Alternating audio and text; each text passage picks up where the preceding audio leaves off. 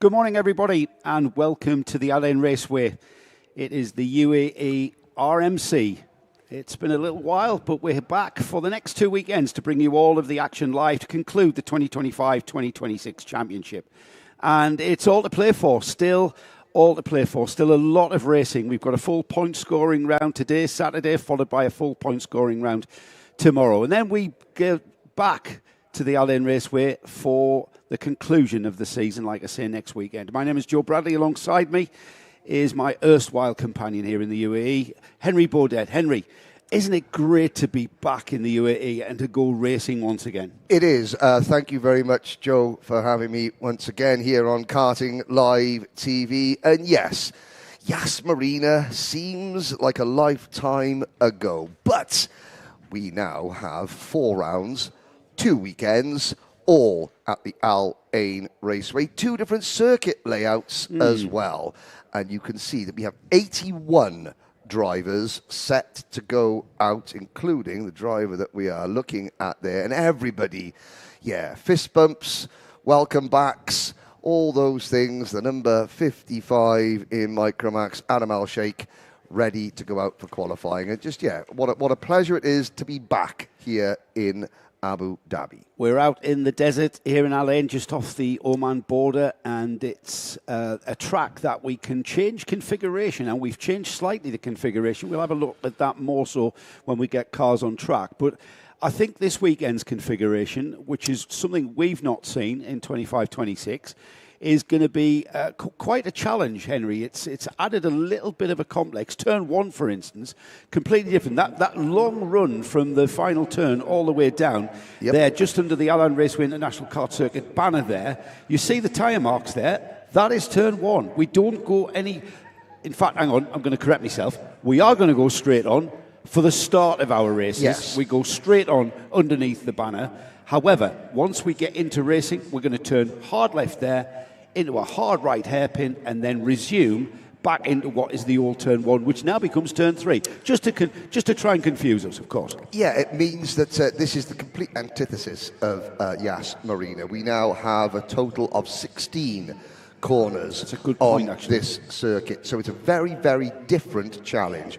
Like I said, you can see the tyre marks there, the outside line going into what will be turn number 1.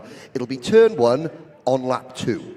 Yes. Turn 1 on lap 1 is the traditional turn 1, which you can see underneath the huge Rotax Race Your Way banner on the outside of the circuit. So it keeps the marshals and it keeps the TV slightly on our toes, as it were. Absolutely. It does mean that, there's another 2 overtaking opportunities. Yes. Overtaking opportunity coming into that left-hander that you can see there. And of course, And the switchback. And the switchback. We've seen loads of them in practice Yes, all week long, and I said to Nick, we're going to need a camera on that hairpin, because that is where there's going to be a lot of overtaking. We're going to have some new camera angles for you this weekend from Al-Ain, and it's all about to get going with the first of our qualifying sessions. It's the Micromax class, but first I want to say hello to everyone out there on YouTube. Firstly, to our Karting Live TV viewers and also our UAE RMC live stream. Hello to Felix Jebjerk, who is our holding screen. Welcome back to Felix next week when he returns for round 8. So that's great to have you on board watching what's going on. And Henry, you're monitoring the UAE RMC live stream. If you've got any questions to either Henry, me, or anyone in the paddock, fire them in, and we'll try and get them answered. Yeah, please let us know where you're watching from, who you are cheering for, all the usual stuff. You've got 2 options: Karting Live TV YouTube channel, and of course the UAE Rotax Max Challenge YouTube channel. But you could see, Joe, that the clock stands at 6 minutes on the screen. There is a list of the contenders we have in Micromax. 13 of them in total, 13 drivers contesting the first qualifying session. Here we go. Under cloudy skies, Joe. Very cloudy skies. We've brought the British weather with us, haven't we, Henry? For the first time ever, do you know what? Every time that we travel, and there's literally the hint of a cloud in the sky, the whole part, you brought the British weather with you. That's right. Normally I go, yeah. this weekend, we got nothing to say. Hands up. Yep, sorry, we have brought British weather with us. In fairness, Henry, it never rains in the UK and it's 25 degrees, yeah, no, which is what we've got. So you might see on screen, everybody out there, wherever you are in the world, grey skies with a little bit of hint of rain. There is a rain forecast. However, the track is so hot here because we've got an ambient of 25 degrees and it's only, 9 o'clock in the morning. The rain just dissipates and doesn't affect the track. And it's very, very humid. This is the most humid, the most clammy, the most oppressive that the temperature has been. There's the humidity factor is through the roof here, I have to say. Now, here is our first look at the new part. The new layout for this round. There is that turn 1-2 chicane, going into turn 3/turn 1, depending on what lap we're on. And turn 3 now, which is the old turn 1. We're going to be doing this all weekend. Yes. Stick with that becomes a long sweeping hairpin. Well, it's a 180-degree turn. I don't think we should call it an hairpin, but you're going to carry a lot of speed through there, and you need to get that right because that takes you onto that back section into the infield section there. So you know what? I'm trying to think what is the most important part of this track. Everywhere is important, Henry, because you can bleed lap time if you get anything wrong here. Oh, absolutely. 16 corners, that's 16 mistakes, potential mistakes that you can make. We're looking now at the run out of turn 14, down towards turn 15. So this is the new turn 15. Drivers now on their first flying lap. Yeah, here we go. 6 minutes, as we've said. We're just monitoring the number 11 there as he continues on. The number 11 is Cameron Harvey. And the championship leader, Liam O'Hanlon, not one to discount as well. He quickly went to the top of the screen after one flying lap, and then he was pipped by Adrian Fauer-Vignoli. So Vignoli with the first lap. I wouldn't say representative of an optimum time yet, Henry, as tyre pressure still, even in this temperature, they're pretty much there, but not quite there on lap 1. They will be there by lap 2, I would think. Yeah, and of course the marshals have been doing an excellent job. They've been out on the circuit sort of sweeping any bits of dust, dirt, detritus that has sort of made its way onto the circuit. So the circuit is clean, there's no sand. Now we're coming up to some yellow flags at the top end of the track. There is a kart on the outside. We've got Saif El-Mina and Youssef Al-Kayat who have not posted a lap time, and that is because they're up there at turns 13 and 14. I see one of those drivers, I don't know which one it is, but Saif El-Mina, Youssef Al-Kayat. 2 karts coming off at the same point, Henry. I'm going to perceive that they may have had a little bit of a misunderstanding out there. Yeah, the CRG of Saif El-Mina, he still sat in the kart. The Synergy kart of the number 18, Youssef Al-Kayat, a novice driver, is out of the kart. Alexander Freinstein, though, is at the top of the screen with just under 2.5 minutes remaining in this qualifying session now. He's posted a time of, last lap through, 1 minute 11.741. That's the target time. However, 0.005 of a second slower, Samar Chopra. Now, Samar is really coming on strong here towards the final stages of this championship, and he really is a big threat to Liam O'Hanlon, who currently, coming into this round, leads the championship, does Liam. But Samar Chopra has found some great speed. He was outstanding, as was all of these drivers, to be honest, at Yaz. And here we are, completely different kind of track, but still we're seeing the drivers coming to the fore. Yeah, and of course, yesterday's practice sessions, they were, I think for 1 or 2 of the Micromax sessions, we had some of those little intermittent, drop rain showers that caused karts to go skittling left, right, and centre. So some of these drivers are still in the process of just mastering this new section of circuit. As you can see, Liam O'Hanlon, now that's a great move, but it's not great in qualifying. Yes, and you know what, this gaggle of karts there, that's the 22 followed by the 55. They're the 2 fastest karts on the track at the moment, and they've been huddled together in a clump of karts. Now, you would think that is not really the optimum way of getting around a racetrack. However, these 2 are proving us to be wrong. Throw that textbook out the window for now. Adam Al-Shaikh has gone quickest with a 1:10.9 9:17 to be exact. That's the first driver inside the 1 minute 10s. Liam O'Hanlon, not that far behind, but still just under 4/10 slower than Adam Al-Shaikh. Now Al-Shaikh is getting a bit of a slipstream here. Through turns 13 and 14 they go, and then down this back straight. Whether Al-Shaikh will come out of the slipstream, he might compromise the final section here. No, he sits happy to sit on O'Hanlon's tail here. And as they come out the final turn, Henry, and head towards the timing beam, with 20 seconds, they're going to get another run at this, but let's see what the clock says. I'm not sure that Adam Al-Shaikh really needs to be pushing his nearest rival around, because already that lap, Adam Al-Shaikh has effectively given Liam O'Hanlon another 0.3 of a second. The gap was 0.3 of a second. It's now 0.04 of a second. Al-Shaikh still on provisional pole, but he is pushing his nearest rival.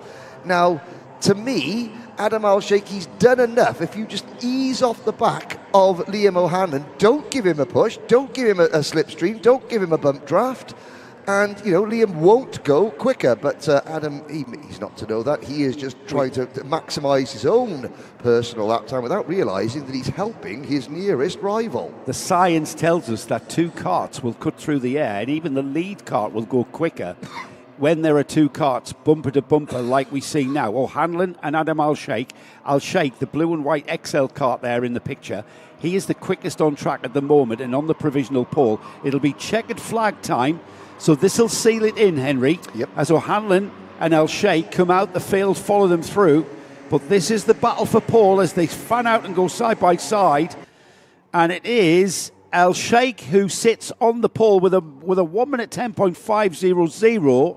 But that man, that young man, Samar Chopra, has just pipped Liam O'Hanlon to the front row of the grid. Samar Chopra, 1 minute 10.521. Liam O'Hanlon, 1 minute 10.551. Look how close this is. And then Adrian Faravignoli with a 1 minute 10.925.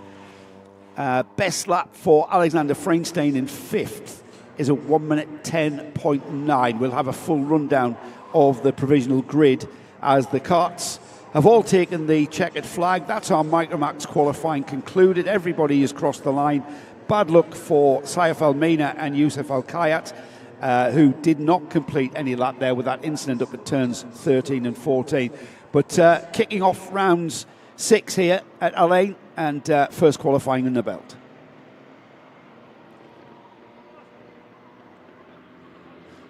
There's our provisional pole sitter, Adam Al-Shaikh, bringing that number 55 XL kart. Alongside him will start Samar Chopra, with Liam O'Hanlon on the second row with Adrian Faravignoli alongside. Alexander Freinstein and Leo Reutmann are on row 3. Row 4 will be Amar Tabatse, Cameron Harvey, Tayyab Haroum and Vaihab Pona share 5. And on row 6, Sebastian Storer and Saif Al-Mina, who, as I said, didn't complete that. Youssef Al-Kayat as well will start the heats from the back. Of course, that's a provisional grid. We have to get through technical inspections, etc., and the like, and we are going to have a chance to head down to Parc Fermé, where Henry is already making his way down there to get a chat to Adam Al-Shaikh.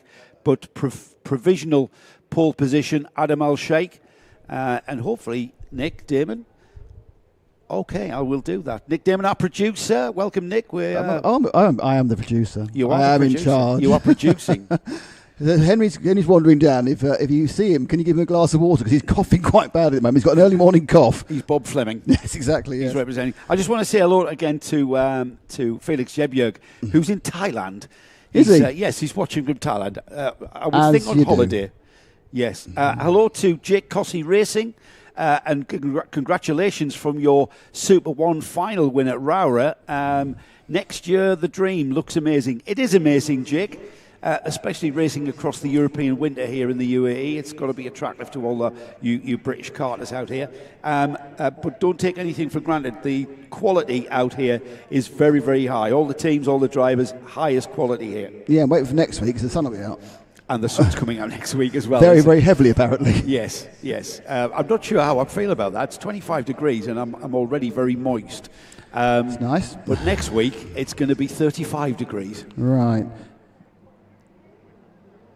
So I think we're just about ready for Henry. Bear with me a second, because I've just realised I hadn't got the Henry communications up at that point.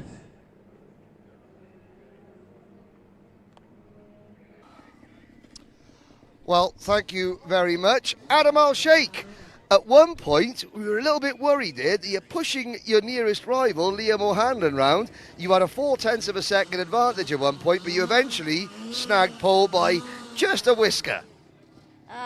It's my first pole ever, so I'm really happy, and hopefully I can win today and tomorrow.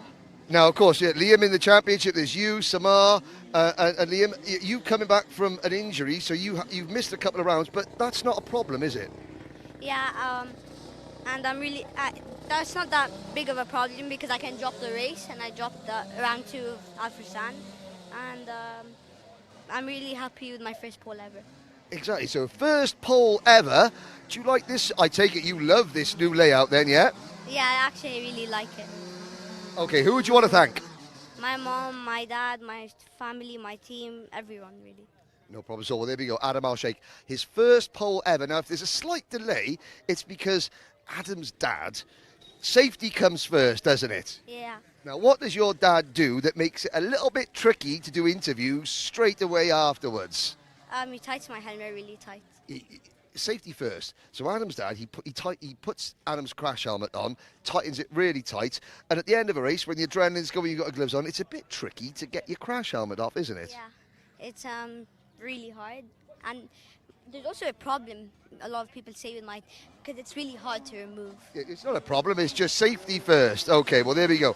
Adam Al-Shaikh, first ever pole position, first blood. 2, Adam Al-Shaikh. Congratulations. Thank you.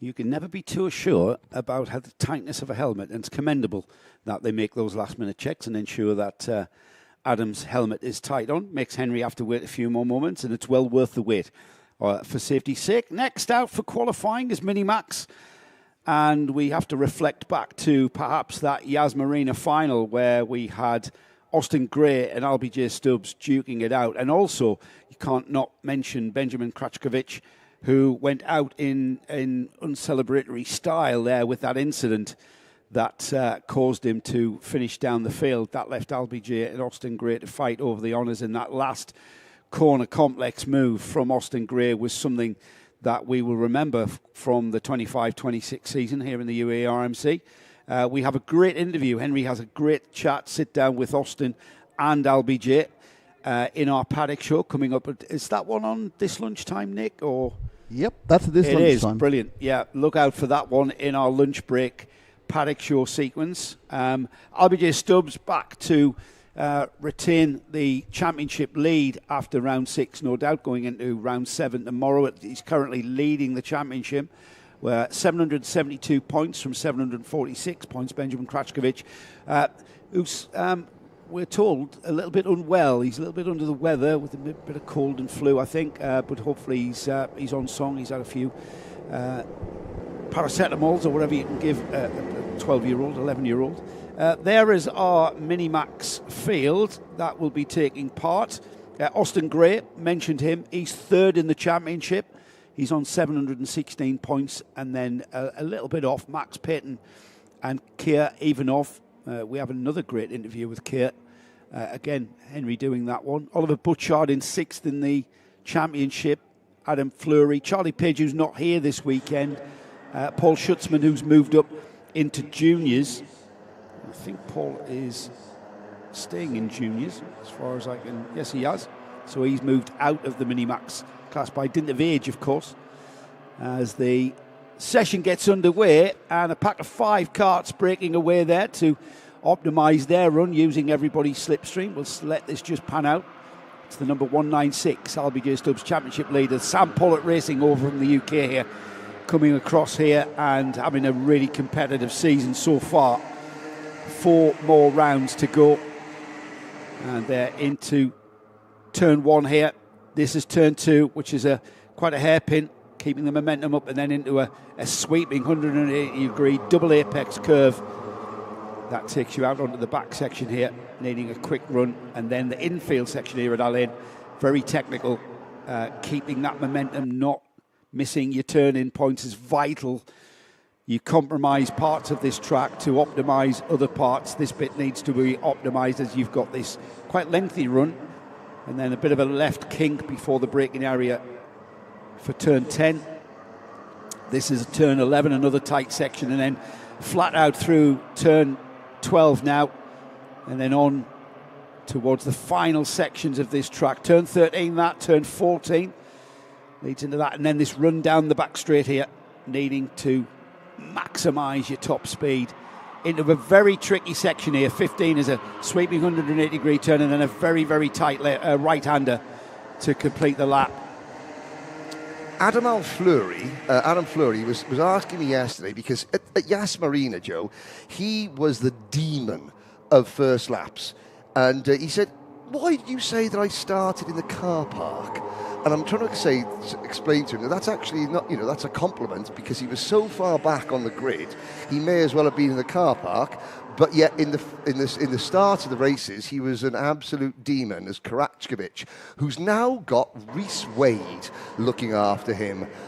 Reese, a very, very experienced ex-driver, mechanic with the Fusion Motorsport team. Reese Wade actually made a little bit of history. He became the first driver to win a kart race in the Bahamas in 40 years back in 2012. We did you mean there wasn't any karting for 40 years? There was no official karting in the Bahamas for 40 years until 2012. And we did 2 races, and Reese was the winner of the senior Rotax race back in 2012. He beat Lewis Kent, and who's in TCR, a multiple TCR UK champion, and Tom Ingram in that race in Reese Wade. 2012, how long ago was that then? A while. Incredible. You know what? I was blown away yesterday when I saw something that said 2017 was 9 14 years ago. No, stop. Yes, please. Stop.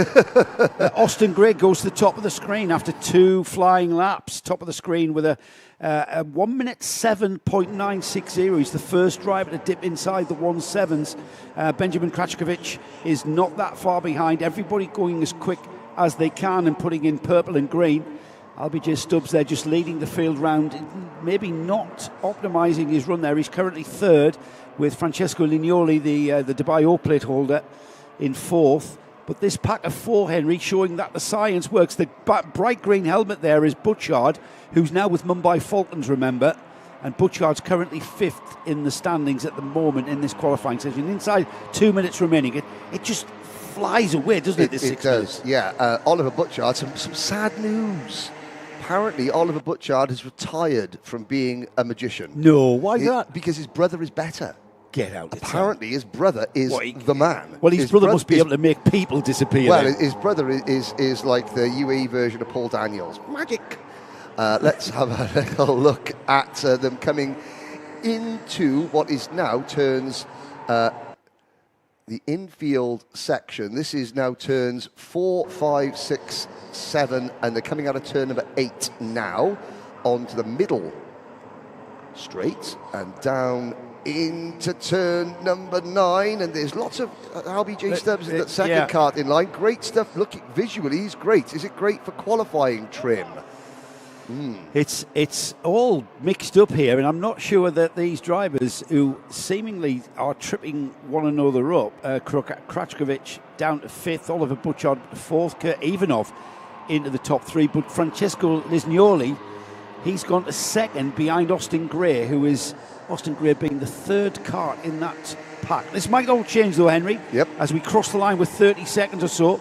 And Kurt Ivanov has gone to the front of the field here. He's gone to the top of the screen with a 1 minute 7.564. That's 1.5 tenths quicker than anyone else has gone. And that is a great lap from that young man, Kurt Ivanov, on the provisional pole, but it's not over yet. Yep, Kurt Ivanov, another driver that will feature in one of our paddock shows this weekend with the NI racing team. The only driver this weekend for the NI racing team, and last night his dad was struggling a little bit to try and figure out, because he's like, right, I haven't got a dyno, so I've got a couple of engines, got a couple of carbs, a couple of exhausts, and he was I think he's found the correct combination As the checkered flag waves, are we going to have another first-time pole sitter, Joe Bradley? We're going to find out. Kurt Evanoff comes from some cracking racing stock. His grandfather was the 1974 USSR karting champion. So Kurt, it's in his blood. Let's see if he can retain what is a provisional pole here as the field will cross the line to take the checkered flag and conclude qualifying. Oh. It's Oliver Butchard. The bright green helmet has gone to the top of the screen with a 1 minute 7.262, 32 thousandths of a second quicker than Austin Gray. So it's Mumbai Falcons, Austin Gray for JNKD. That's your front row. In second row of the grid is equally as competitive. Albie Stubbs and Benjamin Kratchkovich for SPR and JNKD. And third row of the grid, Francesco Lisgnoli and Kurt Evanoff, who dropped from first to sixth there with a lap that wasn't his quickest lap there on the final lap there. We'll have a full rundown of this 13-car field. Everybody competing in the qualifying session there. No non-starters, no non-finishers. Everybody doing their full 6 minutes. There is the provisional grid. Oliver Butchard will be on the pole position and get a chance to talk to Henry in a moment. Austin Gray, the winner at Yas Marina in the previous round here, will join him on the front row. Albie Stubbs and Benjamin Kratchkovich on row 2, with Francesco Lisgnoli and Kurt Evanoff on row 3. Row 4 is Ahmed Faisal Almina, with Vico Pajamaki on row 4 alongside. Adam Fleury and Max Payton share row 5. Row 6 is Louis Bataille. And then we've got Mubarak Mohammed and Aryan Ehsan, who round off the 13-cart field. This one promises to be as competitive as ever. Minimax has been one of the finds of the season, I think. It's a class of karting that absolutely delivers. And what is astounding, and you'll find in our interview with Austin Gray and Albie Stubbs, is the off-track rivalry is non-existent once these youngsters get on the track, and then it's all gloves off, all bets are off. It's out there and it's as fast and as furious as you want it to be. Yeah, they're spending their downtime together. Yeah, they're good mates. There's games of cards, there's running around as kids do. 10 to 11-year-olds. Because they are kids. Yeah, I know. We have to remind ourselves. No, they're not. Once they put the helmet on, they're racing drivers. The racing drivers have the helmet on, and they are judged as such, Joe. Yes. We stay with juniors, this time junior Rotax lining up there to start what will be their qualifying session. But yes, we kind of watch these youngsters race, and I find it mind-blowing that these kids can race, and the way that they race and the way that they allow each other to race. It's not about that though, Nick. It's about racecraft, isn't it? What I mean about you've got to learn how to overtake, but you've also got to learn how to be overtaken. And when you see the likes of the shenanigans that we see at the very top level of our sport, where they crash into each other just because they're pulling alongside one another, it's just, they need to watch the UAE RMC, for instance, to those Formula One drivers and find out just how they've got the month off. Why aren't they watching? They're not doing anything else, are they? Apart from Lance Stroll, who's doing a bit of GT3. Yes. Former world champion Mika Hakkinen at Warden Law. He's missed me. Got drunk with him once at an Autosport Awards. He'll not remember that. No, because Yeah, talking to Formula One drivers and connections to karting. Yes. Hang on a second, I need to type the word go. Excellent. We're heading down to Henry in a moment. Well, thank you very much. Oliver Butchard, so the news broke that you might be retiring from magicianing and card tricks, but you certainly pulled a rabbit out of the hat there. Congratulations. Is that your first pole of the season? Yeah, I think that's my first pole of the season for qualifier. It was pretty good. I stuck behind Albie for a few laps, then Ben, then obviously for the last one I went in Austin, and then I pulled out the bag and I got P1. Now, of course, we're getting down to the final 2 weekends of the season. Four rounds to go. There's Albie, there's Austin, there's Benjamin. They're the title contenders. You're not in a chance. I don't think you're in with a chance of the championship. Certainly, you're in with a chance of the Abu Dhabi Sports Council Award. But in terms of staying in touch with the championship leaders, are you going to get out of their way, or are you just there to win, and it's up to them to find a way past you?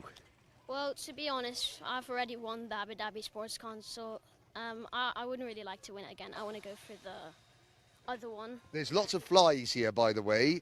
It seems to be the weather, and there's flies. It's very, very, very clammy. The humidity factor, which is lovely for flies. Which is if people are just like suddenly stopping speaking and starting to bat themselves around the head, it's flies, not that they're having some sort of issue. And yeah, I want to go for the other championships to at least get P3 in that. If even I might get P2, I'm really fighting for that one. Really fighting for that one. Of course, you've got the MENA Championship as well. There's a ticket available for the grand finals in that. Yeah, currently I think I'm like P4, P5. I think I'll be pretty good. I think I'm 20 points maybe behind the leader. I think I could be doing pretty well in that one. Again, sorry about the fly. All to play for, but today you've got a chance now to take a win. Have you won in the UAE RMC before? I've won, but not in this season yet. Not this season. And whose autograph have we got on our neck brace by there? I think it's Amna Kabates'. Amar Tabatz's autograph. Amma, like Amma? person from F1 Academy. Yeah. Oh, person from, we haven't got one of our Micromax drivers signing your autograph. We've got someone from F1 Academy signing your autograph there. Congratulations, Oliver Butchard. Thank you.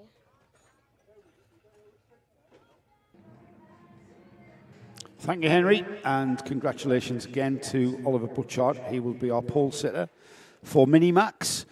We move swiftly on, though. We've got Junior Rotax about to head out.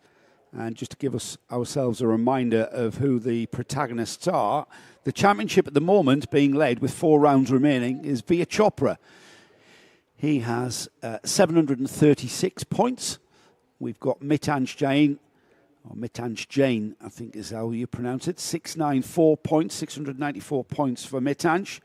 It's Matthias Nigem Motorsport leading the championship from Mumbai Falcons. Aaron Qureshi is third, another Mumbai Falcons driver. Fourth in the championship is Aaron Mason. He's a George Gibbons Motorsport entry. Jaden Hidding, another George Gibbons Motorsport driver, is in 5th place. And then in 6th, we've got Leo Anna, who isn't here as far as I can see. He's not on the entry list. So Leo for going this round. Giuseppe Montanari is 7th. He's on the grid. He's with the GNKD team. As we get the green flag for our Junior Rotax qualifying session, another 6 minutes of high-speed driving. And karts being released, just slowly getting their tyres up. There is some of our protagonists. Mitanj Jain there on the screen. Via Chopra, Johansa Seninyaki, Saveli Kojai, Harrison Stevens, Gabriele Baraccordi, Aaron Qureshi, Paul Schutzman, who at Yaz moved up from the Minimax class and into juniors, finding his feet in this class. Romy Sabali, the female driver, there on the grid as well. Romy out there for Motorscape as we get through. Now the field speeds up and gets on with it as we head down the back straight towards the final section here at turns 15, and then the final corner here, turn 16, tight right-hander. Very important to gather momentum and carry that speed all the way down this straight across the line, and then heavy braking here just at the line, where you now turn tight left into a hairpin right, followed by a sweeping 180-degree turn that just picks up speed as you exit. And we are on our first flying lap, Henry. Yeah, interesting. Looking at Floris Schenkenberg at the moment, leading the way in the early stages. Floris, I've noticed this weekend, he's doing a lot of work with Debbie Hansen. Debbie is another person that we catch up with during one of our paddock shows. Performance Mind coach. Tomorrow. So Debbie is on tomorrow's show. But Floris working very hard. I've seen Floris's mum and dad sitting along and learning. Again, it's a mental strength thing, and it's, of course, it's a confidence thing. It's a confidence thing, yeah. He's got Jaden Hidding right behind him. Is that in the number 229? So these two drivers on your screens are first and second at the moment. Welcome back to the championship, Henry King, who's third. Now, Mitanj Jain has Alex Gill now working with him, because sadly, Conor Clancy, last time out at Yas Marina, Conor broke his wrist in the final on Sunday. He's here, and he's going to be joining us on commentary for the junior and senior heat race later, good. which we just confirmed. And so Conor is here, and we're going to be we're going to have a former champion and Rotax grand finalists here commentating with us later on this morning. Conor, of course, started in juniors. Started this year, so he's well placed to commentate on both. Transitioned into seniors like a duck to water. Absolutely. And it's a bit of a tragedy, really, because he was kind of slowly coming into contention in the senior class. Yes, he was. Unfortunately, he's got another 2 or 3 weeks in a cast. Therefore, season in the UAE effectively over. And of course, we wonder, with Conor looking towards bigger wagons, how have we seen the last of Conor in this championship? Well, I'm sure we haven't. I'm sure that there will be other appearances as we look at Henry King now, top of the pops. He was for a moment. Yes. 2.5 minutes remaining. Gabriele Baracordi has gone quickest, Henry, just as you spotted Henry King at the top of the screen. 1 minute 3.705. 41 thousandths of a second quicker than Henry King. Second row of the grid at the moment is Mitanj Jain and Giuseppe Montanari. There is absolutely nothing in it. There's a tenth between third and first, and then less than that between fourth and first, or just over that, I should say, between fourth and first. Aaron Mason is currently seventh. Via Chopra is down in ninth at the moment, as is Forrest Schenkenberg in 10th. So I'm looking towards them maybe moving up the order as we get towards the checkered flag for this session. Yeah, if prizes in karting were given out based on the standard of coffee that mum and dad bring to the circuit, Giuseppe Montanari would win every single time. If you do want a kick in the pants... Is that where you keep sneaking off to and then coming back all buzzing? No. I mean, I have my places that I go to that if I need a coffee that is very, very, very good indeed, that does, it puts a bit of a pep in your step, let's put it that way. Espresso, yeah? Espresso. Go and see the Italia. Go and see Mr. Of course. Mr. and Mrs. Montanari. Just over a minute remaining then, and Giuseppe Montanari is a full Italian front row of the grid with Giuseppe Montanari and Gabriele Baracordi. So espresso does work. It does bring you speed as we're inside the final minute and the field just beginning to come around and back underneath us.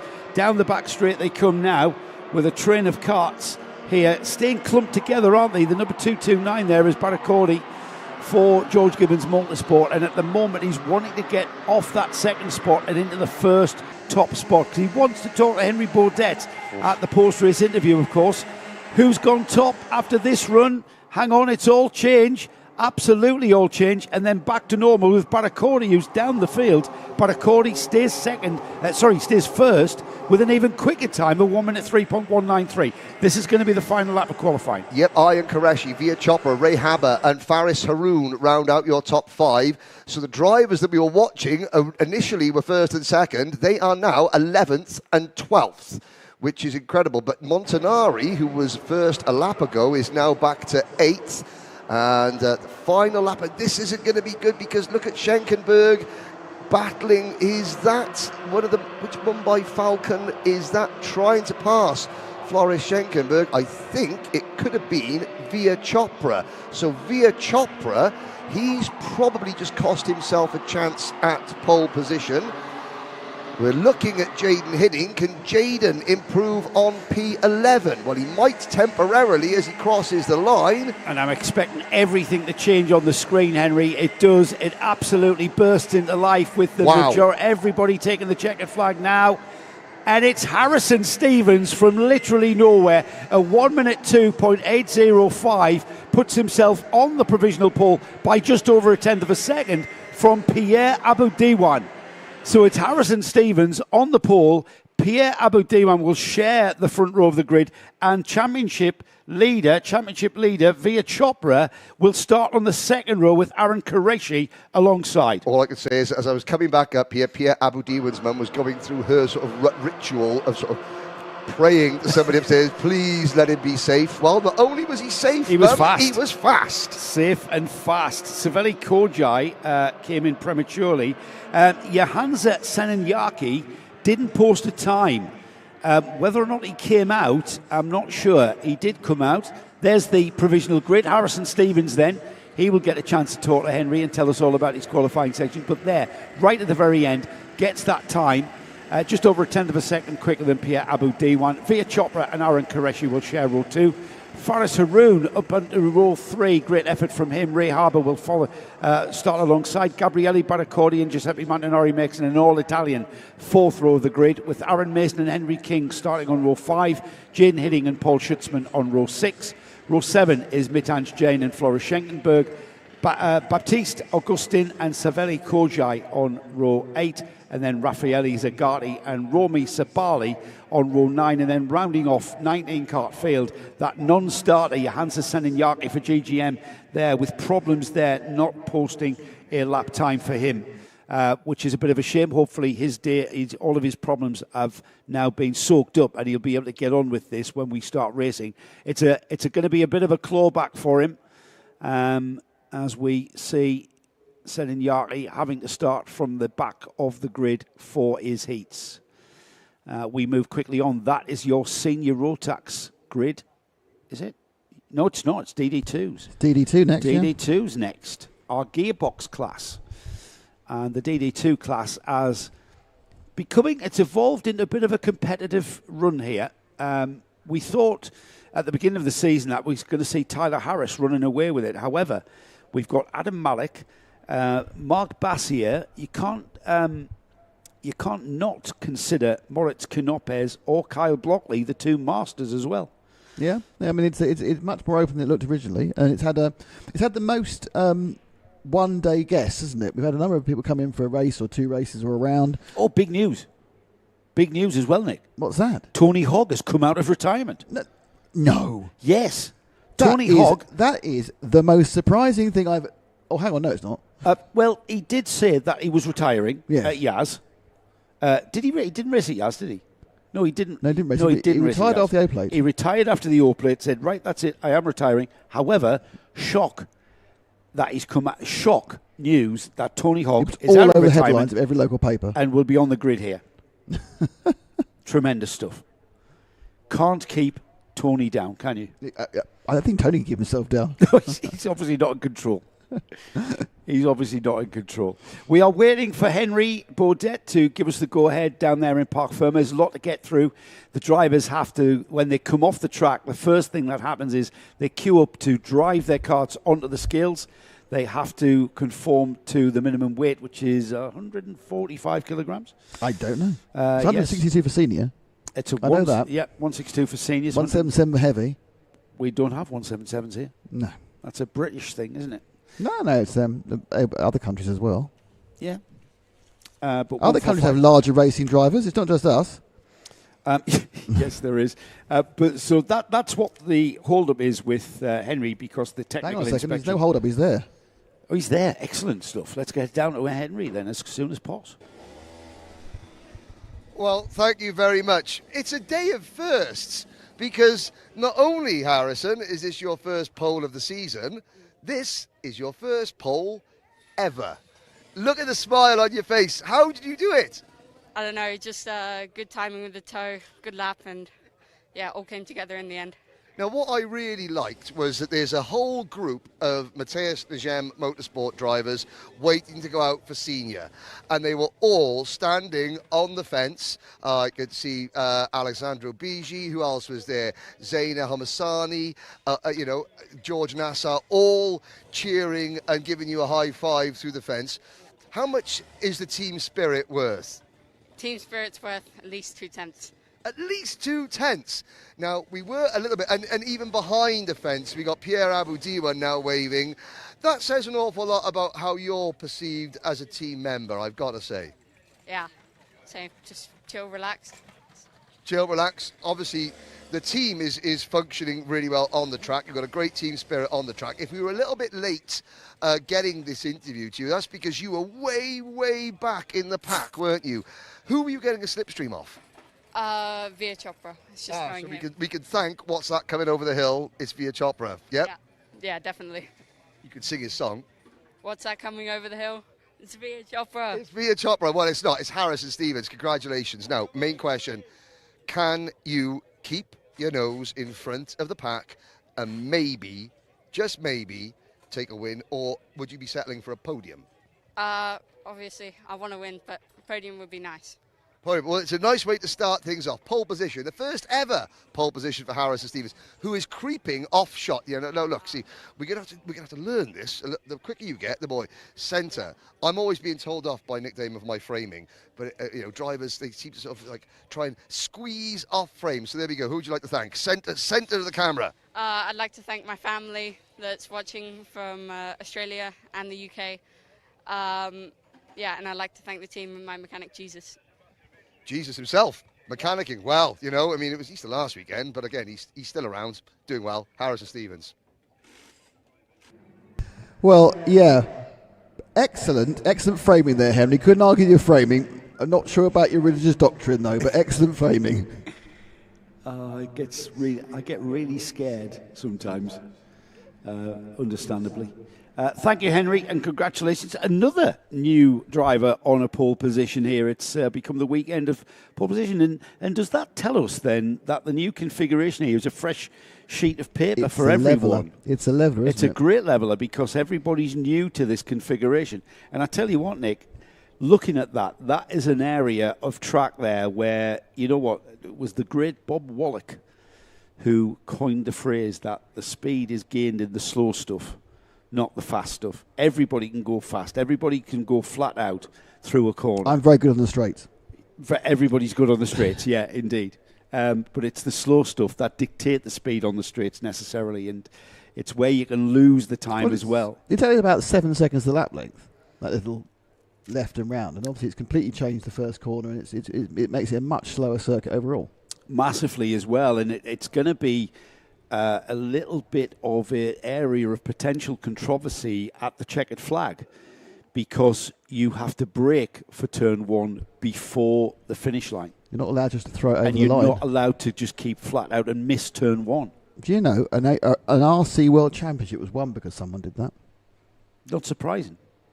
They just threw it over the line, the other person went around the corner. Yes, but because you have to brake for the corner, which is before so you keep your foot in across the line. However, there is a regulation, a rule that we were talking to our clerk of the course, our head official here is, as ever, Ken Potter, over from the UK, keeping the house in order.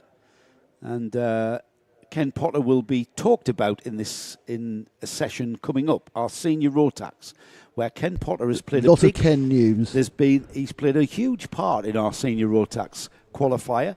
More of that later as Henry gets back, because we've got DD2s to get through, and we've a big shock here, Henry. I'm not sure if you're aware yet, but Tony Hogg has come out of retirement. Never.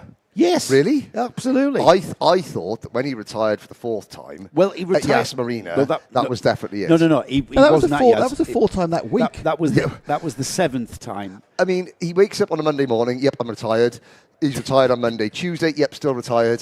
Thursday, still retired. Friday, he's in full Tyson Fury mode. He's back and he's fighting for a world title. Yeah. Can I take umbrage with something? Did you say that you were always nervous when I'm on the microphone? Honestly, Henry, you scare me sometimes, mate. I didn't say anything that was no, you didn't. culturally offensive. There's always potential. There's always potential. Always potential. Remember, mate, you put us in court. Yeah, that is true. Especially when after the third espresso, Henry, it's especially worrying. You put us in court before. I haven't been to Giuseppe Montanari's part of the JNKD awning for a coffee yet, but what we have done is we have got DD2 and DD2 Masters on track. Championship leader in DD2, Tyler Harris, is not well. Is he? He has been struggling with the lurg. Is he well enough to be out there, though? He's well enough to be out there. He's hanging on after a couple of laps. He's had a fever. It's dilapidated him somewhat. I think that the correct medical term, is he's poorly bad. Yes, poorly. I absolutely, my heart goes out to him because I've been trying to wade off something for the last 3 years. Now it's gone. I was Bob Fleming at Magello 3 weeks ago. Bob Fleming from the Fast Show, just 1990s reference there. Yes. That is the driver at the front there, Mark Bassier. If you were with us for the Yas Marina round a few weeks ago, we had a great interview with Mark, who just moved up from the direct drive senior Rotax class into DD2. And it's check it out. It's on our Karting Live TV live stream links and also on the UAE RMC live stream pages on YouTube, I should say. And it's a great insight as to the difference of getting your head around driving this two-geared DD2 class. And if you are new to the UAE RMC and indeed new to the DD2 class, what you've got basically is a 2-ratio gearbox that you can flick between first and second gears. It's a paddle shift mechanism. You may be able to pick up the drivers just flicking, hard to see because it's such a ergonomic setup on the steering wheels.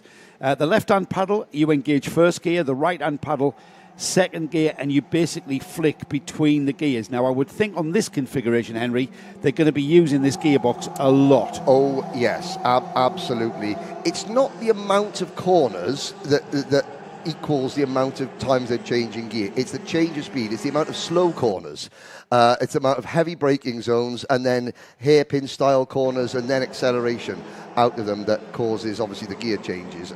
As we're watching the first couple of flying laps go in DD2 and DD2 Masters, it's great that some of the drivers here in the paddock are communicating with us on the live chat. So on the UAE Rotax Max Challenge live chat, Ahmed Faisal Al Maina is actually commenting in, and that's a great, what Ahmed, I know, thanks for coming in. I know that you're in the paddock, maybe getting ready for your heat race, but please, tell the people what the track conditions are like, because we can see them from up here, but you're a driver on circuit, Ahmed, so in the live chat while you're watching, why don't you say if the track is grippy, if the track is slippery, or what areas of the track are a little bit treacherous after the weather last night, Ahmed. So we'll keep your eyes peeled on the YouTube chat, on the live chat for that. That black, white and red kart, I want to just mention here, that is the kart of Hamza Ashisho with the M&M team. Now, Hamza had a catastrophic gearbox failure. There was an internal combustion unit issue. The engine and gearbox is all one, and he had a catastrophic failure for whatever reason, which we don't really need to go into. Don't want to get anyone into trouble, do we? No. I mean, possibly a piston did a Freddie Mercury. Yeah. I want to break free. I think so. Yes. That is a massive rebuild on his race engine there. He practiced on his second engine, which is never great. But it's great to see Hamza out there now, just actually taking part in this session here. And at the moment, Hamza down in 7th on the grid. On the provisional pole is that orange, white and blue kart from the Mumbai Falcons of Mark Bassier, who was put in a fast time there. 3 laps in, 1 minute 1.820, so 61.820 seconds there for our provisional pole sitter Mark Bassier, who leads the field of DD2s around here at the front of the field. It's really good. 10 drivers, an equal split between DD2s and Masters. Samuel Walker joining the fray as he does, from time to time in Masters. Nicolo Cacciatore, you can see him in 8th position at the moment. We're not featuring him on screen. However, Nicolo, he started out karting this year. He did Sony World Series 4-stroke karting last year, jumped straight in to DD2 as you do, and he said that he started off, testing on Thursday. He was 4 seconds off the pace. He was then 3 seconds off the pace yesterday. If you have a little look now, he's 2.2 seconds off the pace now, is Nicolo Cacciatore. I'll tell you who's not off the pace. Oh, wow, yes. Maurice Canopes has gone to the top of the screen. He's gone fastest overall. He's the leading Masters and he's the leading DD2 driver overall. 61.608 seconds. He's just over a tenth of a second quicker than Adam Malik, who's gone second. Mark Bassier now down to third. Championship leader Tyler Harris in fourth. And that man just out of retirement, Tony Hogg, is in fifth, ahead of the other Masters, Kyle Blockley. So Maurice Knoppers leads Masters first overall, Tony Hogg second, fifth overall, Kyle Blockley sixth, in third place in the Masters. Greg Watt is fourth, currently 10th overall for Greg, who was running as an independent here. And of course, Greg, who could never practice because he works. He's always missing from Friday practice, is Greg Watt, because he has to go and earn some pennies to put into go-karting. As the checkered flag waves, have we got a master quicker than the main class? We've got Tyler Harris. I'm waiting for Tyler Harris to come out the final turn. There he is there, the 484. Numbered cart crosses the line. And the biggest mover is Hamza Ashisho, who goes onto the front row to join Moritz Knoppers, who's on our pole position. So 2 interviews in one here, Henry. Double bubble. Double bubble for Moritz Knoppers with lead kart overall in DD2 and lead Masters. Hamza Ashisho shows that the team have done an absolutely awesome job in giving him a motor that is quick enough to put him on the front row of the DD2 field for qualifying. On the second row will be Mark Bassier and Adam Malik, with championship leader still feeling under the weather, Tyler Harris, on the third row. And alongside second of our Masters drivers, Tony Hogg there on the third row. Fourth row of the grid then is Kyle Blockley with Nicolo Cacciatore alongside, and then rounding off a 10-kart field, Samuel Walker and Greg Watt. 10-kart field in DD2s. One of the, if not the smallest grid of karts this weekend here at Al Ain. However, action and drama and controversy are plenty in DD2. The racing is usually great. But I think, Nick Damon, the story of that qualifying session has got to be Hamza Ashisho, who right there at the final lap of that qualifying session for Matthias Najem Motorsport puts his kart, freshly rebuilt engine after that catastrophic failure yesterday in practice. So a great job there. Yeah, good performance. Great performance by Moritz as well. Putting a Masters on par. I like to see the old guys do well, even though Moritz is probably 20 years younger than me. Oh, he's 10 anyway. Well, what's the age range here for Masters? Is it 32? Yeah, it's ridiculous. It's a little bit younger than what we have in the UK. Yeah, it's like the ever running argument about what age is actually a Master. I go about 57, I go for. 55. Let's round it off at 55. We'll be rounding it down. Yeah, 55 is the new 35. Is it? Apparently. Not when you go for the morning, it's not. So we're waiting for Henry to join up with Moritz Knoppers down in the Parc Fermé area. Again, same thing. Carts have to be weighed, and then there will be some technical inspections made on the carts for compliance. So we always call this as a provisional grid order. Not like as provisional as the next one's going to be. Not as provisional as the next one, and we'll get into that in a moment. Senior Max is due out next. They're our next karts on field to conclude our qualifying sessions. We then get straight into our heats. We've got heats and some pre-finals to get through before the lunch break, which is due at about just after 1:30 this afternoon. So a lot of racing to get through. Our heats will be 8 laps for the senior classes. The Mini-Max will have 7 laps, and it'll be 6 laps for Micro-Max. And then the pre-finals are a little bit longer, 8 laps for Micro, 9 laps for Mini-Max, and then 10 laps for juniors. And okay, and we have... Let's head down to Henry, though. We've got Henry, I believe, Nick.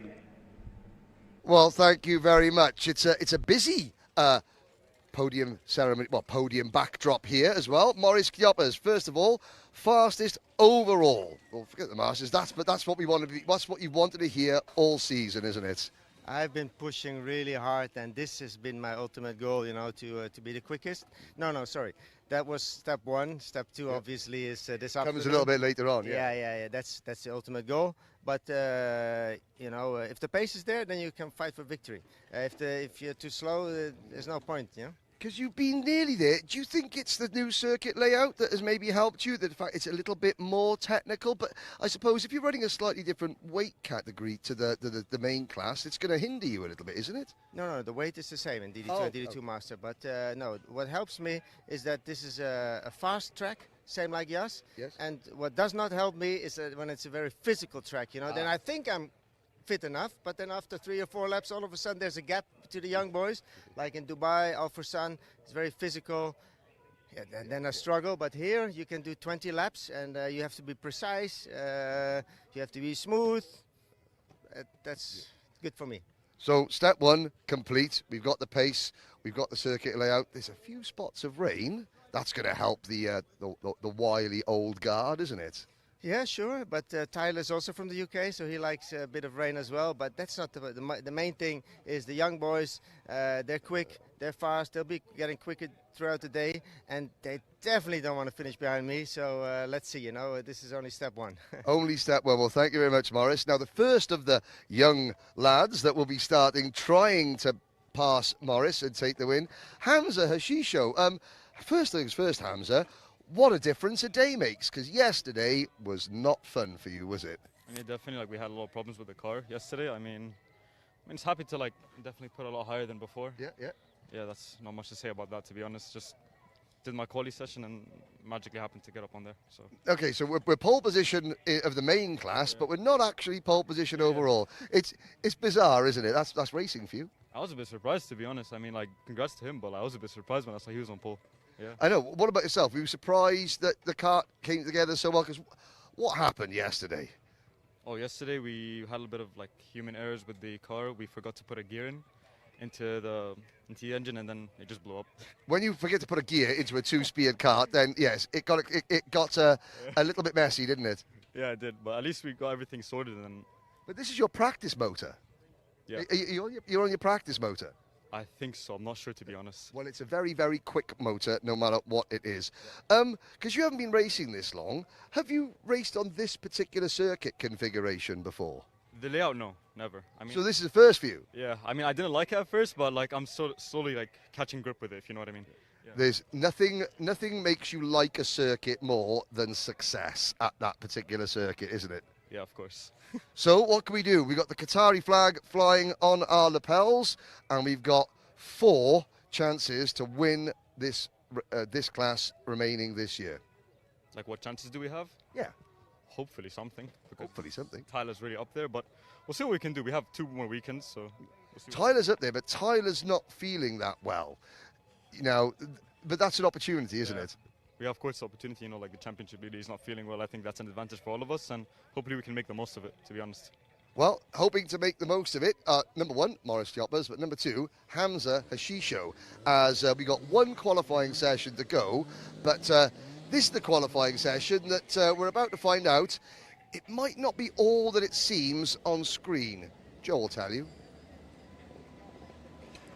Thank you, Henry, and congratulations to our DD2 drivers, Morris Canopus and Hamza Hashisho. Here are our senior Rotax class heading out on track now, and all is not what it seems. What does he mean? Well, I mentioned Ken Potter, our chief official here for round 6 of the UAE RMC. Now, in the practice sessions yesterday, it seems a new trend of coming out of the collecting area and driving slowly in a massive pack of carts, and driving slowly, far too slow for safety reasons, and fundamentally we can debate this, and we probably will when Henry comes back, driving around the track very, very slowly. For what reason, I do not know, but when you enter a racetrack, the last thing you want to be thinking about is going slowly, because a racetrack is to go as fast as you possibly can. All right, you're going on, you're bringing your tyres in and you're finding your feet and etc. But it's not crawling around at walking pace is what we see, this new trend in the Rotax classes that is beginning to develop, not just here in the UAE, but across the world, in the UK, in Europe.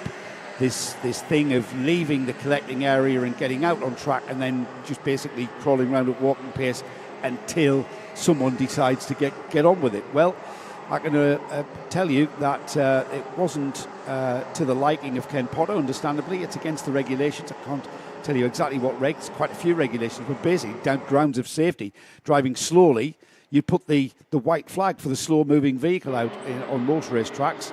And we've had, I think, 11 drivers, just 1, 2, 3, 4, 5, 6, 7, 8, 9, 10, 11 drivers that have been given a 3 grid place penalty in this qualifying session. So wherever they qualify on the timing screens, they will be demoted 3 places on the grid. So we'll try and keep our eyes over that as this qualifier continues with 3.5 minutes remaining. I've just mentioned there, Henry, this new trend, that seems to have been creeping in for the past couple of years, of leaving the collecting area, getting out onto the racetrack, and then going around at walking pace, which is fundamentally a safety issue. Yeah, and that's the reason for yesterday's penalties.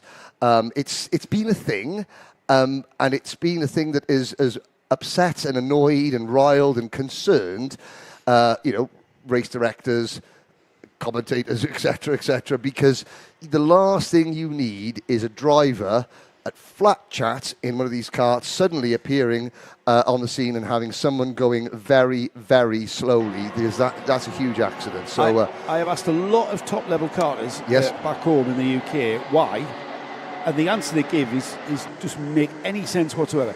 If anybody out there can tell me what the point is of driving unsafely onto a racetrack and then going slowly, if you can tell me what people are trying to achieve by that, then please enlighten me. Because for me, and I have raced for many, many years, going back 30 plus years, I can't see any point whatsoever in doing that.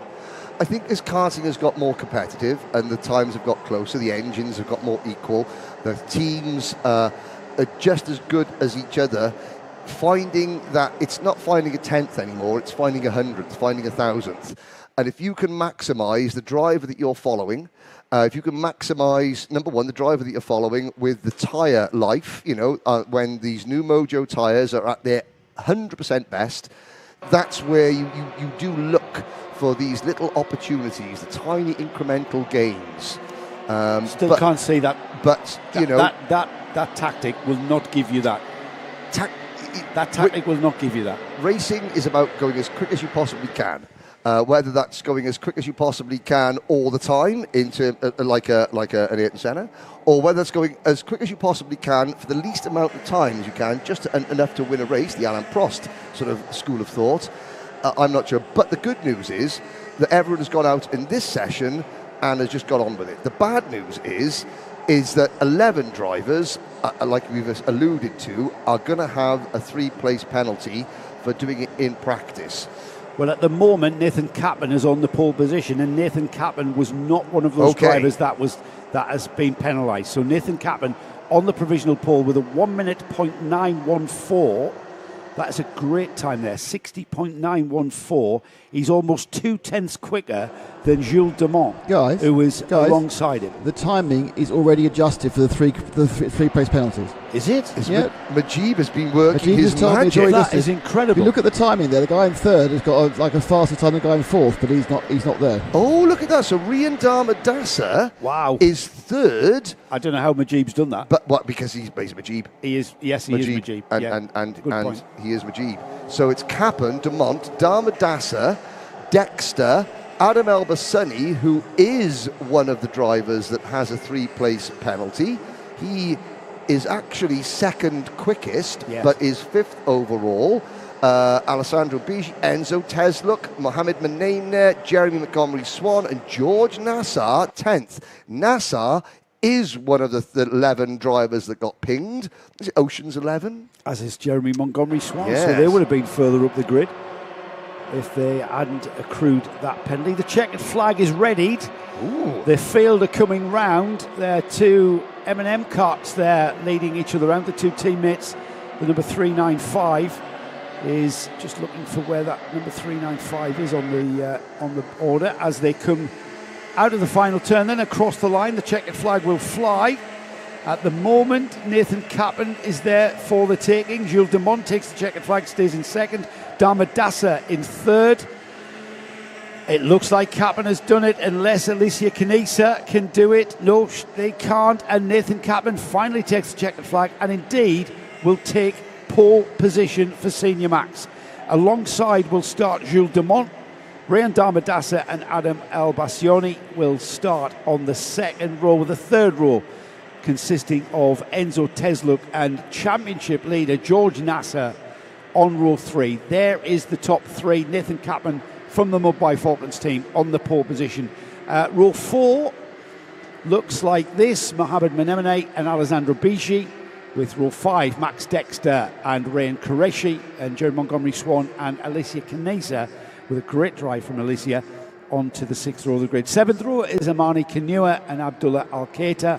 Adish Mehta and Ryan Caruso are on the 8th row. 9th row is Oscar Lambert and Zain El Omasani, with Philip Dinu, Eni Esachi, Kian Cryanball, Oscar Backhouse, Andrew Obaid, Alexis Elzaya, and then rounding off what is a 26-cart field, Manafel Belushi and Leith Corenfall, who is a complete beginner, is the young Leith. He is just starting out in karting, and it's a bit of a baptism of fire to come to a national championship like the UAE RMC, but you've got to start somewhere, and Leith Corenfall will start in what was 26th place as a novice driver on the novice plate. That concludes qualifying for all of our classes. Everybody behaved themselves there in that qualifying session, Nick. Well, they were on notice, which they were on notice, yes. I've got an answer here from Charlie Wolfit, who's a driver in the UK who races at the top level. It is talking about why you go slowly. Yeah. It is because when you go out, you need to get the tow, which could give you 2 to 4 tenths on your lap time. Right, okay, that makes sense. Let's head down to Henry, as I think he's ready for us. No. Nope, he's got a message there. But he's not in the picture. All right, okay. That's a delayed message, I'm afraid. Oh, I see. Right, okay. Yes, Charlie, thanks for that. However, answer me this. Riddle me this. I think driving around at walking pace is fundamentally an unsafe condition to be on a live racetrack. The problem is that no one wants to be the first person to go in this that's group, the thing, because yes. they will then be giving the tow to everyone else. Yes. So everyone really wants to be about third or fourth, and they troll round. This is why I think there's an idea, isn't there, to do it best 3 consecutive laps is an idea. That is a good idea, yeah. Yeah, you do best 3 consecutive laps. You have a 10-minute session. I mean, obviously, with quite a long lap time here, but that might be a bit difficult. Yeah, I mean, a 6-minute session, you optimise your tyre pressure, or you have an optimum. I've got a way of getting around this. Just do mixed grids. Front, back, middle. Yeah, they do it with time qualifying. But thanks for that, Charlie. Thanks for that insight. Yeah, it was one of the things that we were perceiving to be the case. You want to be in the tow. 2 to 4 tenths is a huge margin to gain or indeed lose. To lose, really, isn't it? Yeah. Yeah, you don't want to lose that by being in the wrong place on the track. So fundamentally, Charlie, what Charlie has alluded to there is all about track position. However, in all of the racing I've done, and I've run teams at British touring car level in the UK, it's all about getting out there at a safe pace and finding your track position within that process, which isn't easy to do, but the great racing drivers always did.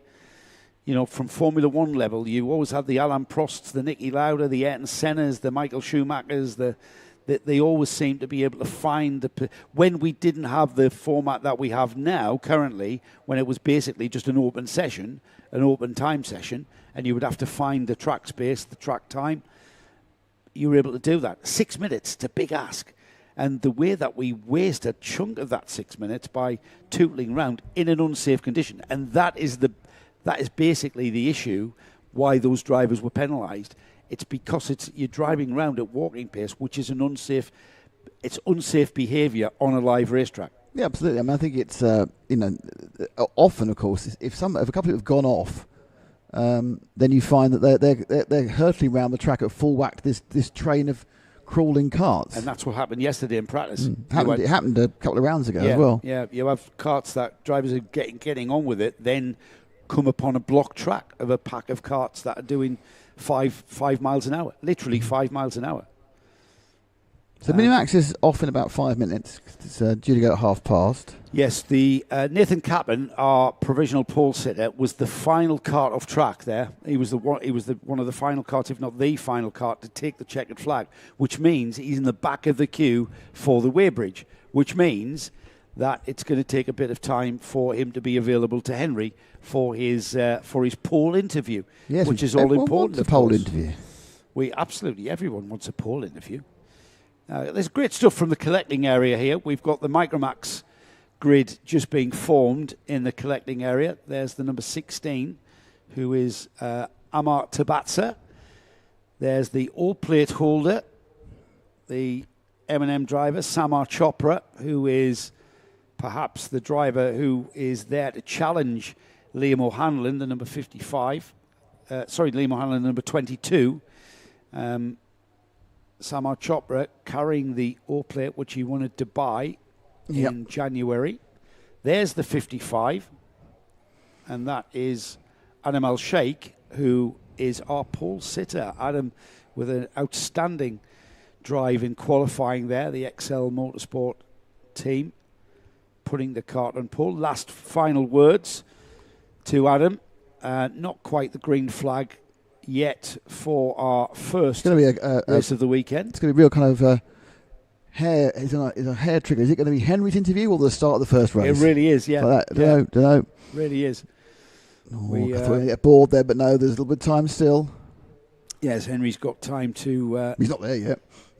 Bit of stretching going on for the number 36, who is Leo Reutmann. Leo there just the kid's to stretch. Stretching his back, he was. Putting his head right back there on the number 36. Little kid stretching, honestly. Yes. The number 85 looking composed. The number 85 being Adrian Vignoli, who showed a bit of pace, didn't he, in quali. So getting ready for them being released. However, we're still waiting in the queue. There we go, hold on. Here we go. Let's have a quick word with Nathan Cappan. Henry, go. Okay, thank you very much. Now, Nathan, you went out right at the back. Tactics, or was it just trying to make sure that you didn't incur the wrath of the race director by going slowly? I was just trying to get clean laps. I know one clean lap can ruin the quali, so I was just trying to stay away from the traffic and get a clean lap, which definitely helped. Now, being right at the back of the pack, it sounds really stupid, but is the air dirtier around all the 25 karts in front of you? Do you notice it different from being right at the front? Not really. I mean, I was quite far behind. It was not like I was right behind them, so I don't think it made much difference. So no tow, nothing, went out, did your own thing. Did you leave the circuit, spend a couple of corners warming your tyres, and then get on with it? Yeah, warming up the tyres for prepping up the lap. But then it's flat out, no holding back, none of the silliness that caused problems yesterday, and we're on pole position. Yep, definitely. That tells you something, doesn't it, about whether the race director, Ken Potter, was correct or not, wasn't it? Penalising drivers. Yeah, definitely. There we go. Well done, Nathan Cappan. Pole position, senior Rotax. It is spotting with rain again. Thank you. Congratulations for Nathan Cappan there, who will start senior Rotax. He'll be giving us the bad news about the rain, but yes, it's been spotting for a while, hasn't it? It's so warm that the track is so warm that these little spots of precipitation that just going to, the cloud density just gets too much and it creates rain and just little droplets appear. Never across the whole of the practice day yesterday, Nick, where it did drop quite a bit of considerable rain, it didn't affect the track condition to the point where we needed wet tyres, which we don't have here in the UAE. There's no need because the tracks are so warm, the water quickly dissipates. If you did put wets on, it would be churned up within a matter of moments. We're about to go racing. Melt in seconds, AB. Melt in seconds, I think, is what Guy. So it's about to get going, and as it does, we on the warm lap, we'll give you the grid for this one. Yeah, the kart on the right of the screen there is Adam Al-Shaikh, the all-plate from Dubai. The Dubai all-plate holder is Samar Chopra. It's a quality grid of Micromax karts. Liam O'Hanlon, the number 22 there in the yellow and blue GGM kart. That is the championship leader coming into this round 6. We've got round 7 tomorrow, and then next weekend we have the 2 point scoring days from round 8 to conclude the 25-26 season. I hope you've enjoyed the coverage here on the Karting Live TV YouTube channels and the UAE RMC YouTube channels, bringing you all of the action all day long today, tomorrow, and then indeed back next weekend for the decider of the championship. Micromax about to get underway with the first green flag, the first competitive racing of the weekend. And it is Adam Al-Shaikh on the pole position with Samar Chopra alongside.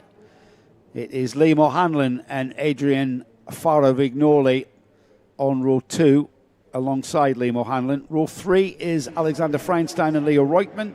Row 4 is Amar Tabatsa and Cameron Harvey with Tayab Haroun and Sebastian Storer on row 5. We've then got Saif Al-Mina, Youssef Al-Kayat and Vaya Ponna, who had an issue after the qualifying session. So pace being picked up by Adam Al-Shaikh, getting some heat into those tyres, getting them up to operating temperature, getting the brakes up to operating temperature as well.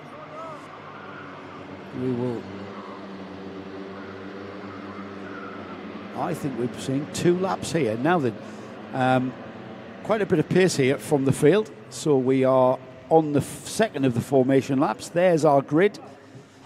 Al-Shaikh, Chopra, O'Hanlon, Faravignoli, Feinstein, Reutemann. That's your top 3 rows. Tabatsa, Harvey, Haroun, Storer, Almina, Ponna. That's 6 rows. And then US Al-Kayat rounding off this field of karts. They are about to start thinking about forming up here, Henry, as Adam Al-Shaikh will bring them together, I would think, on the back straight section. Yeah, I can count 12 karts on circuit, and there are 13. Oh, I think it might be the number 9 kart, Saif Al-Mina hasn't come out yet. Yeah, that is a real shame for the young CRG driver. But we've got 12 drivers. I'm sure they will provide plenty of entertainment. Well, when you look at the quality, certainly at the front of this field there, Adam Al-Shaikh, who, great interview on his post-race qualifying, his first pole position, I think is what you said, isn't it? Yep. He's about to get underway here as he controls the pace of this field of Micromax karts onto the start line. It will be straight on past he's asking for another wave around. Yeah, however, whether he gets that. Into turn 1 then, we are racing. Adam Al-Shaikh leads into turn 1, and it's the outside of the grid, Henry, that was completely hung out to dry there. Yeah, maybe 1 or 2 of the drivers starting around Adam were sort of bamboozled by his request for another rolling lap, and they thought, well, if the pole sitter's not going to go, then I'm not going to go. The problem is, though, is that the pole sitter doesn't control if the race starts or not. That's right. And that's the race starter. The race starter was like, no, we are good to go. And good to go they are indeed, the top 3. Samar Chopra was the driver that we're talking about, who was hung out to dry there. He's the O plate holder there, down to 4th from 2nd front row position, down to 4th as those 2 rows behind the pole. Liam O'Hanlon there, the number 22. He's having a look down the inside of Al-Shaikh, but Al-Shaikh stays composed. Here they are then, Henry. 1 lap completed here, and it looks like Adam Al-Shaikh from Liam O'Hanlon. Yeah, now Samar Chopra not showing up on the... Yes, there he is, down into 4th position. Amar Tabatsa is up into 5th position. There he comes into the interview now. Through the turn 1-2 chicane. Now around turn number 3. Samar Chopra looking to the inside of Alex Feinstein and thinks better of it. Amar Tabatsa in 5th position, the second of those XL motorsport cars. Well, he's got some brand new merchandise. The new Amar Tabatsa logo, Mum designed it. It's designed to look like the like the ace of clubs, or the ace of spades. Sorry, the ace of spades. So obviously, Mum is a Motorhead fan. I'm not quite sure about that fact, but maybe. Liam O'Hanlon takes a turn at the front of the field then. Adam Al-Shaikh follows him round. Samar Chopra looking very racy indeed and trying all he can. In fact, has he got by already? Has he got by the GGM cart? Yep, that is O'Hanlon leading. And it's an M&M cart that's in third. So Chopra, who was challenging Alexander Freienstein for that third place, has now made that move happen. And it will be Samar Chopra in third. But these two leaders here, Liam O'Hanlon, this is where the positions change out of this section here into the hairpin, right-hand hairpin at turn 2. And then a sweeping left-hand sweep here. I think this is where O'Hanlon made the move on Al-Shaikh coming through this section here, Henry. Let's see if he can repay the favour. Yeah, nose to tail, down the first straight, into turns 4, 5, 6 and 7.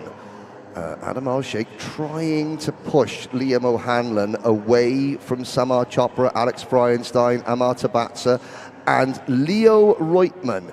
Great to see the young driver from CRG Middle East making a move. Leo has been desperate for a paddock show interview. He said this morning, you owe me an interview. Well, he thinks to himself, well, if the interviews won't come to me, I will go to the interviews, because you know that a podium finish in the final gets an interview, and Leo Reutemann is flying at the moment. But these are the two leaders, and look at that great camera work there, just showing how close Adam Al-Shaikh is to the back bumper of Liam O'Hanlon, and there's still just enough room on the start-finish straight to give a little bit of a bump draft to the person that you're pushing along before you break for turn number 1. Is he playing a waiting game, though? We're half distance. We're on to lap 4 here. And Adam Al-Shaikh just comes up to the rear bumper there. We're on to the infield section here at Al Ain, which is a very, very technical part of the track here. Plenty of opportunities in a Micromax to maybe poke your nose down, but everybody is running with a lot of momentum here, and if you play your cards too early, you can lose that momentum. That's what we've perhaps seen there as O'Hanlon consolidates the lead, but then it closes back up again. We have got Samar Chopra, Alexander Freienstein, Amar Tabatsa in 5th, Leo Reutemann up to 6th. It was Cameron Harvey as we go through that section here. Cameron Harvey just ahead of Reutemann, but the battle for the lead, Henry, back towards us. And whether that waiting game that Adam Al-Shaikh is playing or not, it's going to be a big ask to get past that driver there, Liam O'Hanlon. Well, yeah, I don't think that Adam Al-Shaikh is going to be able to push O'Hanlon away. And there is the inside move. He looks, takes the racing line, hits the apex, turn number 1, new leader, Adam Al-Shaikh. O'Hanlon didn't fight, didn't defend. He's probably thinking, okay, we're only on lap 5 out of 6. Yeah. Only lap 5 out of 6. But on this long circuit, that's a long, long way to go. And Adam Al-Shaikh was alongside O'Hanlon way before the braking area. So O'Hanlon knew that if he fought viciously, he would lose out massively. Yeah. He's aware that Chopra and Freienstein and Tabatsa and Harvey and Reutemann and Fowler-Ignoli are not that far away behind him. So he's going to play the game here, and he gets inside, and back into the lead goes Liam O'Hanlon with a fine move there through the left-hand kink and then down the inside. Let's have a look at the kartshop.me replay. That was the momentum into the braking area there, and that was a little bit textbook stuff. It was excellent, and it just goes to show he hasn't panicked. The move that, here we go. This is 3 wide. Al-Shaikh back to the inside. Look at Samar Chopra with a crossover to end all crossovers. Alex Freienstein goes with him. 1st and 2nd end up 3rd and 4th. 3rd and 4th end up 1st and 2nd. As we start what will be the final lap. The final lap, and what a place to take it here. 3 wide action there going in and sliding wide. Chopra says, thank you, the door's open. Freienstein says, hang on, I'm coming with you. Freienstein on the black and red cart there. So lead now, Samar Chopra continues to lead. But look at this, a 5-cart train on this final lap, and defensive driving tactics going on here, there and everywhere. Freienstein fights his way back. Here comes Liam O'Hanlon. He's back up to 2nd ahead of Freienstein. But this is allowing Chopra to break away. And if anything, Henry, that's a little bit of a cushion there going into the final stages of this first heat. Yeah, great move there from O'Hanlon. Absolutely hung Adam Al-Shaikh out to dry. He's now in 5th position, but that move from O'Hanlon did give Samar Chopra a little bit of breathing space. The fact that O'Hanlon is now defending up into turn number 13 gives Samar Chopra an even bigger cushion. Samar looking over his shoulder. Do I need to defend? Do I need to defend? The answer is no, he does not. out of the final corner. The O-Plate winner, Samar Chopra, takes the win in race number 1. And that's because we had a cracking battle then, and we already see people trying to keep their foot in and taking turn 1 absolutely as fast as they can. We had a great race there between Liam O'Hanlon, Alexander Feinstein, Adam Al-Shaikh for second, third and fourth, which played nicely into the hands of Samar Chopra. Yeah, and I think we're going to see a lot more of that. Liam O'Hanlon throwing it to the inside to try and keep in front of Alex Feinstein as they cross the line. Now, on a normal lap, you are just about to hit the brakes as you cross the start-finish line to turn into turn number 1. O'Hanlon was like, no, I am flat chat across the line. We'll worry about trying to get round the first corner when we get there. So it was karts running wide.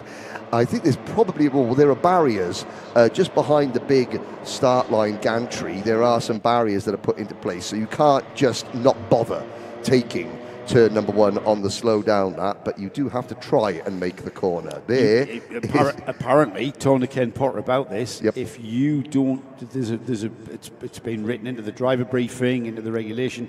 You can't just keep flat out and then not make that first turn. Yeah, no, they made the first turn with a little bit of, you know. And I said, well, track limits don't really come into it after the checkered flag. And he says, well, you can write in the amendment to the regulations. When you make the rules, you could make the rules. Here's the top 6. There's the result there. Samar Chopra with a very fine win there. A bit of an opportunist move there, I've got to say, but good racecraft, albeit. Liam O'Hanlon in second, Alexander Feinstein third, Adam Al-Shaikh fourth from pole position.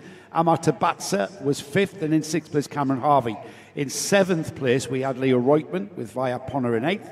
Ninth was Adrian Farah Vignoli with Sebastian Storer 10th.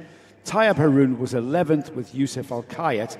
Rounding off a 12-kart field, we had Saif El-Mina not taking that start, and I'm not sure why, Henry. Well, he had that incident at the start of qualifying with the novice driver, Youssef Al-Kayat. Youssef came back out, so hopefully the kart and the driver are both okay. Just a quick turnaround, not quite quick enough to get that kart ready. Interesting. New name, Youssef Al-Kayat, for the Synergy, the Forbes Nickel Synergy team. Youssef walking around with a little GoPro camera, doing his own little video this morning in the paddock, which I thought was very nice. Saw his dad and said, it's great to see so many young drivers getting used to being on camera, not being afraid of microphones in the interview. And the dad was like, yep, he loves it. They're generally not. Thrive on it. Yes, more and more the age of social media. Yeah. Who have we got that chuntering on from Brands Hatch? Never heard of Matthew Norman, never heard of him. Nope. Hello, Matthew. How are you? Now settled in the UK. Hope that I was at Brands Hatch last weekend, and Matthew was at Brands Hatch this weekend. What's happening at Brands Hatch this weekend? Not sure. GB4. I would imagine there's some junior single-seater championship that Matt Norman is doing. Right. Well. Matt Norman's last round here as chief steward, of course, was Yaz. Yes. And then he's gone back to the UK to take on a position officiating in car racing. Yes. GB4, working for GB4, the MSVR organisation. Hello. Well, Aberdeen have tuned in. It's early. Of course they have. Granite City, Aberdeen. It's very early. The sky is somewhat granite-coloured over here, I have to say. So Austin Gray will be feeling well at home, I have to say. And of course, Austin's family, obviously Scottish roots. In this paddock, with this sunshine, you can generally tell who the Scots are. They're the ones that are either ice white, bright red, or coated in suntan lotion.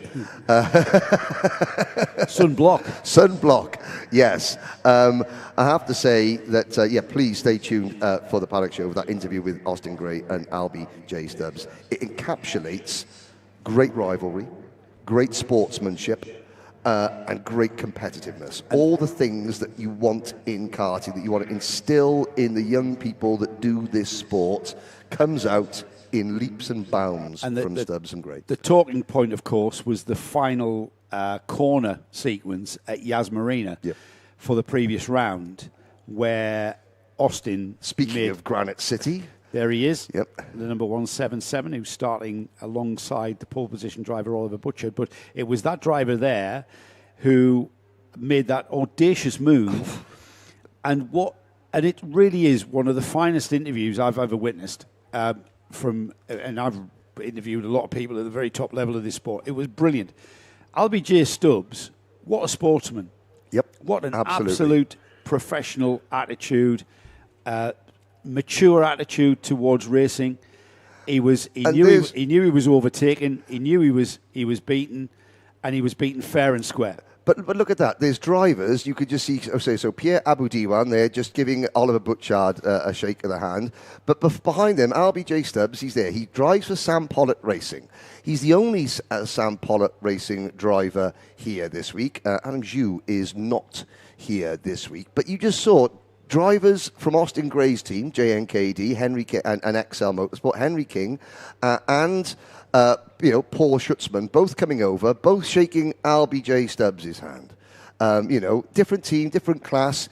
It shows, and now they're doing, it shows what kind of people these young men and women are, because, they're popular with each other. Now there is Austin Gray and his back looking rather chilled there. He's having a bit of a lie down, actually. Why not? We'll have a little sleep, Paul Schutzman. Is that maybe just Paul Schutzman boring him to death? I'm not sure. I couldn't possibly comment. That young man there on the right of the screen just gone off. That's Mitanj Jain as well in the middle. But the young man there was at the beginning of the season was in this class. However, you can see how tall he is now as Paul Schutzman, who's just gone off screen. Yes. There he is, just at the right-hand side. Flew up, yeah. Now, they are the drivers standing there with their overalls around their waist. They're all the junior Rotax drivers who are due out after this one. But they want to just come, and they want to be there. There's a real nice camaraderie in this paddock, I have to say. Yes. Obviously, not everybody gets on all the time. That is the nature of the beast. However, the amount of mutual support that the drivers give each other is really heartwarming, and it does manifest itself into better performances for the UAE when it comes to international competition, because the drivers know, look, I have just beaten a full grid of drivers to get here to the grand finals, and yet 95% of those drivers are patting me on the shoulder saying, come on, let's do it let's do it as one. And that is really, really inspiring. Well, your interview with Austin and LBJ, who are in this race, they actually said that. They said, you don't have any friends. I think Austin Gray said, you don't have any friends on the track, no, but you are friends off the track. Yep. And that's what we see, certainly here in the UAE RMC. And Matthew Norman is doing double duty this weekend. Is he really? Yeah, he's stewarding at Brands Hatch, but he's also remote stewarding here. Ah, right, yeah, okay. So it's like phone a friend, or it's like Chris Tarrant or Jeremy Clarkson, phone a friend. You've got grid here, look at this. We are Matt's highs. Yeah. As Oliver Butchard then leads this field round, Austin Gray alongside. It's going to be a belter, this one, isn't it? LBJ Stubbs and Benjamin Kratchkovich on the second row of the grid. We've got Francesco Lisgnoli and Kurt Evanoff on row 3. Row 4 is Ahmed Faisal Almina with Vaiko Pajamaki. Adam Fleury and Max Payton are on row 5. Row 6 is Louis Bataille and Mubarak Mohammed. And then we've got Aryan Ehsan rounding off a 13-cart mini-max field. 2 rolling laps to ensure that we have our tyres and brakes up to operating temperature. This is the route we take for the first lap. This is how we start. We go straight into this section here. However, from lap 2 onwards, we then go through the new section for this season into turns 1, 2 and 3, which we'll have for you in a moment. We're on the infield section here, and it'll not be long before Oliver Butchard starts gathering these grid of carts together, Henry.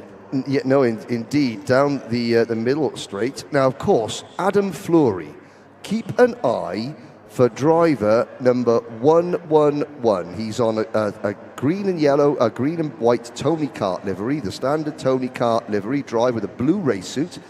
He is the driver that, for some reason, can find gaps, find spaces, and find opportunities on lap 1 of a race that will gain him lots of positions. He did it every single time at Yas. He is starting on the inside row, 5th back on the inside row. Just keep an eye for Adam Fleury in kart number 1. There is blue helmet, green and white Tony kart. Obviously, all eyes are going to be on the front runners, but Adam Fleury, a demon at the lights. Let's see if we can not disadvantage ourselves too greatly on the outside row here. It's Austin Gray leading his teammate Benjamin Krachkovic as the green helmet of Oliver Butchard. Oh, he takes the optimum line through there, and LBJ Stubbs. I think this is a false start. It's a false start, is it? Still got red lights on the start gantry, which tells me it should be a false start. It is. Yeah, I've got a marshal moving out here to just... It was a little bit quick, that start. Aye, right. It's that's what was disliked then, is on it? the rapid side. Yes, we're not allowed to accelerate before the acceleration line, which is a yellow line across the track there, which we'll try and spot next time by. As far as these drivers are aware, I think they think they're racing. Now they get they get this slow board. Now Oliver will, and the green helmet there of Oliver Butchard will now form up again. That driver alongside him, and the yellow and white, that's the new livery of JNKD, isn't it? It's very smart. Yes, it is very smart. Easy for us to spot as well. But sorry, Joe, but I was going to say, but also on the graphics kit, you won't be able to see here, but it's got the Dubai skyline in gold on the graphics kit, just at the front of the cart and on the merchandise, the T-shirts, which is very, very smart indeed. We haven't had our free T-shirts. No, I thought I might mention it just in case. It's a bit biased, though, isn't it? I mean, merch is merch. There's Ken Potter just giving them the wave down, just slowed down there as Ken gives it there. We accelerate across the line as the red lights have gone out. We are indeed racing. Oliver Butchard has to do it again. LBJ Stubbs gets caught out by Benjamin Krachkovic. And it is Krachkovic who gets into second place. There was some great racecraft there in turn one as drivers were sneaking through on one another. Trying to optimise the line through there, Henry, is not necessarily the way to go on lap one. No, but Butchard is able to hold on to the lead. Now, Krachkovic and Stubbs, they both went to Silverstone recently to drive in the Champions of the Future. Neither had a particularly productive weekend, it has to be said. Benjamin Krachkovic got ill and is still recovering. Fever. His dad was saying he's lost about 5 or 6 kilos. He didn't have 5 or 6 kilos to lose. No, exactly. But I mean, he is struggling, but not in the early stages. No. As Henry, what do you know? Benjamin Krachkovic, the struggling, ill Benjamin Krachkovic, dives to the inside to take the race lead. He's Butchard coming back at him down the inside into turn one. Butchard with the green helmet there. Krachkovic has to let him go through. He couldn't do anything about it. LBJ Stubbs is on the orange car behind him. And then Austin Gray just taking a watching brief as LBJ Stubbs down the inside of Krachkovic. Krachkovic has to settle for third with Austin Gray on his tail. But this is great racing in Minimax here as the green helmet of Oliver Butchard and Mumbai Falcons leads again. Now, this is going to be critical for Krachkovic. He's dropped to third. He's been overtaken. He's now alongside LBJ Stubbs to try and come back to P2. Stubbs defends. Krachkovic keeps his nose in, takes the position. Because Benjamin Krachkovic, he's having a tough season with one thing and another. Everything that went right last year is not going right this year. And for a young driver, and I was speaking to his new mechanic, Reese Wade, this morning, and it's just a case of the young driver that when things start to go wrong, it's how they deal with that, and it's how they sort of think, okay, look, just because it went right last year doesn't mean it's got a divine right to go correct this year. And Krachkovic is in that process of just trying to figure out how to overcome disappointment. We have got Francesco Lignoli up into fourth place ahead of LBJ Stubbs there across the line as the leader. Butchard looks over his shoulder there. He sees that he's pulled a bit of a gap to second place driver Benjamin Krachkovic with Austin Gray with him as well. And then not far off Austin Gray, that bright yellow helmet of Francesco Lignoli carrying the Dubai O plate on his number board. LBJ Stubbs in fifth there. Kurt Ivanov is through in sixth. This is a huge train of carts, Henry. 1, 2, 3, 4, 5, 6, 7, 8. I've lost count there because that is a train of carts from first down to about ninth, I would think. Well, it's actually first back to 10th because Vaiko Payamaki in 7th. Adam Fleury, who only gained 1 place off the start, he is in 8th. Max Payton is the 9th with Ahmed Faisal Al-Maina at the back of this lead train as Austin Gray moves past his teammate we just saw going into turn number 15. So that is now Gray up into P2. And Krachkovic choosing to just stay behind Austin Gray there. Didn't challenge going into turn one. Didn't try an outbreaking manoeuvre. It looks a tight corner, but it's in these Minimax karts, it's still a very quick corner. And yes, you have to brake, but it's not a massive point on the brake, not a massive push of that brake pedal. So Krachkovic sits on the tail of Austin Gray. However, with 4 laps completed, when they get back around to us, there's still plenty of racing. We're at about half distance now, Henry, with the 7-lap race here. We're on lap 3.5 here, and still plenty of racing. What these two need to do, of course, is stop squabbling and catch that green helmet of Butchard in front of them. And maybe this is what we're about to see. And that would be easier said than done, not because I don't believe that the JNKD teammates can work together, because they can, but because that Mumbai Falcons kart, number 188, Oliver Butchard, is very, very fast. And Butchard, who I think it's safe to say he's been searching for a home, and I think he may have found one with the Mumbai Falcons through turns 1 and 2. Gray and Krachkovic can close in. Now, they're going to get a slipstream coming down the straight here, but it's not going to be enough of a slipstream to allow Gray or Krachkovic to make a lunge coming into any of these next sectors. So we're safe through this sector. The next trouble spot for Oliver Butchard is coming into turn number 10.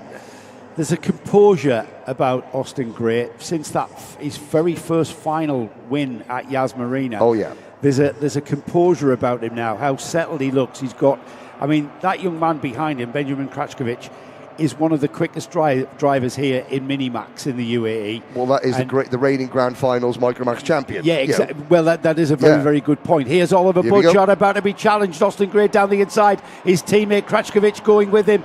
Butchard in the green helmet fights back though and squabbles his way back into second there with some very brave driving here. Here's the kartjob.me replay.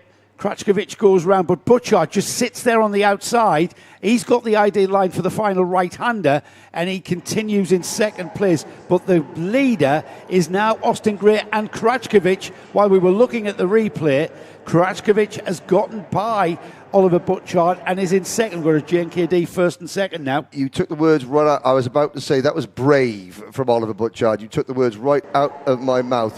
Oliver tried his best to prevent the two JNKD teammates from hooking up together and pulling away at the front.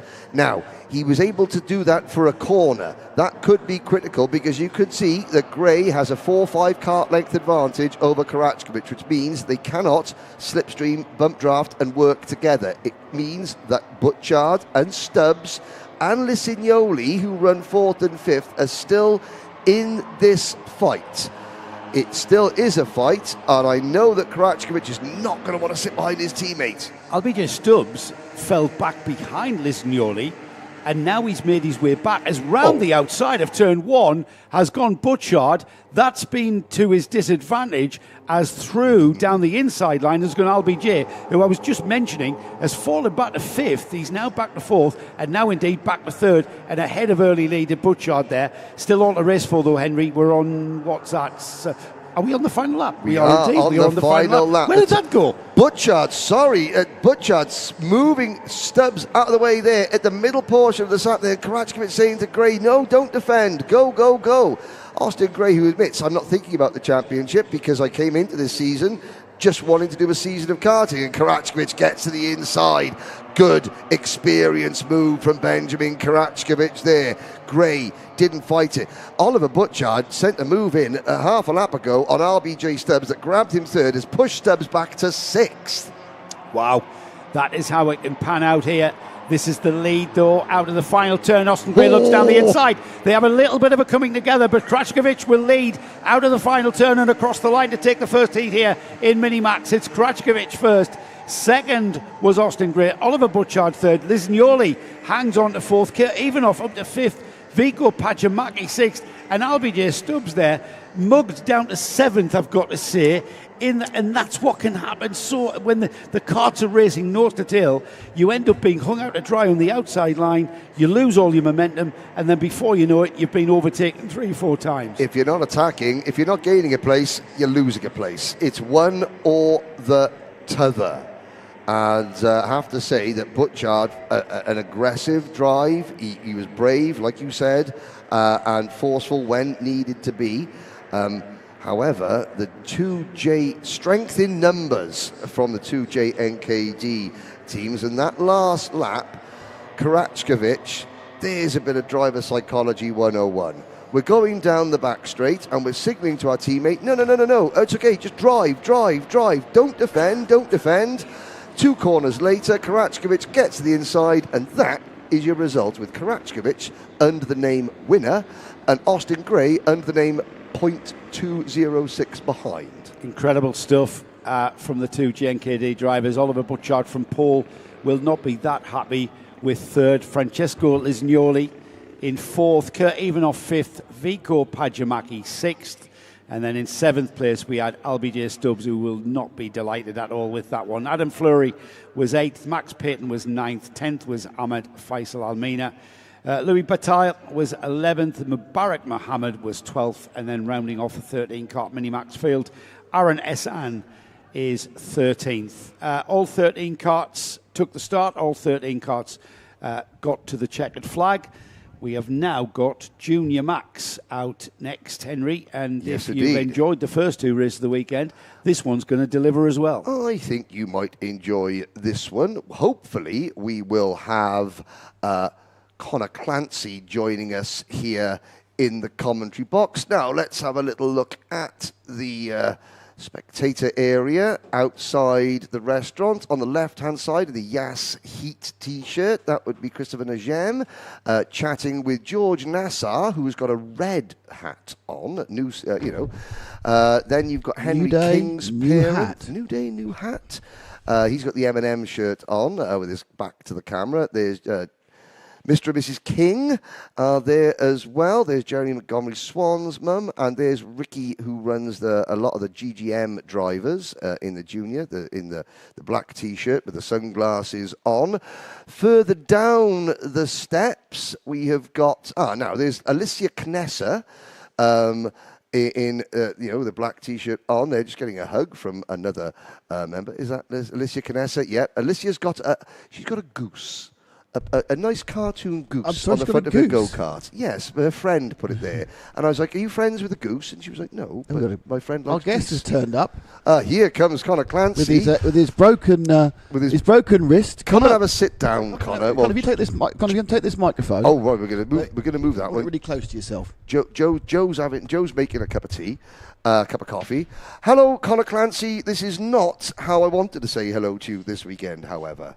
Yeah, it's not how I wanted to be here either. I'd much rather be here driving than watching, but yeah.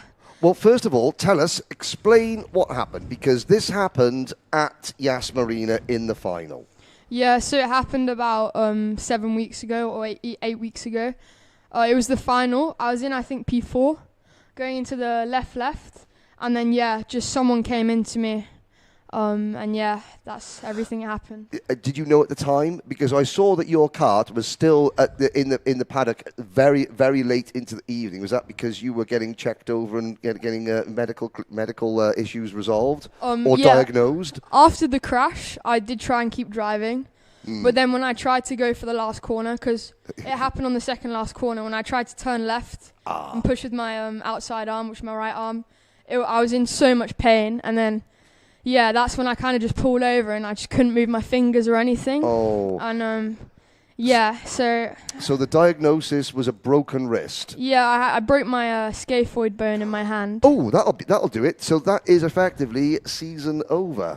Well, I was hoping to prove some people wrong, because I missed the first 4 races or 3 races. Mm-hmm. I did them in junior. Yep. So I wanted to show everyone, that even though I've just come out of junior, that I'm the best driver. So I think I did that, and people know that I'm not just someone that's there, and I think they have to look out for me because I've won every race. So. Yes, you went on an undefeated streak that was very, very impressive. It obviously ended at Yas Marina, but here now, supporting and coaching the rest of the Mumbai Falcons team? Yeah, I'm just here for some support, came down to watch, just everyone, just cheering on the Falcons. Yeah, how hard? We've got a nice blue cast. I'm having a little look at we've got a yeet on there. Who's yeeted you on the on the side? So the tradition of signing your cast. How long is it on for, and when are we going to possibly see you back behind the wheel of a wagon?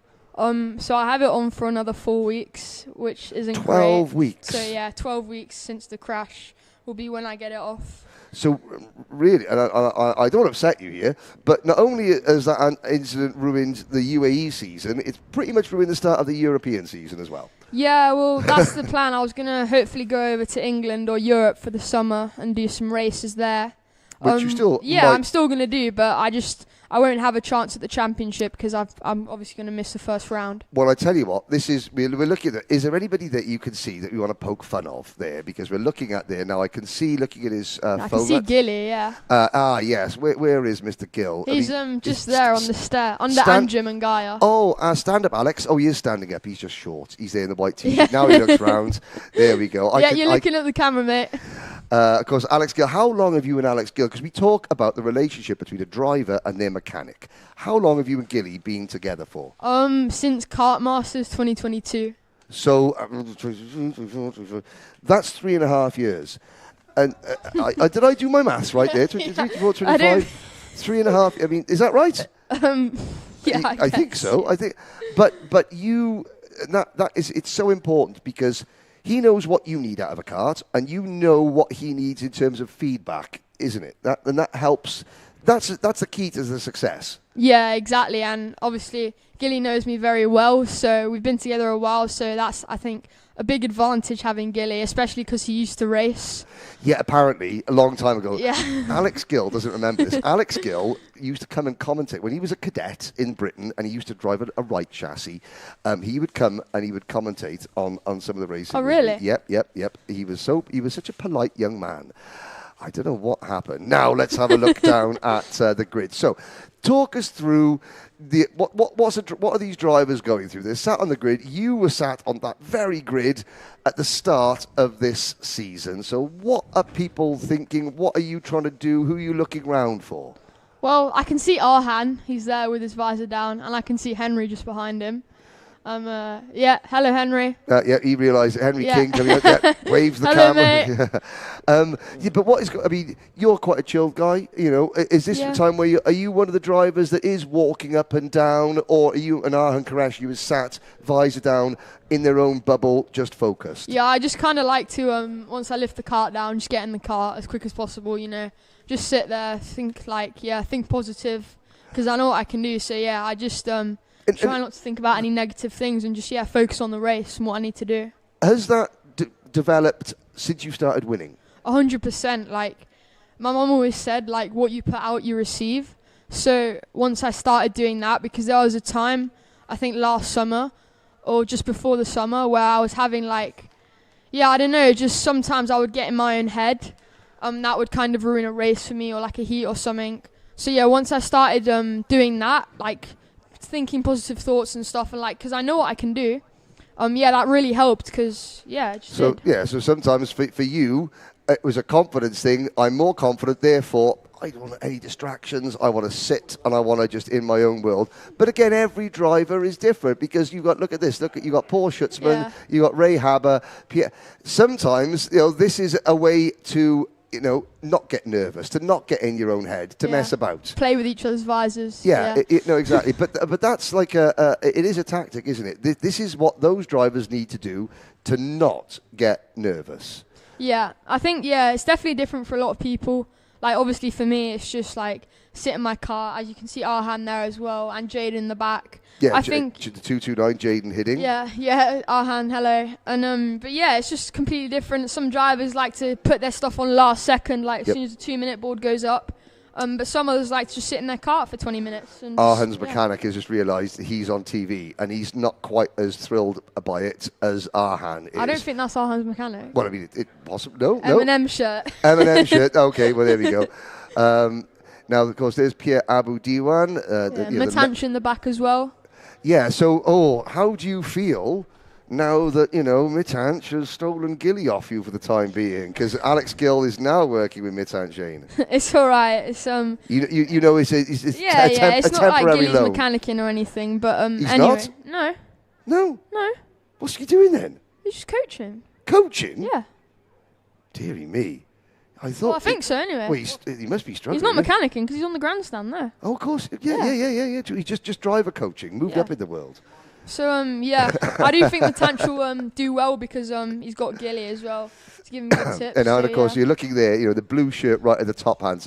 So right at the top, blue T-shirt, looking down, laughing at Gilly. That's Mitanch's dad. Then you've got the boss of the Mumbai Falcons. Yeah, Anjum. And then you've got the driver coach. Yeah, Gaia. Gaia is the driver coach.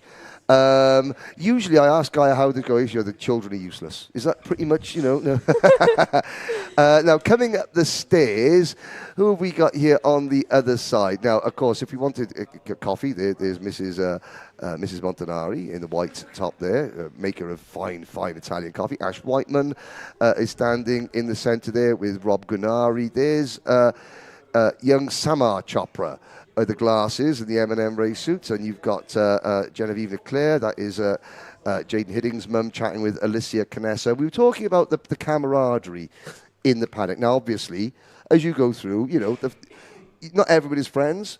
However, generally, people are very, very supportive. What support have you received from people now they know that you're out of action for the time being? Yeah, well, I'm friends with a lot of people in the paddock, so I've been getting nice messages, especially after the crash. I got loads of messages from other drivers asking if I'm okay and stuff. So yeah, that was really nice. Yeah, good. And because that does mean a lot. This is an intensely competitive environment, but we were saying that support that the drivers give each other, when you get to the grand finals, and you have represented the UAE at the grand finals, do you feel that extra level of support? Does it make a difference when you're somewhere in Bahrain or Sana or Portimao and you're wearing the black and gold and you're getting messages saying, oh, listen, I know you beat me, mate, but good luck? Yeah, 100%. Like, when I do represent UAE, like, for example, grand finals 2 years ago at Sana, obviously I did get loads of messages from people because I was the only junior, like, saying, like, oh, yeah, bring it home for UAE, like, this, that. So, yeah, it was definitely a confidence boost as well, knowing there's loads of people out there cheering for me and supporting for UAE.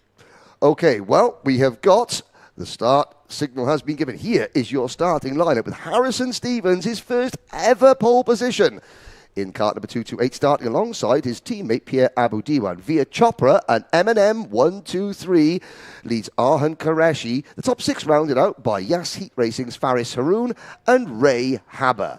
Row number 7, position number 7, Gabriele Barracordi and Giuseppe Montanari, a very Italian. 4th row, Aaron Mason, Henry King, Jaden Hidding, and Paul Schutzman. Then on row number 7, Mitanch Jane, work to do for Mitanch and Floris Schenkenberg, Baptiste Augustine and Saveli Kojai, Rafael Zagati, found out Italian dad, Lithuanian mum. Then it's Romy Sabali on row number 9. And still, the karts keep on coming. Johansa Senanayake is out there, didn't qualify, but is at the back there, I can see, in the number 281. Now, we will... now, Joe Bradley went and made a cup of coffee, and you've usurped him. I was saying, are we going to swap things around, or do you want to come back in, Joe, with us to do us? Joe's having a rest. Joe and Nick went to watch a top-of-the-table football match last night. So yeah. We're still recovering from Al Ain's 3-2 win. Oh, wow. Yes. Now, so, rolling lap, Connor. This is where drivers like... I always talk about how on a rolling lap, you're trying to psych out the drivers that you're starting around. You're trying to... Maybe not at this point, because at this point, you're just trying to get heat in your tyres. Yeah. But it's when you slow down. How much are you looking around? How much are you trying to mess with all the drivers around you? And how much are you just focusing on yourself? To be honest, I don't do it that much. I just get tyres as hot as I can on the out lap, then do a nice slow steady start. Like, I know where the good places are to go. I know how to start, so I don't really need to play with anyone because I just get a good start, and then, I suppose when you it's another confidence thing. When you think the kart, the motor, everything, the setup is good, I don't need. It's when you're maybe not so sure that, look, I was good at qualifying, but over a race distance, not quite sure. That's when the gamesmanship comes in. Yeah, exactly. And also when you're a more experienced driver like me, I've been driving for 4 or 5 years now, you do get used to starts. And at first it is quite scary because you've got like 36 karts all on one piece of tarmac, going like 100 kilometers an hour into one corner. So yeah, it's quite scary, but then you do get used to it, and then it just becomes more natural. Okay, well, let's... First time you've seen a race start from this side of the camera, Connor, as they come into the tram lines. Harrison Stevens, Pierre Aboudiwan. It's a fast start. Yes, sideways at the start. We cross the line. The lights are out. We're off and racing. Harrison Stevens leads them into turn number 1. Pierre Aboudiwan gets absolutely hung out to dry there on the outside, and that is via Chopra now in a second. Somebody running very, very wide, but as we watch the leaders come through, Pierre Aboudiwan, that was probably the worst combination of starts. He was sideways at the start, got out of the gas, and then got shuffled wide at turn number 1. Also another DNF as well, Johansa. He has stopped on the exit of turn 5. Which is really unfortunate because he didn't start quali, and now he's not even started the race. So that is really unfortunate for Johansa. There is something wrong with that George Gibbons Motorsport number 281. Now here we go, move for the lead now. Chopra down the inside of Stevens at the end of the back straight. Harbour, is he going to follow him through into the last corner? No. Oh, yes, he is. Stevens, wow. Very wide there on the exit. He's lost loads of positions there. Now it's Chopra in the lead, and then Harbour. Kartshop.me replay. Great call there. Now, talk us through it, because, that is the number 214, Ray Haber, just missing his braking point ever so slightly. Harrison Stevens losing out. We're back up at the front. It's... Well, I think the technical term is, Connor, this is all kicking right off as the O-plate via Chopra now moves back into the lead. That's Gabriel Barracordi up in a second. And Faris Haroun, the Yas Heat Racing driver in the bright blue and black livery machine, he's up to third. It almost struck me as though there might have been a few little droplets of moisture. Would you feel the rain if there was a couple of bits of moisture at this point, Connor? When you're going that fast and it's only a few spits, you don't really feel it. You can sometimes see them on your visor, but when you're going that fast, they don't really it's not a distraction. Yeah, so there's exactly. no distraction. Here's a move, and that is big send there from Gabriel onto Veer. Veer just gets the switch back there. Couldn't get it slowed down on the apex. Connor Clancy, Joe Bradley is meanwhile drawing up a contract to become your commentary agent, Connor, because there's a future in this. Now, out of this first very, very technical sector, through turn number 3, Barracordi. Now, he's shown his hand to Via Chopra down at turn number 15. Is this where now as a driver you start to think, okay, I'm not going to make another attempt there because the Via Chopra know I'm coming. So you're trying to think of another opportunity? Yeah, well, it depends. If Gabriel is a lot faster than Veer, then he should make the move to try and get in the lead, because the safest place to be is always at the lead of the race.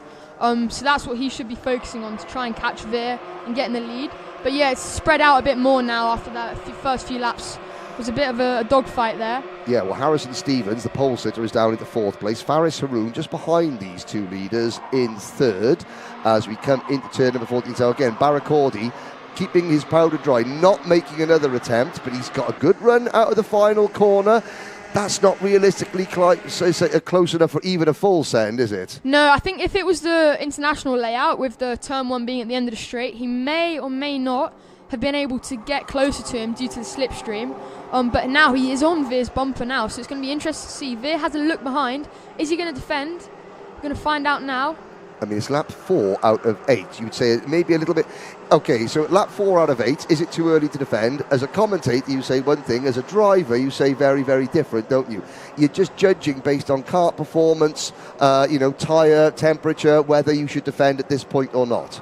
Well, it depends, really. If there's a big group behind, then yeah, you should 100% defend. But there is a big gap, so if Veer doesn't defend and Gabriel does go up the inside, he will not lose too much time. Yeah, That's no. the good thing. So if it's a big group, you're trying to get everyone behind you to trip over each other, and then it's the George Russell tactic of like, we'll hold everybody up, and then suddenly, you'll feel a little nudge in the rear bumper as the person runs into the back of you. That's your signal to go, here's the move. Yeah, here we go, into turn 1. Barry Cordy, lovely move there. And that is a perfect, that's textbook into turn number 1. Chopra, he didn't fight it, he didn't try and hang on the outside, and as a result, Faris Haroun hasn't closed in. So they've still, via Chopra, has still got room to try and come back at Gabriel Barakordi without the risk of getting swamped. Arhan Qureshi now moves into 4th position. Rehaba, Mitan Jain in 6th, then Pierre Aboudiwan, Henry King, Schenkenberg, Harrison Stevens has slipped back to 10th position, but all eyes on the front. Chopra doesn't look like he is finished with Barakordi yet. Yeah, no, for sure. He's all over the back of Barakordi. He is not gapping him, so Veer, I think he might do a move on this lap at the end of the back straight into turn 15. Is We're looking. going to see now, Barakordi's going defensive. And what's that signal from Via Chopra? What's the signal? Via Chopra's there saying, what are you doing? What are you doing defending? It always, well, I mean, it's the leader's, it's his choice. If he wants to defend, he can defend. Yeah, he's just trying to tell them that he will push, but you can't really... Oh, back in the lead now. Chopra goes, though. Crossover. Switch back. No. Now Nope. Haroun is all over the back of them. We'll see what he can do. Can he get the switch back on both of them now? On the exit of 3? No, he can't, but it's bringing Qureshi in now. We could have the last few laps a big dogfight like we saw the first 2 laps. But of course, and that's the difference. So the first time that we saw a swap over there at turn number 1, Barakordi and Chopra didn't fight it. And Faris Haroun wasn't able to close in. They did fight it that time, and look how much closer Haroun and Arhan Qureshi have got. Faris to the inside. Yeah, good move there now. Into turn 9 and 10. What a move. Late on the brakes, got it stopped. Beautiful move. Textbook manoeuvre. But he has cost himself a lot of ground. Now, that's the type of move where if you're via Chopra, are you in your... yes, thanks, Faris, thanks, that's all the need. So the Emirati Express having to defend. Here comes Arhan Qureshi, and Faris tries the crossover. Qureshi hangs on. Via Chopra, he will lead at the end of this lap by well over... Well, it's up to 0.6 of a second, considering that it was about 0.2 of a second at the start of this lap. That move from Faris, whom it's gained via Chopra, half a second, and Faris still finds himself in 3rd. Yeah, for sure. That did get Veer a lot of time. He just got a clear head. He's going to have to get his head down and focus. But Arhan does look fast here. We'll have to see what Barakordi and Haroun do, if they're going to push with Arhan or go straight back in. We're going to see now. No, Faris straight back in there. He wants this 2nd place. He's given up on Veer and just wants 2nd place now. Now, yeah, I was about to say that we're on lap 7. You just said Faris has given up on Veer. At this point, as a driver, at what point do you think, okay, the win is gone, it's just 2nd place? Well, to be honest, I never think like that, because there can always be a chance, even if there's a 5-second gap. Like, the leader can always break down. But yeah, I think in these stages now, starting the last lap now, Faris is just going to be focusing on getting that P2. As you can see now, defending into turn 1. Arhan, is he going to get switched back? No, Barakordi does though.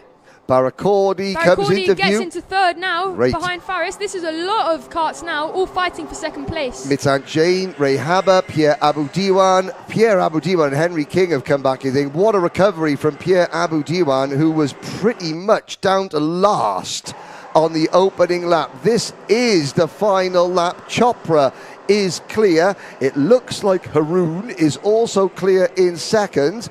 3rd for Barakordi. The main battle is probably now for 5th or 6th. Here it comes. There's Pierre Aboudiwan, Henry King involved in that. But we'll talk about, so via Chopra, aggressive when he needs to be, but that car, I mean, I know that you're obviously cheering for your teammate Mitan Jain in the title fight, but via Chopra, that car looks very sorted, doesn't it? Yeah, he looks quite smooth out there. He looks like he's got a good setup on. But I wouldn't count Mitanch out though. He does look fast. Like, he has made a comeback considering he started fairly far behind. So yeah, we're going to have to see now P4 finish from Mitanch. So we'll see in the pre-final. Yeah, as they cross the line, Mitan Jain in 4th place. So this is what we were talking about. Mitanch, he's a very nice lad out of the kart. Do you think that as a driver coach, Gilly has got a little bit of nastiness in him? Because, and I say that in the nicest possible way, every racing driver you need to have, at some point or other, you need to have that sort of the great white shark. The eyes go black, and it's like, you are predator, you are prey, and there is no more Mr. Nice Guy. Do you think that Alex will help Mitanch sort of become Mr. Nasty? Yeah, 100%. When he's Mr. Nice all the time? We all know Mitanch wants to win the championship, so I think Gilly is definitely going to help him do that. He's going to put all his magic powers that he's put into me. He's going to pass them to Mitanch as well, give him some. Gilly's magic powers. That sounds like a really, really bad pop band, if ever there was. But here is your provisional result. Via Chopra takes the win from Faris Haroon. Gabriel Baracordi and Mitanch Jain. Mr. Nice or Mr. Nasty Mitanch in fourth place. Ray Haber and Arhan Qureshi rounding out the top six. Henry King and Jaden Hidding are next up. Pierre Abu Diwan finishing 10th just behind Floris Schenkenberg. Then Aaron Mason and Saveli Kojai. Saveli, who's been coming on strongly this year, finishing 12th. Our polls at the Harrison Stevens. Shane finished 13th for Harrison, Paul Schutzman, Giuseppe Montanari, Rafael Zagati, Romy Sabali, Baptiste Augustine. Really good to see Baptiste back in the championship. Johansa Senanayake didn't finish. Now, the joys of having an extra commentator is that Joe Bradley will now come in, and I will, because this is your wheelhouse now, Connor, I will step out, and Joe can have a race with Connor. I will turn you on. Here we go. We're not having him back. Well, I mean, he's far too good. Plus, he's cheap. He's cheaper than me. I can see what's happening here. Nick David is smiling, thinking, great, I can see my profit margin going up. Another blooming racing driver nicking our jobs. It's like, what will they think of next? Hello to Theo Kakati. Watching, saying lovely Al Is he up early or staying up late? He is. Now Theo. It's California, isn't he? Yeah, is Theo California, or are you at USPK's Trackhouse? LA. That's California. Same neck of the woods. Yeah. Same horse, different Great commentator, but rubbish at geography. Right, okay. I will step out, but Connor, you stay exactly where you are. Now I'm going to try. Is Connor going to stay with us for the next one? Yes, he is for seniors, because this is Connor's wheelhouse. Is it seniors next? No, it's DD2 next. DD2. Oh, of course. Right. Okay. Well, I'll tell you what, Connor. If you want to take a break, we'll come back for seniors. Yeah, do you want to come back for seniors? Yeah, 100%. Yeah, I just got to quickly go. Can you be a bit more rubbish though next time? So, you make me look. I'll try. Yeah. I'm just going to quickly go and see Guy Sheffield to see if the ink on my contract for next weekend is dry. It's gone, because until that wrist heals, mate, our jobs are in jeopardy here. It is. But it does get to show, and I say this, you have been in this sport a long time. And you came over to race Kart Masters UK. You've been around with the introduction of live streaming here, and last year, a couple of years previously, I was doing a lot of paddock stuff. Does all that really help you get on the microphone and feel more confident? To be honest, I've never been really like a shy kid or whatever. No, we have noticed that. Yeah, really, we did notice that. Really? Yeah. Like, if there's a camera out, I'm not going to go shy, or like, for example, now if I'm commentating, You got a passion. You know your stuff, and what's to be afraid of? Because every racing driver needs, you need to be able to communicate. When I started racing, which was, years and years ago, 80s, I think I've got about 3 photographs of my Formula Ford. Right? 3. Yeah. Nobody carried a camera in those days. No. You guys are very, very savvy when it comes to social media. Everybody's got a video camera in their pockets these days. Yep. And you guys are very at home with speaking into microphones. And you know what I love about, and I was just sat there listening to you guys there following that race as a spectator. When you get the likes of yourself, Connor, alongside us, it's mega, because you are doing it I did it 20 years ago. 5 years ago. 30, 40 years ago. And the car, I raced 100 nationals and stuff, completely different to Rotax Max. Yes, I have the odd. Yeah, I was doing it 20 years ago, Joe. Yeah, you were doing it 20 years ago. I was racing 20 years ago. 30 years ago, man. It's the 90s, wasn't it? Yeah, but it's great insight. And you know what? That's what the audience wants to hear. They want to hear your insight, because your insight is golden. Yeah, absolutely golden. You were literally sat on that grid at the start of the season. We'll do the DD2, and there's now front and center there, black t-shirt, jean shorts. That is Hamza Hashisho's dad. Always a massive Ayrton Senna fan. He has got his Senna clothing on all the time. Has he got, Mr. Hashisha, where's your Senna t-shirt today? Have we got that? There it is. There it is. He's had to sell it to pay for the engine rebuild. Yes. So it was on eBay last night. Yeah. Now it's just stepping up behind it. Now that's LBJ Stubbs' mum and little LBJ Stubbs' brother with the big curly hair. There he is. LBJ Stubbs' little brother. He patrols the paddocks mercilessly, seeing if anybody has got any cool, interesting sweeties. Really? Yep. Because every country you go to, they've got little different sweets, haven't they? It's a bit dubious you giving sweets to kids, Henry. I'd stop there, mate. I didn't say I was giving him sweets. He goes looking for sweets. Yeah, that would be my defence as well. As your lawyer, that's exactly what I'm going to tell you to say, okay? Enough of talking about young kids looking for sweets. There's Tayyab Haroun. There's a child that doesn't need sweets. Dancing around, lively. Yeah, he's had too much sugar now. Yep. No sweets for that child. But again, between races, you are here to have fun. Right? We talked about fun in karting. Obviously, you've got a potential. You're looking at cars at the future, looking at potential cars, but there's not as much pressure. In the UK, I'm going to ask a question. Okay. It's a good point here, because when we're watching you guys race, we completely forget that you're only kids. Yeah, no disrespect, Connor. You're a kid. To us, you are racing drivers, and Nick's worked in Formula One. I don't know if he's ever mentioned that to you. Yeah. He made Michael Schumacher cry once. Yeah. And it's been downhill from that point onwards, to be honest. But we see you guys as race drivers, but then you have to remind yourself that you are only children who are participating. What I want to ask is, coughing into the mic, how much pressure do you get from your team, for instance? Do you get any pressure at all? Do they say, right, well, you're going to have to go out and win this. If you don't win it, it's the end of the world. What level of pressure? Yeah, no, 100% there is definitely pressure. I try not to think about it, though, or focus on the pressure. I just think about the positive things, like winning the race. That's all I want to do, is just win. Do you feel pressure from you've seen the team effort that goes behind putting you on that grid? Is that where the pressure comes from? Your pressure is doing the job right for all of those team people, all of those people, your parents who are funding it, for the team people who are, the energy and the effort that goes into putting you on that grid. Is that where your pressure comes from? Probably, yeah, but I think I'll say, this is where the mechanic comes in, because if you've not, your driver coach, Alex Gill, he's probably one of the very few people in this world that can turn around and say, Connor, that was bleep, bleep, bleep, bleep, bleep, sort it out. And you go, yeah, okay. Most teenagers, I own a teenager, and at the moment, and my son is 16 going on 17, and you say anything,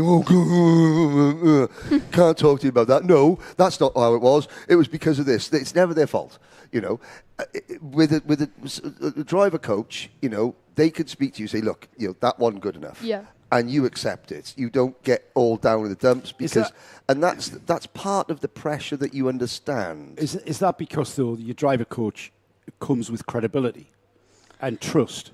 Yeah, for sure. Like, whereas I do your parents trust Gilly don't. with what he says. So yeah, he's really good to have. Like, he's definitely helped me improve a lot and led me to where I am today.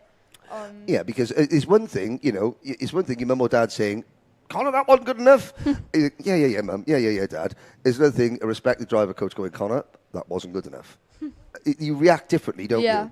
And it is, and that's what we talk about. Key. I think the fact that your driver coach has raced, he's been where you are, that brings credibility. I once had a conversation with a karting dad who was really giving his son a really hard time because he didn't overtake at the Gasworks hairpin at One Law. And the reason he couldn't overtake was because the kid he was trying to overtake was absolutely on the limit. And I said to the dad, have you raced? And he said, no. And I said, well, you haven't got a clue what's happening out there. And he said, oh, I think I have. I said, no, you might really think you have, but you absolutely do not, because the science is what stopped him overtaking him. And it's, but with your driver coach, he knows what it feels like when because he's been where you are. Yeah, exactly. Gilly was Red Bull Junior driver. He's raced so many the F1 drivers, like George Russell. He's beat him at British Champs. Yep, Alex Gill. So we're third of the British Championship as a privateer on a right chassis. He was He was third as a privateer. In the British Kart Championship. Phenomenal. The year that George Russell won it, and the year that Lando Norris came fifth. Alex Gill was put on the Red Bull driver scheme, along with Alex Albon, and Alex raced. He was given one chance.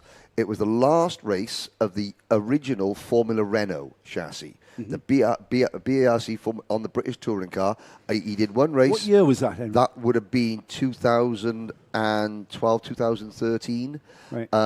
I do recall one of the best memories. We were on the grid for the first round of the 2012 World Kart Championships at PFI.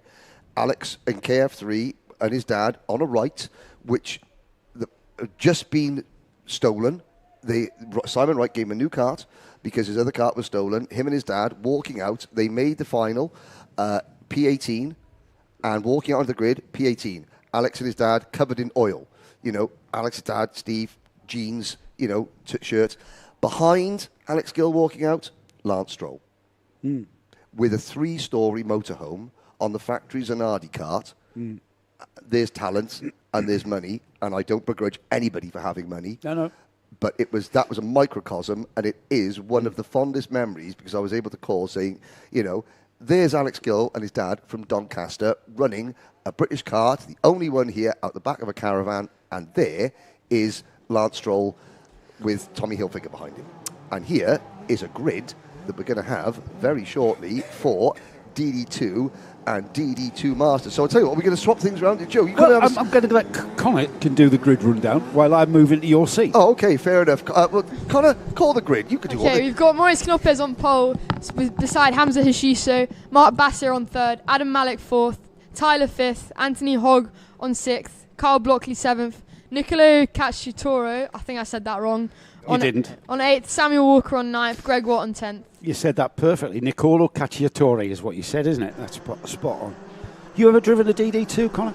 No, I haven't, but I've just looked at the live chat and I can see Theo said Connor for DD2 next season. I don't think so, mate. I've only just turned 15, so a bit young for DD2. Yeah. I might give it a test though. You never know. It's worth a thing. I mean, it's complicated enough to drive a Rotax Max kart. Let's just add in the complication of 2 ratios as well. That's a little bit soon for you. A little bit soon. We've got the field being led round by Maurice Knopez doing the throw, and I think the story is Hamza Hashiso, who had that catastrophic engine gearbox failure yesterday. The team set to work on putting that back together, but I think Henry was saying that he qualified on his secondary engine, his practice, as you call it, the practice engine. So he's not optimised. However, second on the grid, front row of the grid for him, and Moritz on the pole position as an over 32, I think is the Masters criteria, which is in your world, Connor. That's really old, isn't it? Yeah. Don't even go there, mate. Here we go then. DD2 Masters on the original pole. And it's beginning to splash with rain. Henry is out there having his little break, and he's got rain coming down. Now, you mentioned the rain in this country, the track has got so much heat in it, little bits of rain don't affect the track condition at all, do they? Yeah, for sure. If there's just a few droplets, it's fine. The drivers have nothing to worry about. Once you see rain pouring and going off your visor, drops going down your visor, then that's when you know proper rain. It's changing. Yeah. But Here if it's just little drops on your visor, then it's fine. I think they'll be fine. Yeah. I do think they'll be fine. Remember, it's a straight run to the first corner here. Missing out that section that we're going to race on, and Moritz Knopez gets underway, and that bright orange helmet leads the field. Looks like a Mumbai Falcons, your team, out in first, second and third with a kart that spears off there, and I think that might have been Kyle Blockley. We'll confirm that. I'm not sure who that was that speared off. But yeah, it's a Mumbai Falcon 1, 2, 3. Moritz Knopez leads the way ahead of Mark Bassir and then Tyler Harris. Now, Mark Bassir is the younger man here, first season in DD2. We had a great interview with him at Yaz where he talked about the differences in the Rotax Max kart to the DD2 Rotax Max kart. And already challenging, heading down the inside. Is he going to use the brakes here? Remember, brakes on both axles on a DD2, so they tend to brake in a straight line, and that was a textbook move for the lead. Yeah, here's the kartshop.me replay of that move into turn 15. Yeah, Mark just got really good late on the brakes there, got it stopped, really good move there. And also then front brakes in the DD2 definitely help for a send like that. Now the thing is, you have to get that rear axle rotating, don't you? You have to get the rear end rotating, and it's you guys do it by using your left foot to get the back end to rotate into the corner. You can't do that on a DD2, so I'm not really sure how these guys can do that and get that car to turn in. It's because basically they brake in a straight line. Yeah. 100%. Like, a lot of people don't know. Obviously, it's different for DD2 and KZ. But in like the junior senior class, like a lot of the turning is not just from the steering wheel; it's also from the brake pedal. Like, it also really depends how you hit that brake to help get the rotation of the car. Here we go then. Bassier leading in second place. We've got Tyler Harris, who has moved through ahead of Canopes. Matt Moritz still in third and hanging on to the rear bumper of Tyler, but Tyler Harris, that caught in second place there. He is leading the championship. However, as this season wears on, and still 4 rounds to go, Connor, there's still a lot of racing to be done, and Tyler Harris, if he's not careful, he needs to be careful of that man in front of him, Mark Bassier, because he's creeping up on him in that championship table. Yeah, for sure. There's still a long way to go now. Mark's been doing really well lately, especially since it's his first season in DD2. But Tyler is looking racy here. He's all over the back of Mark. I wonder is he going to send a move? And then that also could bring Moritz back into it. And then, yeah, who knows what will happen. But so far, it is still a 1-2-3 for Mumbai Falcons. And I'm just curious to see what Tyler will do now. He's on the back of Mark. No, nothing there. I don't think he's close enough yet, but we might see it here at the end of the back straight, because you've seen it before. It's such a late braking zone here. You can do so many sends. And with them front brakes in the DD2. No, Mark goes defensive. Yeah, that was slightly defensive, wasn't it? Defensive enough, though. Yeah, he just positioned the car in the middle, didn't he? Yeah, just moved it to the middle to show Tyler that he still wants to lead, and he's not letting Tyler go through. But we'll see now how Tyler's going to react to that. Now, Tyler missed practice yesterday because he was a bit under the weather. There seems to be some horrible bug going around that I think even I've been subjected to. But Tyler seems back on form, just losing out a little bit of time to the leader, Bassier. But he's going to settle in now, compose himself, and come back towards Bassier. And maybe, Connor, he needs to leave maybe 1 or 2 karts gap now at this part of the infield before he gets round to turns 13 and 14 and that run onto the back straight where he might be able to have a go on the brakes. Yeah, for sure. The toe is massive at this track as well, especially going onto that back straight. You can gain so much time from that. All depends on how he's going to drive this left now, though. Oh, yeah, he looks close enough for a send. Mark's not looked. Is Tyler going to go for the move? No, nothing Not quite there. Yeah. It's getting close now. I think Tyler is running out of patience here. He's going to want to get to the lead as quick as possible. Is there such a thing as a waiting game? You're aware that you just completed half distance, 4 laps to go. Are we seeing potentially, I talk about a high-speed game of chess, Connor, and you guys look like you're just waiting for that last maybe 2 laps or lap and a half or so. Is that a thing? Am I right in that perception? I mean, it really depends on the situation. Like, I remember one time at Alain, it was Arhan, me and Nathan, and we basically just pushed the whole race. I know how entertaining. Yes. And waited for them last 2 laps, and then we just had a big race. But we had a guaranteed Mumbai Falcon podium there just because we pushed away. But yeah, it does really depend on the situation. With other teams, it's not as common for just someone pushing them to the end. Does it matter that it's your teammate? Do you treat your teammate a little bit differently to say? I mean, yeah, there's definitely team orders, but there's no friends on the track, so yeah, that's what you have to think about. Team orders, I would imagine, are just don't crash into each other. Yeah. Yeah, go fast, don't crash into each other. Yeah. But, and saying that then, is it okay to crash into someone else from another team? In a challenge? Is what I mean, is what I'm alluding to. I'm not going to answer that question. No, probably best if you didn't. Yeah. Probably best if you didn't. Ken Potter might not be listening right now, but he will be later on. This is a great race that's breaking out here, and that driver there. So we've got a Mumbai Falcons 1, 2, 3 here. Boris Canopes taking a watching brief. Tony Hogg is, so we've got a 3-kart train there at the lead, and then behind them, that driver there is Tony Hogg, fresh out of retirement, leading Hamza Ashisho and Adam Malek. So it's a great battle for 4th, 5th and 6th. However, we can't take our eyes off this lead battle because it's coming, isn't it? Yeah, it's just a game of cat and mouse here. Tyler's getting close and then dropping off, getting close and dropping off. But yeah, he's going to have to make a move soon because Moritz is looking very fast here. If Tyler doesn't make that move for the lead, Moritz could be going in on Tyler. How much collaboration, Connor, is there inter-team collaboration with regards to setup and how tyre pressures? Is that kind of shared data across those three drivers? What I'm pretty asking, I suppose, is how are we looking at three identical karts here from Mumbai Falcons? I wouldn't say identical because obviously each driver has their own preference. Like one setup might work for one, but not the other. So yeah, I don't actually know what they're doing, but yeah, I would say no probably. Right, good answer. Appreciate that. Here we go then. Tyler Harris moves up under braking into this infield section. I think this lap will be the lap. Yeah, if Mark does not defend, I think Tyler will be going in. Well, time and opportunity is running out for him here, isn't it? He needs to be smooth through here, needs to keep momentum, and he gets right onto that rear he's run bumper. A bit wide there. He has, he lost that going into the corner there. And Bassier, I think, has got a strong lead here as we come through the turn 15 and then the all-important turn 16 into the final lap now, Connor. We're starting the last lap now. Bassier doesn't have a look. He does go slightly defensive though, but Tyler is on his bumper. I wonder if we will see a move this lap. He was defensive in 1 and he was defensive in 2.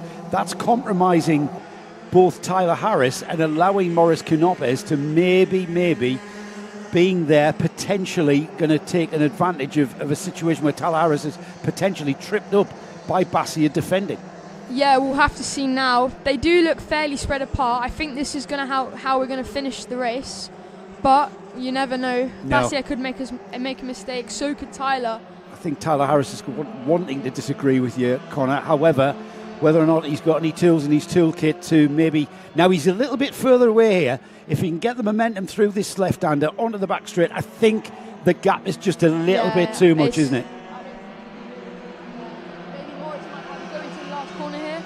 No, nothing. No. So that's your order. Mark Bassier P1, then Tyler Harris P2, Moritz P3. So it's a Falcon 1, 2, 3. Then followed by Anthony Hogg. Oh, very close there between Anthony Hogg and Hamza Hashisho. But yeah, Hashisho 5th, Adam Malik 6th, Carl Blockley 7th, Nicolo Cacciatore 8th, Greg Watt 9th, and then Samuel Walker 10th. Yeah, that's what we saw. Now then, tell us, Connor, what's your thoughts on that checkered flag, the finish line being after, I should say, the braking area where you brake for turn 1. There's a regulation where you've got to take turn 1. Yeah, you can't just overshoot turn 1. Yeah. Like, for example, if you're in quali, you can't just not brake for turn 1 if it's your last lap to try and get an extra tenth or two. But it is so obvious if you do it because you're just going to go straight. So that's why it's just easier to just brake in your normal place. Yeah. A little bit of an anomaly for this weekend. However, next weekend we're moving on to 2 point scoring rounds on Saturday and Sunday for round 8 of the UAE RMC, and we're back to the original configuration of the track which we saw at the beginning of the season with that straight run down to what will effectively be turn 1 rather than turning sharp left there, as we can see. Let's have a look at the result then for DD2, their heat phase. There you go, Connor, there's your rundown. So you have Mark Bassier P1 followed by Tyler Harris, then Maurice Canopes. That's your top 3. Then Anthony Hogg 4th, Hamza Hashisho 5th, and Adam Malik in 6th. Followed by Carl Blockley in 7th, Nicolo Cacciatore in 8th, Greg Watt, and then rounding off the 10th field, Samuel Walker. That is a great run from Tony Hogg there, who clinched a 4th place. Yes, he's second in the Masters, but Tony Hogg there finishing and having a great race with Hamza Hashisho and Adam Malik. He'll be happy with that coming out of retirement again for Tony Hogg. But going forward into the pre-finals and then the finals, those 3 at the front there have proved to be the fastest karts, all 3 from the Mumbai Falcons team. And it's whether or not, because of the small grid, I suppose, Connor, if you are Tyler Harris, yes, it's championship points, but discretion being the better part of valor, it's best to finish second and not at all in a stupid lunge. And he'll be thinking that, and maybe he's keeping something back for the final. What do you think? Yeah, we'll have to wait and see. Obviously, it is not smart to do like a ridiculous move in Heat 1 just to get P1 for the heat. Yeah. But yeah, so we're going to have to see in the final what he has, if that's all his pace. We're going to see. It's intriguing. Henry, I'm going to give Henry's seat back. I'll keep the headset on though, Henry. And we can have a three-way convo. Connor, are you staying with us for the seniors? Yeah, why not? I think it might be quite a good race, actually. It will be. You're quite welcome. Well, this is Connor's wheelhouse now, the senior race. Interesting, watching that race from the outside, Marc Bassier's dad, he walked up and down the balcony following Mark. He's just done 7 laps of the circuit, just watching. Jenny steps in. It's interesting just watching the parents race with their children racing, even the older kids, because they're still, you're still your baby, even if they're 25 years old. And I don't know how old Mark is. He's got to be, 19 or something? He's 18, 19, yeah. But it was funny watching Dad walking back and forth, back and forth, just, and Hamza Hashisho's dad has a towel, a white towel, and I don't know what he was talking into the towel, but he was talking throughout that race into the towel, and I'm sure it's like, come on Hamza, don't do this Hamza, come on Hamza, do this. It's very strange. Parents, what are your parents like watching you race, Connor? Because your mum is always here with you. Your dad is sort of not, he's always watching, but he's not always at the track. Yeah, no, my dad does come to the races. My mum is always there, though, at the practice and the races. Are they nervous watchers, or are they, panicky watchers, or are they, the sort of like, come on, screaming and shouting watchers? My dad's okay, but my mum is quite nervous. I can imagine. There's a difference, isn't there? Between a dad and a mum watching their son or daughter race. But yeah, the pain that the mums go through, and everyone jokes about me and karting mums, but I genuinely, but I genuinely think that the karting mums are the most underappreciated members of the karting family, because they not only have to put up with the nerves and the torturous of watching their little baby, but they also have to deal with the tantrums, they have to deal with the financial fallout, they have to deal with the bad moods, and that's just the dad. Never mind the kid. This is Mrs. Clancy's baby with a plaster cast on his right-hand wrist. Yeah. Then nobody wants to see their kid hurt in any way, emotionally or physically. Yeah, so it's now, Nathan Cappan, your erstwhile teammate on the front of the senior grid, Connor. Looking at this, I'll say something that it's not meant to be right. How are you looking at that now? Is there a pang of I wish I was out there, or as sort of the reality of like, look, it's this year, let's just put a dot in it and we'll carry on later this summer? No, I'd rather be driving right now, to be honest. Of course. As much fun as it is commentating, I'd much rather be sitting on that grid now. Joe will attest to this. When I stopped racing and started commentating, it took me a good couple of years before, and it was the rolling lap. The rolling lap got me. I was happy calling the races, happy calling the grids. That rolling lap, I would have sold my own grandmother to get out back on the circuit during the rolling lap, because that was the bit that I think, all right, we'll get into it. Now there is Jules Dumont in the number 337 Telios racing kart. Good qualifying effort from Jules on the front row of the grid. You can see the O plate just behind it. That is Rian Damadasa. Now, when you moved in... Oh, sorry, Joe. I was going to say, I just want to add to what you guys were saying. We're all frustrated racing drivers. Yes. We all want to be there rather than sat here. However, I'm too old now, obviously. Yeah. I'm too untalented. That point there, Connor, is perhaps even more intense than when you actually start racing, because there's all of that expectation. And I used to have to consciously calm myself down. From the heartbeat would start to raise. You're looking around you. Oh, there's such and such. I've got this numpty behind me. I'm going to have to watch my rear end.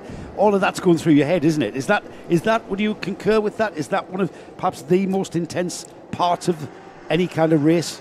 Yeah, possibly. Not for me though. I just block out all the You're noise. just too cool and a great commentator. I'm going. I know, Guy Sheffield is busy trying to figure out what's 50% of the wages for today, etc. So here we go. Formation lap, your starting lineup as follows. Nathan Cappan and Jules Dumont on row number 1. Rian Damadasa and Enzo Tesla. Great drive from Enzo to put it P4. Adam Albacini and Max Dexter making his return to the championship. Alicia Canessa, P7 ahead of the notorious BIGI, Alessandro Bigi, Amani Kanua, George Nasser, Abdullah Al-Qaita and Rayan Qureshi round out your top 12. Ahead of the debt collector, Jeremy Montgomery Swan, Philip Dinu, Adi Schmetter, Enya Sachi, Ryan Carews and Oscar Lambert down in 18th. Mohamed Menamne, Kian Crayonbull, Zain El Homassani back in 21st, Oscar Backhouse, Andrew Obeid, Alexis Alzia, and the back of the grid, Manaf Al-Baluchi, and brand new, first ever Rotax race, Laith Coronfall, straight out of the Saudi World Series into senior Rotax in the UAE. Now, as hurdles go, that's a big one to climb, isn't it, for Laith? Yeah, definitely. Going straight from rentals into a senior kart, yeah, that's a big jump. So But it'll be interesting to see what he does. I mean, but you know, he's a little bit off the pace, but he's not miles off the pace. Learning very, very quickly. Really pleased to see so many CRGs here this weekend. It's the biggest deputation of CRG drivers that we've seen here in the UAE Rotax Max Challenge. Nacho is very busy in the CRG tent. Warming the tyres as much as we possibly can. Now, of course, strictly speaking, tyre warming's not allowed in karting, so this is just checking the steering, isn't it? Yeah, 100%. They're just checking everything's working. Not trying to, not putting any extra temperatures. Yeah. Like, no. Perish the thought. So, the 26 kart grid lines up. Kappen on pole, Dumont alongside Darmadasa and Tesluk.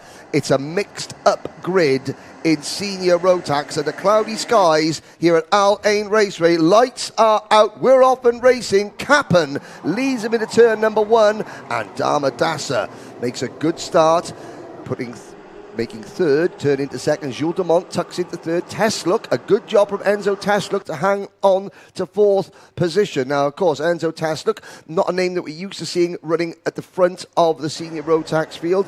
If this is your first time up at the front, how easy is it to start overdriving and to get a little bit carried away? Yeah, well, if it is your first time in the lead, then yeah, it's definitely nervous because you've got a train of angry senior drivers behind you. Putting loads of pressure on you, so you can tend to overdrive. But I know Nathan, he's an experienced driver, he's very calm, so yeah, he should be doing good. Yeah, Nathan, of course, last year's junior champion, so whereas it was Conor Clancy representing the UAE at the 2024 Grand Finals as a junior, last year it was Nathan Kappen. Ooh, dust being kicked up, that was Alicia Canessa being forced wide after a great qualifying effort. And here's Jules Dumont to the inside. And now that is a place that we didn't really think we were going to see a lot of overtaking, is it, Connor? That what is normally turn 1, but on this layout, it's turn 3. Yeah, I know. I actually wasn't expecting to see a move there this weekend, especially in the senior kart. Maybe in a micro it'd be okay, but no, in these big karts, that was a really good move there from Dumont. Let's see if he can catch Nathan. And he not only catch Nathan, but look how much space it cost Rian Darmadasa there being overtaken, because of course you've got no momentum down the straight towards turns 4 and 5. But Kappen being put under pressure from Jules Dumont. But of course, with the fact that you're sat with me and Joe, Connor, the title picture has been blown wide open, hasn't it? Yeah, definitely. Unfortunately, it's going to be somebody else, not yourself, taking the title this year. However, when they look at the books, the history books, no driver has probably won more finals this year than Conor Clancy across 2 classes. How many finals did he win in a row? 1, 2. It was 3 or 4. I think it was 8. I think it was 8. I think it was 4 in junior and then the first 4 in senior. Yeah. So 8 final victories. I'm not quite sure if anyone else is going to match that. Maybe Maurice Knoppers in DD2 Masters, maybe Tyler Harris in DD2, but certainly in terms of final wins, Connor, that's it's something to look back on in the future and think, okay, I'm very proud of this. Speaking of looking back, Nathan Kappen, he might not want to look back right now, because he will see that not only does he have Jules Dumont alongside him, Dumont to the inside! Big move there. Is Kappen going to hold it? Yes, he is. Lovely stuff there from Nathan. There was a big send from Dumont. Nathan stayed calm though. held it around the outside. Here's the kartshop.me replay. Yeah, you can see Nathan did not back out. He knew he was going to have the inside for the next corner.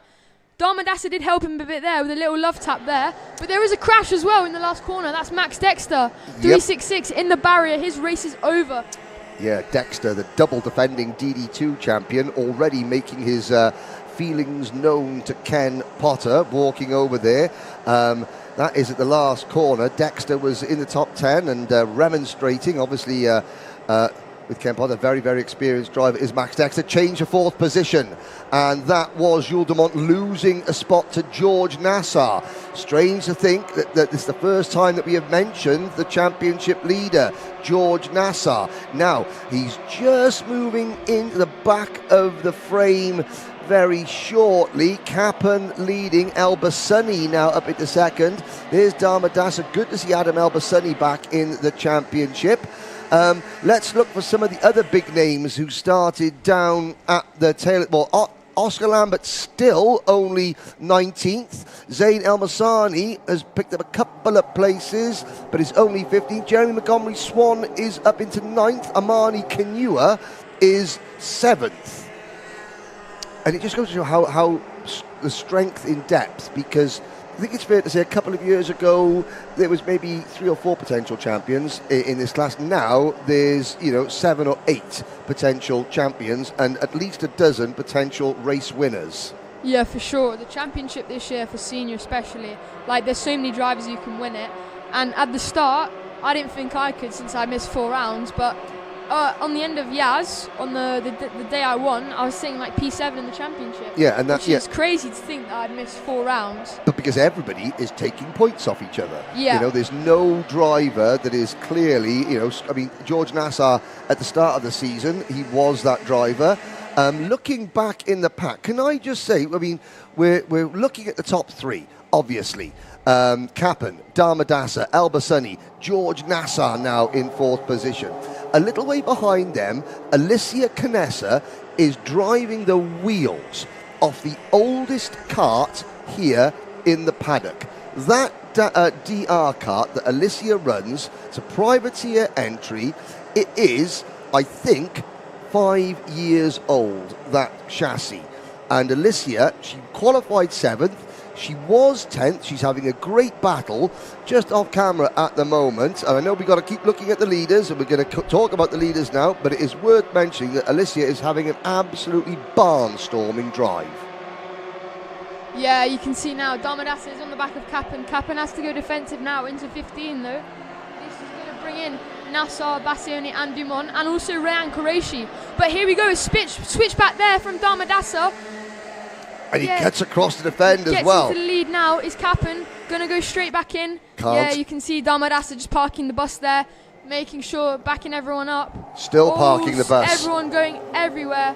Jules de Mont up to 3rd position there. Jules de Mont taking advantage, and that's what you've got to do. If you're at the back of that was perfect from Jules de Mont. 5th going into that, but he could see, okay, everyone else on the inside line, they're going to wash out coming out of the corner, so I am going to take a nice wide entry to cut underneath them coming out. It gained him 2 places, and as we're on lap 7 out of 8, that's put Jules de Mont into a potential race-winning position. Sometimes it's those moves that on the surface don't appear to be critical, but they turn out that it was vital that de Mont did that at that particular moment. Yeah, 100%. And if you look now, he's got a gap behind. He just has to worry on what's going on in front of him and get to the front. As you can see, this is going to be a nice last lap here. Darmadasa, is he going to have to go defensive from Capon? Capon isn't close enough to send a move there into turn 1, but Capon is fast. He pulled it on his own in qualifying, so he knows he's got the speed. Now we're going to have to see, can he win this race? Can he do a crazy move now to get the lead? Right then, you're your teammate. You are Nathan Capon. What are you doing at this particular moment, Connor? I want to win. I want to get into the lead. You want to get to the lead. So how are you positioning your car into the corners to sort of that sole focus? Even though you've got de Mont right behind you, if you're Nathan Capon, you are on the slippery surface flags. That's another thing you have to worry about. I think there might be some rain out there. There is. Every corner there is slippery surface flags. So that's another thing you have to worry about, holding the brake. Who's going to go in harder? Because if you go in too hard, you can be off the track. And of course, Damadasa is the guinea pig, isn't he? Yeah, Kappen can react a fraction of a second later. We're on the last couple of corners. I think Damadasa might just have done enough. A great switchback manoeuvre for Rian Damadasa seals the victory in senior Rotax. Nathan Kappen coming home second, and we just got the checkered flag before the rain seems to have intensified. Although looking at the track, Connor, the track is obviously still bone dry. Yeah, the track still looks dry, so I'm not sure though, because there is a few spots. I'm looking in the pit lane now. You can see a few spots on the track, but I don't think that will affect the drivers that much. But we might see now the pre-finals. If it gets worse, that could affect it more. Yeah, now, in terms of wet weather driving on slicks, Connor, how much experience do you think many of these drivers have got? None. I think maybe Nathan might have some, because he's been to Europe a few times. I think there will be drivers out there, like, for example, Jeremy, Nathan, probably Georgie as well, Rayan. Like, they all know how to drive, obviously. Everyone knows how to drive. But it's a completely different, like, when you're on slicks in the wet, it's a completely different thing. It's so slippery. You really have to handle the car well, hold the brake. So, yeah, I do think there's a lot of people that are inexperienced out there. But, yeah. Well, we shall see. What has Mother Nature got in store for us as we conclude the heat races? We'll be into the pre-finals. Here's a quick look at the provisional result. Rian Damadasa and Nathan Kappen, first and second. Jules Dumont and George Nassar, third and fourth. Then Rayan Qureshi and Adam El-Bassani, 1.4 seconds separating the 1.5 seconds separating the top seven, with Amani Kanua in seventh, Alessandro Bigi, Enzo Tesluk, Jeremy Montgomery Swan, Mohamed Menaimne and Zain El Homassani, your top 12. Kian Krahenbull, Ryan Carews, Oscar Lambert, Eni Asachi, Adi Schmetter and Philippe Dignoux. They are your top 18 finishers. Further back now, let's have a look. So first of all, Leith Corenfall, congratulations, 23rd place, and he was not dropped by the rest of the pack. Commiserations, Alicia Canessa fading, well, she had a couple of off-track excursions. She fades to 24th place. Oscar Backhouse, the only retiree, Max Dexter. Max, like a number of people, frantically trying to get online coursework finished ahead of exams, things like that coming up. Some universities have cancelled exams, others haven't. Everyone doing online learning. Max Dexter, he was doing physics in the restaurant yesterday, and I was like, so what do you think about having, he was like, I think it's absolutely fantastic, because there is no way in an exam I would have got my predicted grades. Sorry, Max, I'm just giving the game away there. He was like, so I am loving the fact that the exams are being cancelled, and I could just send in all the coursework that I had done, because that was what was going to give me a good grade. There is Mark Rose, and I'm going to step out. Oh, so Connor is... Connor, you're going to come back again later on for some more junior and senior racing, potentially? Yeah, maybe. I'll have to see if I have the time, because I need to go speak to the team, speak to some drivers. Well, so, of course. Yeah, I mean, if I have the time, I'll definitely come back. Well, I mean, if he's got the time, well, why not? Thank you very much, Connor. It's been an absolute get back pleasure. to your proper job and give me mine back, eh? Yeah. Far too good. Connor, it's been, honestly, mate, it's been an absolute delight to have you. The insight that you can give is just golden, like I say. So you're welcome back at any time. Could try and get back for the pre-finals, if you will. Thanks so much. Thank you, guys. Go off and do your proper job now. Right. Oh, hang on. Take your water, mate. Yeah, and Connor, that's all we can pay you. As long as Connor can get his agent to talk to me, that's fine. Yeah.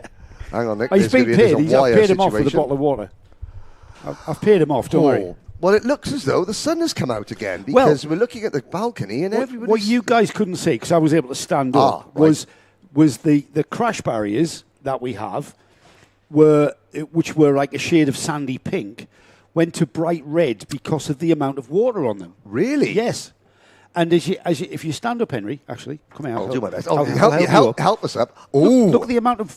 Yes. I mean, that is not wet weather tyres. But that is the most water we've seen on that track. It's kind of like it got a leopard print now, isn't it? Interesting on the camera now. Mark Rose with the green bucket hat and the white sunglasses. He has actually been pipped in terms of best bucket hat of the day by Pierre Abu-Diwan. Now, there's Floris Schenkenberg. He's got a sort of Red Bull-style bucket hat, which is P2. Mark Rose with the green bucket hat is P3. Pierre Abu-Diwan has got a fantastic bucket hat. Apparently, it's Italian, and it is very, very colourful indeed. Just bucket hat games. There is Connor Clancy, now just chatting with George Gibbons from George Gibbons Motorsport. He's a spot Connor. He's the one with the cast on. Yeah, he's just with the blue cast on. He's just walking down the stairs now. I think there he is. Carrying a contract from Karting Live TV. G Sheffield. Yeah. For next. Oh dear. All he needs is some cameras. Yep. Now there, in the number 16 shirt, that is the new Amar Tabatsa merchandise being displayed by his, it's not his dad, but just walking into the restaurant area with the number 16 and the 80, looking like the ace of spades on Amar Tabatsa's T-shirt. Pre-finals time, and the coach, Danny Shields, standing there, cap on backwards. Talking about spectators. Look at that. That is something that we haven't seen. Look at that on the camera. What? Rain. Drops of rain visible on the camera. You can see, my eyesight's not great, but I can see the raindrops falling on our heads. Ash Whiteman is there with his white XL Motorsport T-shirt on. Henry King. There's Baptiste Augustine. Is it raining, boys? Give us a thumbs up. How hard? It is raining. Is it raining now? Out of 10, how hard is it raining? Fingers up.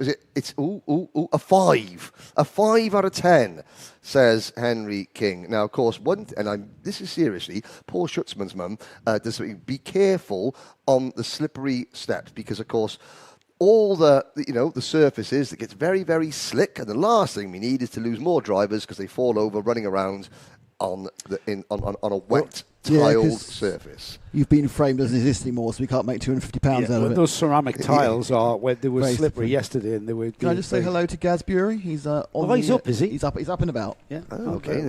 Hello to Kenya and to South Africa. Hello to Africa. Yes. I want to say hello to For Mama Julio. Yes. At Ndoyo, all team Armani Kinua. Yep. Victor Mayana.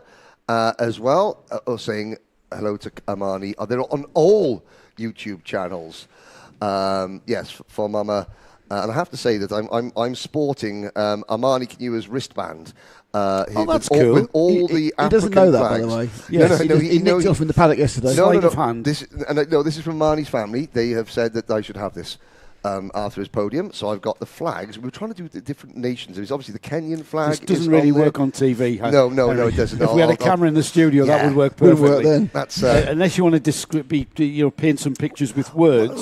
Camera it's going to be a bit tricky. Yeah, no. Let's. Lesson 101, Henry. It's not radio. It's TV, and we're going to try and talk about the pictures that you're seeing. It's a very grey-looking picture at the moment, I have to say.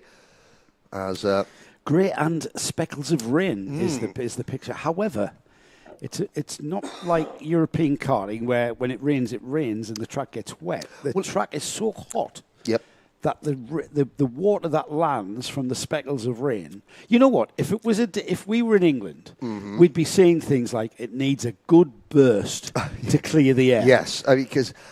Oppressive is not the word. It's just very humid. It is humid. Very. It's muggy. Muggy. You can't say muggy without saying it in a Birmingham accent. Birmingham accent. Sorry, Birmingham and the West Midlands. You've been hanging around Stuart Lyne's too. No, I work for the man. I know, exactly. That's what I mean. Whoop the Villa. Is he Villa, is he? Not Blues? Yeah, no, he's a Villa. He's Villa. And of course, it would be the Micromaxes that have to go out on the trickiest of track conditions. So entertainment is going to be high. Nerves from parents is going to be even higher. The chances of a surprise winner, I think, better than ever. I can't tell if the rain is still, if we've still got droplets of rain dropping. We've got a board that's, I think, the 30-second board. They're about to be released. We'll soon We've find got out how our slippery it grid is. being led out by Samar Chopra, who's the driver on the Dubai O-Plate. Adam Al-Shaikh is the driver who started the heats on the pole position after time qualifying, however had to settle for second. Here we go. Drivers turning in, understeering. Yes, Yeah. it is damp. And somebody at the back, a couple of carts spinning. This will be the first time that some of these drivers, if not all these drivers, will have had to race in less than bone dry conditions. Here's your grid. Here's the grid. Then Samar Chopra and Adam Al-Shaikh are the front row of the grid. Amar Tabatsa and Cameron Harvey following row 2. Row 3 is Leo Reutmann and Via Ponnet. With row 4, Adrian Faro-Vignoli. Liam Hanlon finishes 8th. Starts 8th. Row 5 is Alexander Feinstein and Sebastian Storer, with Thayab Haroun and Saif El-Mina on row 6. And then 13 carts rounded off by Youssef El-Kayat. Now, looking at Liam O'Hanlon's start position, he had a penalty, and I'm not sure why. So did Alex Freienstein. Alex Freienstein had a penalty, Sebastian Storer, Thayab Haroun. But that's put Liam O'Hanlon, championship leader, coming into this round, down the order in this pre-final. So he's got a bit to do, but the way the carts are slipping and sliding through that final turn, Henry, it's this treacherous. is all up for grabs here. I'm not a betting man, but I would steer well clear of this one. I am, and it's the Grand National today, and I'm not. You're not allowed to say, but if I had £10, I'd be putting my money on Jaguar at the Aintree. That's a horse. Oh, racing really? thing, Is that? Yeah, Yeah. Jaguar. Anyway, we'll carry on with the go-karting. Less about why Henry has no money, because he likes Henry likes horse racing. It's why he has no money. It's not his only vice. It's not his only vice. No. So we've got the it's a voyage of discovery out there at the moment, isn't it? The drivers are finding out where the grip is, and usually off the wet line, off the usual conventional line, is where the grip is. However, there's a lot of sand there. Add water, it becomes a bit sludgy, I would imagine.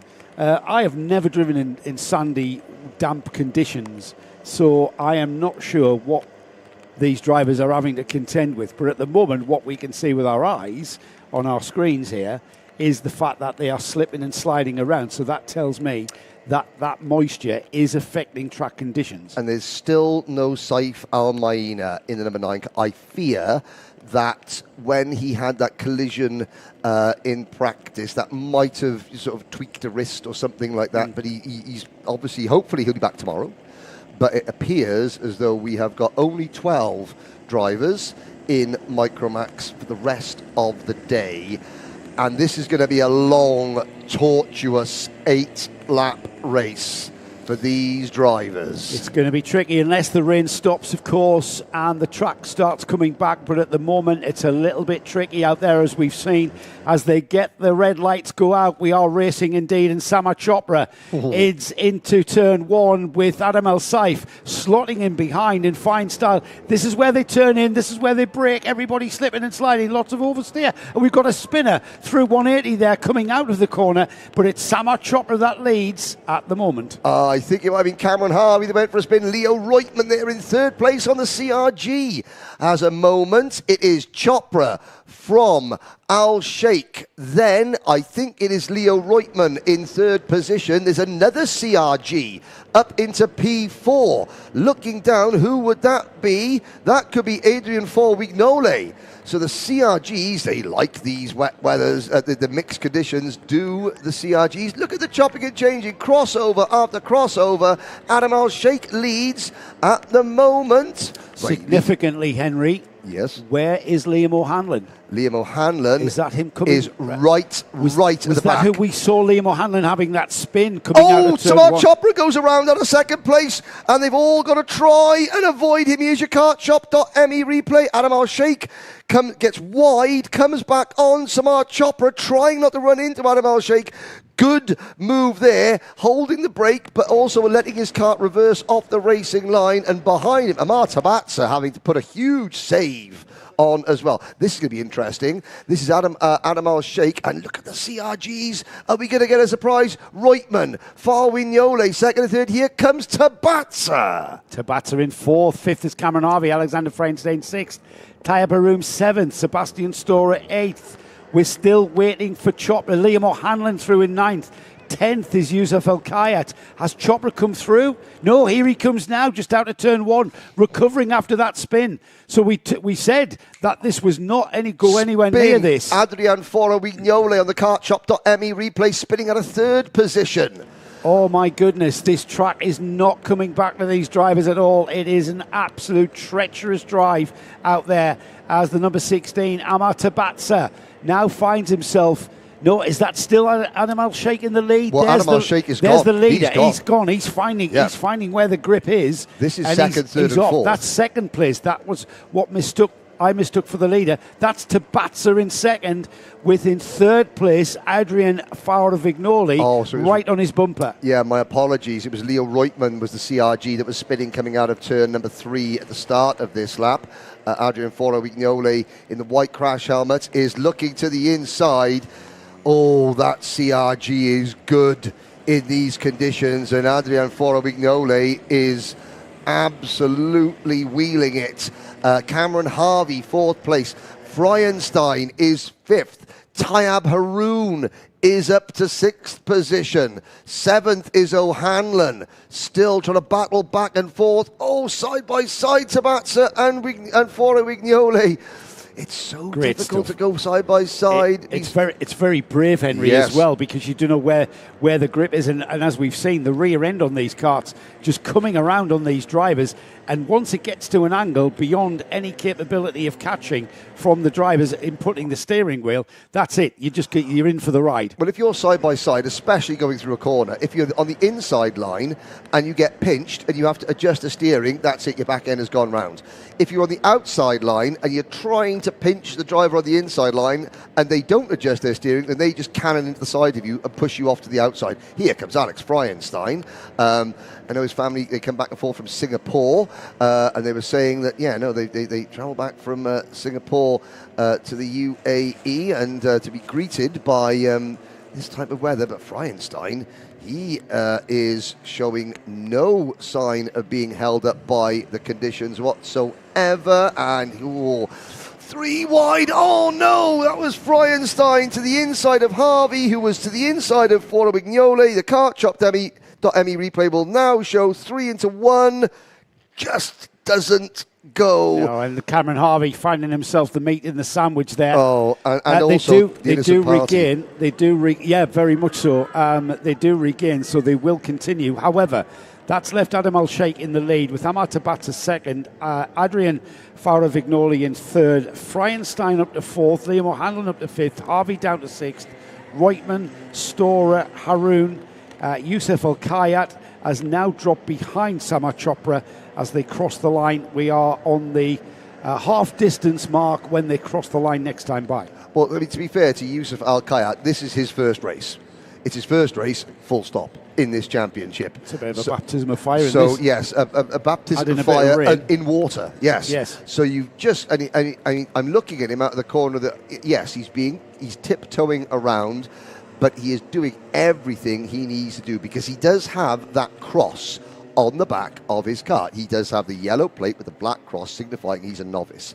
And every novice, at the end of each race, they need to go and get their license signed by the race director, that the race director is happy with their performance, their safety, and everything like that. So Mr. Al-Kayat is doing absolutely everything he needs to do, as we have a change for second place, or do we? No, we don't. It was for a moment there, but as we thought, when we saw the track configuration here for Alain round 6, we thought, that's going to be a switchback area, and it certainly was, as Tabatsa falls foul of Adrian Faurovignoli, but then rights the wrong that he feels was done there. He's back up to second, but Faurovignoli, he's not settled, is he? The CRG driver on the orange and black cart there, coming back to the XL driver, the blue and white cart in second. It's an XL1 too, actually, as Adam Al-Shaikh, who we've neglected a little bit because he's so far ahead, Henry.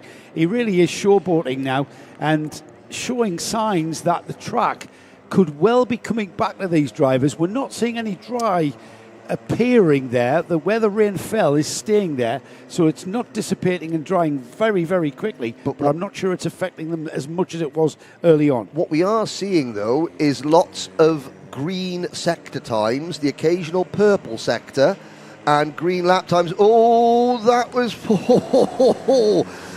a Vignole. Almost a bit of help from Cameron Harvey, and suddenly we have got 6 karts battling over second. And as Liam O'Hanlon was fighting there for 4th place there, he's been hung out to dry as he's about to lose a couple. No, he hangs very much on to that 4th place, 5th place that he almost lost from Leo Reutemann, who decided to come down the inside when he was stifled somewhat. Now O'Hanlon is right on the bumper of Cameron Harvey. However, we're talking about the bright green, yellowy green helmet there in the 4th kart in that train there. The 2 orange karts behind him is Leo Reutemann and Alexander Feinstein.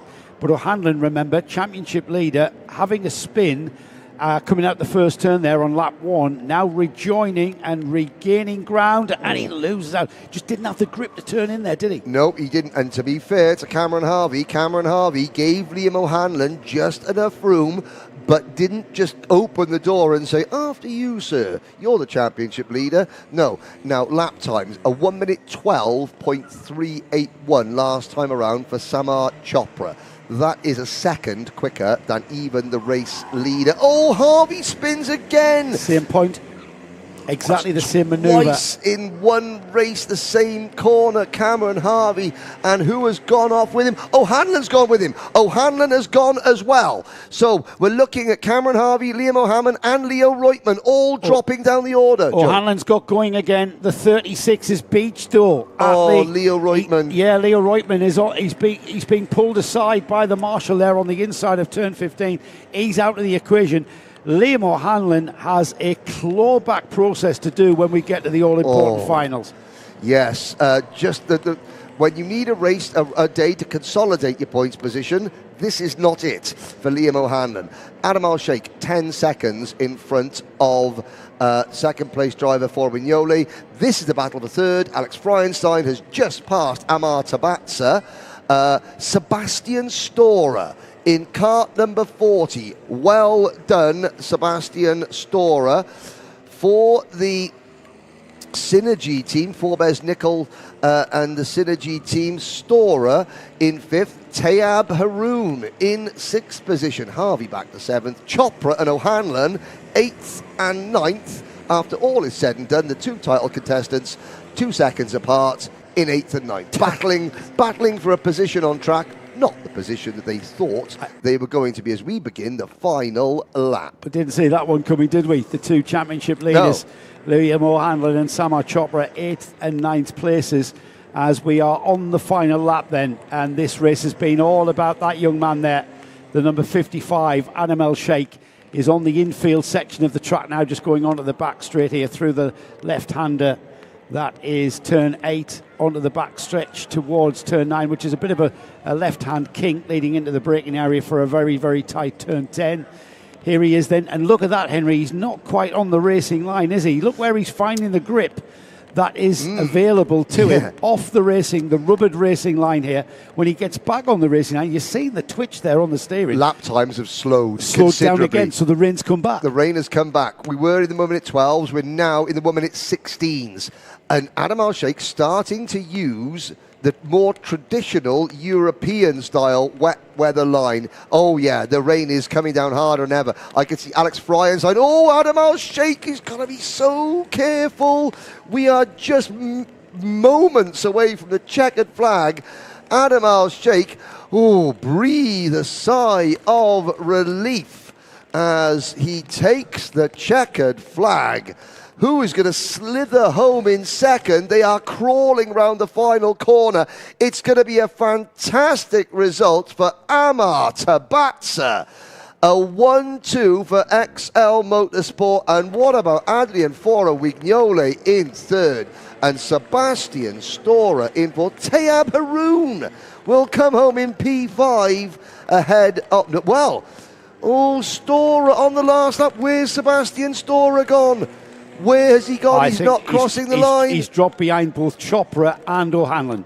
And he spins. Oh, so Sebastian Storer. So Tayab Haroun, that's a career best finish for Tayab in P4. I thought Storer had crossed the line before he did. So I was, extolling the virtues of Sebastian Storer, and he'd had a moment on the last lap. But still, despite that, a very, very good drive from Sebastian. He had a moment because he was coming under a massive challenge from both Samar Chopra and Liam O'Hanlon. All that overtaking seemed to happen in slow motion as the carts slithered their way to the checkered flag. But I tell you what, an absolute masterclass in damp driving on slicks from Adam Al-Shaikh to head home his XL teammate Amar Tabatsa. Let's have a look at the result as we will confirm. We had 9 finishes out of 13 carts. Adam El-Sheikh takes the win. Amar Tabatsa second. Adrian Fowler-Vignoli in third. Fourth was Tayab Haroun. And then we have Alexander Feinstein. Cameron Harvey sixth. Seventh was Samar Chopra, championship contender. Liam O'Hanlon, championship leader. In eighth. Ninth was Sebastian Storer. And then we had Youssef Al-Kayet, Leo Reutemann, Via Ponner, and a non-start. Well, Via Ponner and Saif Al-Mina, both non-starters. Retirements in that race. Youssef Al-Kayet and Leo Reutemann there, who we saw get beached on the curbs at turn 15. Now, we have got, I think Via Ponner may have started, but he didn't complete a lap. But I'm looking at the recovery vehicle that is now, retrieving a stranded, an errant cart of Vaibhav Ponner. Look how wet the curbs are there. I mean, yes, and I'm looking shiny green curbs. The tiled surface on the spectator balcony looks like an ice rink.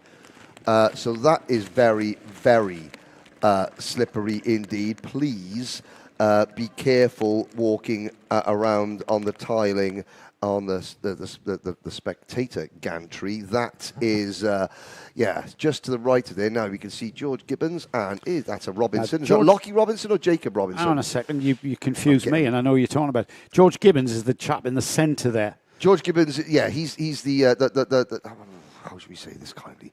Sorry, George. George is the more cuddly of the two. The bearded gent. Yeah, the beard. He's got the beard. Yeah. Lockie is the racing driver. So Jacob Robinson, that's one of the Robinson brothers as well. Then we've got Vaiko Payamaki's parents at the top of the stand there. And Mrs. Payamaki is now regretting not bringing her coat this morning. But you wouldn't have thought that. Let's go to we're in Abu Dhabi. Do we need a coat? We don't of need a course coat. we don't need a coat. No. The thing is, we might need a coat. That we now, Henry, dare I say, have got a properly wet track. We do. And this creates a proper conundrum when you don't have wet tyres, because it becomes a safety issue. There will be a collection of, in Minimax, the next is Jacob. Sorry, it's sorry, Victoria. That's Jacob Robinson. You have Minimax going out. Now, it's all well and good. We stand here and we sit here, we talk about driver skill. The race directors, the championship organisers, they have the driver's safety to think about. Now, of course, the problem with rain in the UAE is it doesn't happen very often. No. When it does happen, it goes from zero to flood very quickly. But then it goes from flood to drought equally as quickly because of the high temperatures. Here, this is European rain, where it's light drizzle, where it's not absolutely... It's full wet out there, boys. It's full wet.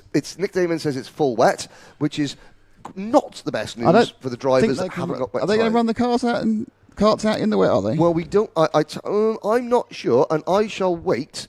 We'll try and get some communication with race control, race directors in terms of what's the thought process, what are we waiting on, And it could be, ladies and gentlemen, that we could have to do what is known in the trade as a fill.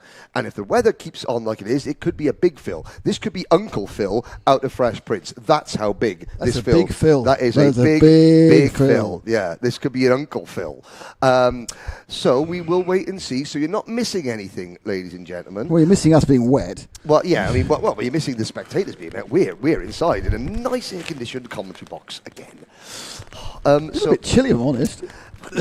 Should we put the aircon up a little bit, maybe to 21 degrees, you know? I mean, but yeah, as you can see, this is not a picture.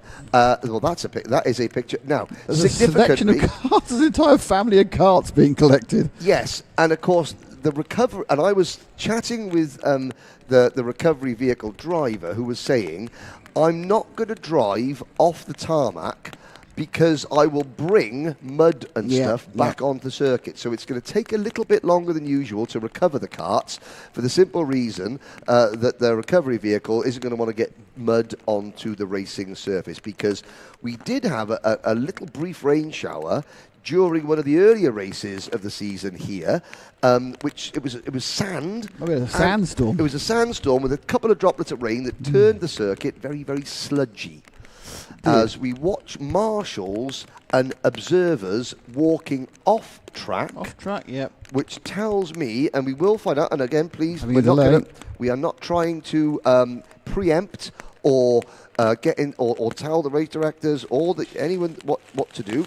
We are simply going to wait and get word on maybe one of the WhatsApp groups as to what the official state of play is. Well, that is proper rain. That is wet tyres weather.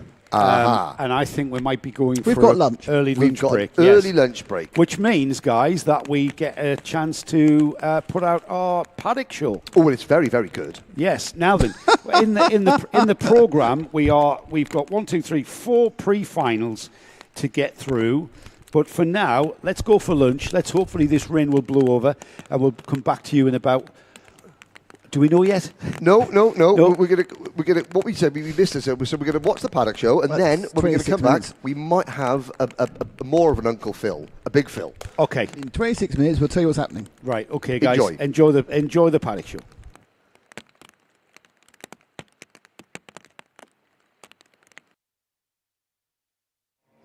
Well, hello and welcome to Karting Live TV and the UAE RMC for round 6 of the championship here at Al Ain, but with a new track configuration. Now, when I think about Al Ain and the UAE RMC, I think of only one person. And then after that, I think about Henry Baudet. And there he is. Henry, new track, new challenge. Yes, welcome back. It seems like it's been a while since Yas Marina, but we got 4 rounds, 2 of them this weekend on one of the tightest configurations of circuit that we've got here at Al Ain Raceway. At the end of the main straight, you have got that first chicane before you get to traditional turn number 1. It means it's going to be the absolute antithesis of what we saw at Yas Marina. Yas Marina, 95% of the lap flat out. Here, one of the most technical. This is a real driver's track. As well, here's something we haven't had to take into consideration this season. Yeah, apologies, we appeared to brought the weather with us. So you talk about drivers. So what I want you to do, Henry, is go and talk to drivers in this next 22.3 minute segment. I'll go that way and speak to drivers. Well, it might seem like a long time ago, but in fact, the last round of the UAE Rotax Max Challenge took place in February at Yas Marina. And the race of the season, in fact, officially Karting Live TV's race of the month, took place in Minimax between these two, LBJ Stubbs and the eventual winner, Austin Gray. And it was a really, really special moment because, Austin, that was your very first win, wasn't it? Yeah, I was very excited about it because in the race, there was a point where he just pulled away and I just didn't think I was going to win it. So it was very good that I did it. Now, they're sitting together because off track, they're good friends. And as well, Albie, you said something that was very, very special because even though you're both fighting for a championship, you're both fighting for that ticket to the grand finals. However, the Saturday, you won. The Sunday was all about Austin. But what were your thoughts when Austin won? Because what you just said off camera is very, very, very important. Well, it was a really good race between me and Austin. Like at the start, Austin pulled away a bit and I managed to reel him back in. And then Austin done a really good move at the last corner. I didn't expect there to be a move there, so I didn't defend. But when he won, I was really happy for him because it was his first ever race win and I was happy with a P2. I'm happy with any podium. Now, how difficult is it? So we'll talk to both of you. Maybe you'll be able to talk a little bit more about this. When you have a race like that against somebody who off track you get on with, how difficult is it, even at your age, to separate? Look, behind the scenes we're mates, on track there are no rivals. How do you find? How hard is it to differentiate and separate that, and to go up afterwards and say, "Well done, you beat me fair and square"? It depends. If they didn't beat me fair and square, then I'd be really annoyed. But like when he won, he didn't do anything wrong, so it was a good race, it was a fun race, and I was really happy with Austin. Now, Austin, the winner. Tell me something. So this is your first full season, really, in karting, isn't it? You've done bits before, but this is our first real championship battle, isn't it? Yeah. You know, I feel like when I'm going up against one of my friends, like maybe like Albie, Charlie Page, or like Ben or something like that, you know, it's just like, yeah, there's not really a friendship on track, but off track there's a lot of friendships. But I feel like on track, if they're your friend, you feel a little bit safer around them because you know they're not going to just punt you off or something. Yeah, no, and this is something that you're learning, you know, the friends on track and the friends off track part of it. How long did that win take to sink in? Like when you woke up on the Monday morning, you're like, yeah, I won a race, and let's look at the trophy again very quickly. Yep, it still says P1. Yeah, for like a week and a half, my dad was just rewatching that one moment.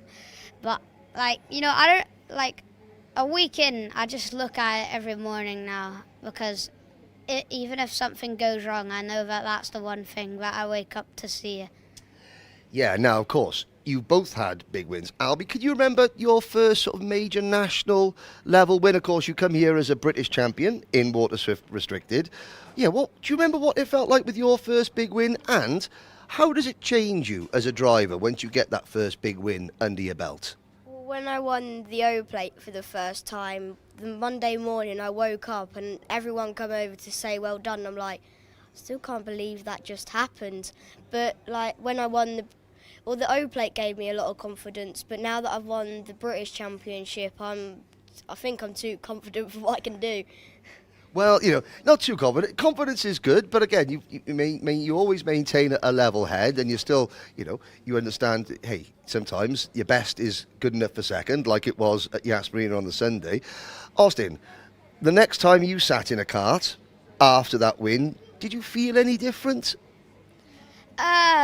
Not really, because before all the races, that like all of the races back to the start, I just wanted to get at least one podium this season. That was my goal. And now that I've won a race and I'm fighting for the championship, it's just like, wow, I've got all the way here. Because you don't know how horrible I was before this season. Everybody starts somewhere, isn't that right, Albie? I seem to remember you going around not very quickly in a Bambino at one point. Yeah, in Bambino I definitely wasn't the best. But it all catch up. Now, look at these two faces. Look at these two smiling faces. We're going to put them on the spot now a little bit. Okay. Yas Marina Part 2. It's at Al-Ain. It's the last round of the championship. It's neck and neck for the championship and the ticket. Does the final lap play out any differently in terms of how you race each other and the smiles afterwards? I don't really care about the championship at the moment. There's no point. I don't really care about it. No. Albie, I know you do. I really care about it, but it's my first year. I'm not hoping for too much. I'd feel great if I won it, but like I wouldn't be as devastated if I was in my second year. Okay, so 2 first-year Minimax drivers, 2 friends. Are we going to see plenty more of the same than what we saw in Yas Marina? Are we going to have Joe Bradley's race of the month for the next 2 months just with you two? There's going to be way more racing this weekend. I know it for sure. And Albie? I think the same. It's really close, and like at Yaz, it's very fast, whereas here there's a lot of braking points. I think it's going to be an incredibly good race. Okay, all smiles at the moment. The two Minimax drivers that competed for the win at Yas Marina, all smiles now. Let's see. I'm sure it's going to be all smiles by the end of the weekend as well, isn't it? Maybe. Yeah. Yeah. One of the most emotional podiums that we've seen all year happened in senior Rotax at Yas Marina. Amani Kinua on the podium, third place. It's been a long time coming, hasn't it? Yeah, it has. I really enjoyed the podium. I'm so happy to finally be on the podium in Rotax, especially on a big field like this. It means a lot. It does. Now, for those of you that watch on Karting Live TV, and of course you all do because that's what we're on, you will know that on the live chat, Amani Kinua has the biggest online following of any of the drivers here. Because, Amani, originally you're from South Africa, but your family live in Kenya, so you're doing a lot of travelling. You went home in the interim between Yas Marina and here. What was the reception like when you got home? We're wearing our African bands of friendship here. All the people from Kenya and South Africa that tune in to watch you race, what was their reaction when you came home with some silverware? They were just so pleased to see me. They were so proud of me. They all just screamed. They all just yelled when they saw me. They were just so Really? Was that just extended family or people that just watch you because they like karting and they've got someone to cheer for? Yeah, it's also people that also watch me because my dad calls people that he used to be friends with or old family friends that I don't even know, or people from work too.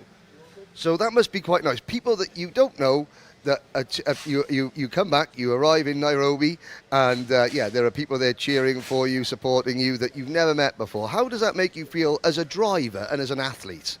It makes me feel really good. I feel so much pride whenever the chat. Yeah, whenever the chat says my name or comments on me. Now, let's go back to Yas Marina, that final. Talk us through it, because you didn't start in the top three. You had to fight every step of the way. So in the final, I started 8th, just behind Kona, who was in 6th. It was the start was alright, and then the first 3 laps was quite a bit of chaos. I know the Mumbai's and that one Krotov driver, they went over each other. So once I just got through them, I was in 5th at the time. Then I just hunted down Daniel Britt, and then I passed him, and then I made my nice move on Capin onto the back straight. Now, yes, the nice move on Nathan Capin. You say that with a big smile on your face, because you've had podiums taken away. There's been pole positions, track limits, penalties. When did you think, okay, Nathan's not coming back past, I've got this? I thought it's when I looked behind and saw that there's the gap's just getting bigger and bigger. So I just started to gain more confidence and just started to focus on second now. Now, of course, a podium's one thing. There's only one next logical step, isn't there? And that is the top of the podium. How far are you as a driver, as a package, the team, the kart, how far are we away from winning a big final here at the UAE RMC? I don't think we're far. I think our equipment is good, even though I haven't driven this layout in Al-Ain, but today wasn't so bad. So hopefully today can be better, and hopefully later today can be better, and the rest of the weekend. So. Yeah, I mean, the equipment is good, so I'm sure we can get a podium or first. Okay, brilliant. So, Amani, I want you to look into the camera. Now you can say it in English, you can say it in Swahili, you can say it in Afrikaans if you want. What have you got to say to all your supporters in Kenya, in South Africa, and around the world? I want to say thank you so much for supporting me. Thank you, Granny. Thank you, Dad. Thank you, my cousins. Thank you, my family. Thank you for my aunt. Thank you, my aunties. Thanks for always being there. And giving me the best of luck, always commenting on the chats more than anyone else. Thank you so much, guys. And of course, to your house family over here, Ricky and his wife, for looking after you while you're living here. Yeah, I'd like to thank them mostly because of Ricky. I'm here because of him, because he moved here from South Africa because there's a bit of mess there, lots of politics and racing. So most of his team members, because he used to have a big team in South Africa, but everyone else left. But I said I'm gonna stay with him because Ricky's the best coach. He really is the best coach. So I'm always gonna stay with Ricky. See, there we go. Loyalty. It means a lot. And Amani Kadua will come in every morning and shake not just his mechanic's hands, but every mechanic in the awning. And that's why I think he's one of the most popular drivers here in the UAE. Yep. If I was to say to you, Keke Rosberg, Kimi Räikkönen, Mika Hakkinen, all Finnish Formula One world champions. And this young man here, Viikko Päivämäki, might just be following in their footsteps. Viikko, I know I'm aiming high for you, Formula One World Championship. Right now, UAE RMC is what we're about. How are you enjoying your season here? I enjoy it. What do you enjoy the most about it? Driving. And what aspect of the driving? Overtaking, learning everything, how to do the racing lines, the corners, the braking, accelerating, like all those stuff. And how fast, tell the viewers how fast are you actually going in this kart of yours? About 100 kilometers per hour. Right, and that's fast enough, because how old are you? 11 and a half. 11 and a half at that speed. You mentioned there about the actual racing and overtaking. Is that the best bit, or is it the going fast that's the best bit? Overtaking, it's very fun to overtake, and for my opinion, I think it's the funnest and best bit. Yeah, you like the racing. We like to watch the racing. Yeah. You were telling us also that you live here in the UAE in the winter and you go back to Finland in the summer?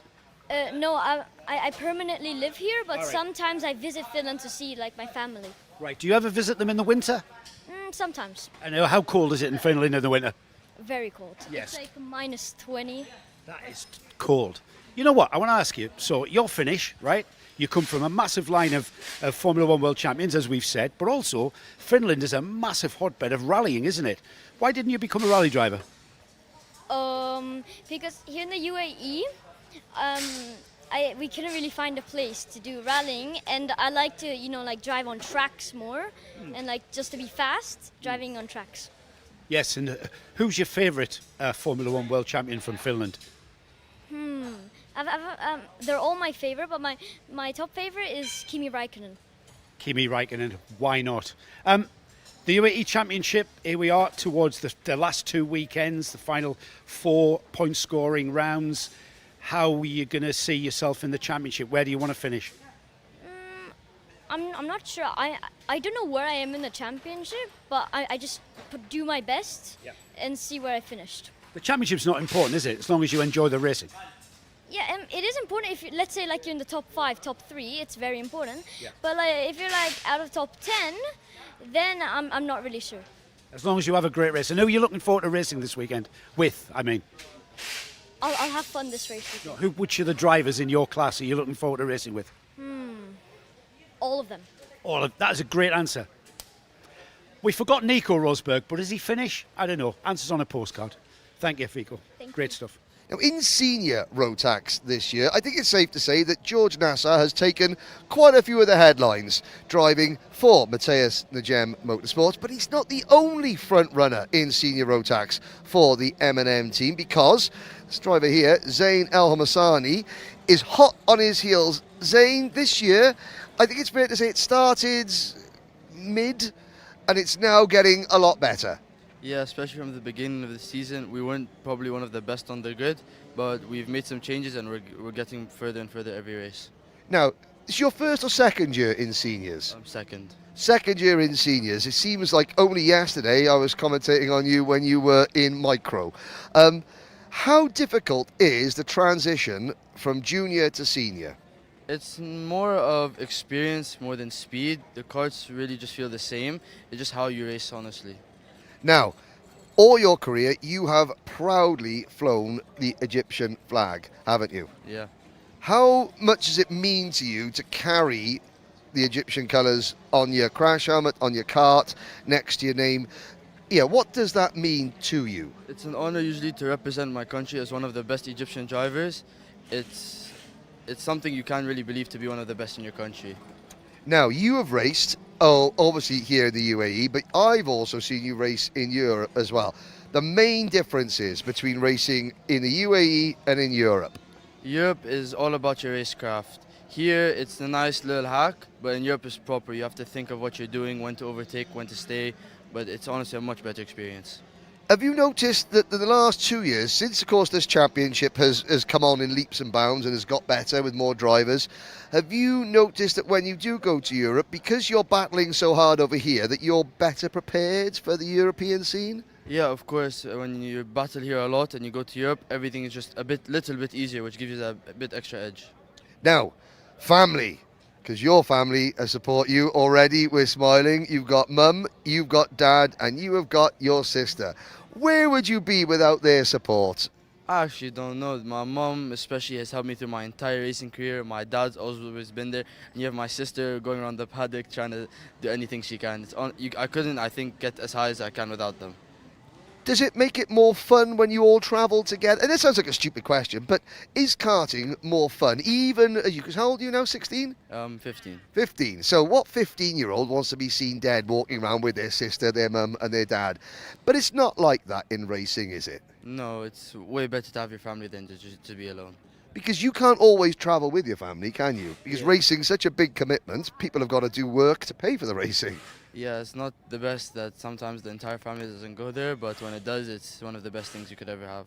Now, let's talk about this season. So, Yas Marina, was it fair to say that was probably your best, even if the results weren't the best, speed and in pace, was that the best performance the last 2 rounds? Yeah, we had some problems early on, but when we reached the final, when we pieced everything together, it was probably one of the better drives. Now, teammate to George Nasser. I know there are other people in the team as well, lots of them in Mateus de Gem Motorsport. It's a big team. However, when you've got somebody in your class leading the championship, how much of that is a motivational factor to you? Obviously in racing, I think sometimes your main opponents always you want to beat your teammate. He's a very good driver, but always I want to be the best. Now, how do we work and build up to his pace without putting any secrets, out in the open? Just work on myself, focus mainly on my kart, and end up will be there. End up will be there. Okay, what is this weekend? The weekend where Zain Al-Homassani will finally be there on the top step? Yeah, don't worry. Yeah, don't worry. Full of confidence. Zain Al-Homassani, always proud to represent Egypt. Now we are representing Mateus de Gem Motorsport. Maybe the next new winner here in the UAE RMC. So this number plate, that's not a 0, that's an O for the Dubai Open, the O plate, a prestigious trophy that this young man, Francesco Lisgnoli, took a few months ago. Francesco, you must be very proud to run that O plate number. Yeah. Yeah. How does it feel to actually be carrying that? It feels very nice after all the work I've done in the O plate. It feels like all the work has paid off. And here we are outside of that one-off event at Dubai. Here we're back with the UAE RMC. How has your UAE RMC season been so far at GGM? It's good. Like, I'm not doing the full season, but I've done some races and it's going well. And we're here at Al Ain for the last 2 weekends. Is this a track that you like? Al Ain, yeah, it's a track. It's a decent track. It's fun. It's technical, and yeah. You've been out on this fresh configuration last used in this championship in 22-23 season. What do you think of the first corner, for instance? It's now a tight sequence of corners, isn't it? Yeah, the corner, very fun, but also technical. You can make a lot of mistakes, and yeah. Is it a place where you maybe can see some overtakes developing? Of course. And is it also a place where, therefore, you may have to defend? It's both. It's both. What are you expecting? I'm expecting very good overtakes in that corner. Yeah. And a lot of people defending. Who are your main competitors in your class? Who are you going to be looking out for? I'll be Jay Stubbs and Austin Gray and Benjamin Karaskovic. Yeah. And have you got the pace so far? Have you been working on setups and stuff like? Yeah, I've been working on it. Like, I'm close, but not there yet. But let's see next session. Who's your mechanic? I don't know his name. He's new, but it used to be CJ. Okay. So you guys are just developing that relationship of communication together this weekend? Yeah. Yeah. Good luck, Francesco. Here's to a great weekend. Karting has always been... I'm going to have to do that again now. First rung of the ladder, all the way to Formula One, you could argue, is karting. And this young man starts on that. I'm not saying, Leith, that you have to start on the journey to Formula One. Leith Corenfall here, in his first ever motor race. You must be very, very excited. Yeah, of course I'm excited, but I'm also pretty nervous for the race because, you know, in SWS you start with like standing starts, but now you're doing rolling starts, which is like completely different. So I'm pretty nervous, but really excited about that because like there's more action, there's more side-to-side racing and stuff like that. So I'll just tell everybody, SWS was the arrive and drive karting at the Dubai Kartdrome. That's a great way to start karting. There's some good racing in that series, isn't it? Yeah, of course. There's like so many moments and stuff like that that really prepare you for like series like this. But like I feel like Rotax Max is completely different because like the karts are really fast and like SWS in terms of speed, it doesn't really like compare to Rotax, and like it's really good experience if you want to get into car racing. This is a completely different beast to, no disrespect, 'cause I love SWS at Dubai, but this is a completely different beast. How are you getting to grips? How are you learning how to drive this thing? I mean, I'm kind of taking it like step by step. It's pretty difficult. I remember the first time I couldn't like hold full throttle on the straight, and now I'm doing pretty good. I'm in the 102s, like 102.9s and stuff like that here. So I think I'm doing pretty good, but you have to take it step by step, and you can't push the limits too much. Yeah, that's exactly how you should approach it. Have you been to the Al-Ain circuit before? Yeah, this is my third time. So I started like 2 weeks ago over here, and I was pretty nervous because when I started Rotax, I would do sessions with only 5 drivers, and then we did like something similar to official practice a few weeks prior to the race. So, sorry. I know what you mean. It's just it's kind of like really finding your feet here. Kart, track. The other thing that you're finding your feet with, this is completely different to just turning up, jumping in a kart. You've got the whole CRG team behind you. Is that a massive advantage to have all of this experience that you can ask questions of? Yeah, of course. Like having a team is like completely different. Like it's new to me. I think like it's new to everyone for the first time because like you have different factors and things to like think about with your team, and it's more like it becomes a team-based sport, which is kind of like in car racing or motorsports. You start to work with your team, maybe like strategies and stuff like that. You mentioned car racing twice now. Have you got sort of aspirations to maybe move into cars eventually? Yeah, I hope so. Maybe like a factory team or something like that. I've already tried a car in Yas Marina circuit, so you know, and I also have a simulator, so I'm trying to prepare myself with Rotax to start motor racing. And you know what the most important thing about this weekend, Leith, for you?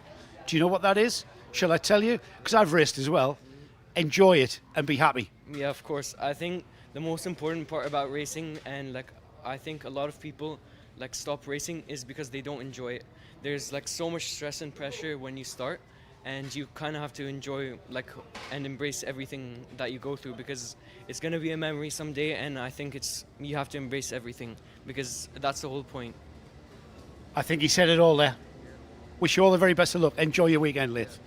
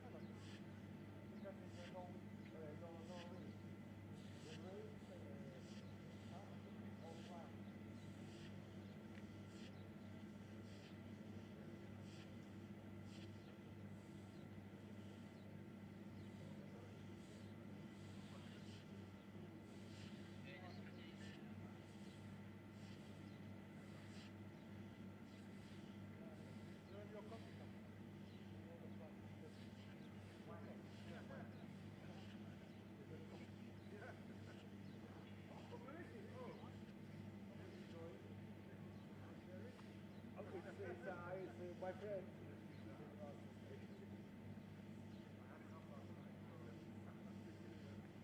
I love you.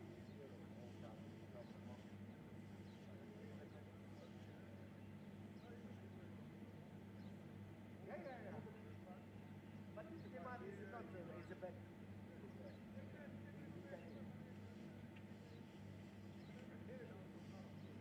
Fine, I can't is a person.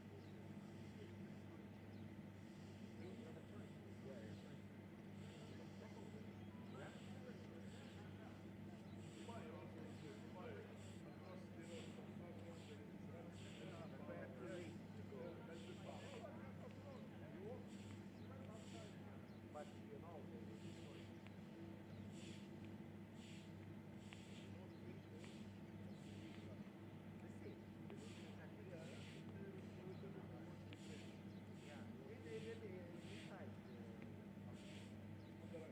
you know, they're gonna get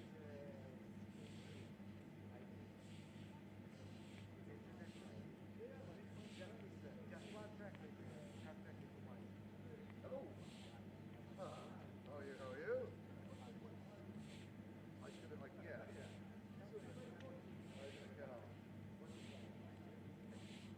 It's not raining. It's gonna dry up. It was the standing it's not raining. Yeah. Dark rain. I mean, yeah, we just move the lunch break forward, so yeah, we're not. Yeah. We're gonna have a lunch break out of the rain. It's just one of the things, you know, since they're old enough and tough enough to understand, the micros, the minis are up next. You know, it's like, yeah, it's one of those things. Yeah, but they're not so easy drive. They don't help us. Last is the weapon. Yeah. No, I think some position.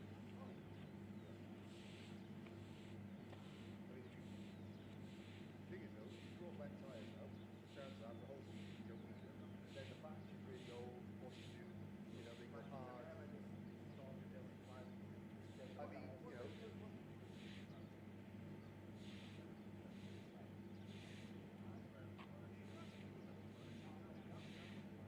They do that over here, seal. Or you can buy a set of wet tyres and then seal with a cage.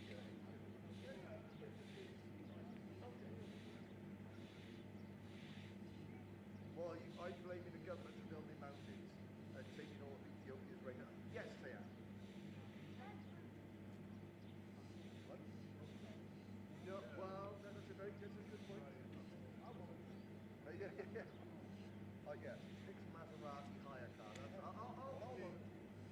It's one of these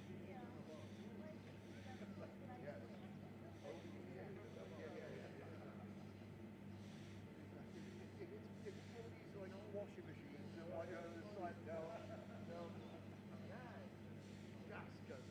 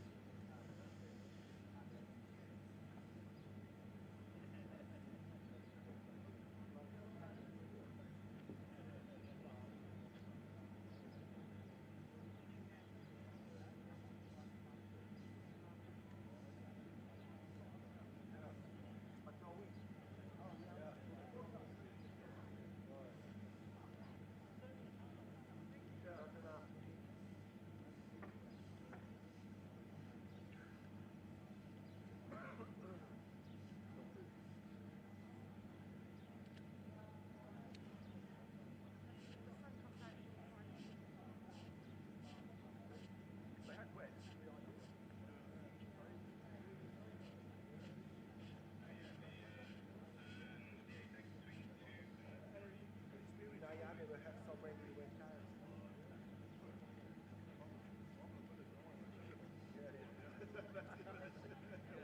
That's another reason.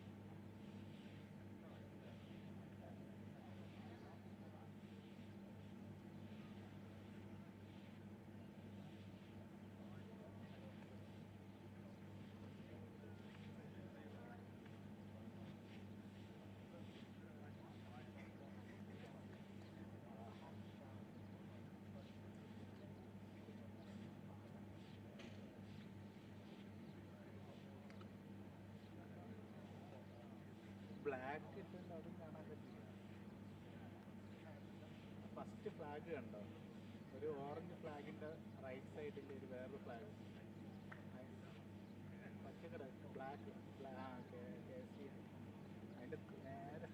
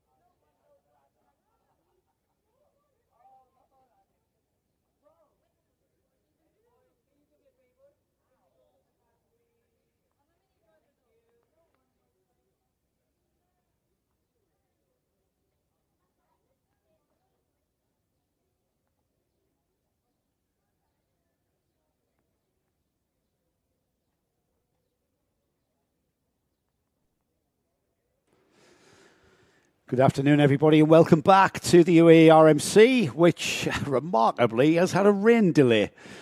Heavy rain, or relatively heavy rain, has made the track undrivable on slick tyres, so we brought lunch break to a early start with the rain now deciding to move away. The sky looks like it's breaking up, and we're about to go racing again. We've still got four pre-finals to get through, followed by all of the finals for all of our classes.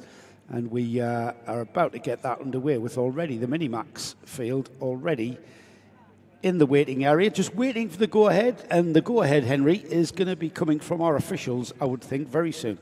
Yes, obviously we have to wait. So race director Ken Potter and the steward have been walking the circuit. They will make the determination whether it's safe to carry on. Obviously, everybody be on slick tyres. The Minimax drivers are desperately hoping to get out on to the circuit to get another race under their belt. Some of the Minimax drivers more keen than others. Those who have raced in Europe and those like RBJ Stubbs, who are from the UK, will be rubbing their hands together with absolute glee. Well, the problem, of course, is, I say problem, it's never easy to race a kart. No. But when it rains, in UK tracks and European tracks, you then go for what we call the wet line, which is off the conventional textbook racing line. Yep. However, in the desert of Al-Ain, yes, that off-line has got a layer of sand. Yes, which is tricky in the dry. Even worse. Yes. Yeah. And just asked a few drivers in the lunch break, how do you cope with that? And they said, you just hope for the best. Yeah, that's a technical term. Just hit and hope. We've certainly sums up got my golfing career. We've certainly got. I call that a walk. We've certainly got dry patches appearing, but there's our grid then for the Minimax pre-final. Benjamin Krachkovich on the pole position with Austin Gray alongside, Oliver Butchard and Vaiko Pajamaki on row 2. LBJ Stubbs and Adam Fleury are on row 3. Row 4 is Max Payton and Ahmed Faisal Almina with Louis Bataille alongside.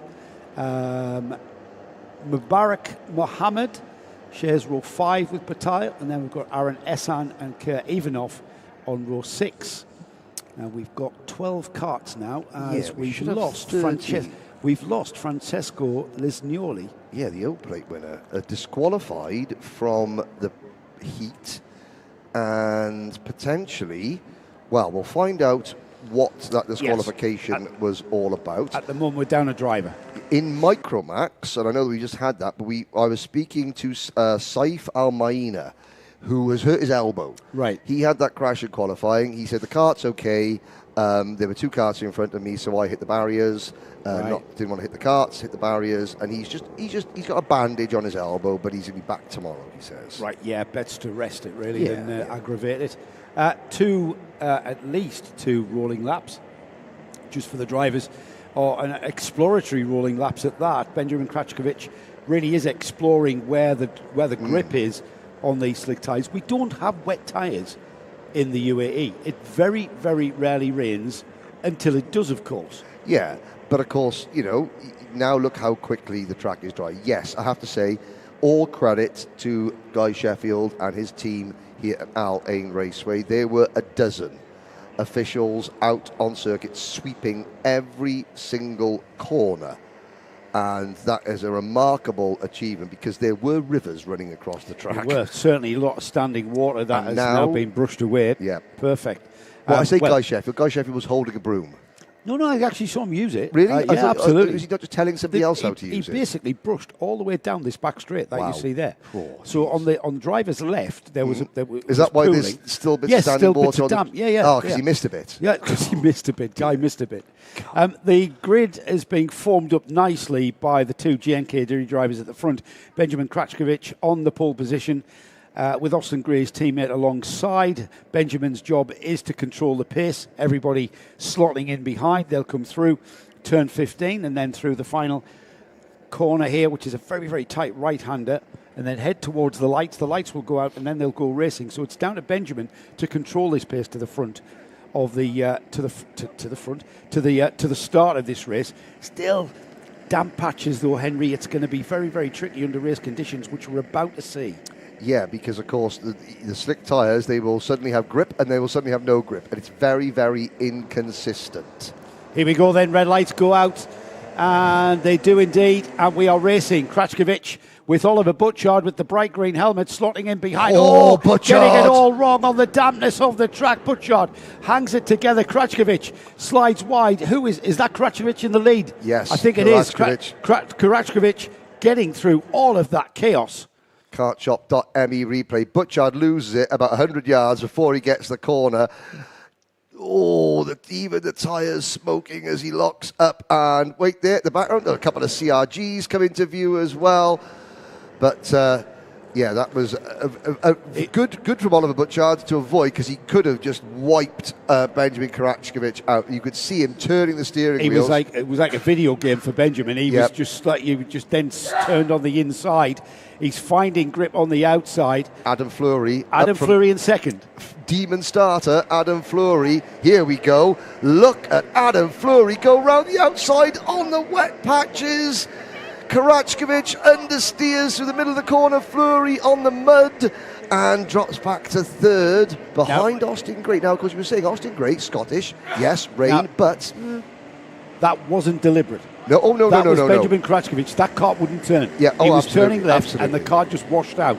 And unfortunately, it looked as though those carts came together. That was not deliberate. Fleury in the background. Oh, that is a bad bit of luck there. Karachkovic has gone off. Karachkovic has outbraked himself over the mud, over the grass, and his teammate's gone off as well. Now this is going to be a problem, because by cutting that corner, look at LBJ Stubbs, who made the corner. They've gained an awful lot of ground on that, and of course, that's just the circuit layout. They weren't deliberately doing it. Now, what do they do? How do they correct that? That is one for the officials, isn't it? That's going to be tricky, How they penalise that one. I can see that being a chunk of time, because they missed out turns 2 and 3 there. So on the road is how we'll call it. However, we're going to have to wait. This is a very provisional result at the end of this 7 laps. And they'll be saying to themselves, well, what do we do? Do we slow down? Do we stop? Do you turn around and come back on? Yeah, do you turn around? Oh, and LBJ Stubbs in the background. Sorry, you'll look up there. LBJ Stubbs has just gone off. And there's Karachkovic is slowing down. And Austin Gray is slowing down. This is now drivers trying to self-police. Yes. They're trying to mitigate a potential penalty. Austin Gray's thinking, well, we'll let the race director deal with it.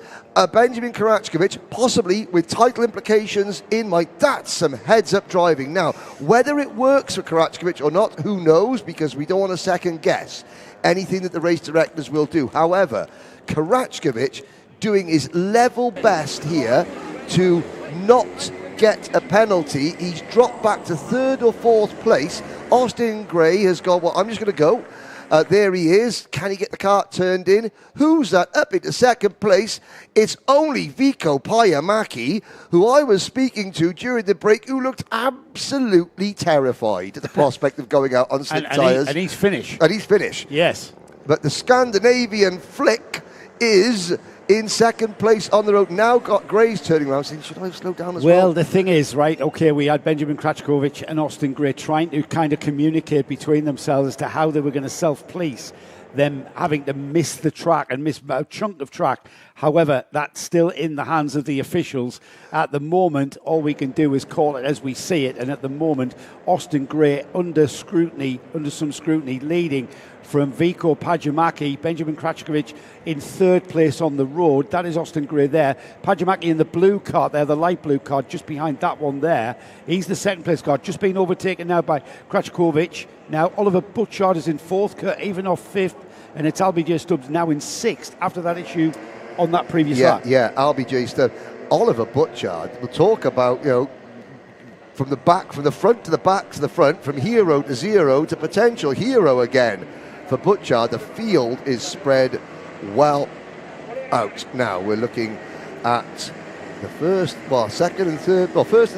Karachkovic is now back up into P2. Austin Gray, and of course, we talk about Austin Gray's his first full season of racing. Oh, Butchard has spun. You can just see there's a big gap now behind Vico Payamaki. where Butchard was. Here we go, side by side for the lead. Two teammates, Gray holds on. Well, but Kracikovic went down the inside, but there was no grip there. No, so he couldn't actually get through on the inside. Meanwhile, Austin Gray was all the way around the outside, perhaps on the drier line. You can see them on the light grey coloured tarmac there. That's where there's more grip than on the dark colour as Kracikovic comes into view, absolutely sideways, travelling at a 45-degree angle than the kart was pointing at. Amazing car control there.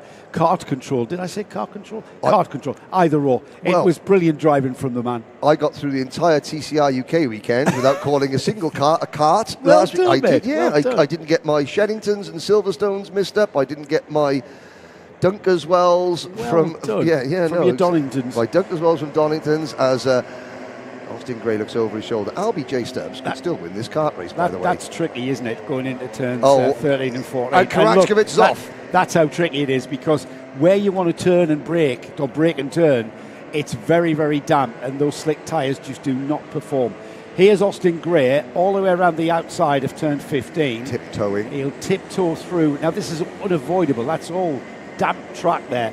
As they come out of there, it'll be 4 laps completed. So we are beyond half distance now, and the two JNKD drivers that started this race from the front row, they're still at the front. However, big question mark on that as to how the officials will sanction that one. Well, so far, Veikko Pajamäki is the only one of the top 4 who has so far, and I say so far because they're big words, has so far kept it on the grey stuff and pointing the right way. As we look, we're running lap 5 out of 7, and LBJ Stubbs has passed Veikko Pajamäki. There you see the number 196 passing the number 169. Oh, that if you're dyslexic, that's a nightmare. Yeah, 196, 169. 196 is ahead of 169, However, pardon? LBJ Stubbs, all that English weather coming to the fore with how he knows how to drive a damp track on slick tyres here, and he is catching those two JNKD drivers hand over fist. We're a Scotsman at the front, and then a UAE resident in second place that also knows how to drive in the wet by the looks of it, and draws right up onto the leader's bumper there. Austin Gray loses all of that traction and momentum. Oh, it's very brave to go down the inside onto the damp track here for Kracikovic, and Austin Gray just switches back because of the damp weather. Oh, coming back at him. Will he do the switch back again? LBJ Stubbs is about to lead this kart race. There he is. There we go. Is he going to lead across the line? Yes. Not quite. Ish. Yeah. Yes. No, second. Second. By now 2000s. he leads the kart race. And now, here's the thing. Kracikovic is driving the kart into the inside of the corner and then understeering on exit, which costs him momentum. You'll see now, watch Stubbs get the run coming up the straight, because Kracikovic is defending. It's slow in, fast out. Look how much more aggressive Stubbs is being with the steering of that kart.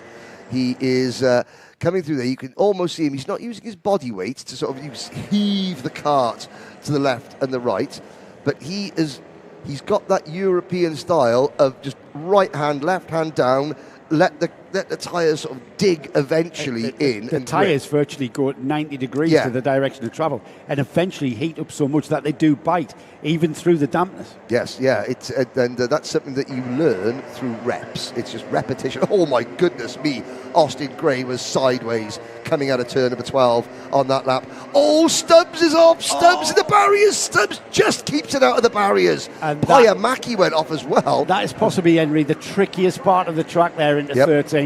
Unlucky for some, unlucky for all here at the moment, because the entry to that corner is literally very, very wet still, and that's very, very hard to get the kart to stop and turn. As we've seen there, LBJ Stubbs now will come across the line back in third place, and he's got to do it all again.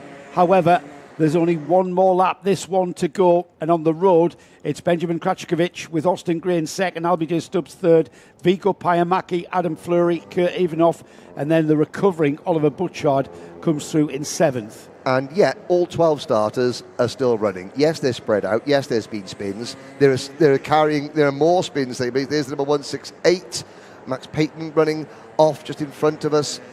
One thing as well is that the entire paddock is watching this from the spectator balcony. Why? Because that is an elevated viewpoint and they can see where the track is dry. So I can see nearly every senior driver is up watching this.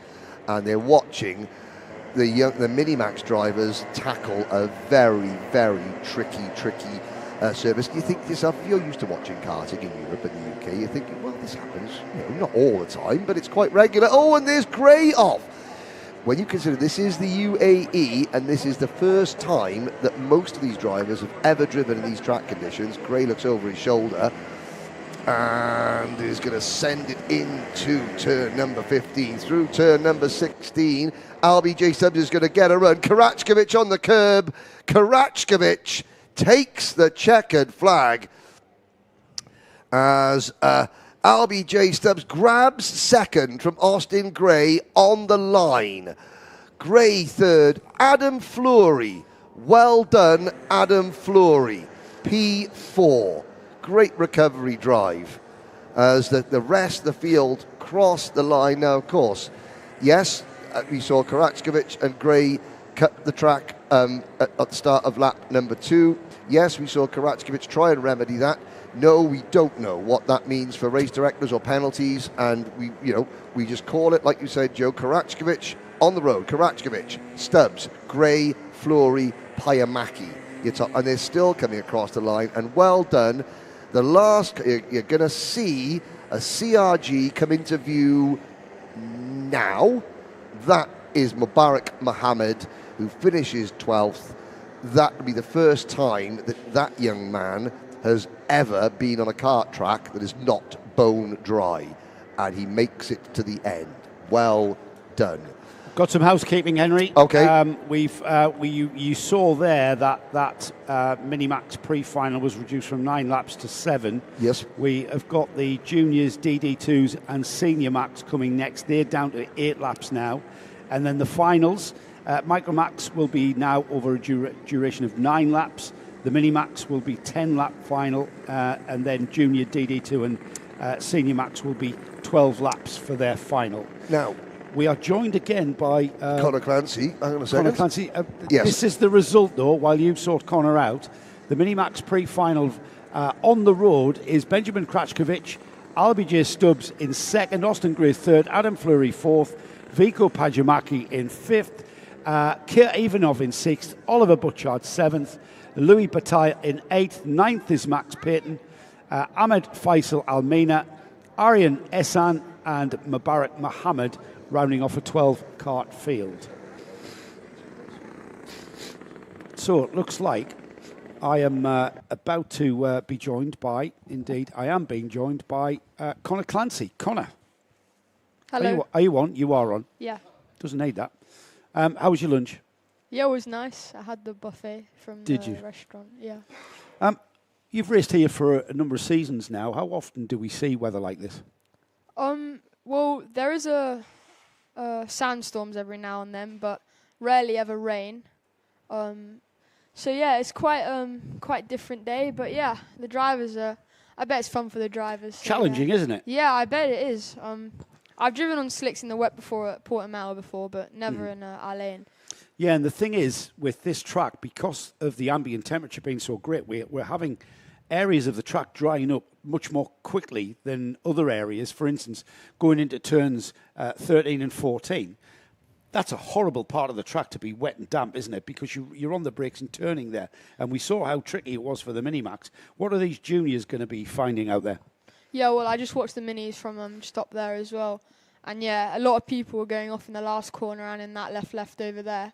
So yeah, I think those are the most challenging places maybe for the drivers, because it does look quite damp over there. So yeah, I don't know what the juniors will be doing. I think most of them will just be experimenting with lines, like trying different, maybe curb, maybe wide, just trying different parts of the track to see where the driest part is. Sensibly, the juniors would have been paying a lot of attention to that race, wouldn't they? Just to see where the Minimax drivers were finding the grip. Is there areas of the track that you can see as well, and what you were watching for there, where perhaps our attention should be for how tricky it is for those drivers that are about to take part? Yeah, well, in the minis, there was a lot of spins on the last corner, especially, and also in that left over there. Also, just over there as well. I don't know what corner that is, but it's just after turn 4. I'll tell everybody where that is. That's turns... just after turn 4. Yeah, turns 5. Yeah, 5, 6 now. There's quite wet on the inside, so the drivers will have to be going around the outside there.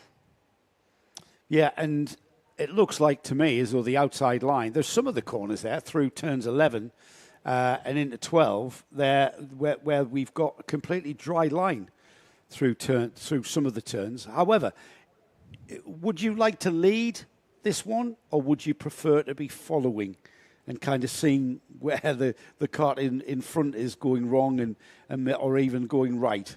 I always want to be in the lead. So of course you do. Yeah, of probably leading. Yeah, finding the way for everyone Yeah. else. Yeah, absolutely. Well, we're about to get going. That's our junior Rotax class there, just in the collecting area, about to get going. Like I said, we've amended the timetable now. These races will be over a length of 8 laps now for these drivers. So slightly shortened because of the weather delay, just to get through the timetable before we lose the light. And on the pole position there is the O-plate holder. Let me just get the grid up, shall I? No, that's not it. Bear with me, talk amongst yourselves while I get the right page up. It's going to take a while. I've lost it. Have we got the grid yet, Nick? No. All right, we're going to have to talk a bit more than Connor, because I've lost the grid.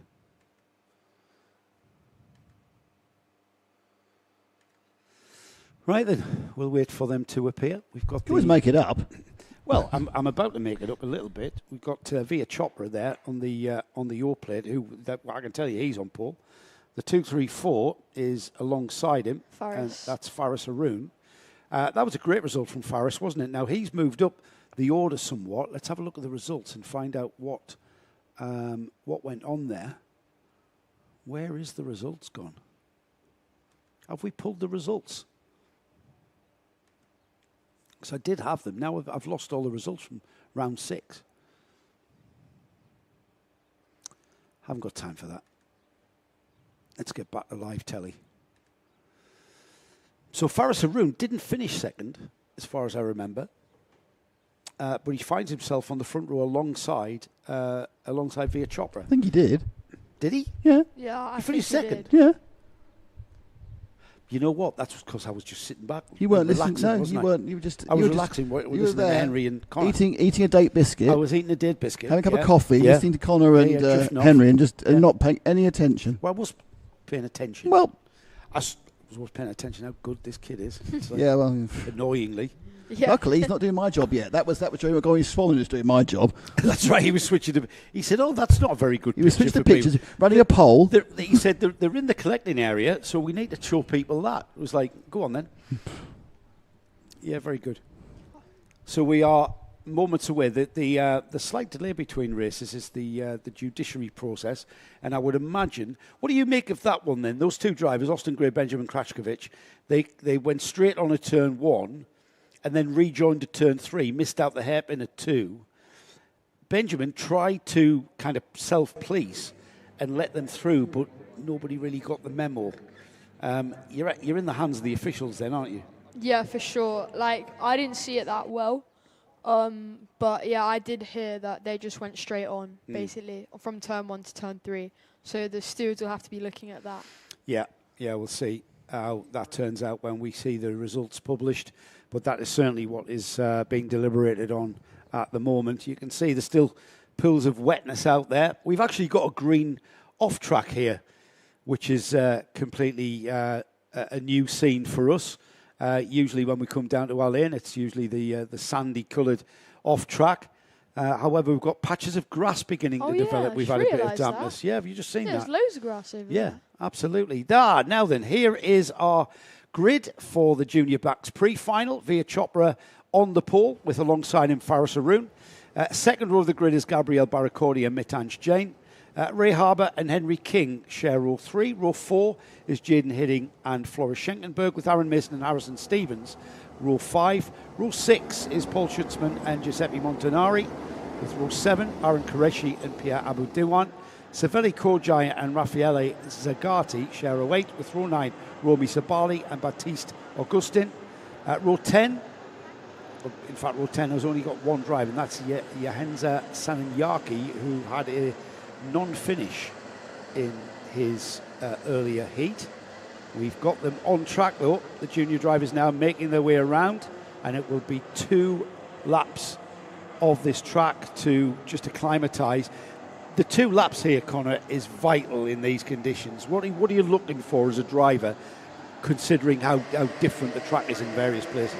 Yeah, well, you need to obviously first of all get your tyres up to temperature, and then also you need to be looking for where the dry parts are on the track, because there's no point just like focusing on getting your tyres warmed up and then just waiting for the race. Like, I would be doing it since the minute I come out the pit lane. I'd be looking to see where the damp parts are and where the dry parts are, so that I know from lap 1 that all these corners have dry parts, and then as the race goes on, then you can start to change your line a bit, because obviously every lap the line changes due to conditions, obviously, especially now because it's hot and the track isn't that wet. Some parts will be drying quicker than others. And you're looking for that all the time, aren't you, from the outset until the track? I mean, that part of the track there is a prime example. As we continue, that wetness is going to disappear, and I suppose as the race goes on, do you get more and more confident with the throttle and with the brakes going into a corner as the track comes back to you? Yeah, once the track starts getting drier, you definitely feel a lot more confident to go in harder at corners, especially if you know that one corner is fully dry, then you know you can push hard there, basically. Now, this is the tricky part there, into the braking area for turns 13 and 14. It's horrible, isn't it? I used to hate track conditions like that. And on the exit of turn 14, the all-important exit there, this is where Via Chopra will start slowing things down, getting things formed up nicely into the final couple of corners at 15 and 16. This is where they, unfortunately, are going to have to get their tyres a little bit damper than they would have liked.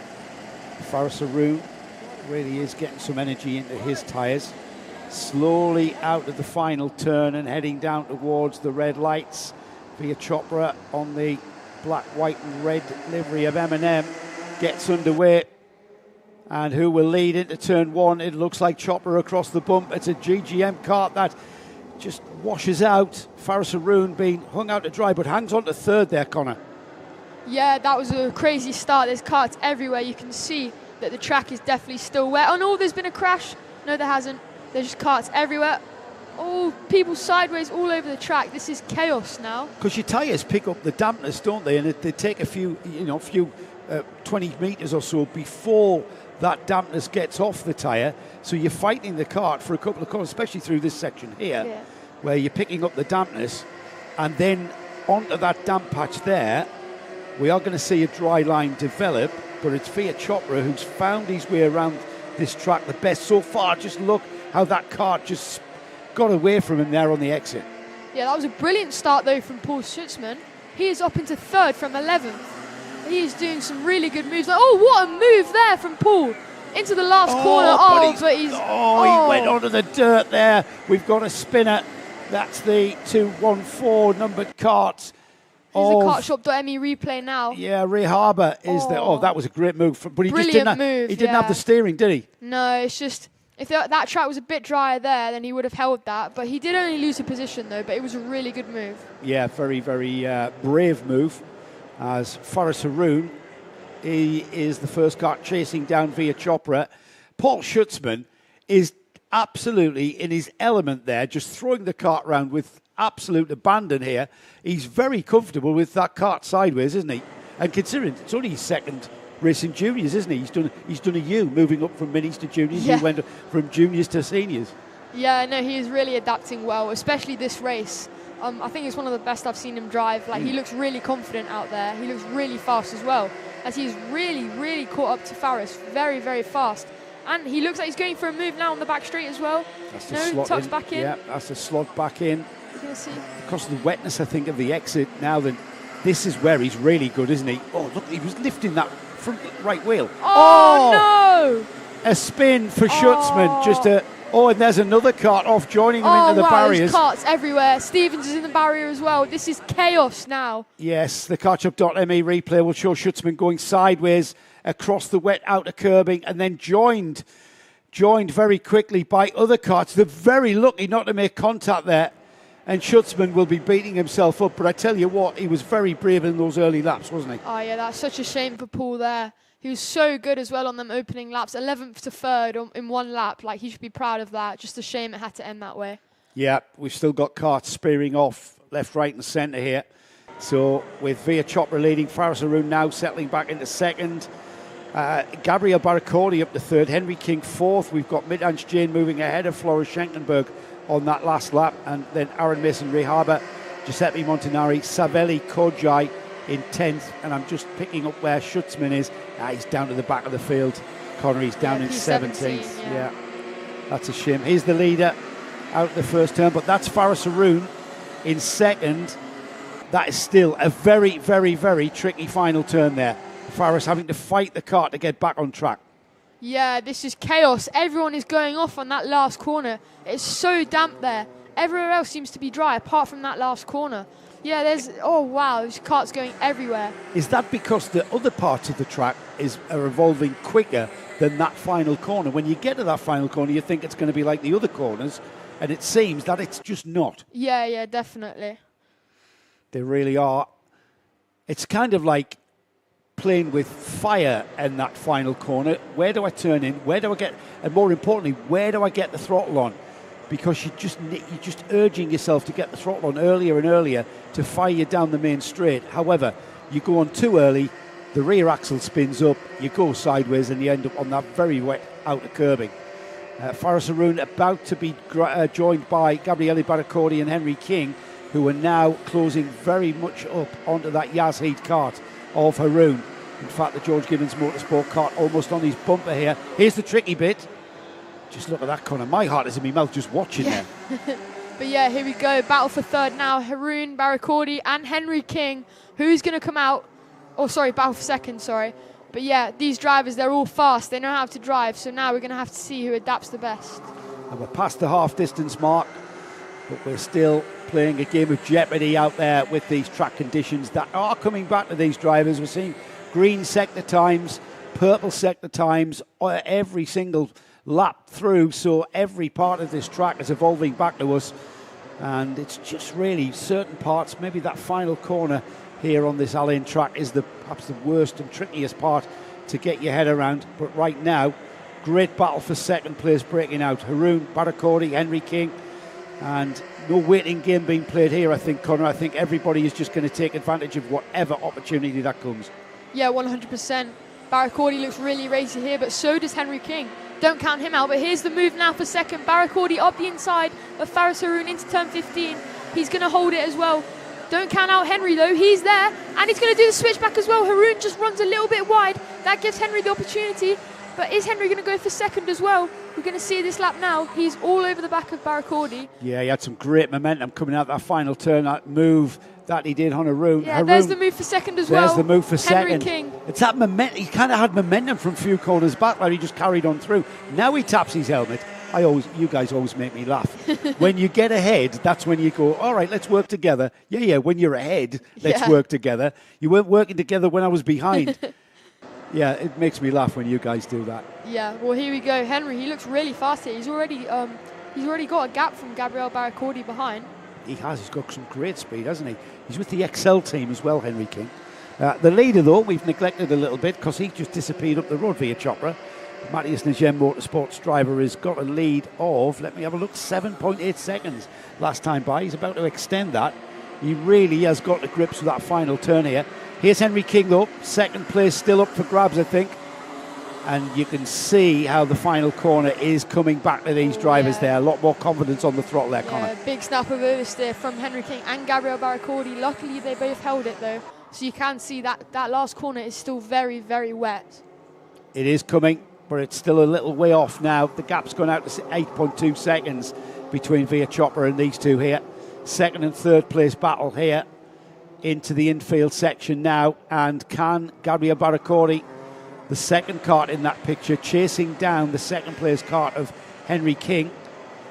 And Henry King looks like he's got pace, Connor. It looks like he's got pace to maybe gather his composure, and as long as he doesn't make a mistake, which is a big ask, I've got to say, in these conditions, but as long as he doesn't make a mistake, I think there's pace in that driver and car. Yeah, he looks really, really fast here. He's definitely one of the quickest on track. He's already got a gap from Barracordi. And yeah, he just seems to evolve really well in these conditions. Across the line's gone Chopra on to the final lap of this pre-final for Junior Max.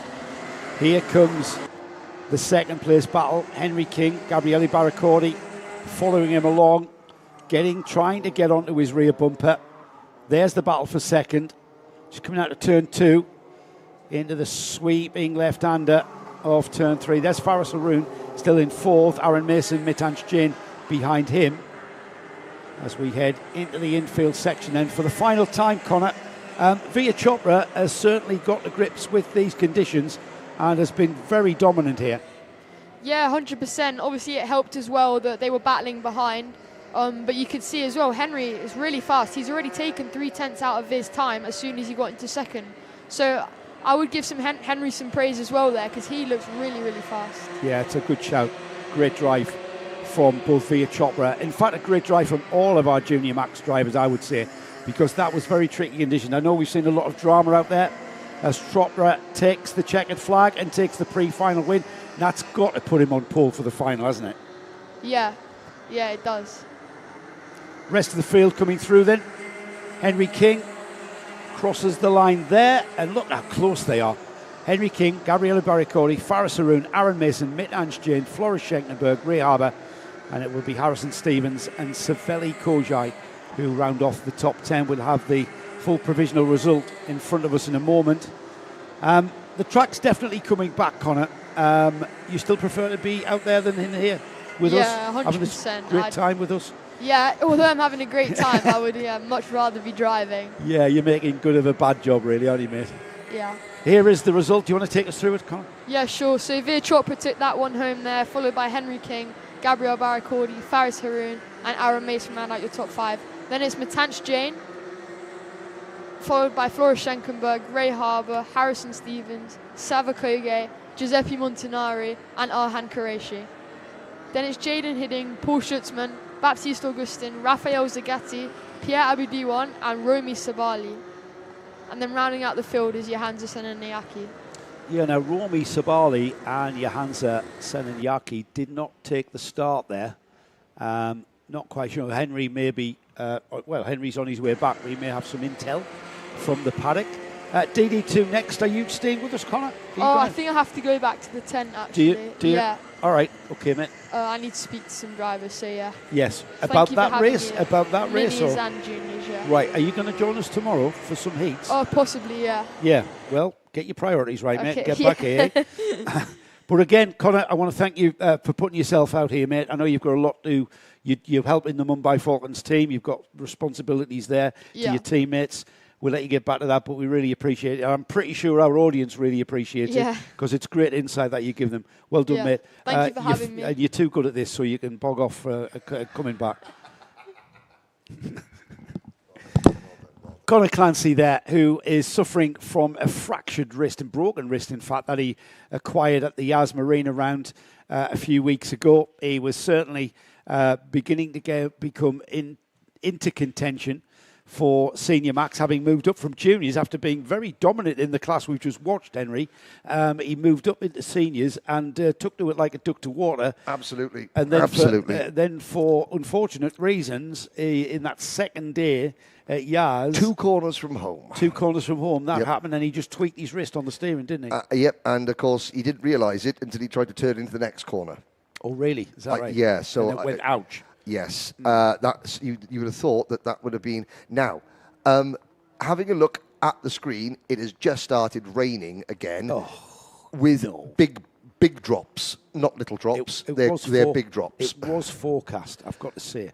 I didn't want to say anything. Well, it's forecast. It's forecast for 3 p.m. 3 p.m. Well, and then more of a percentage chance of rain. It's almost 22.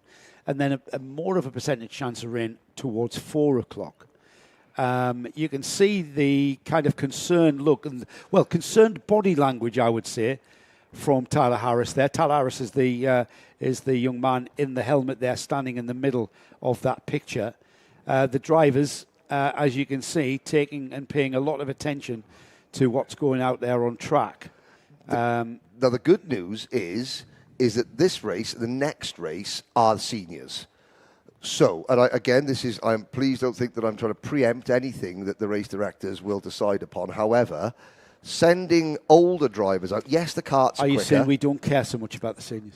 I'm saying that the risk factor that the race directors... There's no parents to come and have a go at you afterwards. Well, some 15-year-olds in the seniors. Well, you know what I mean. Less parents. And by the way, I bumped into Mark Bassier when I was going to weatherproof our cameras. Yeah. He's 16. Not 19. Yeah, I'll tell you what, he must eat well. He's a fine lad. Should be very proud of him, Mr. and Mrs. Bassier. And he's also that interview we did at Yaz about the vagaries of transitioning into DD2 was mega and very mature head on. Micro lockups, that's what I've heard. That's what micro locks. Yeah, brilliant. But we're going for it. Safety issue. Well, yeah, because they're the most experienced. And again, you obviously, the race director's main concern is safety of participants. And you weigh up speed of wagon, experience of driver, and you come to a decision. And that decision is different depending on each class and the track conditions. Now, I'm not going to say for 1 second that the current track conditions would be too dangerous for Micromax or Minimax. I'm not saying that for one moment. All I'm saying is that right now, the race directors believe that it is perfectly fine and happy and safe to send these drivers out in the fastest karts on slick tyres because they are the most experienced, even though Mark Bassier, the youngest, are just 16, and Tyler Harris is maybe, I think, 17 or 18 years old, around about that. Mark Bassier, who had an incredibly challenging start to the calendar year 2026, lost one of his best friends over the New Year period. He was one of his best friends was unfortunately one of the victims of the Swiss nightclub fire. Oh, really? Right. And Mark spoke very candidly and emotionally about that, and it's weighed on him, and now he's using that. There are certain times in life where you are forced to grow up a lot quicker than you might want to, and that was one of those times. Obviously, sometimes loss or tragedy propels that. Mark Bassier focused. He's very, very intelligent young man. Yes. And now driving with karting. Yeah, it's not the be all and end all. And you can see the Swiss cross on the top of his crash helmet, Mark Bassier, which is a reflection of his parentage as well as that of his late friend. As I said, very mature interview with him. He was very, very insightful as to what those karts are like to drive. Now, Tyler Harris, how old is Tyler? Well, I know Tyler. I think Tyler is now 18 or 19. Right. Yes. Well, I think he went through some exams, I think, at uni. Yes, so it might be his first year exams. Yeah, first year exams. Some of the exams have been cancelled, and the likes of Max Dexter or Harry Hannum are busy trying to scramble to put coursework together. Other universities have not cancelled. Alicia Canessa was talking. Her university or her college hasn't cancelled, or her school hasn't cancelled exams. But of course, it's just, every driver, these young men and women, they're all dealing with things, in and out of the cart. And these next 2 weekends, this weekend and next weekend, is just a chance to get back into our happy place. Well, as you see the wailing of gnashing of teeth. When we all get back to a track. It's kind of where we belong, and this family that we acquire and accrue over the course of the years in all of motorsport, of all shapes and sizes. Nick and I already feel like we are part of the UAE RMC family, with all of the paddock, you know, when we've got to know people, we can see the characters developing, we can see the soap operas developing, and we knew that would be the case. You say that as Guy Sheffield is busy writing a contract with Conor Clancy for next year. Yeah, absolutely. Here's the grid then for DD2s, the DD2s and DD2 Masters pre-final. Marc Bassier, we've been chatting about on the pole position from his, let's say, nemesis for this weekend, Tyler Harris alongside. Moritz Knopes, who was on the pole after time qualifying, leading Masters and leading overall. And then out of retirement, Tony Hogg alongside the two Masters there with their UAE overalls on. Adam Malik and Hamza Ashisho coming back from an engine rebuild are on row 3. Row 4 is Kyle Blockley and Nicolo Cacciatore, with Greg Watt and Sam Walker rounding off what is a 10-kart DD2 field. Now, I just want to remind everybody, DD2s are the 2-ratio gearbox karts where the drivers have a selection of either first gear or second gear, paddle shift activation, left-hand paddle for first gear, right-hand paddle for second gear, and you just flick between first and second gear as you lap the track. The other variation on a Rotax Max kart that these DD2s have are they have brakes on the front axle. They have a brake disc and caliper on each of the front wheels, and of course the brake disc and caliper on the rear axle. So it's an all much, as we saw there, I was about to say, they tend to brake a lot more sedately and in a straight line. Here's your kartshot.me replay of Tyler Harris not braking sedately or in a straight line. The kart eventually gets into a straight line. For a driver who is not well with a fever, then that's, you know, he's going to sap your strength. He seemed sharp enough there. Well, but you know, that strength, it will get sapped away earlier because he is not well. Any of the business during the rain delay, Nicolo Cacciatore, he was absolutely delighted with his 8th place, ahead of Greg Watt, ahead of Sam Walker after a good battle. This is his first season racing. And you can see how he's developing. Yep. He was. I saw him for the Telios team. Brilliant to see. Yeah, he's coming on. He's coming on. You know, I was always told if you're hanging on to the field, you're doing all right. Eventually, you'll just engage into that field. But yeah, and that's what we're seeing from Nicolo. And it's great because Greg, Nicolo, and Sam, they've got a race. And they're having a race together. They're having a which race is together. what 2, it's all 4, about. 6, 8, 10. They're all 10 are there. Let's go towards the red light then. We'll have a look at this as our pole sitter, Marc Bassier, slows the pace down. Tyler Harris just looking at him, maintaining that equilibrium there with the run to the flag. The lights go out and we are racing towards turn 1 into that very damp braking area. And it's Bassier, is it, that leads into and out of the corner? I think it is. But that is the orange helmet of Moritz Knopes up into second place as Bassier fights for the grip there. He is in the lead, and it is Moritz Knopes in second. But who's that in third? That looks like, is that an M&M kart of Hamza Hashisho up into third, or is it Adam Malik? I think it's Adam Malik. Adam Malik up into P3. Now, Moritz Knopes, during his pole position interview, he said that what works for the Masters better is the less physical.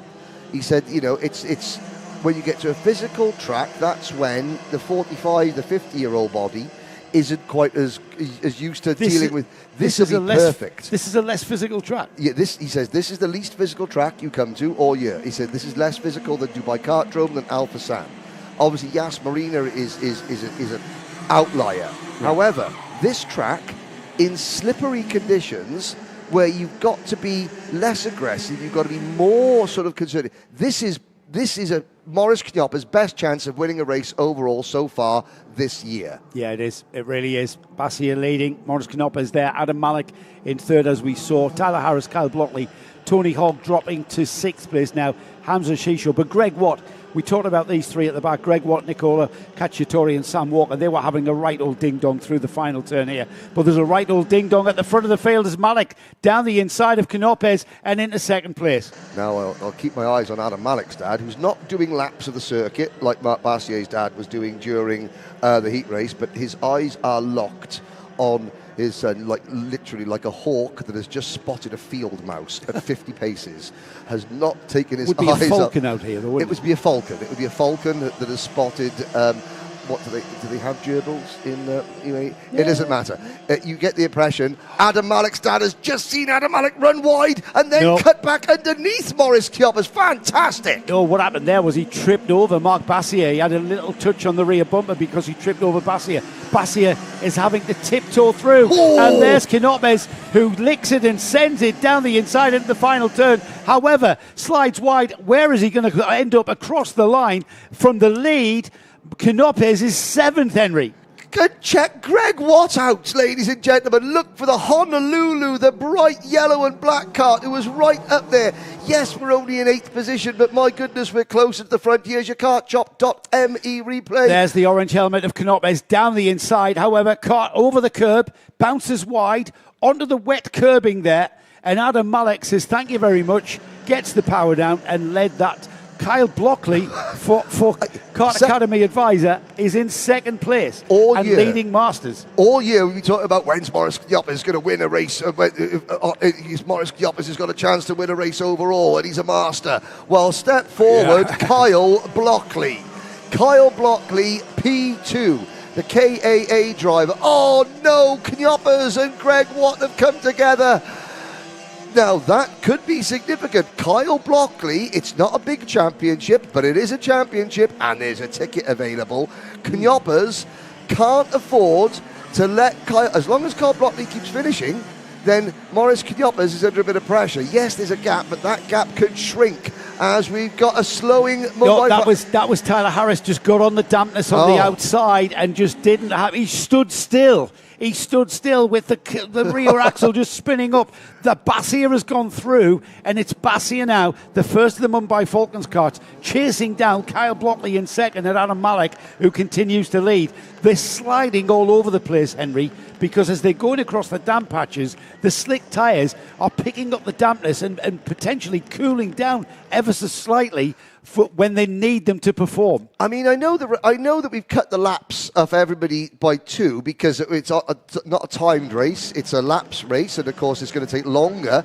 But can we just give everyone else's laps to DD2 and let them run them till they stop and they run out of gas? Because this is fantastic. And there's Kyle Blockley on the outside. He holds on to it. A full 360 in pike position for Tony Hogg. Here we go. Style points. Blockley saves it. Blockley, I think it's wet out there, Henry. And there is Marc Bassier off onto the, would you believe, grassy track. Style points. And then style points, maximum 9.8. I would say for Tony Hogg.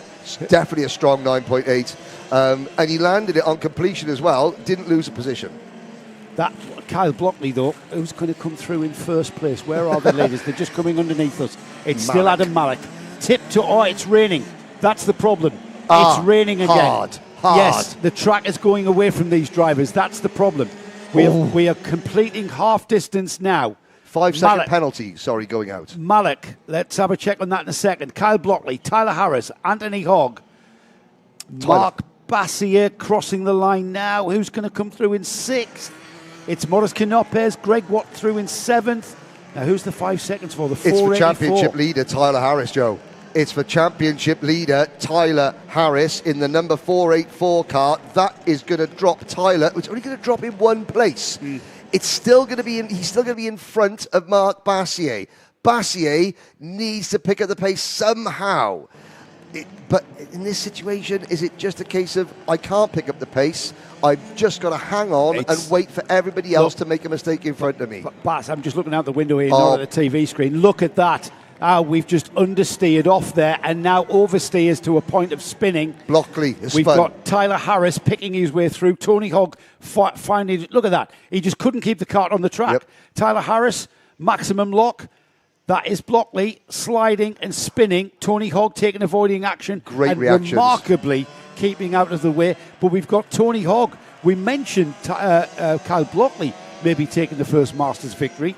That chap there with the luminous green UAE overalls, he is the leading master now.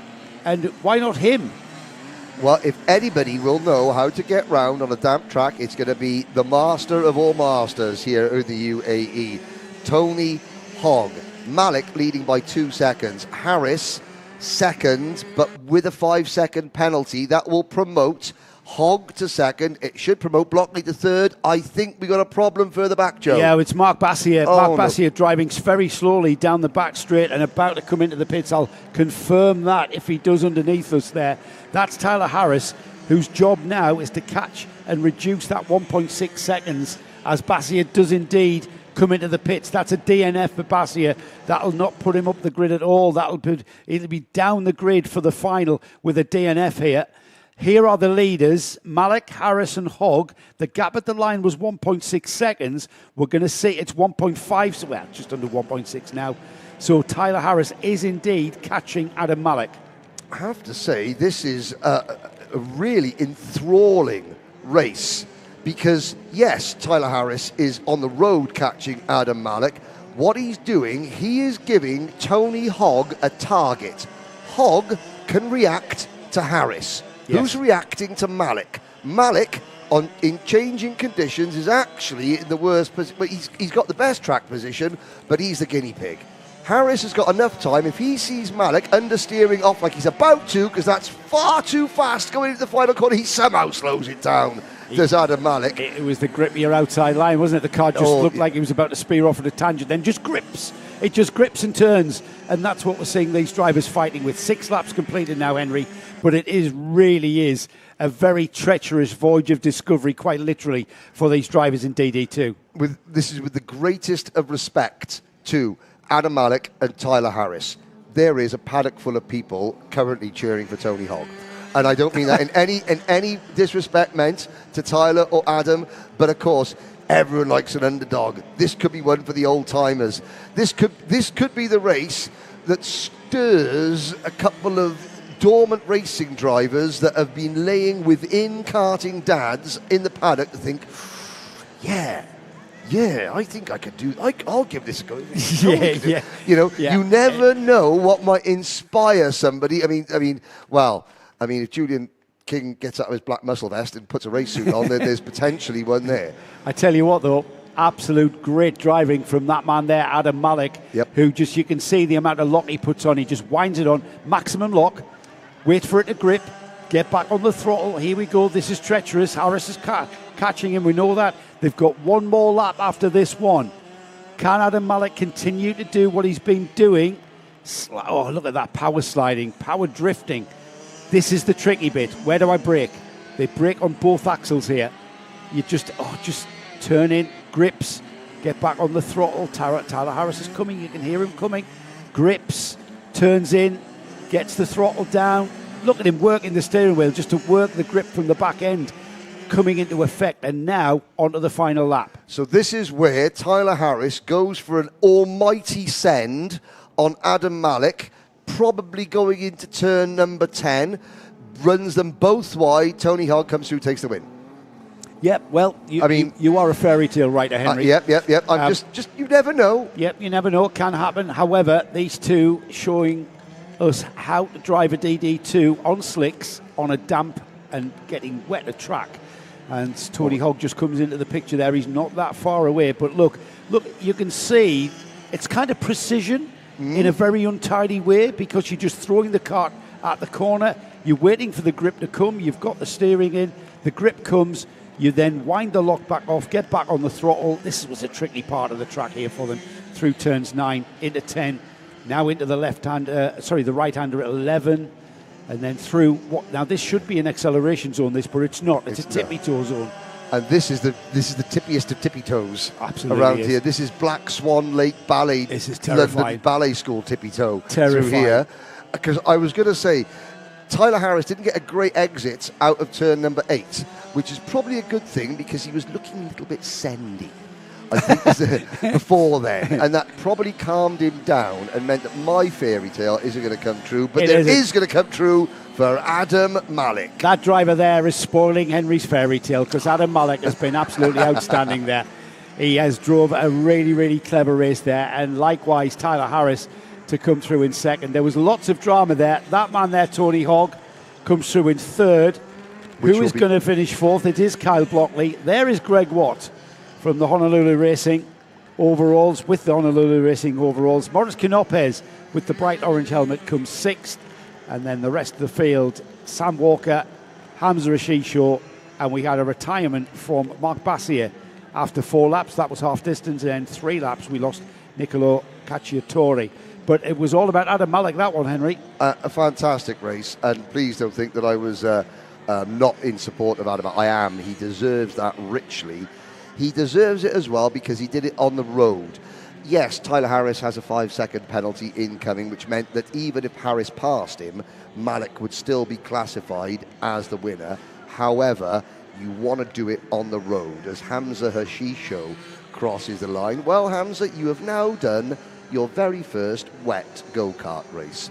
It was in a DD2, which meant that you spent most of it with your buttocks clenched well and truly to the seat. Here's your provisional top 6 as they finished on the road. Adam Malik and Tyler Harris, 1, 2. Tony Hogg and Kyle Blockley, Morris Kjopper's Grey One. Look at that. Masters, 3rd, 4th, 5th, and 6th. 4 of the top 6 finishes were Masters, showing you experience. That good old word, experience. Sam Walker as well. Sorry, it was 5 of the top 7 were Masters. Hamza Hashisho, Mark Bassier, and Nicolo Cacciatore round out the finishing order. And we're busy talking about Morris Kjopper's chances of victories, but realistically, both Tony Hogg and Kyle Blockley had their chance there. The seniors, well, they're going to send them. They're going to send them. It's lightly raining. Looking at the puddle out there, Tony. Yes. Tony. Who's Tony? Tony. What's your name? I don't know. Tony. Henry, yes, it's lightly raining. Look at the puddle out there, but it's not like. I think we had a bit of a heavy bit. Now it's just kind of like in the wind as such. Yeah, and that's okay because the wind is key because not only, it's still 20 plus degrees outside. We're not exactly walking around shivering here. It's not Warden Law. It's certainly not Warden Law. So the combination of a wind, a light breeze, not a shikari, which is the hot desert gale that you get sometimes. That's a shikari. But a slight wind and 20 plus degrees. That means that the moisture will dissipate. Jeremy Montgomery Swan there, chatting to Nathan Cappan. He's going to wander back to have a little look at his cart being put down. There you could see the number 331, George Nassar's cart, up on a trolley.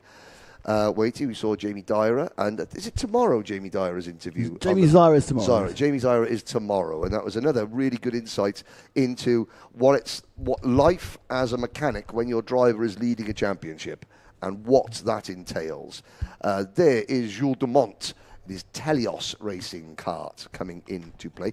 We haven't had any live chat. No, I think everyone's just watching, going, they're almost spinning off. Right, yeah, everyone's just watching. It's enthralling people as they're looking for. I think we got a Nani Kanua in this one, so we should get some some conversation from the African continent. Yes, indeed. So I'm waiting for Kenya and South Africa, and indeed any other country that is watching. I think it's stopped raining, by the way. It has. Joe Bradley has come in and has signified that it's that is not raining. Is it the wind? Is it? Oh, light drizzle. I think it's going to dry now. Looking over there, the weather looks much nicer. Yes, you can see the mountain behind the circuit now. I can't recall what that. It's not a hillock. It's not a mountain. It's not a hill. It must be the 4 times we've been here. We've had all the weather now. Yes, and we've had absolute blazing sun, 42 degrees. Yes, September. We've had just ordinary pleasant UAE winter weather. Rounds 1 and 2. And then we had a sandstorm. That was round 3. Now we've had miserable rain, making us think we're actually in Slough. Yes. Other miserable places are available, not just Not Slough. as miserable as Slough. I've worked in Slough. Trust me, it's miserable. I've been to Wigan. I've been to Middlesbrough. Everyone asks me, what's the best? Here we go. What's the best thing to come out of Middlesbrough? A66 South. No. Bob Mortimer. Yes, Bob Mortimer. Apologies. I apologies to Middlesbrough. I went to Teesside karting, but that was why I was in Middlesbrough, to drive go-karts over Bob Pope's brand new painted curbs. The last thing he said to me before I went out, I just painted those curbs, don't drive on them. And that was that. That was my Bob Pope impression when I was. There's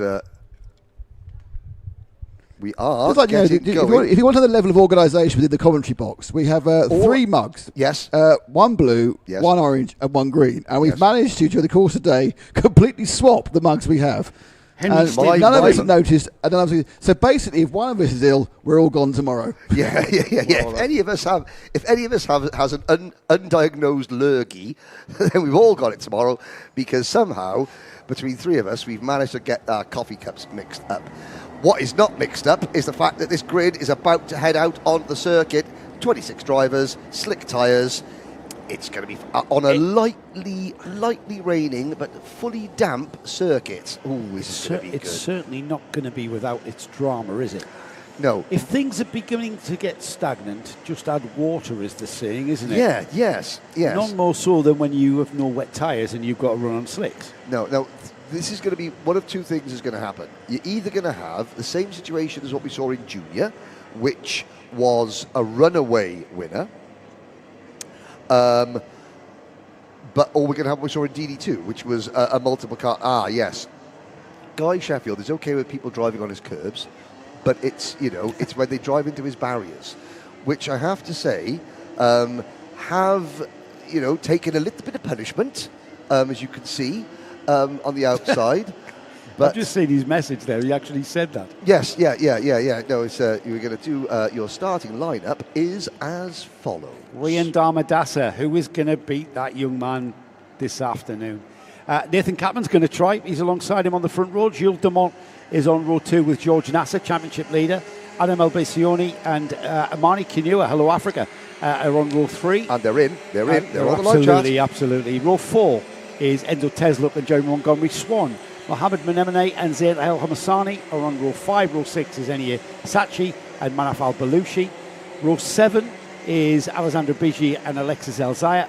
Andrew O'Bide and Kine Kreinbull share row 8. Row 9 is Ryan Caruz and Oscar Lambert.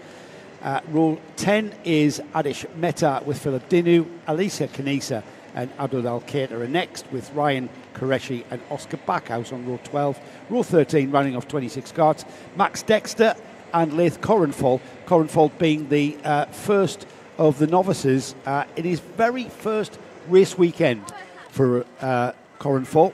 Welcome to go-karting, and Leith. he was hanging on to the field in that first heat. Admirably. I saw. So yeah, you're doing all right, my friend. You're doing all right, Leith. We have an interview with him, I think, tomorrow. Yeah, so that came out today. Leith, this is like a free hit. No one is expecting anything from you in this race. It is an incredibly tricky race. Just try and let's do 8 laps and get the cart home in one piece. And if you do that, Leith, you will not be last. Of that, I am certain. As we watch Darmadasa and Kappen, Dumont and Nassar, Albasani and Kinua. Hello to Fomama Julio. Let's go to Victor Maina as we watch. Well, he's in a good position here. White crash helmet, pink sleeves, pink on sleeve, a purple. That's Amani on the third row, and he's on the outside, which in this case is the perhaps potentially drier line.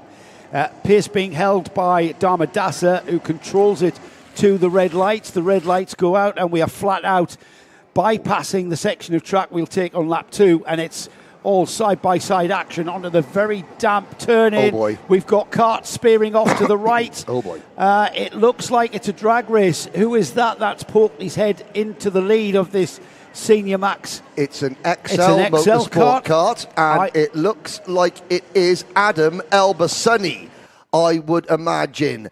Elbasani, Darmadasa, trying to find the list of drivers that just, when the track went left, they went straight, is huge. And I'm looking at least 4 drivers way back from everybody else. Elbasani, Jules Dumont, Rian Darmadasa, 1, 2, 3, and a host of Mumbai Falcons next up. And there's a CRG coming through the pack there like it's been fired out of a rocket. And it's Enzo Tesluk up into P7. Amani Kinua has dropped back a little bit. He's dropped like a long way. I think Kinua was one of those carts that we saw spearing off at a tangent, as we've got XL with Telios, and then the George Gibbons' kart.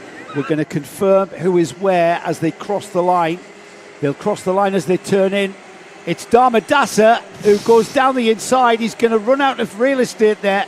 Ends up on the wet outside. That was always going to happen, wasn't it, Henry? Yep. El-Bassani has hung on to the lead. Dumont is hung on to second.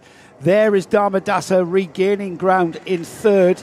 And Ryan the rest Carews. of the field already through. Who did we lose? Ryan Carews is in fourth position from about 18th on the grid. Amani Kanua down to 26. That's a rejoin. Zain Al-Masani as well. Jeremy Montgomery Swan, 24th. Lead change. Jules Dumont. Sorry, Joe. Yeah, you were just saying about the three drivers, Montgomery Swan, El Hamasani and Kanua, who are out. Let's look at the kartshot.me replay. Is there grip on the inside? Jules Dumont says, I hope so, I hope so, I hope so. I hope so. It's just enough. There was, and then I got grip on the outside, which is enabled me to actually turn into the corner. Look at that. That Telios kart is on rails in these tricky conditions here. Being able to power through that turn there. This one's tricky, though. That's a damper turn-in point.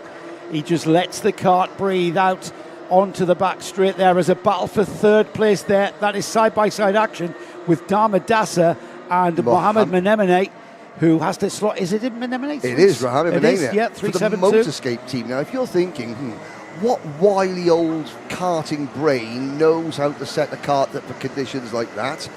Mark Rose springs to mind. Who's running that Motorscape team with Sanad? Mark Rose. Yeah, absolutely. A wealth of experience there. 30 plus years of experience, not just in karting, but motorsport in general from Mark Rose. That's our leader, Jules Dumont, leading through turn 3, out onto the back straight there towards the infield section, where he will turn left, hard left at turn 4, and then immediate right, hugging the curb. That battle still raging on, though, for third and fourth. Menemene chasing down Damadasa on the O-plate, and just not being able to find a way by on that red and white kart there of Motorscape. Damadasa now perhaps gaining composure or gaining knowledge of where the grip is and being able to settle for third and maybe even focus on concentrating on catching El-Bassani, who's just ahead of him. Now you can tell that the rain has stopped because the grip level is now consistent. Green and in the drivers sectors, are getting quicker. Now, as you can, obviously, then you've still got a tiptoe as Menemene gets a great run coming off turn number 14. Damadasa late on the brakes. Damadasa, though, will understeer a little bit. Menemene with a crossover, great move. Can he get it slowed down? Is he going to run wide onto the exit curb? Because the exit curb at the final corner is the most treacherous part. Look at that full understeer there from the O-plate of Damadasa there, just running out wide. That was a very cool head on Mohamed Menemene, who just sat there, did the switchback. And it's held. He's held onto it. He's into third and ahead of Damadasa. So now, can that red and white Motorscape kart of Menemene catch El-Bassani in front of him, who indeed is catching Jules Dumont, our leader? Mohamed Menemene has just set the fastest lap of the race, 1 minute 17.9. That is 9/10 of a second quicker last lap than our new race leader, Adam El-Bassani. We've got a new second place driver. It's Mohamed Menemene. That Motorscape Birrell is hooked up. And Menemene is wheeling it. Jules Dumont, who was leading this race, who was hooked up as well, somehow has just lost pace and has dropped back to fourth place, would you believe? In just like a momentary lapse of, did he make a mistake? I'm not quite sure. No. All of a sudden, he's just there in fourth. The different karts are set up for slightly different conditions. Some karts will have a slightly drier setup on the kart, and some karts will have more of a full wet. With the Mohamed Menemene's setup, Mark Rose needs to bottle it and sell it the next time. As I say that, though, he drops from second to fourth. 2. There we are. Well, well done, Henry. Thanks, Henry. Thanks a lot. Yeah, Mark Rose is really warm me by the neck later on when he sees me. But no, Menemene is coming back. He's coming back at Dumont. And Dumont comes back at him. Slippery surface flags are back out. So that rain has returned. That little bit of sort of very, very light rain, that just does its job. Yeah, because sorry, Joe, they went 1 minute 13 last time around. They did a 1 minute 17 the lap before.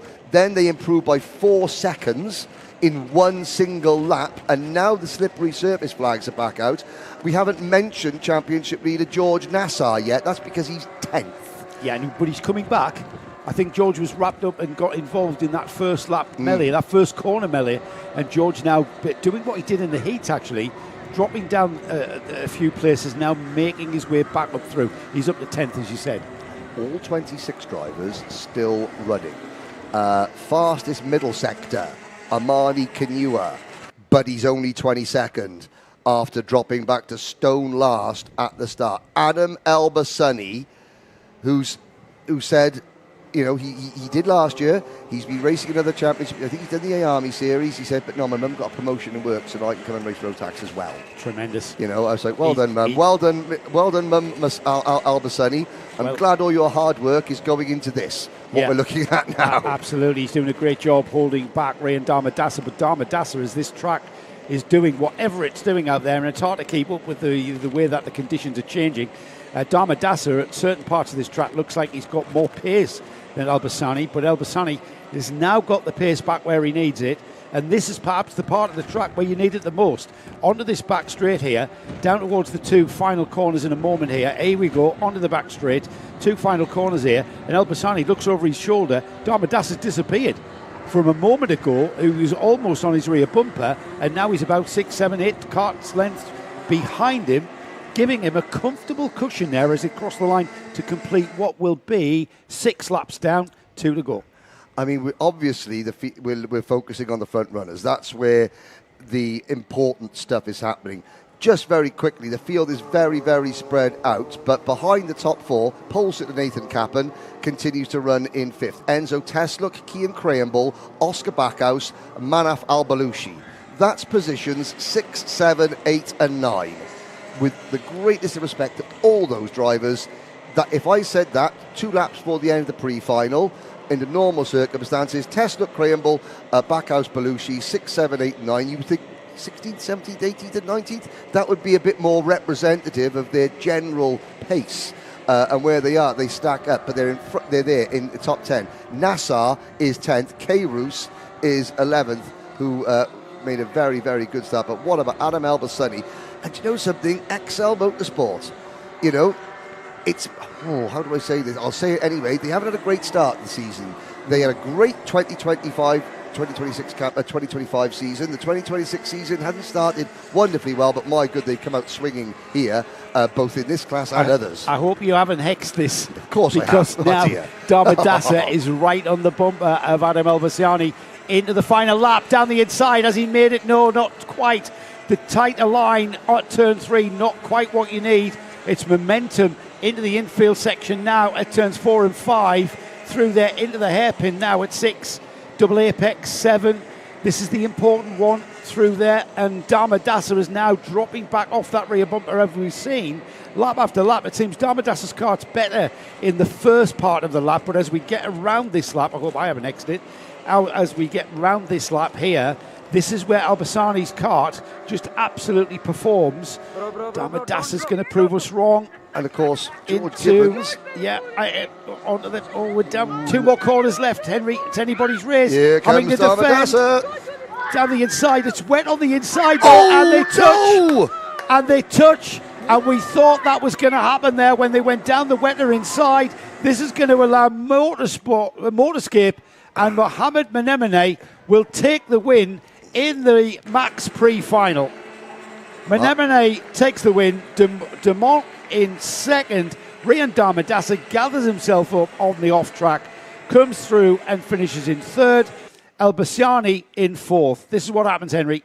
The kartshop.me replay. Damadasa to the outside. Elbasani, the kart just didn't turn. No. The kart did not turn. Elbasani on the inside, you can see visibly the different colour of track surface.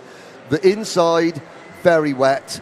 Elbasani turned in and just understeered. It was, you feel for both of them. Yeah, Damadasa doing a great job to go around the outside. Elbasani doing all he could on the inside and just... When I saw them go side by side, you thought, it's a one-line track in those conditions. And when they went side by side, I was like, we're going to be lucky if these two come out of this corner. And unfortunately for us and for them, even more so for them, They didn't. That was a great race by those two drivers all the way through. And for that to happen at the very end there was just so unfortunate. But this is the beauty, and you're going to see the provisional results coming up on screen now. Mohamed Menaina and Jules Demont, 1 and 2. Rian Darmadasa, who will look back at this live stream, and then he will probably be, okay, I'm not mad at Adam Albasani, who finishes 4th. Nathan Kappan and Enzo Tesluk round out your top 6. Kean Crayenball, George Nassar, Oscar Backhouse and Ryan Carews, your top 10. Manaf Al-Balushi, and that's the best finish that Philip Dinu has had all year, P12. Rayan Qureshi, Oscar Lambert, Alessandro Bigi, Alicia Canessa up to 16th. Max Dexter and Zain El-Hamasani. El-Hamasani and Amani Kanua, who finished 19th, were caught up at the start. That's as far back as they could climb.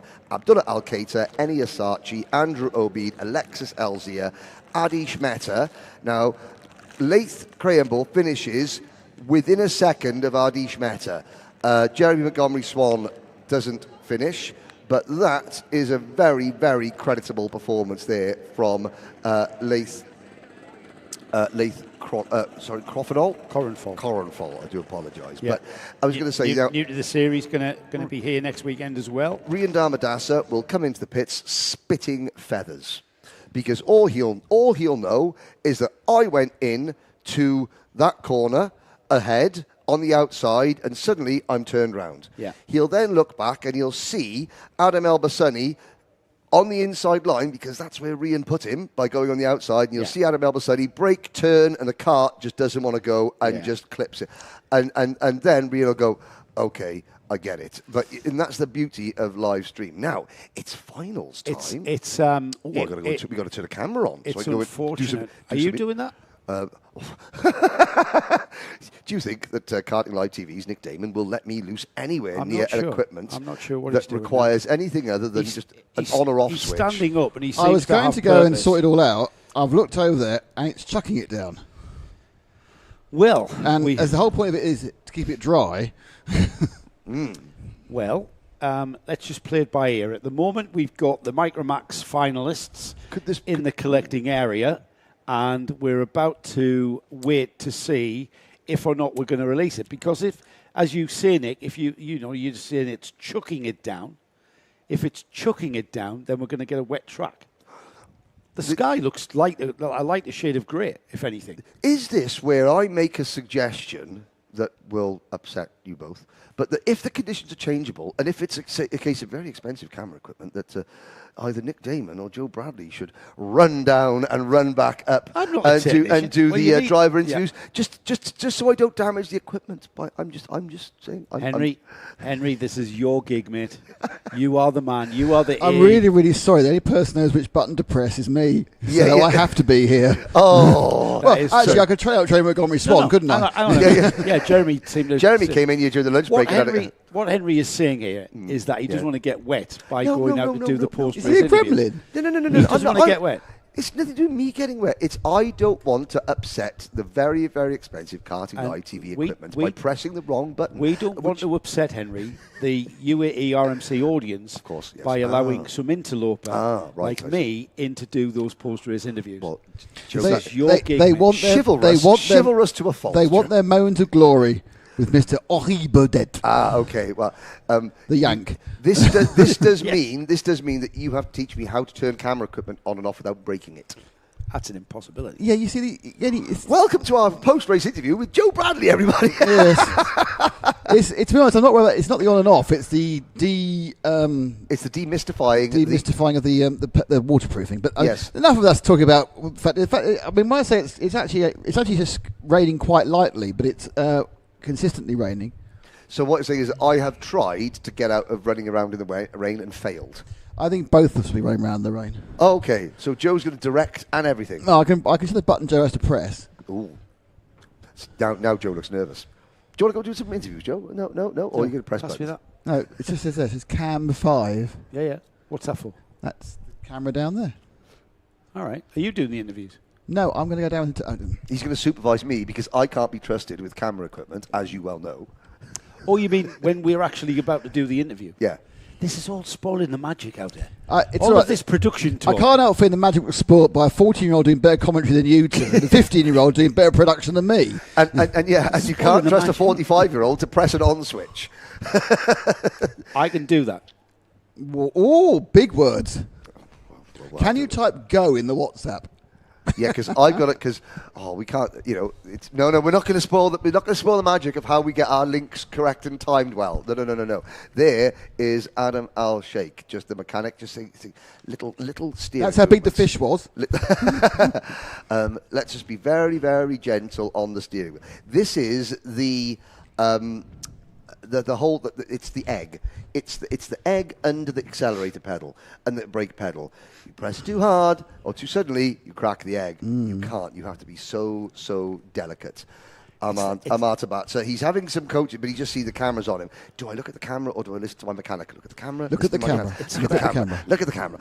It's harder than that, though, Henry. It's how much speed do I carry into that corner. It's yes, the delicacy of how hard you press the brake pedal. Because that rear axle, just on the dampness, the rear axle just locks up. Yep. For nothing. Yeah. The slightest press on the brakes and the rear axle's going to lock. And so you're just kind of feathering everything. There's an eggshell under the brake pedal. There's an eggshell under the throttle. There's an eggshell on the steering wheel. Absolutely. It's just, that's why we're sat here, mate, and they can do that. Yeah, because we can describe it. So hard. Oh, look at that. And the Amartabatsa logo, the Ace of Spades AT, you see at the top of his crash helmet, just above the Abu Dhabi Sports Council lettering on the garage. That is Amartabatsa's new logo. Mum designed it. But yeah, you've got the A and the T in the shape of the Ace of Spades.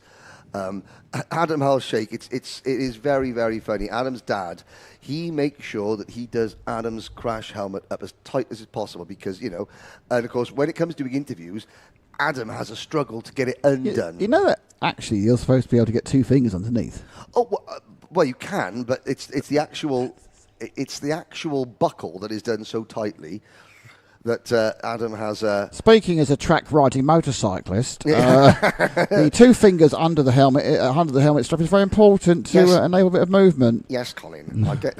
Hello there, my name's Colin, the motorcyclist. Yes, I drive at 73 miles an hour in the outside lane because that is my right as a law-abiding citizen. I think you'll find I drive in between the lanes because I have a motorcycle and I can filter, thank you very much. And what I do is when you're going along nicely, I go past and I rev my unsilenced motorcycle and scare the living bejesus out of you. Which actually happened on the way to the airport with Joe. We were in slow-moving traffic, a bike went past going and he was mostly asleep on the way down and he jumped out of his skin. Yeah. Almost had a clutcher. Yes. Yeah, I did. I think this is interesting because it's actually still lightly spitting, but it's actually also drying out at the same time. The sky is broken. I mean, it was an unbroken dark grey cloud, which was when we had the heaviest of rain. Yeah. Now we've got bits of sunshine. I think the rain stopped. Through. The rain has stopped, is my visual impression. Only one umbrella is up on the spectator area. I can't see who is holding said umbrella. And we can see the mountain range over there. Yes. The Omani border has reappeared. It didn't disappear. It was always there. There was always a border. There, just we couldn't see it. Yeah, you're right. We can now see 3 levels of the mountain range, whereas before it was like sort of a foggy hill. Couldn't see it, could we? Hazy. Yeah. So the sky is breaking, and there's a bright white shades of grey coming across the horizon. So maybe the worst of the rain is gone, and we're going to be able to. Oh, that's a bit snitting now. Then. Yeah, he's watching those track conditions there, and he's going. Well, he's obviously gone down. I can tell you now, he's gone down the pressure. You can't go up. Exactly. That's how clever I am. That's how clever I am.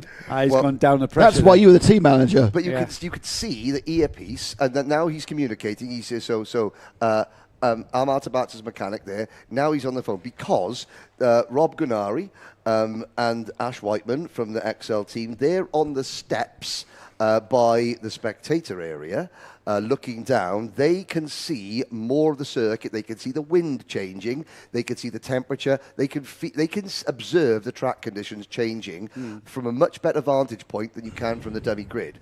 So that's where the communication process comes in. Team manager. That's where the decision was made. Yeah, team manager. Okay, we're going to drop the pressures by half a pound on the front, for example. only kart to have his tyre pressure adjusted, by the way. Well, Nobody else has. No. And they're being released. Shall we have a look at the grid, Nick? Oh, I do, yeah. This is going to be 9 very exciting laps. Well, this is a very mixed grid because we've got the championship protagonist a little bit down the order. Adam Al-Shaikh, who started from the pole position this morning after pole position, is on pole position for the final. Amar Tabatz are alongside. Alexander Freinstein and Cameron Harvey on row 2. And that is the championship battle there on row 3. Samar Chopra and Liam O'Hanlon. Row 4 is next on our screen.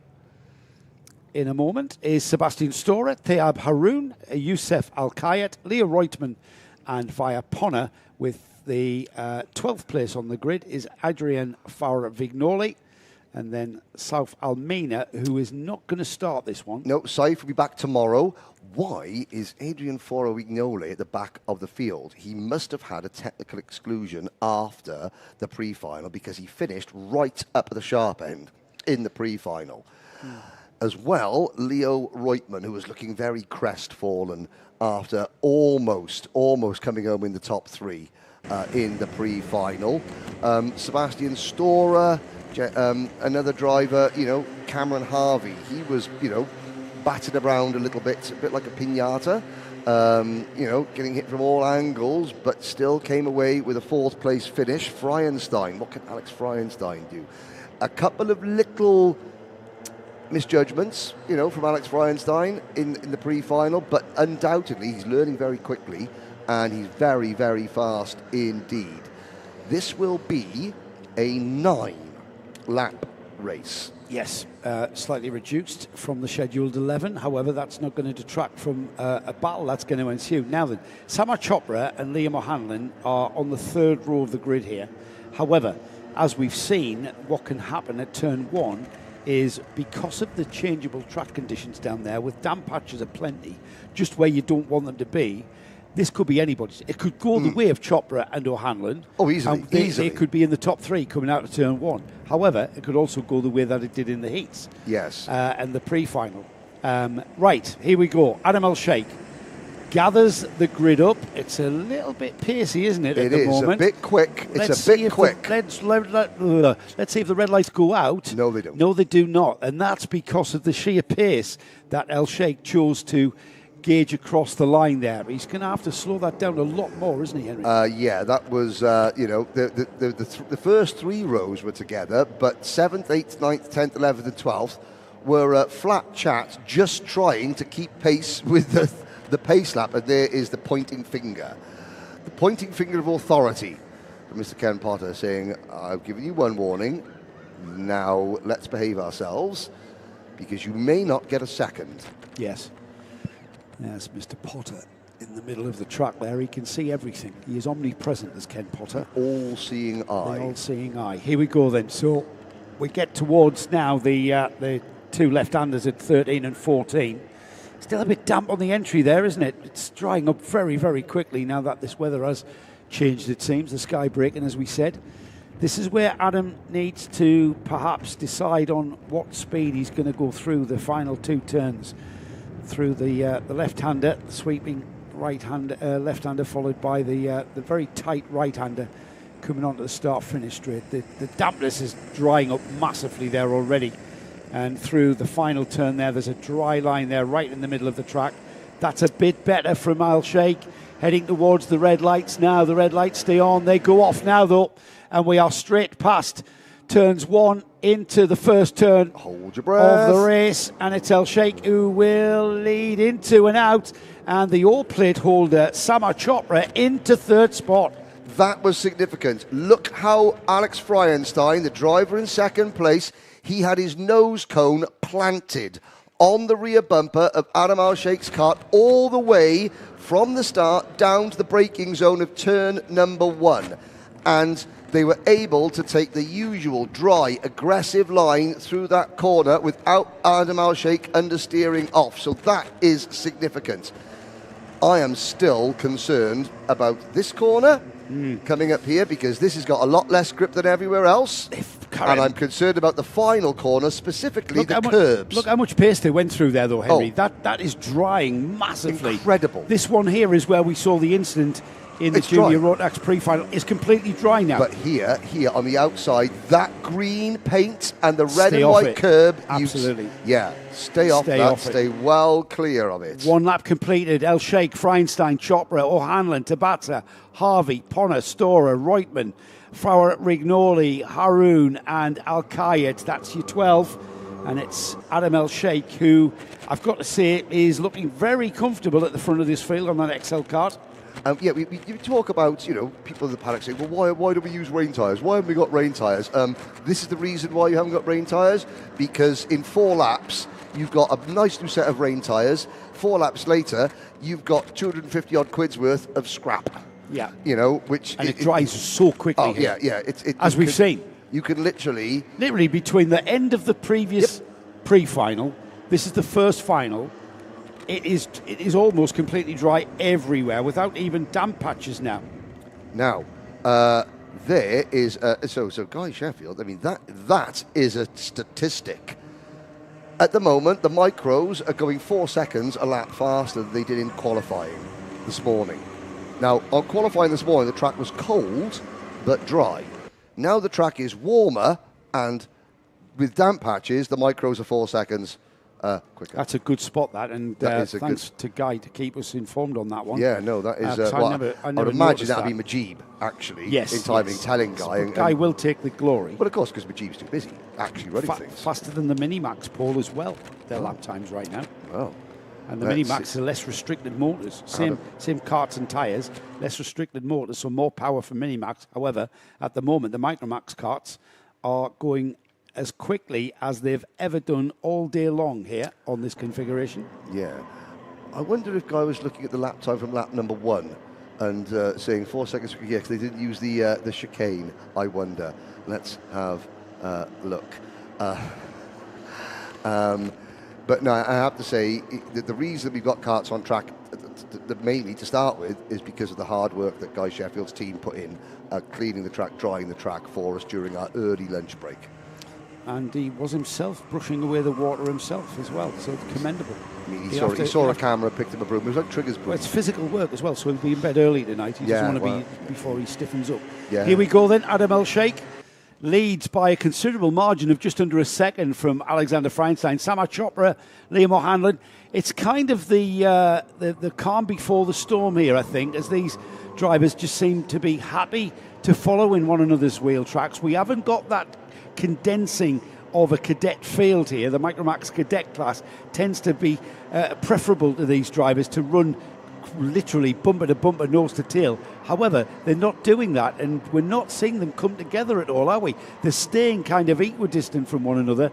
Certainly the top 4. The closest race we've got is behind the top 4, and that's Cameron Harvey and Amar Tabata, who are literally nose to tail and about to swap positions if we're not careful. But right now, it's gone a very stagnant first, second, third and fourth there in our picture. However, that can all change very quickly, can't it? Yeah, and thinking about how quickly it can change, the point standings, obviously, Liam O'Hanlon leading from Samar Chopra, then Feinstein and Al-Shaikh with the next 2 in points. So, yeah, the 2 championship outsiders currently running first and second, the 2 championship contenders running third and fourth. So Majib has put everything straight. That first lap was 4 seconds quicker than the first lap. Yeah, from their qualifying. Of course, yes. That's how I read it. That's how I read it. Just leave it to Majib to know what's actually going on. Majib has sort of given it some professionalism there, hasn't he? Yeah. Well done. This is a scrap for second then beginning to develop. That scrap for second is about to go the way of that young man, Samar Chopra, who has gone into second place ahead of Alexander Feinstein, and there through the kink at turn 9 and then onto the braking area for 10 down the inside. The other driver that's lining up behind the motorscape cart is Liam O'Hanlon, but I know, dare I say it, Alexander Feinstein's not finished yet. He's not over, is he?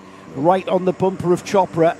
If these two start squabbling, that's going to play nicely into the hands of Adam Al-Shaikh, as Liam O'Hanlon wants to join in with this as well. Now, what that the most recent kartshop.me replay that we just showed proved is that there are now 2 dry lines.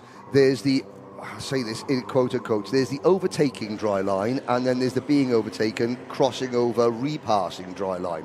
It was coming into here, no, it wasn't coming into here, it was coming into the 9, 10, 11 complex a lap ago, where you saw Freienstein make the move, Chopra make the move back, but of course they were using, so there's 2 distinct dry lines now, and Liam O'Hanlon is going to try and utilise at least one of those to set up Freienstein for a move, because Chopra has pulled away a little bit as we head out towards the top end of the circuit. And O'Hanlon can see that, and Chopra is his main title contender, isn't he? Chopra, if he finishes ahead of O'Hanlon, he's going to close the gap. After today, we've got 3 more point scoring rounds, remember. This is the 4th round, what am I trying to say? This is the 6th round of the season. Yes, round 6, and yes. we've got 3 more days of point scoring to come after this one. So O'Hanlon down the inside of Freienstein. He could see Chopra beginning to edge away, so he could sense the urgency in that, and that was done at the hairpin at 2. By the time we get through the sweeping left-hander at 3, he's already pulled a bit of a cushion, and now, Henry, the question is, can O'Hanlon close that gap? Freienstein's not going to let them get away too quickly, and Freienstein going with O'Hanlon, but O'Hanlon is now after closing that gap to Chopra, while these 3 drivers have been disputing 2nd, 3rd and 4th. That's allowed Adam Al-Shaikh to get a lead acquired of 1.9 seconds there. So whether or not these 3 can now focus on the leading kart, time's ticking by though. It'll be 7 laps completed, only 2 more after this, and I do not think they've got enough time to catch the leader. No, I think Adam Al-Shaikh is the only person that could beat Adam Al-Shaikh is now Adam Al-Shaikh. Something with Liam O'Hanlon's kart, now I'm not sure if I've just not noticed it before or if it's been put on there just for these conditions.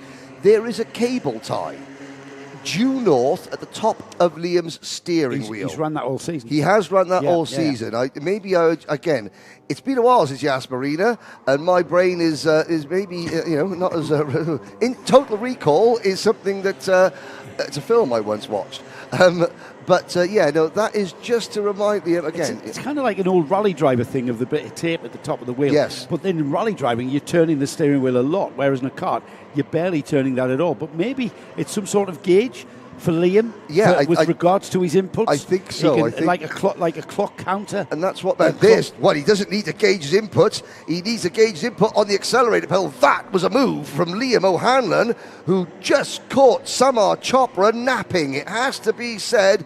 Great move. Now it's game on for the defence. Adam Al-Shaikh is up the road. 2 of these 3 drivers should finish on the podium. Who is going to be the unfortunate one to miss out? Freienstein stays together with these 2. They are not optimising their lap times as Chopra goes all the way around the outside, but defensive driving from O'Hanlon.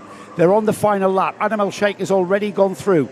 He's completed 8 laps. It'll be 9 laps completed after this one. Into turn 1. That is O'Hanlon from Chopra, staying down the inside. Freienstein staying with them. It's a 3-car battle now. Into turn 3. And then out, momentum gathered up, and then it pours out of those karts down that back straight into the left-hander. Can Chopra, has Chopra got anything in the toolkit to come back at O'Hanlon? It's a big ask, because O'Hanlon now with free air in front of him, Henry, it's going to be a tricky one. This is where it happened though, isn't it? Yeah, this is where Chopra was caught napping. Is he going to try and return the favour? No, because O'Hanlon isn't napping. O'Hanlon hard to the inside line to defend. Now, Freienstein is going to try a double crossover at some point. Is it going to be out of this next corner? We're waiting. Here is your race leader, but Alex Freienstein is going to try something. Nothing's changed, Henry, I can tell you, as we give this young man all the credit for the win, with a very, very fine win indeed. It remains behind him, Liam O'Hanlon. Freienstein did what you thought he was going to do and has gone through on Chopra and will come through in 2nd place. No, he doesn't. Because he lost it on the curve. He lost on the final turn. Alex Freienstein made the move on Samar Chopra for P3, and then ran way too wide coming onto that treacherous curb and slipped back the force. It was Adam Al-Shaikh, Liam O'Hanlon, Samar Chopra. Ladies and gentlemen, we now leave you in the capable hands of Mr. Joe Bradley, who will take you through the race results while we, the Royal We, go down to sort out the camera to do the interviews. So we wait for Henry to gather up the cats down in Parc Fermé. Adam Al-Shaikh is our winning driver with a fine win. He was quickest in time qualifying, didn't go all his own way in the pre-final and indeed the heats. However, when it counts the final here in round 6 of the UAE RMC, it's all about Adam Al-Shaikh. Championship leader consolidates that championship lead in the form of Liam O'Hanlon in second. He'll be happy to finish ahead of his nemesis Samar Chopra, who finishes third on the podium. Alexander Franz in a fighting fourth place there, almost got on the podium, but right there at the final corner, it just didn't go his way. Fifth place then Cameron Harvey. We had Adrian Fowler-Vignoli in sixth. Via Ponna 7th, Amar Tabatsa was 8th, 9th was Leo Reutmann, Sebastian Storer 10th, Dayab Arun was in 11th, and then in 12th place, Youssef Al-Kayet. Interesting race, that one. We had a not very cadet-like race there, with them being strung out somewhat. Eventually, that went the way, though, of Adam Al-Shaikh, who was able to really take advantage of the fact that the carts behind him were squabbling over those last two steps of the podium. Liam O'Hanlon making his way through after a bit of a character-building day. Samar Chopra third. We'll wait for the Parc Fermé process to take place, and Henry will grab the top 3 drivers. Those carts there on our screen, that is our Minimax field, who are about to go out for their final. And that young man there, the number 196, British driver, over here with the Sam Pollitt Racing team from the UK.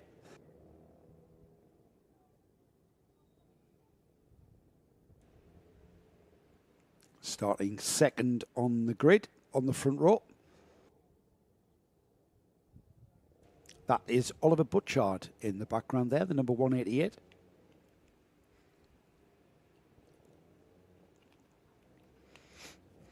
Hopefully you caught up with the paddock show in our lunch break today and saw a great interview with Albie J. Stubbs and Austin Gray. Some great sportsmanship going on there between those two.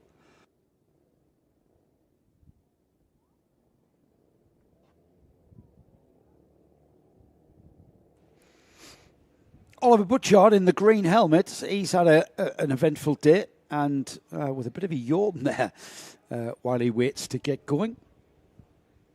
He's had a cracking day, waving to get the attention of his mechanic, I think. Yeah, finally does that. Last minute checks going on. The sky breaking across to our right here at the Al Ain Raceway. Round 6 coming to fruition here with finals. This one for Minimax. We've got another 4 finals to give you. 10 laps for this Minimax race. Junior Max, DD2 and Senior Max will all be over a duration of 12 laps to run.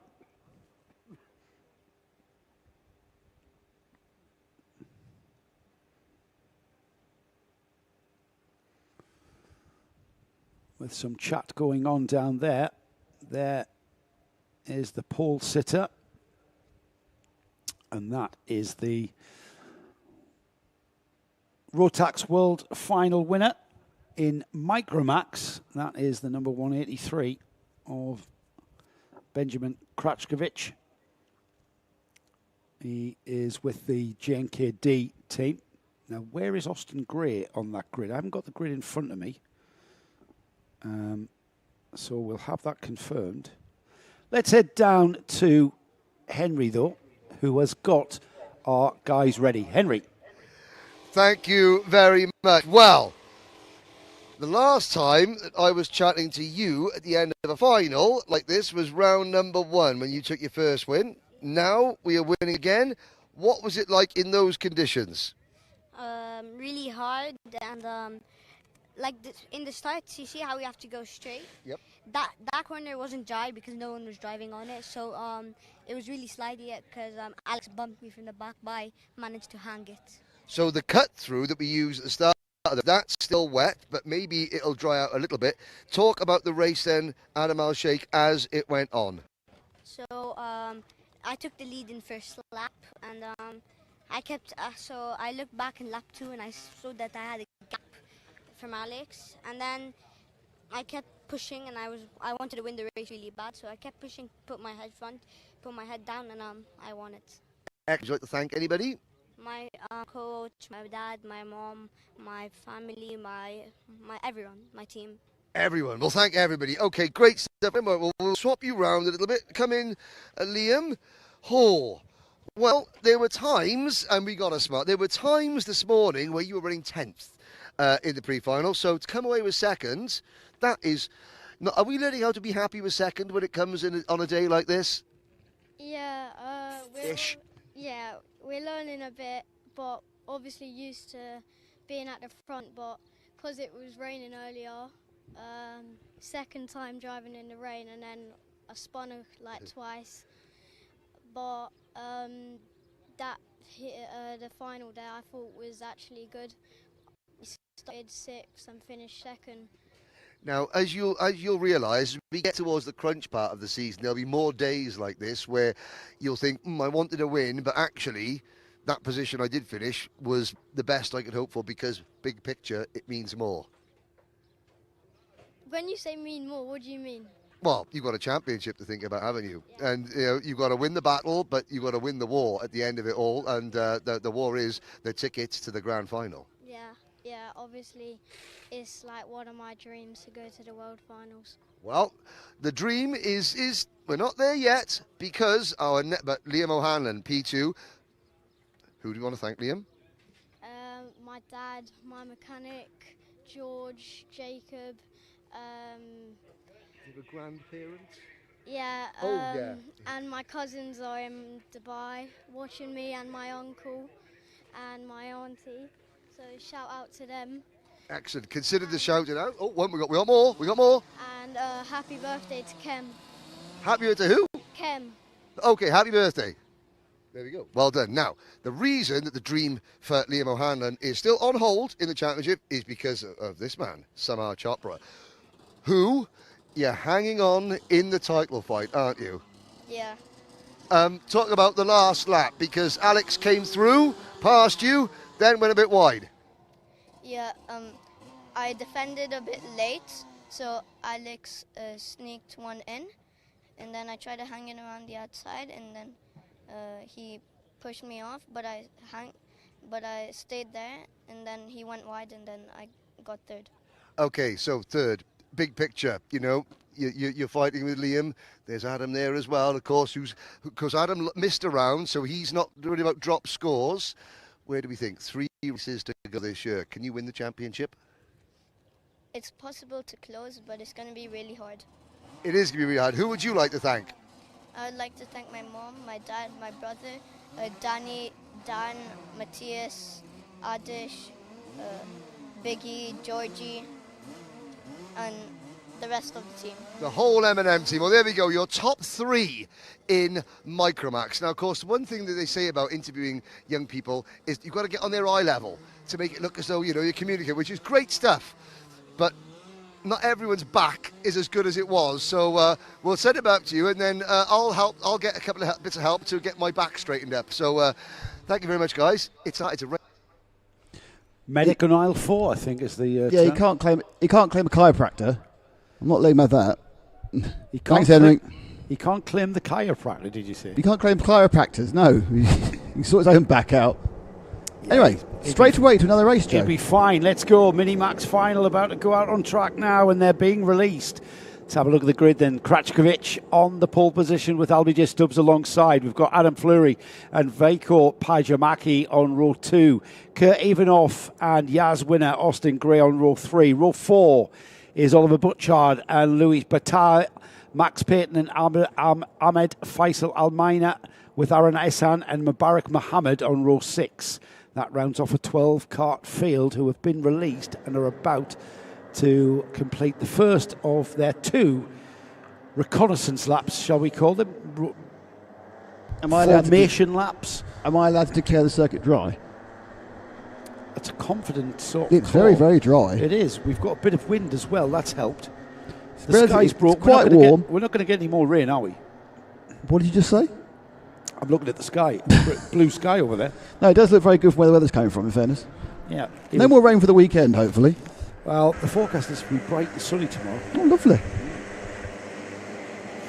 So, second formation lap for these drivers gives them an opportunity to get some heat into the tyres and brakes so that they are where the car drivers want them at turn 1, which will be that point there, right on the in view of us. And we've got Benjamin Krachkovic leading the field round. LBJ Stubbs, Adam Fleury, who was a great starter, as Henry has alluded to. Veiko Pajamaki, who was carrying on in the footsteps of all the Finnish drivers and being very good in the damp conditions. Kurt Ivanov, who, as we mentioned, comes from tremendous parentage. His grandfather was the 1974 USSR karting champion.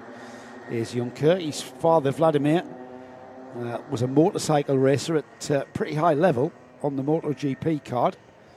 Injury put paid to that career, he was telling us. But Kurt, following in his father's and his grandfather's footsteps, and by participating in motorsport here in the UAE. Austin Gray, well, Austin Gray, you remember, with that amazing finish at the Yas Marina circuit there to finish off what was a phenomenal final there. Isn't that a tad slow? That is very slow. That is the slowest we've seen. Krachkovic playing a bit of a tactical game here, I think. There's a very good reason. I don't know what it is, but there is a very good reason he's doing that. That is, yeah. Yeah, I'll tell you what the reason is. The reason is because you end up oiling people up. And like Austin Gray has just the person he's oiled up is his teammate in the JNKD team. Austin Gray has oiled up. Now, as he's trying to get that car, he's looking down. The marshal is Austin Gray is now trying to fix the car together. Look at him, he's telling the marshal, don't touch the car, don't touch the car. Is the chain? Has the chain just come off? The lights are out and we are off and racing, Joe Bradley. We are, and Krachkovic is in the lead, having held the pace. Who was that round the outside? That's Fleury, all the way around the outside. However, it doesn't quite come off. Is he in third? Is he in fourth? Because that's Butchard who wants to spoil it for him. He's into fourth as Butchard goes through into three. Butchard is third. Ivanov is second. Austin Gray is out. And I'm looking down. The marshal, I think the chain came off that car. I think that, you're right, Joe. That is what Austin Gray was trying his best to put his chain back on. Oh, Granda George watching in Aberdeen. It's okay, Granda George. He's all right. He's out of the race. He's got it all to do again tomorrow. That is a tragic. I thought because of the slow pace there were chances of people oiling up. However, it looked like a chain as Butchard down the inside into second place there on the Motorscape kart. Is that a Motorscape or a Macadam? It's the third place kart. That's the NI racing kart of Kia Ivanov. That's Kia Ivanov, of course. Yeah. Of course it is. Having a great first lap there and coming through in third, eventually having been overtaken by Oliver Butchard.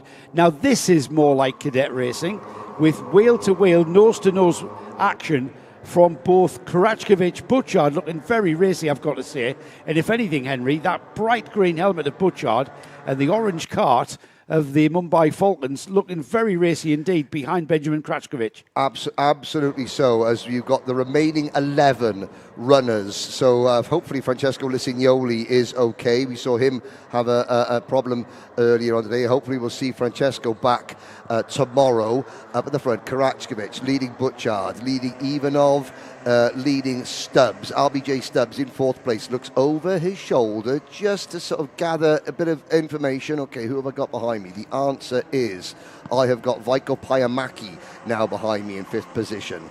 As you look, and Pajamaki and Stubbs and Ivanov side by side for 3rd place. Here comes RBJ Stubbs now side by side with Kia Ivanov, and that's P3. That is, and it was out of the final turn, wasn't it? The challenge there. Butchard happy to stay in the wheel tracks at the moment of Benjamin Krackovic. We're about to be joined, these two at the front are about to be joined by RBJ Stubbs, who's finally forced his way by Ivanov. And look at Butchard. Butchard has a bit of momentum to come onto the rear bumper of Krackovic, but not enough momentum to get alongside and maybe challenge. However, there is still a long way to go with 8 laps of this race still remaining. It's a 10-lap final for Minimax, remember. And look at that, he's just quite happy sitting there, isn't he? Just following him in his wheel tracks, quite literally. Yeah, now we have known that how quick Oliver Butchard is for the last year and a half. The last 2 years since I've been coming here, Butchard has been quick. How do I say this? Controversy doesn't follow him, but he has been in his fair share of, incidents. There's been. Now it's a case of let's get the job done. We know how quick we are. Let's put every lap. Maybe Mumbai Falcons were the last piece of the jigsaw puzzle that Team Butchard needed to start winning and challenging for championships. He's had enough of following in his wheel tracks, and that move came in textbook fashion into turn 1 there. It's a much tighter left-hander now into turn 1 with a bit of brake, and then if you're alongside, you've got the optimum line that leads into 2. Butchard hanging on to this lead. Krackovic has now got RBJ Stubbs just with a little tappage there on the rear bumper there. That's quite normal karting, if anything, not too hard there. RBJ just nestling up behind Krackovic. However, that looks like Butchard has pulled a gap there. He's pulled a gap of, say, a cart's length, even 2 cart's lengths maybe by the time they get to the back straight. And all credit to Kia Ivanov and Adam Fleury. RBJ Stubbs looks to the inside of Krackovic for P2. Now, of course, RBJ, he's the only driver of the Sam Pollitt Racing team. However, Sam Pollitt Racing, internationally renowned and successful. Macadam for Adam Fleury Racing and NI Racing for Kia Ivanov. Effectively, this weekend, they're privateers. There's only 1 kart under that awning. Both dads running the lads. That is as close to the privateer as you'll possibly get. And yet, there they are in 3rd and 4th place, challenging the likes of the Mumbai Falcons, of Sam Pollitt Racing, of JNKD, ahead of George Gibbons Motorsports. The 2 drivers, the blue race suit, the white Tony kart number 111, that red and white NI Racing kart sitting just behind him. All credit to those 2 drivers and their dads for getting it right. And there's Ivanov. That just swapped positions there momentarily as Ivanov moved ahead of Fleury. Veiko Pajamaki for George Gibbons Motorsport wants to get involved in that as well. But look at that driver there, right there. Oliver Butchard has pulled out a huge gap now over RBJ Stubbs. The gap was a second last time by. Let's see where it is here with half distance this time as they cross the line. And as I say, it was a second and then another 1.4, another half a second I should say. And the gap this time is still a second, and it's still half a second between RBJ Stubbs and Benjamin Krackovic in 3rd. But it's Kurt Ivanov who came through in 4th ahead of Adam Fleury and Veiko Pajamaki, and that one's still all to play for, isn't it? As Ivanov has pulled out a cushion. Now, I know, obviously, you have got, Stubbs and you've got Krackovic thinking of championships, and that is something that Oliver Butchard is not thinking of.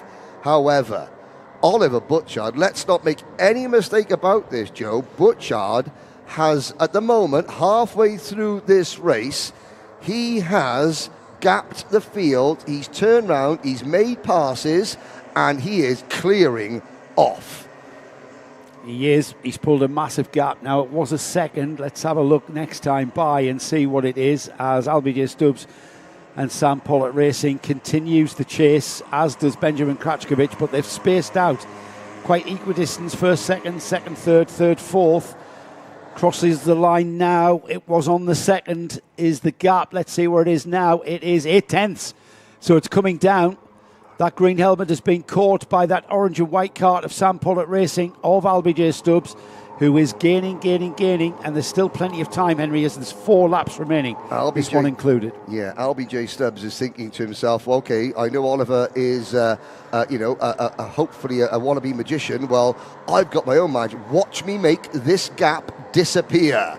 That's what LBJ Stubbs will be thinking, and he's got his head down. That last lap, a 1:07.7, fastest lap of the race. Last time round, LBJ Stubbs, 0.2 quicker than Oliver Butchard. Lap 6 out of 10. We're running lap 7 out of 10 now. Believe it or not, Oliver can afford to lose another 0.2. He can't afford to lose another 0.4. However, that's when the science takes over, and that slipstream starts coming in, and that's what Albie's working to, isn't he? I love the focus of these youngsters. They're just focused. They're lapping very consistently. The gap's still at 8/10 across the line there. No, it's down to 7. Well, it's 0.750, so it's literally 0.5 of a tenth, if that's even a thing. As they continue through turn 3. It's a smidge. It is a very... That is the technical term. Tiny smidge. We're very soon, though, Henry, not going to need the timing screen to see the gap, because the gap is now coming down to almost being a visual concept here. With LBJ Stubbs, Benjamin Krachkovich and Kurt Ivanov, 1, 2, 3, 4... That's the field. Behind them, a little bit of a gap before we've got Adam Fleury and Veiko Pajamaki.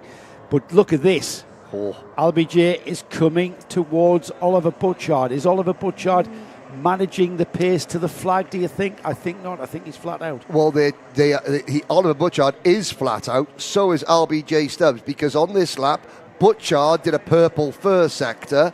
Stubbs responds with a purple middle sector. Benjamin Krachkovich is watching this, probably feeling a little bit helpless. He's maxed out his performance so far. A little shake of the head coming off the final corner there for Krachkovich. But third place is still third place, and it could be a bit more, because as we get into the final 2 laps, Butchard, new fastest lap, 107. Is that 107.5? 107.5. Yeah, he's a tenth quicker. Butchard is the question, can Butchard handle the pressure? The answer, yes. I think so. I mean, we saw him look over his shoulder, and he saw that LBJ Stubbs was there or thereabouts. There's also the thing of hearing as well. When you're being followed by somebody, as you hear them gaining, their engine note comes into your peripheral hearing, and you become more aware that they're actually closer than you perhaps thought. LBJ Stubbs just can't quite bridge that gap. And we're about to complete the penultimate lap here. So when they get back around us, down the back straight here, through the final 2 turns, and then underneath us here, Henry, they've got one more lap. And that, my friend, is a gap too much. That is so. Oliver Butchard, over to you, young man. You have been threatening to do this. You have shown pace at times that you can do this. Now is the time to put it all together and get it done, and you're going to have to get it done against the reigning British Water Swift Restricted champion and the reigning Micromax Grand Final champion. Those are the 2 drivers that are following you, young Mr. Butchard. You've got half a lap to bring it home. And that seems to be, we become complacent, don't we? We take it for granted that these young drivers will hit their marks and hit their breaking points and hit their apexes. And we've still got the job to do, though, and there's still a breaking point or 2 to be mastered by this young man here, Oliver Butchard.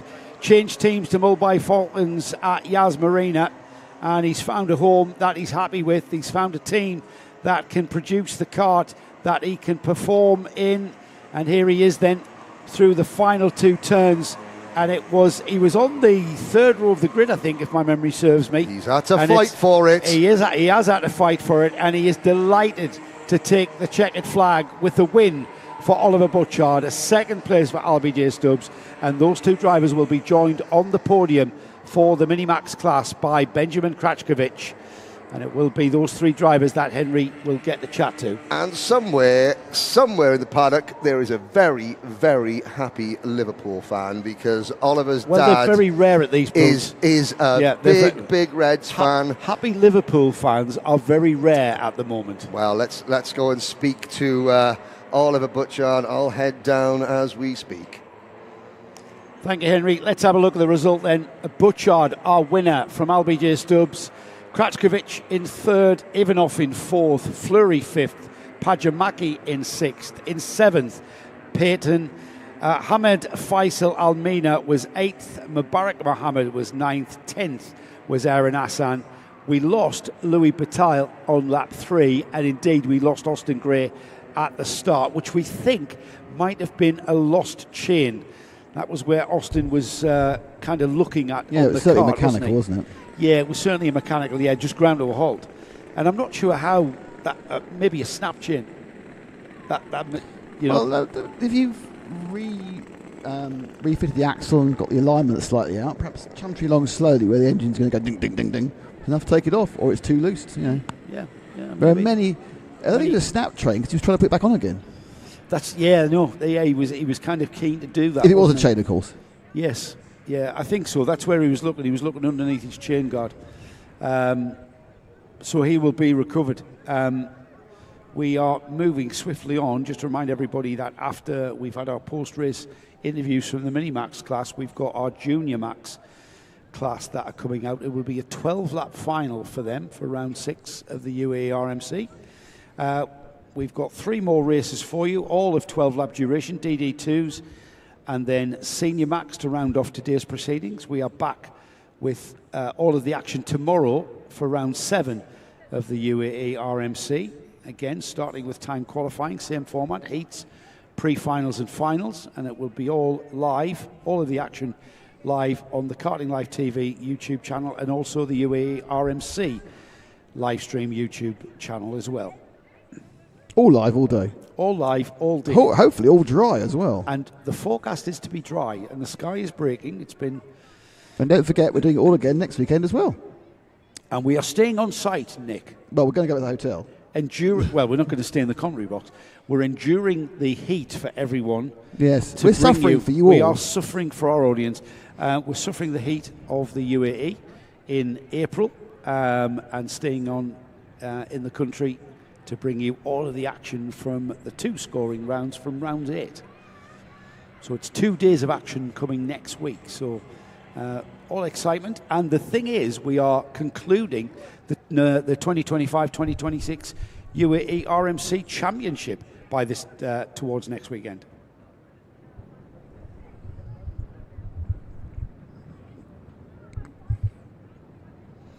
So we are awaiting Henry. You're waiting Henry. Yeah, down in the Parc Fermé. So as long as we can get a word with our finalists, that would be the thing before we get going with the junior Rotax final. Yes, and the problem is, of course, they're having to get them rescue them all from their Parc Fermé environment. Obviously, trying to get after the long delays, the organiser just trying to catch things up a bit.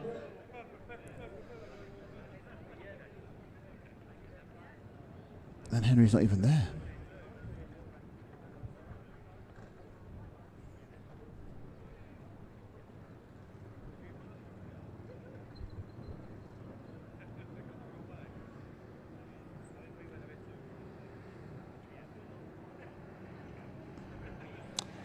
I believe Henry may be ready with our winners from Minimax. He might be. He needs to read my message first, which I've now sent him. Here we go then. Quick fire interviews because the weather's coming in, but we're going to give this man a chance to speak. Your first win, Oliver Butchard. That was pretty good.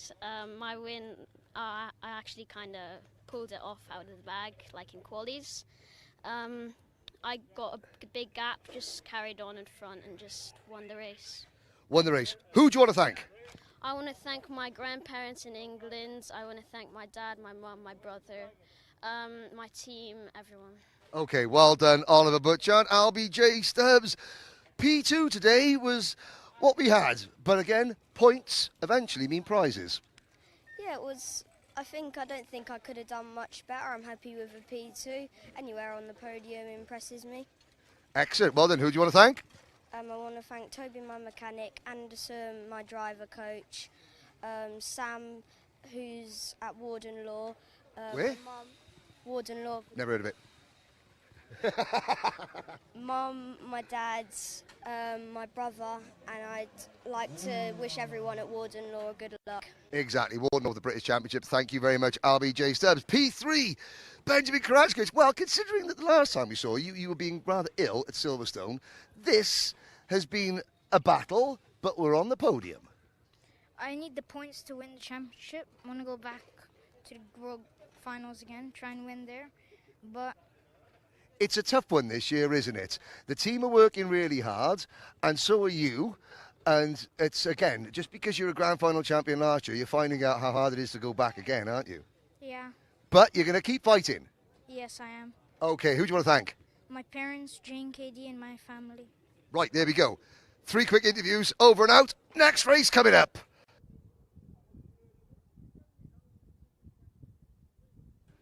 Thank you, Henry. We've got our junior Rotax grid already in the collecting area and ready to get going. We've got our grid already formed. Shall we have a quick look at that then, Nick? And we'll have a run through. Via Chopra on the pole position then, with Henry King alongside. Gabriele Baracori and Aaron Mason share row 2. Mittange Jane and Flora Schenkenberg on row 3. Row 4, we've got Faris Arun and Ray Herbert. Harrison Stevens and Savelli Kojai are on row 5. Row 6 is Giuseppe Montanari with Aaron Qureshi alongside him on 6.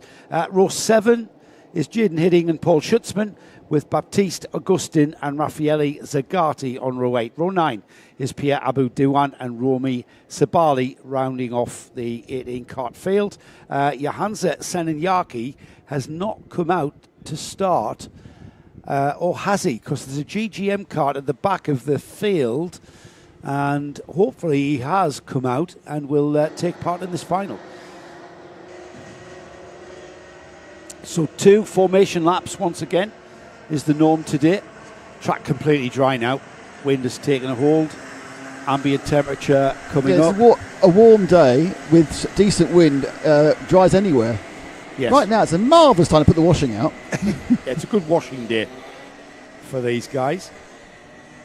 And we've got the second of the formation lap. When we get towards the back straight, we'll get the pole position driver Via Chopra, who will form up and get the grid. At the moment, though, they're driving as hard as they can to get some energy through the tyres and brakes, get them up to their operating temperature for that all-important turn 1. First brake applications, the voyage of discovery there. You want the cart balanced underneath you if you're going to start challenging. So Chopra, who starts this one very much as the favourite, Henry King, is going to try and spoil his party. And then on the second row of the grid, Gabriele Baracori's had a great day. Aaron Mason likewise. Mittange Jane will want to take top honours for Mumbai Falcons, but that's a big ask from down there, with Flora Schenkenberg and Faris Arun not far away as well. Johansa Seninyaki has had a bit of a torrid day and started at the back most of today it seems. However, he has, as far as I can see, joined up on the back of the grid. Here we go then. Via Chopra controls the pace to the red lights, heads towards the red lights. Chopra on the O plate from Dubai. The red lights will go out and we will race towards the first corner. And it is absolute chaos in that midfield as Chopra sedately turns in and will lead through turn 1 and off into the lead. And it's the second place, Henry King, who hangs on to that second place in good form. Yes, indeed. Through turns 4, 5, 6 and 7 go the junior field as we spread out. The skies are threatening once again, and everybody is hoping beyond hope that we can get these next 3 races in before the return of any type of precipitation, as Henry King sets at Via Chopra. Well, he thinks about it. Certainly, Via Chopra is not going to have things all his own way in this race like he did in the pre-final, as Henry King, like I said, XL Motorsport back with a vengeance today. They really are, haven't they? They didn't really appear in the early part of this season. However, they're having a very strong finish, and already we're seeing defensive driving there from Via Chopra, who positioned the kart in the middle of the track down the inside at number 2. He bogs down, does Henry King, and gets almost mugged by the GGM kart of Gabriele Barricordi. In fact, it's happened coming out of turn 2. It looked like Henry King jumping up and down in the seat as he bogged down, coming out of the very tight hairpin, and it's all concentrating up, and it's all, I'm afraid to say, about to kick off. Well, there's Faris Haroun has changed the lead, and up from third to first. What's happened with Via Chopra? He ran wide, was he helped wide? He's now stuck on the outside line. That is, you call it getting hung out to dry like the laundry. That is an absolutely picture-perfect picture of how a driver can lose I did say it was a good time to do laundry, didn't I? To put the laundry out. You did. Did we have... no. It's a shame. I kind of missed it. But King leads. Barricordi, Mitan Jain, your top 3. Haber, Haroun, Montanari is up there. The 297 JNKD kart up into P6, Abu D1, Jaden Hidding. I'm looking back. Johansa Senaniake, who didn't do a lap in qualifying or the heat, is there in 10th position. You would expect his tyres to be in far better condition. And Paul Schutzman's on the move as well. Well, that's a good point, actually. Senaniake started from the very, very back of this 19-kart field, already up 9 places to 10th, and he's not finished there, is he? Now, where is Schutzman? Schutzman's up to 14th. And sorry, Joe. Yeah, go ahead. There was there's something in the middle of turn number 8, which is catching several drivers out, because that time it was Mitan Jain who simply seemed to turn left and then just float out towards the exit of the circuit, and he got absolutely swamped. So Jain is now down to maybe 6th, 7th position, a long, long way back from King, from Ray Haber, from Gabriele Barricordi in 3rd place.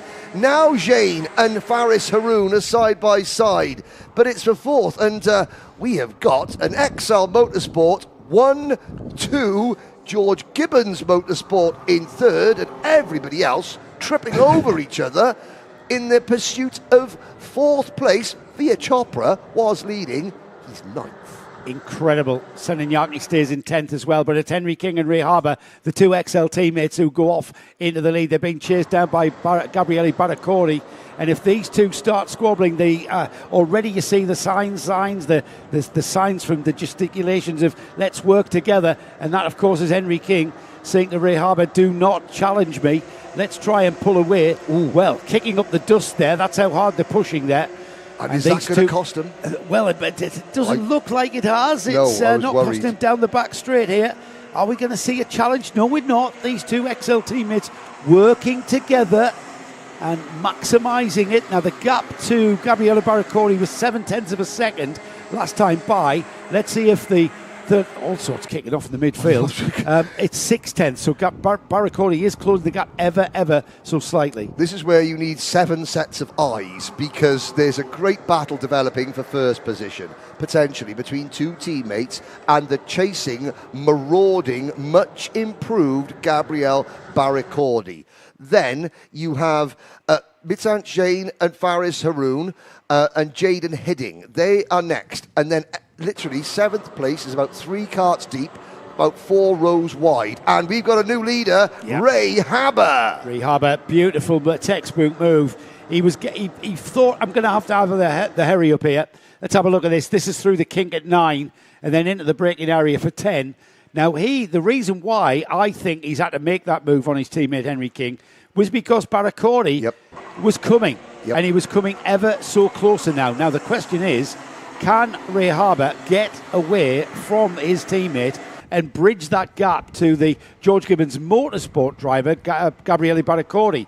The answer, I think, Henry, is no, because this 2-kart train for the lead has now become a 3-kart train for the lead, and we've got 3 karts now potentially that could swap places, and we could have that Barakodi kart even challenging for the lead soon. Just look at the difference in stature between the top three.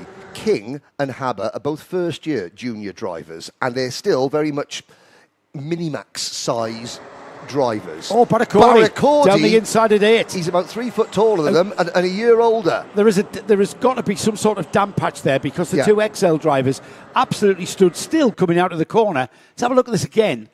There they are. That's already been done there. They stood still coming out of 8. By the time they get to the kink at 9, Barakodi, whose kart was well positioned, is into second place. He stays in second down the back straight. Because it happened. Here we go. Oh, there Change he the is. lead. Yeah. Barakodi. And he's Henry King's not done yet. The crossover. Look for Ray Haber from third to second to P1 as they cross the line. But he's going to be the first driver. Barakodi now runs wide. Barakodi ran wide, and now we've got Faris Haroun, who came up to 4th and is now in second.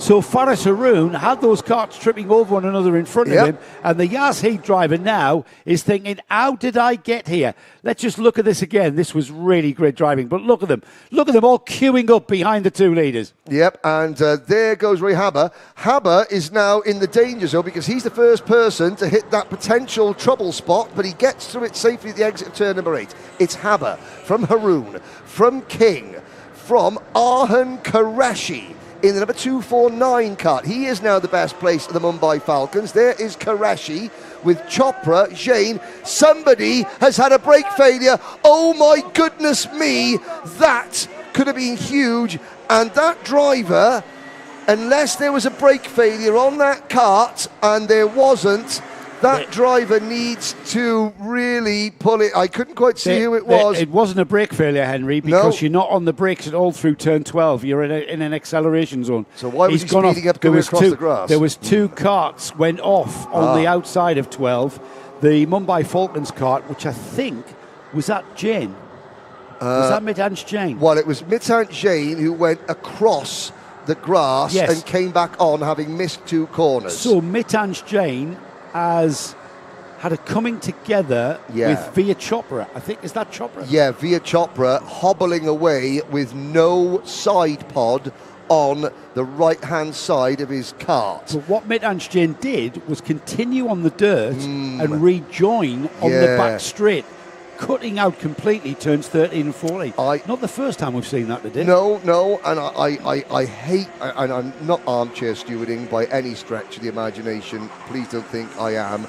However, these are teenagers, but Mitansh Jain, I think, could have and maybe should have made more of an effort to at least get back onto the circuit. Yes, of course, he would have lost more time. Oh my goodness me, the race leader nearly lost more time by losing it coming out of turn number 2.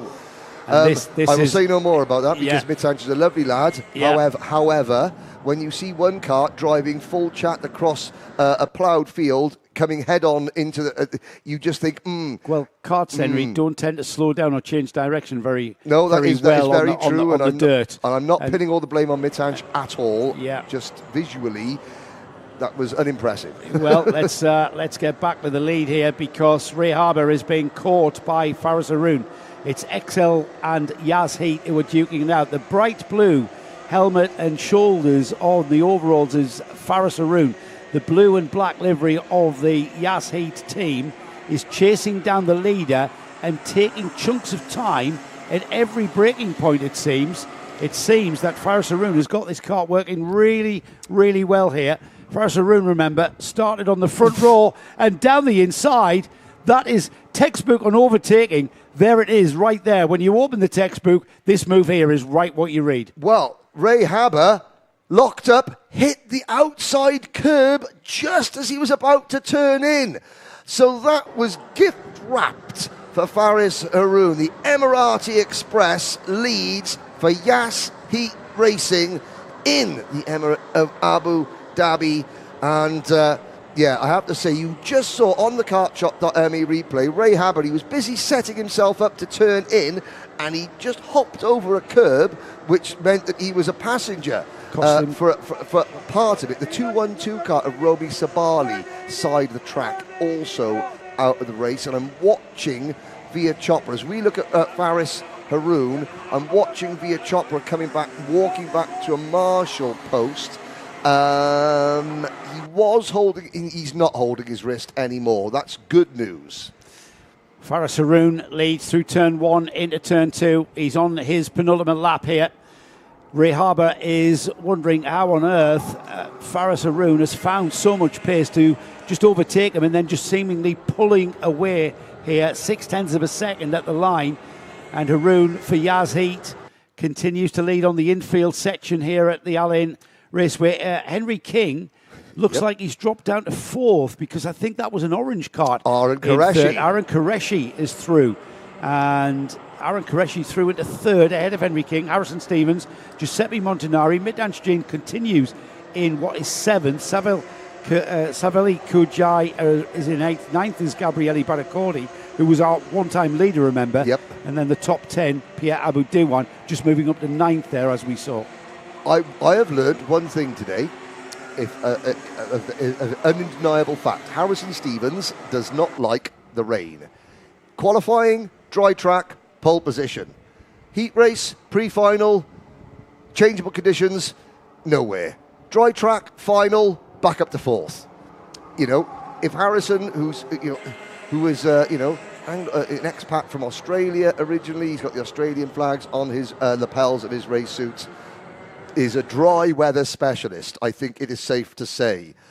Lots of drivers. Jaden Hidding was up to 6th. He's now down in 12th. As we look at there, going through our screen, that is a battle for 5th, 6th and 7th. But last lap, Faris Haroon, Emirati Express. Now, Faris Haroon, if he doesn't make it as a racing driver, can always fall back on his commentary position because Faris, remember, earlier in the season, he was sporting a broken wrist as well, wasn't he? I could just see Guy Sheffield looking at next year, 2027, commentary, Faris Haroon, Connor Clancy, brought to you by Karting Live TV. Here he comes, getting well over that wrist injury that he was sporting earlier on in the season and will be delighted to take the win here at Al Ain for round 6 of the UAE RMC. It'll be Faris Haroon, Ray Harbour and Aaron Qureshi who will join Henry Baudet in the post-race interviews and indeed on the podium later on at our trophy presentation. But what a drive. That was a very, very impressive drive for the local driver. Absolutely. Okay, a mistake from Ray Harbour gifted him the move for the win, but who's to say Faris Haroon looked like he was in a position to take that victory anyway, because that kart was very, very fast. Had so much pace. Massive amount of pace there from the Yas Heat driver. It was just taking his time. Now then, Henry, he's not going to do you any favours because he's dropping back through the field.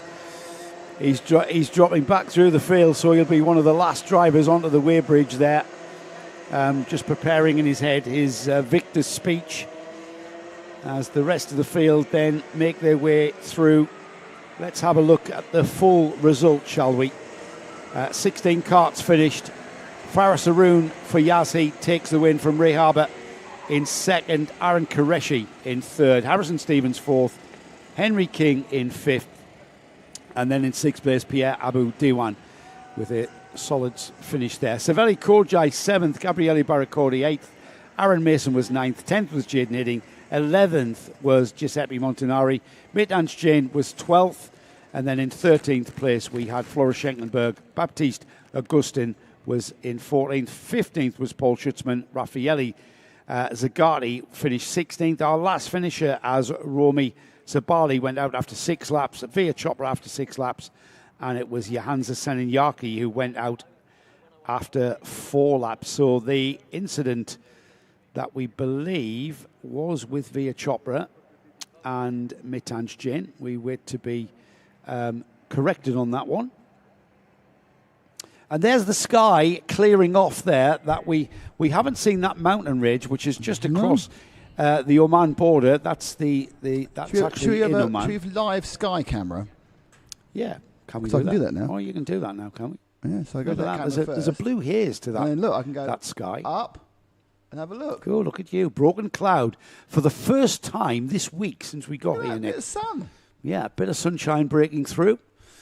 28-degree ambient here, so it's still a very mountain. Very muggy day. That's where the weather's coming from. Yeah, And you can see there's no weather coming from there because it's a light grey now rather than dark grey. So that's where all the unpleasantness was, and it's not there anymore. Yeah, so weather forecast tomorrow to be bright and sunny. We've got 2 more races to get through this afternoon, though, before we even think about tomorrow. And we have got our Junior Max podium drivers in the form of Faris Haroon, Ray Harbour and Aaron Qureshi. Just waiting there in Parc Fermé for Henry to gather them together. Do his magic.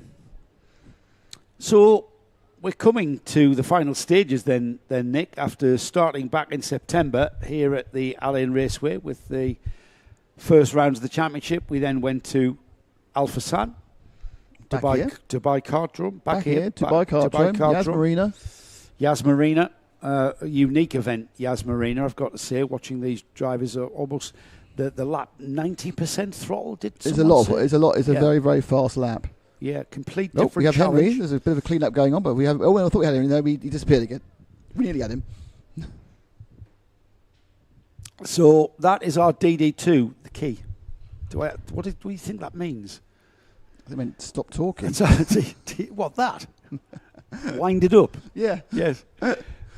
That's our DD2 drivers getting ready. Two old deaf blokes who can't do sign language. Clearly. Our DD2 grid, which we'll have a look at after our post-race interviews. Just to remind everybody that we're back in the morning, nice and sharp, 9 o'clock start in the morning, so just before 9 o'clock when we go live here at Al Ain. It will be time qualifying, same format as today, time qualifying, heats, pre-final phase into the finals, which we're seeing now. Let's head down to Henry, though, who's ready for our interviews. Well, in the interest of keeping things ticking along, as the sun comes out, which is going to help, the Emirati Express has stopped at station Al Ain. Well done, Faris Haroon. Thank you so much. Of course, all the other drivers did really good. I just want to thank my team, Yas Heat, my coach, Chris, and my dad, and my other coach, Hussein. You know, it was a really tough race. Unlucky for the guys who went out. But in the end, we came out on top. We did what we needed to do, and we sealed the deal. Sealed the deal. I was complaining about my back earlier. It's okay. Dr. Mohammed Haroon, your dad, patted me so hard on the back because he was so happy, it's fixed my back. There we go. So if you've got a back problem and you want, help, then just go and get a hug from your dad, Mohammed Haroon, and everything is okay. Who else? We thanked everybody. Tomorrow. Can we do it?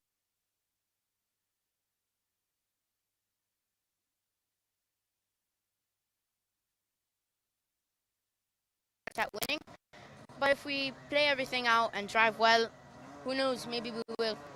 Who knows indeed? Well, the first driver that will try to prevent that from happening for Faris is Ray Harbour, who has just celebrated your best result in this championship, Ray? Yeah, so I hit the sausage curb on the straight and that whole thing messed me up, but I'm still really happy, P2, and it's finally good to finish in the podium because it's been a rough year. I fractured my shoulder in round 3.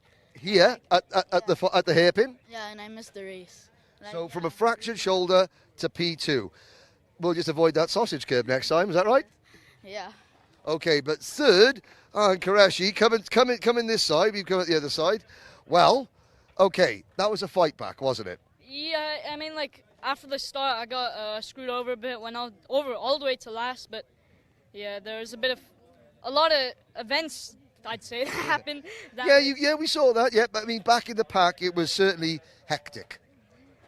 Yes, I'd say so, yeah, it was definitely a fight. I mean, people were on the white lines. I was not too sure where to go at one point, but yeah, it felt really nice just coming across the line in P3 from all the way back there. Excellent, and who would you like to thank? I would like to thank Gilly, Harry, who's probably watching this, actually, Anjum, Mumbai Falcons, my brother, my mechanic Adarsh, and Matanch, and the Siege Shenanigans group chat. The Siege Shenanigans group chat, hello, thank you very much. 2 races to go, everybody, and you know what? It's getting a bit brighter, and potentially, should we say the S word? Sunny? Sunny. A little bit, just a little bit, just a... Yes, dare I say that the weather that has been with us pretty much all week, with dull and overcast, is about to go bright and sunny, which will be with us tomorrow morning. Right now, we've got a bright and sunny DD2 grid. We all love a bit of sun. We all do. That's why we're here. Yeah, it's all about the sun. To go racing in the sunshine of the UAE, the 6th round of the UAE RMC, and it's all to play for still. With after today. For these DD2 drivers, 4 point-scoring finals to get through is what we've got in store. On the pole position, the number 501. No, sorry, not the 501. That's the 479, isn't it? Which is the 473, I should say, which is Adam Malik. Finds himself on pole position. Number 501, would you believe, after coming out of retirement, he is starting the final here at round 6 on the front row of the grid. Who? Tony. That's not him. 501. Tony's the front row of the grid. 501. How is Tony on the front row of the grid? 501. Tony Hogg. There must have been some penalties then.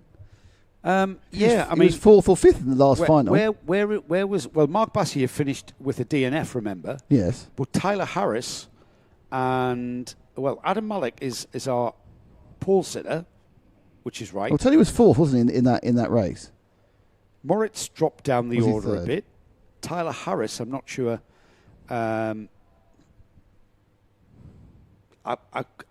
some reason, it won't give me the results that have just gone through. Still sorting them. All be revealed in a few seconds when the grid comes up, but certainly I Well, that's the way they're formed up there. Yeah, well, then Tony's on the front row, which is fantastic. Hello to the Hyper Hollands.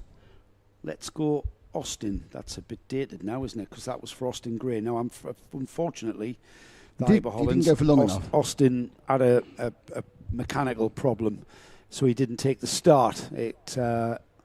Mechanical problem manifested on his rolling lap, so poor Austin didn't score any points in the final there. So that I'm pretty sure he'll be smiling again tomorrow, because that youngster seems to bounce back after that win at Yaz. He was in good fettle all weekend. He's been there or thereabouts. It's a very, very competitive field of Minimax drivers. So yeah, we'll see if Austin has a bit of better luck tomorrow.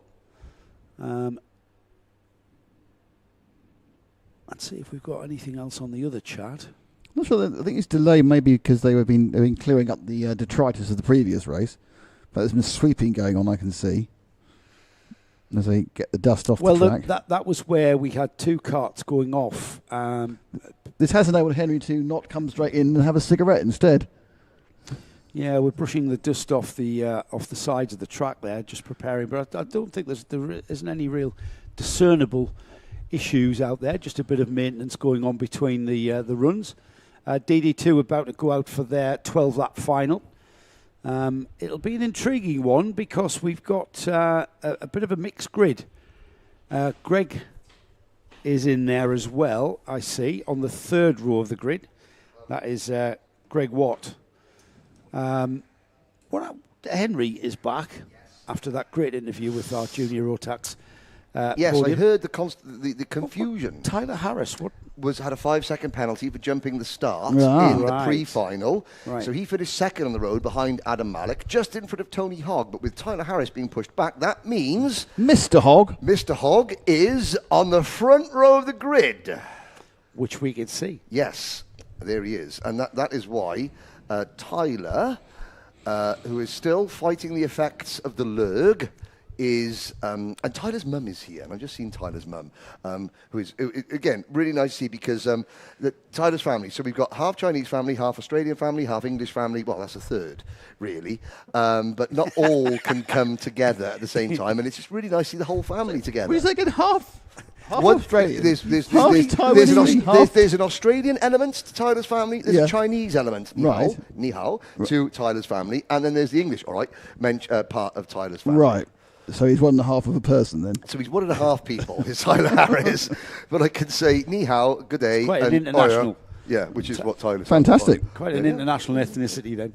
Yes. There we go. Yes. 2 races to go. It was brightening up. The reason that we got a slight delay is that Arhan Qureshi alluded to this. Can I just say, tonight on Dig That Hole, Yes. Tonight on Dig That Hole, Yes. we've got Henry Baudet. He's going to dig a hole and step right in it and go somewhere down a wormhole. Tell us more about shoveling. Aaron Qureshi. Aaron Qureshi alluded to a somewhat... He was very, very careful with his words because before he went on camera, and he was saying what was going on. And then when he came on camera, he was extremely professional.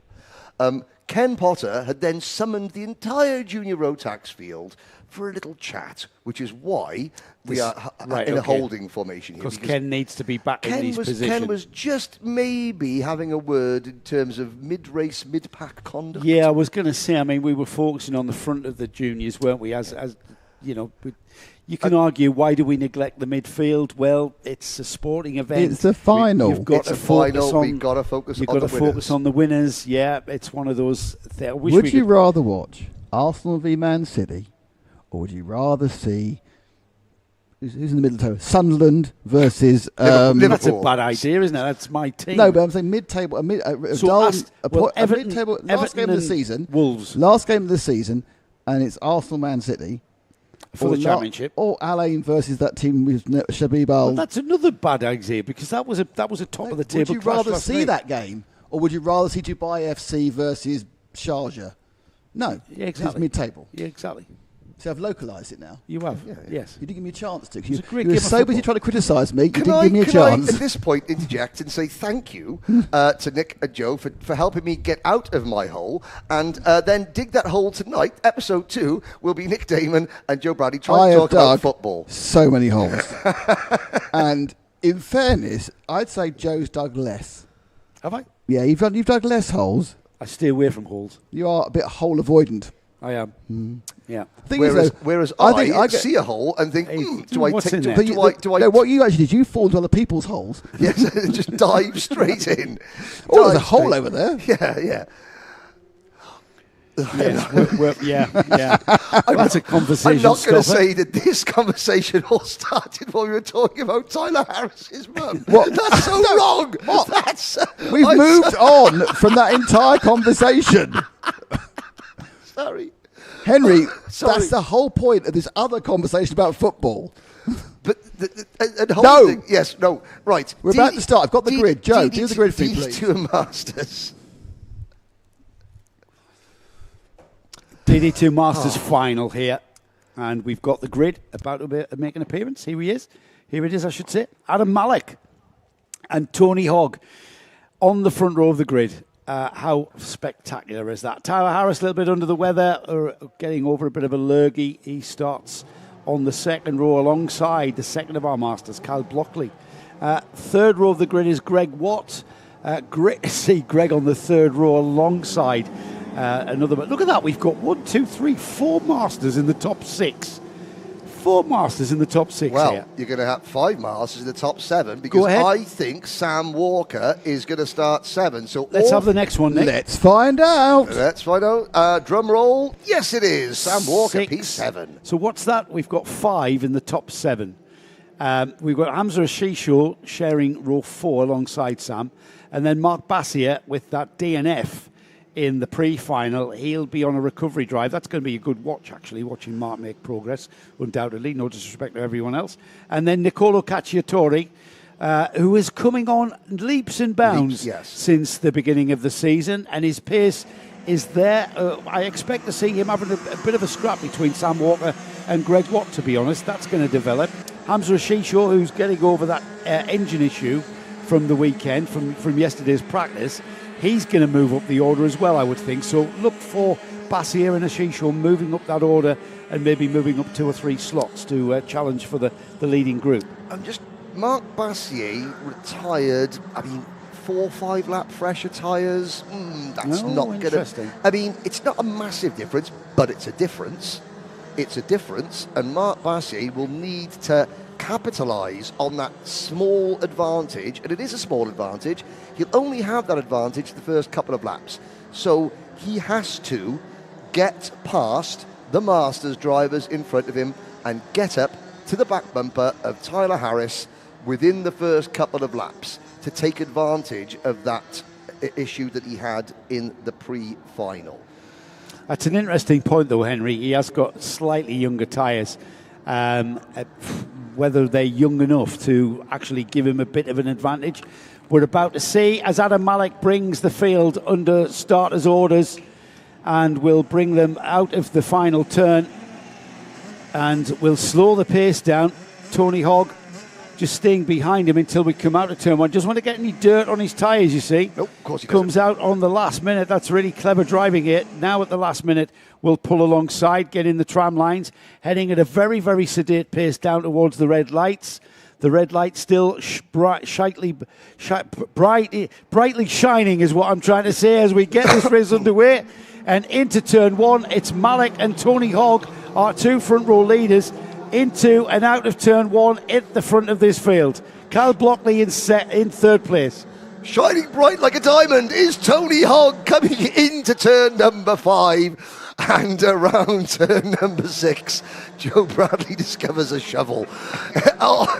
Into the turn number 9, Adam Malik continues to lead this race. Now, Mark Bassier, there he is, the third of the Mumbai Falcons cart. So Mark has already passed Sam Walker, Hamza Hashisho. I think he's got past Greg Watt as well. So mission 1 partly accomplished, but there's still 2 Masters drivers, and let's not we're talking about Tony Hogg a lot. What about Kyle Blockley in the third place? The KAA Kart Advisor Academy machine, plain white crash helmet. Kyle Blockley trying to go back to the grand finals for the first time in 12, count them, 12 years. Look at Tony Hogg hanging on to the leader here. Adam Malik there leading this race in a kind of composed style here for the M&M team. Meanwhile, Tony Hogg, who's running as an independent here, getting a little bit of a technical assistance, I think, from Danny Brand and all that bunch under that awning. But Tony Hogg absolutely in the wheel tracks of Adam Malik.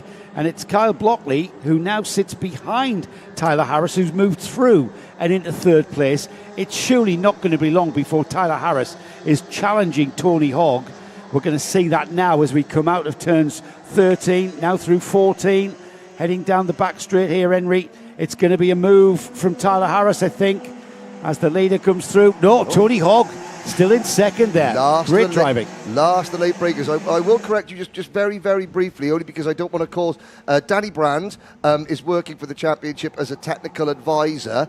Tony Hogg is getting assistance from the team at Al-Ain Raceway. So Al-Ain Raceway, they do have their own sort of team, the AAR team, which is designed just to help privateer drivers to come under the awning, and a wide variety of people running, for Al-Ain Raceway help.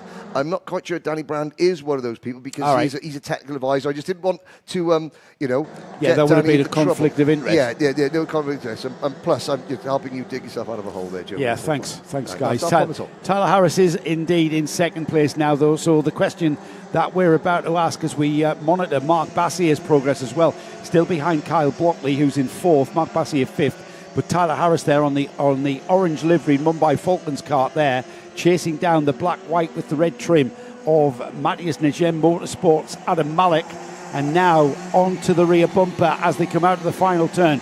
It'll be 3 laps completed. Can Tyler Harris have a go down the inside into turn 1? The answer is no.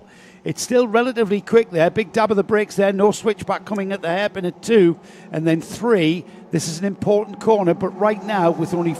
they're on the 4th lap, so there's plenty of time for Tyler Harris to take his time. And and that was a nearly coming together. Plenty of time for Adam Malik to suss out his defence as well. First defensive manoeuvre of the race from Adam Malik succeeds. How many more times can he repel the inevitable Mumbai Falcons assault that will come from Tyler Harris if Tyler Harris is body and is fit enough to take the fight to Malik to the inside? Defensive manoeuvre number 2 complete for Malik. First, second and third carts there, but behind them Kyle Blockley, Mark Bassier and Moritz Canopes, as again Malik has to defend. They're having a great... We've got 2 3-card battles here. We're about to get a 6-card battle. We're about to... I was just about to say here. Sorry. As Tyler Harris continues to follow in the wheel tracks, but looking very menacing as he does so. Yeah. He's a bit of a silent assassin here, is Harris. He is. He's not being demonstrative. He's not weaving all over the place to try and get into Malik's peripheral vision. but he is, every chance he gets, he'll have a look. And by having a look, that forces Malik to react. And at some point, but the split second between Tyler having a look and Malik reacting is going to be enough of a split second to give Tyler Harris the opportunity. Malik, we've seen he had a very cool head in the pre-final, didn't he? And it was he very, did. very tricky conditions here. Conditions are consistent all out throughout the track here. Nice and dry, beautiful track conditions, lovely 27 degrees ambience.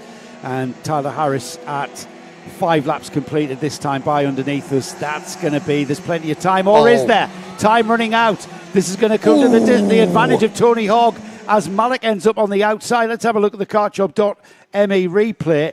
And there, down the inside, out of the penultimate turn, and there just wasn't enough room for them to go through there cleanly. That is still a very damp and wet exit curb there.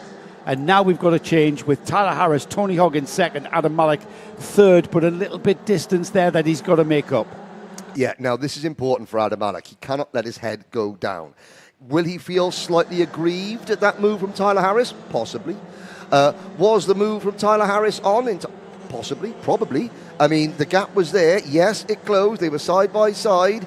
However, Harris has now got to just refocus and carry on. He's leading this race. Malik was leading, is quick enough to lead again. He now has to shrug off any lingering anger issues that he might hold and just get his head down once again. As for Tony Hogg, this is the drive. This is Tony's drive of the season. It's here. a free hit for Tony. He's not battling for a championship, so why not just go out and have fun? There's no pressure. We're not going to the grand finals. He's already said this is the best performance I've seen from Tony Hogg since we got involved in the UAE RMC. This is a cracking drive because he's matching the front of the DD2 field overall for pace.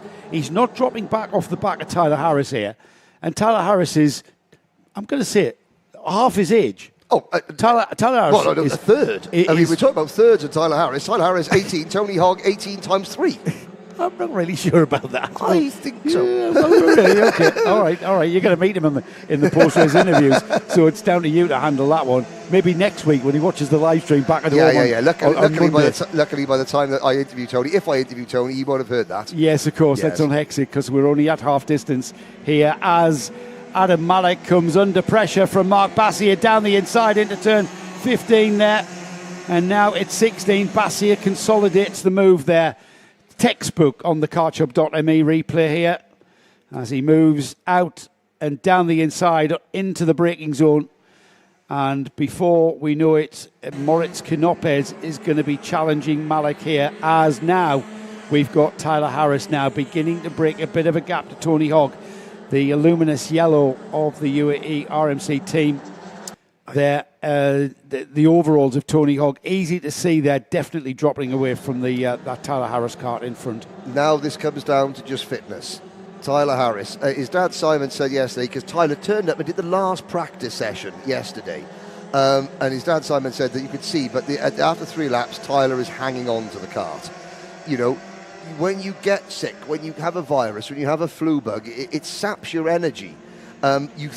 You feel better to start with in yourself, but then you realise, actually, I'm not as, it just takes a couple of extra days generally, and even for, young men, young athletes, it still takes a little bit of extra time to fully get back to 100%. Now, Maurice Knopper said something very interesting. He said that this is the least physical track of the season.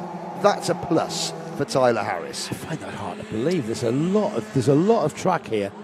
There's a lot of G's through that section there. The left and the right, the direction change, and then immediately you're in these long corners here, and then a direction change, another long hairpin where your neck's hanging off down the straight through the kink here. It's I'm not disputing what Moritz is saying. It's just wow, how physical are the others? Yeah, it makes you wonder, and of course the fact that it's the temperatures are somewhat milder than we've been accustomed to over here in the UAE. That is also helping Tyler Harris's cause. Mark Bassier, what a comeback this could be if he can get past the ageless wonder Tony Hogg. The ageless wonder. You really are digging a hole with Tony for next week. Absolutely fine. Yeah, that's not a problem at all. Oh, there's the battle for the Adam Malik and Moritz Canopes. Canopes in the orange helmet. Now, Malik was our pole sitter and early leader. He's dropped back towards Canopes now. Malik hanging on to fourth. And if anything, Henry, it's looking like we've got a challenge here from Canopes, who's not wanting Tony Hogg to take all the accolade from the Masters. I mean, I have to say, looking at Malik, he was leading. Would Tyler Harris have eventually passed him, judging by the pace they've shown for the remainder of the race? And you have to say, absolutely. Malik would have had to white line this race, I mean, which he would be entitled to do. However, just looking at the overall speed, I think Malik just needs to unlock another 1/10 to 2/10 a lap. If he can unlock the final 2/10, I think that would put him on an even keel with Tyler Harris. But at the moment, he just hasn't quite got those last couple of 10ths. And at the moment, Tony Hogg there in the arms of his luminous yellow overalls there, under challenge now from Mark Bassier, who will be delighted, I think, here with a DNF in the pre-final. Oh, squeezes down the inside. That he needed a tin opener there to open that one up. It didn't quite open up for him, and that's cost him a little bit. Now he's going to have to work back towards Tony Hogg as these two beginning to drop back towards the attention of Adam Malik and Moritz Canopes. 4 carts for second, third, fourth, and fifth place now. And with one more lap after this one's completed, time beginning to run out, and great defensive driving here from Tony Hogg. Watch Malik now. I'm about to see Bassier down the inside. Oh no, it didn't quite happen. That's worked wonders for Tony Hogg, who's going to be able to pull a cushion going into the final lap here. And Canopes has gone through on Malik. That trip over has cost Malik dear. We saw something very, very unusual that we don't generally see in a DD, sort of front wheel lockup there. That is what Bassier slammed on the anchors so hard to avoid running into Tony Hogg that he just literally understeered, front wheels locked up, and almost caught Adam Malik out, who Adam Malik was thinking this is going to be a naughty cutback, and suddenly it wasn't. And it actually ended up costing him a position, which is a real shame. However, let's take nothing away from this man. From his sickbed, potentially, to the grand finals at Portimao. Are we looking at this year's DD2 champion of the United Arab Emirates? Well, he's about to put a stamp on that one. He came here leading the championship, and now we've got him crossing the line to take the checkered flag and take the win. Mark Bassier on the line gets Tony Hogg. However, neither of them made the final turn. Yes, they both slammed on the anchors. Now, let's have a look at the kartshop.me replay. Hogg and Bassier, and they both, they're thinking, I'm not braking. Oh, now I got to brake.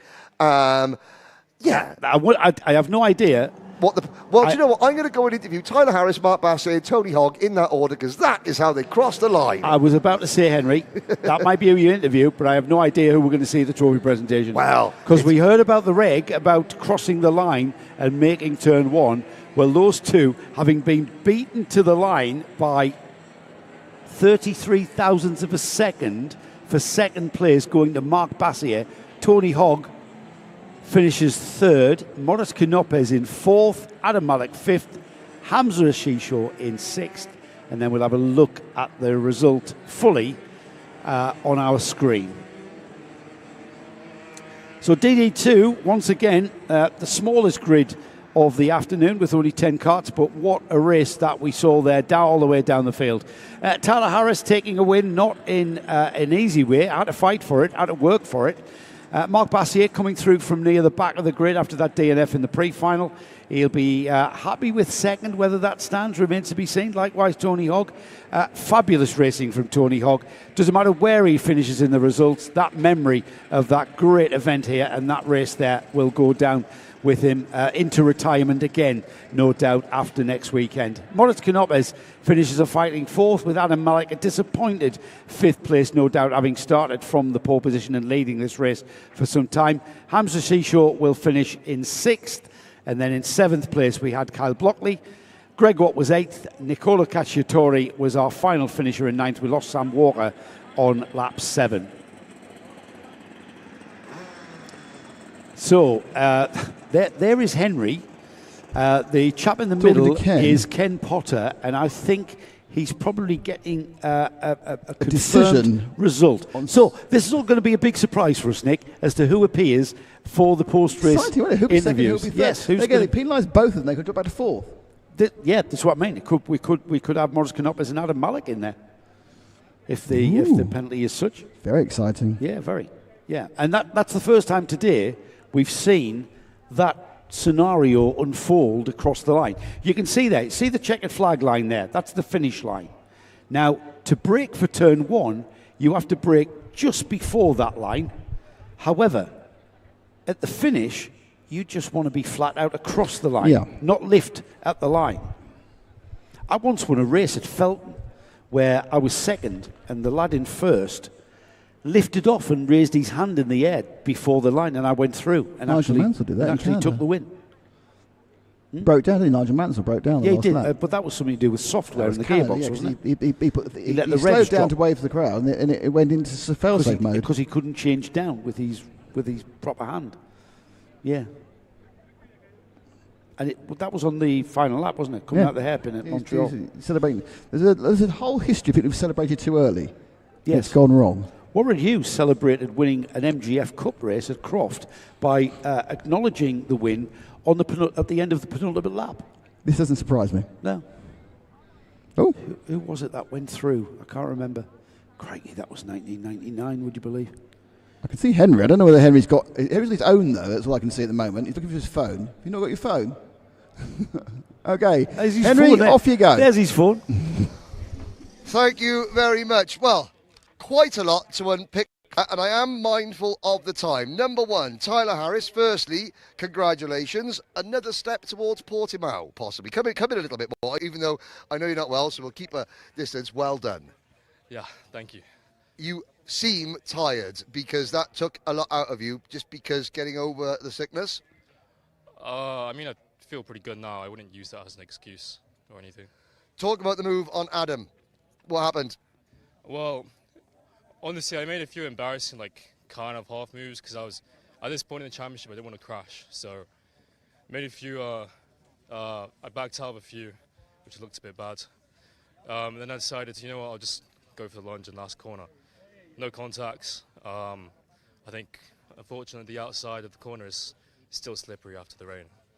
And you get to do it in front of both parents, so that's nice for you as well, isn't it? Yeah, my mum came this weekend, so it would be great for her to see that. Yeah, what do you want to say hi to your family in China? Come on, I know you can speak it, come on. Ni hao. I can say. That's all you can say. That's all I can say. Well done, Tyler Harris. We're getting closer. Yeah, I think we're almost wrapped it up. Almost. We'll see you very much. Okay, second place across the line by a whisker. Mark Bassier. Mark, just come in. Well, what a battle between you and Tony. Yeah, it was an extreme battle. Yeah. I tried many moves on him, but he was able to defend very well. And just at the end of the line, we both held it to the end. And then our brakes became really hot. So well, of course, continue. You just couldn't quite get it slowed down for turnover. Hot brakes, yeah? Yeah, exactly. No. But it was an amazing race from last to second. I just want to thank Anjun, my team, my parents, of course, and my grandparents for supporting me. Excellent, well done. So by a whisker on the line, even though his brakes were overheating as he crossed the line. Same problem that happened to Tony Hogg. We'll bring Tony in as well. Tony, Mark said that as you crossed the line, the brakes were just overheating to the point where you couldn't quite get it slowed down. But what a performance. Congratulations. Thank you. Yeah, it was a good race. All in all, I think the wet heat sort of helped me to get up to the front on the grid. And then I took my opportunity. I was able to stay with Tyler for a good proportion of the lap of the race, and then I knew Mark was. I could hear him. So we were both hard in and hard out, and of course come the line, it's a very acute turn. I think with the yeah, the brakes were hot, the tyres were hot, the grip was going away. There was a lot of debris on the outside. It was really difficult. I think everyone tried their best, to be honest. But yeah, I'm very happy with that. It is indeed. So we talk about, obviously, you know, we joke about your retirement and coming back and forth, and it's all. Yeah. However, there's no pressure for a title. There's no pressure for a ticket. Correct. Is that maybe because you've driven outstandingly well today, and I say that as somebody that will make fun of you for being 7 times older than Tyler. Correctly, yeah. Again, I think there's a bit of that. There's no pressure. I can come into the day. Of course, I've got to set my own targets, but at the end of the day, if it doesn't work, then hey, you know, you've had a nice day out with a lot of people that you know, and if you can get a result on a double podium, well, how good's that? Well, double podium comes tomorrow. We have one final question. It's a very important question. My colleague, Joe Bradley, who we all both know, says that you are double the age of Tyler Harris, and I said maybe more times 3 times the age. He's 18. Are we just this is journalism, ladies. This is journalism, ladies and gentlemen. So for the record, I'm 61. There we go. Yeah. It just goes to show, and this is with all seriousness, at 61 years old, Tony Hogg is doing that against a world-class field. If Tony can do it, so can you. Exactly. Thank you, mate. Well done. He's pointing at us there. I know. 61's a great age. Yeah, it is. It is. I remember 61. It's youthful to you. It's slightly, yes. Yes. Well, we're going to be, you and I, who are in the same age bracket as Tony, are going to be racing here this week. At some point, yeah. The re-challenge, Joe and Nick Karting Live TV challenge. The Joe couldn't sleep for several days because he's 2.6 seconds a lap slower than me. Unbelievable. I really can't do it. I really don't know how that happened. So anyways, how many seconds a lap quicker was I on the single engine carts? The single seat carts? Mine didn't work. No. How quick? Don't know, 'cause mine didn't 5 work. seconds or something. Mine didn't work. Well, do you see that? Right then, everybody. I just want to congratulate Tyler Harris with an outstanding potential champion-elect kind of performance there. Mark Bassier, what a drive from through the field. He really had to tough that out all the way to the checkered flag line, all the way to the checkered flag across the finish line. But Tony Hogg, massive, well done from Tony. Great to have him back in this DD2 field. I hope he's going to be around next week just to finish off the season here with us. Then he can retire for a few months till next season. And then he can retire until September and come back in September and make a massive comeback. An attention seek again. We've got the senior Rotax grid about to get going. You wouldn't know it from the driver just sitting on the very relaxed concrete block. There. Not quite sure who that is. We've got the number 337 on the pole position, and I've got to say, Telios cart. That is an absolutely outstanding performance from Jules Demont, who has been on fire all day. Jules has been absolutely at the front of this field. In wet and dry. In wet and dry. You know what? I hope Jules gets a podium out of today because he very much deserves that. Rian Darmadas is going to make it very, very hard for him, though, because he's alongside. He's carrying the Dubai O plate on his cart there, what he won a few weeks ago. And we know how quick that George Gibbons Motorsport team can, we know how good a cart that George Gibbons Motorsport can put under Rian. We've then got the number 372 behind him. That's Mohammed Menemene, who was the relaxed driver, I think, sat on the concrete block. Behind them, we've got a Mumbai Falcons cart, or alongside, I should say, on the second row, behind Rayan Darmadasa. Just can't quite see the number on that Mumbai Falcons cart, so I'm not going to take a guess at who that could be. I think it could be Nathan Kappen, you know. I think it could be. Before the field go out, Jeremy Montgomery Swan, who is in this one, came in to tell us some interesting stuff about his grandfather. Yes. Jeremy Montgomery Swan, same name. In 1978, the Ulster Grand Prix, and has competed at the Isle of Man on motorcycles. I'm not sure, Jeremy, if this is your grandfather was killed. So this is Jeremy's father, Giles' father. Yes. And Giles was 15 months old when this happened, which you're about to explain to us. Was he really? Yes, I've So just confirmed. Right, okay. So you might have got a little bit more background than this. Yeah. So was he killed in the Ulster Grand Prix? He was killed in the Ulster practice crash at the Ulster Grand Prix. Competed in the. Now this is in the 70s. Yes, when men were men. I mean, men are still men at the Isle of Man TT. But yes. But the Ulster Grand Prix, Dundrod. Yes. Fantastic road race. I think that's where Guy Martin coined the phrase "going fast enough to suck rabbits out of the hedgerows." That was either Isle of Man or the Ulster Grand Prix. But when Jeremy's father Giles was 15 months old, his father was killed in a practice crash for the Ulster GP.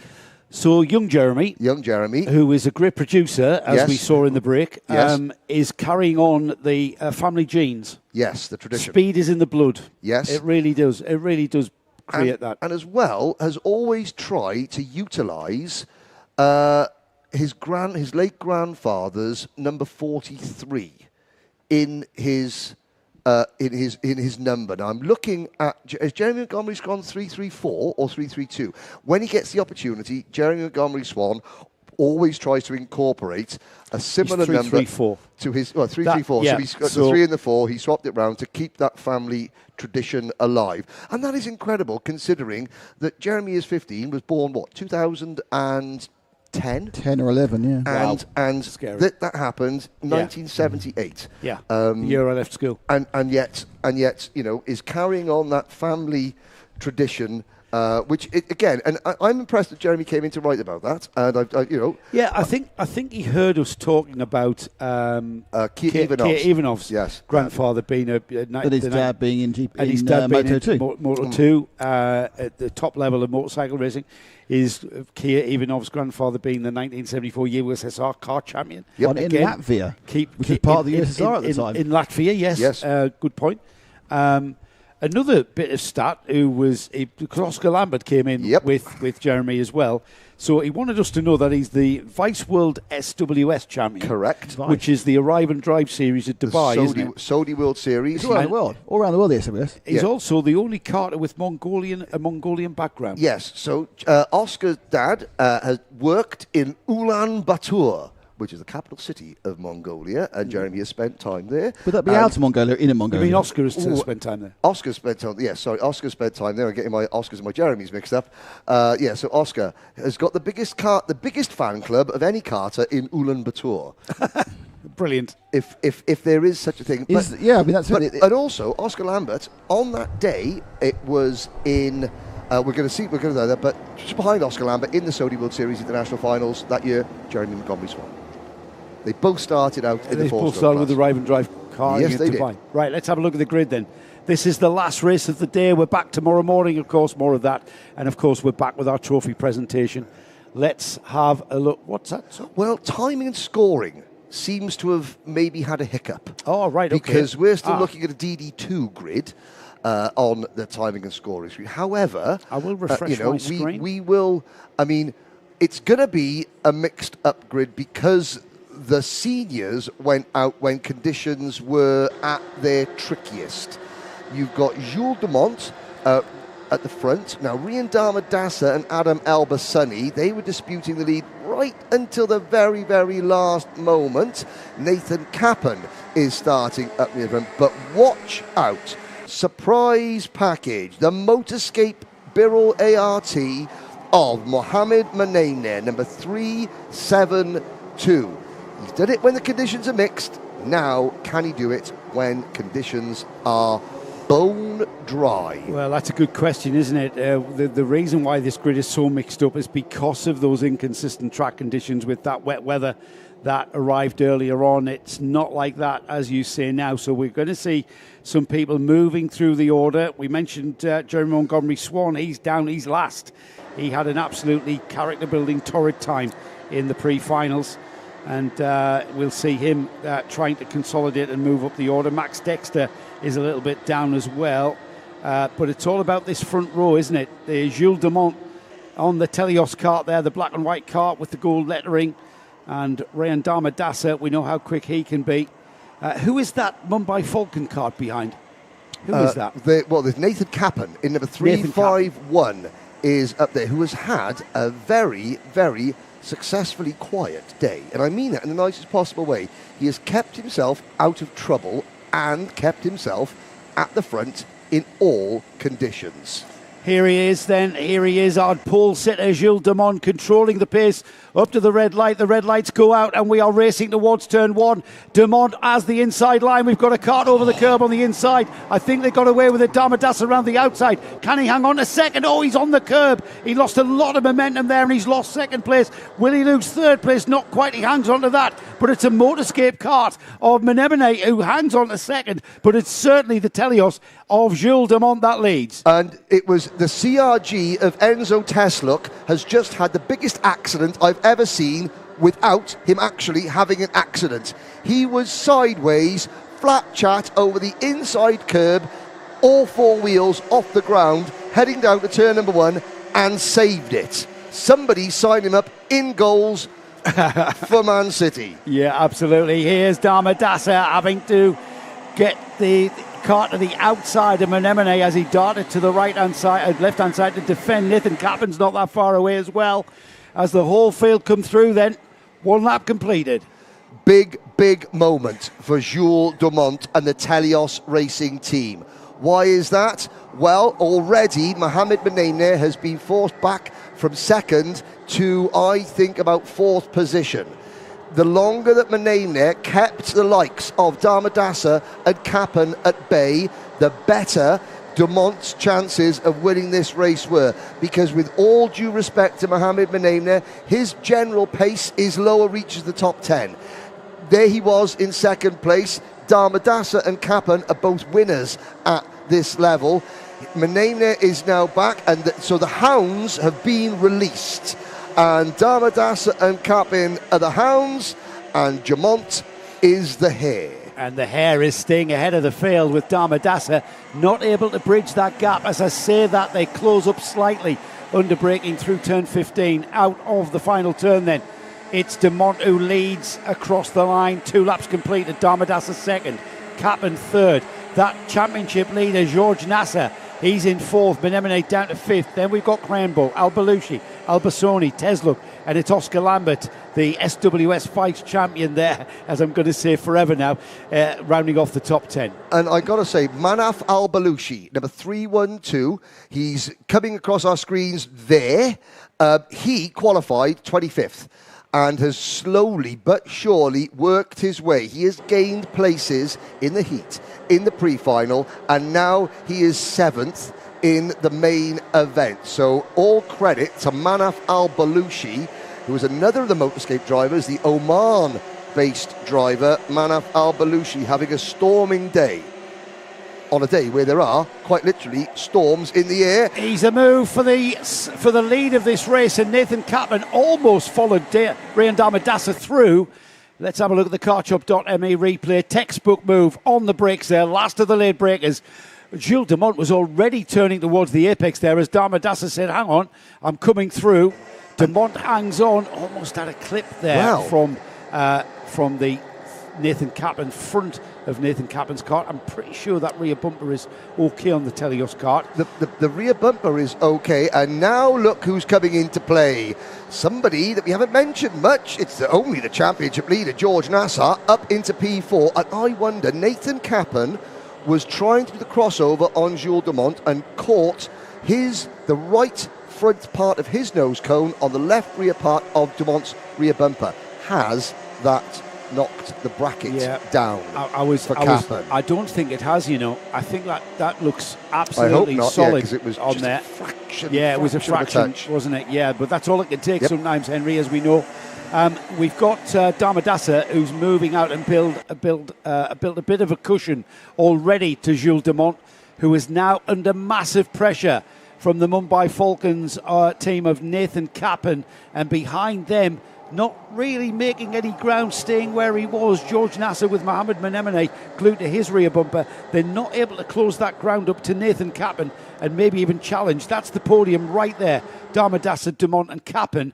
But can George Nasser spoil that 3-cart party? Meanwhile, looking just there is the chasing pack. That chasing pack, believe it or not, is now led by Adam Elbassani, Manaf Al-Balushi, Max Dexter, Oscar Lambert and Enzo Tesluk. Let's look at the kartshot.me replay. There was a JNKD kart making a pass. There's a Mumbai Falcons kart. That is Nathan Capon finally doing the job on Jules Dumont. Yeah, and now next on the list for Dumont to contend with is George Nasser. George will want to just consolidate points haul here and consolidate his championship lead going into the final 3 rounds after today.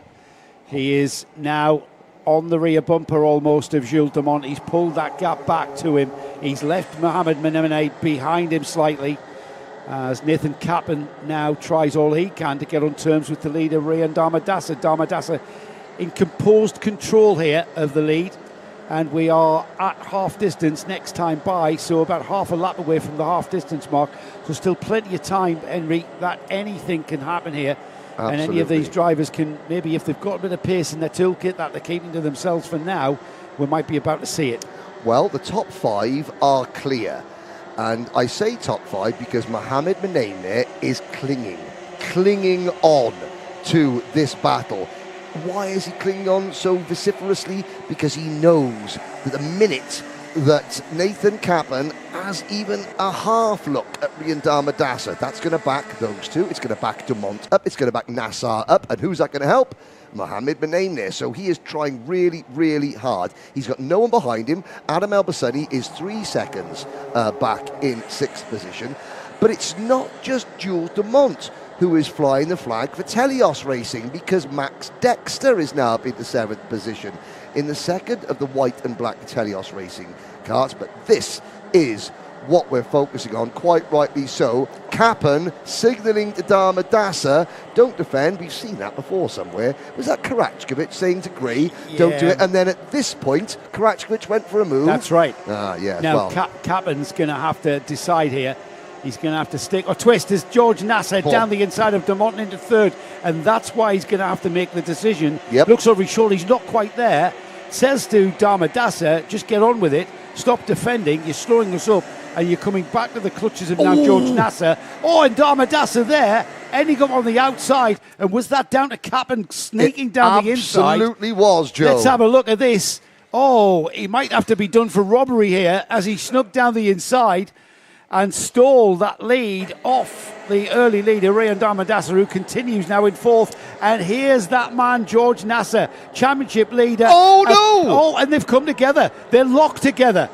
And that is the and look at Max Dexter, who just about avoids that. Nassar up the inside. Kartshot.me replay, mirror signal maneuver. Oh dear.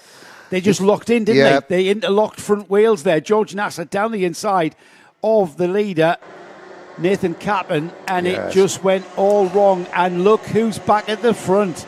Rayan Dharmadasa from Jules Dumont with 8 laps completed, 4 more. So the final third of this race still to play for. Yeah, you were about to say mirror signal manoeuvre, and it went fine until the final part of the manoeuvre. Nassar finds himself all the way back in a good 10th or 11th place, if at all, and I'm not sure where Capon has eventually come around in. I tell you what it has done, though. It's put Mohamed Menemene on the podium, but he is only 0.2 of a second in front of Adam Elbassani, who has put on a charge.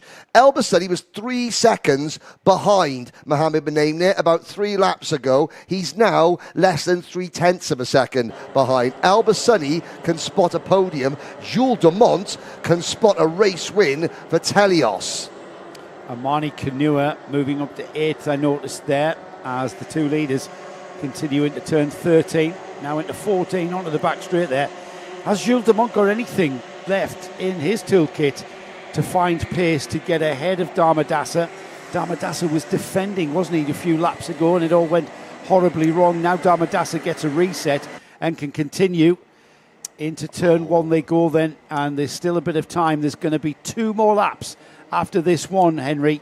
So Dharmadasa fully aware of the location of Jules Dumont. Yeah, and now to put yourself in the head of Jules Dumont. This is as close as we've been to a win in this championship, and it's in the class that is so stacked with talent. How much do you want to win? How much are you willing to risk it? Or how much is that little voice inside saying, look, P2 is good, we've got tomorrow to go.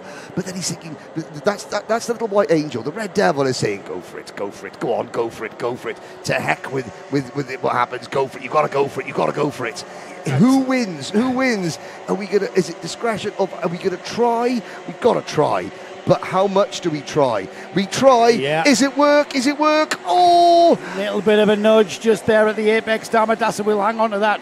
No harm, no foul, I think, will be the result of that one. You heard earlier when we had our racing driver here in the studio with us, Conor Clancy, as we look again at the Carchup.me replay, Conor Clancy would have said, no, you've got to go for the win. It's about the win. It's not about the championship. It's about the win. Everybody wants to win a round of this UAE RMC. And that's what we're seeing right now from Jules Dumont. And to give Dumont credit, he went for the move. When the door started closing, he braked. He thought, the door's not closing. This move isn't going to work. And so I'm going to do something about it. I will live to fight another day. So very mature. I think it was already solidly on the brake, Henry. I think that was the law of physics. Here we go. That overtook. Take two over the curb. The curb, you can't be doing that. That's cost him, hasn't it? Yep. And this is where he has to start thinking now. He needs to be clever about this. Look at how much time he's lost there to Damadasa. And guess what? He's only got one more lap to close the gap, catch him, and overtake him. So by clipping that curb there, he's got to be cleverer than that. He knows where Damadasa is weak. He knows where he's stronger. That's where he's got to capitalise. And Adam El-Bassani, meanwhile, has passed Mohamed Manaim there for third position, and he's not out of this one yet. All it will take is for, we've seen it happen lots, is for someone to make a move up the inside, there to be a little bit of a territorial issue coming out of the corner. They both get slowed down, and the driver in third place comes out in first. We've seen it happen today. Can it happen on the last lap of the day? Because this is the last lap of round 6 of the UAE Rotax Mac Challenge, and it's boiled down to Rian Damadasa and George Gibbons Motorsport versus Jules Dumont and Telios Racing. One more opportunity, potentially two. I think the gap is too wide. Damadasa should have this here. Final corner. Damadasa needs to get this right, not too wide, and it's the run to the flag, and it's Rian Damadasa and George Gibbons Motorsport. That will take round 6 of the UAE RMC. Jules Dumont will live to fight another day, so to speak, and maybe challenge for the lead again tomorrow. Adam El-Bassani will finish in third, and he will be the third and final driver who will get to see Henry Baudet in the post-race interviews, and also the 3 drivers that we will see on the podium. Henry will make his way down to our final post-race interviews of the day as we look at the result. Rian Damadasa takes an absolutely outstanding race win there in fighting style there. Great win for Rian. Jules Dumont in second place. Third place is Adam El-Bassani. Mohamed Manaim was fourth. Max Dexter fifth. Rain Qureshi sixth. And then in seventh, Amani Kunua. Great move from him. George Nasser went all wrong for him, didn't it? Oscar Lambert in ninth place. Nathan Kaplan 10th. Alexander Pidgey 11th. Enzo Tesluk was 12th. In 13th was Jerry Montgomery Swan. Great drive up from the back of the field to the midfield.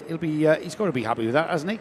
Manafal Belushi was next. Alicia Kinesa, Kian Krembo, Adish Mehta, Abdul Al-Qaita, and then moving on down the order, Philip Dinu, Oscar Backhouse, Eni Sachi, Ryan Caruz, Alexis Alzire, Andrew Obaid, Laith Corin Fall was our novice driver, remember, in his first weekend, and finishing off the back of the field, but hanging on to that field, and we lost Zain El Hamasani on lap 10.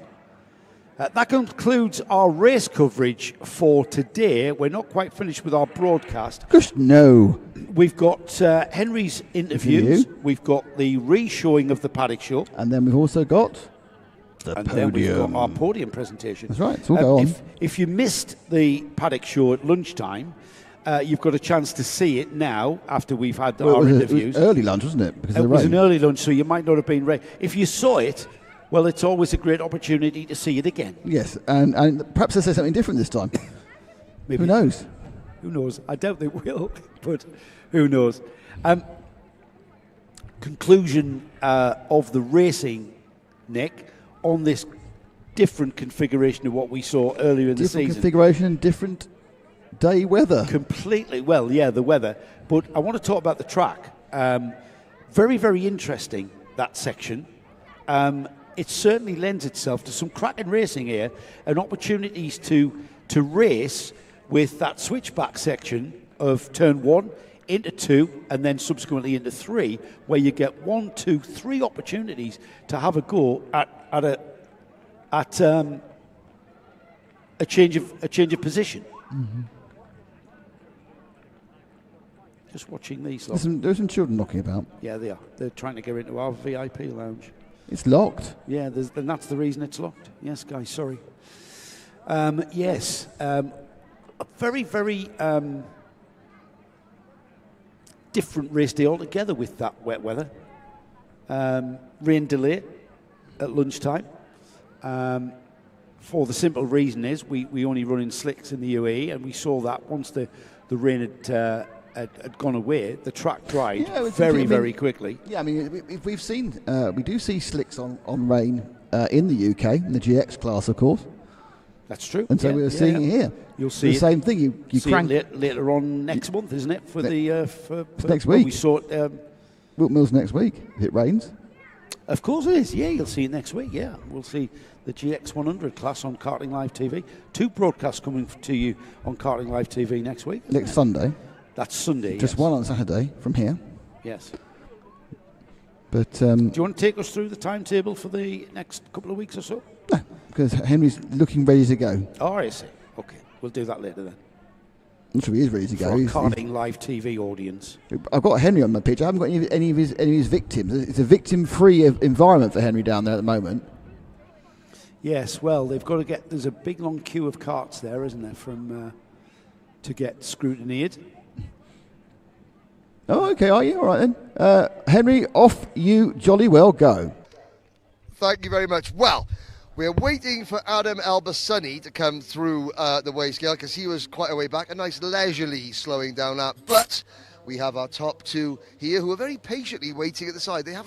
They're so new to this winning thing and coming on the podium, they don't realise that you've got to come and stand by here to start with. So, Rian Damadassa, Jules Dumont come in now.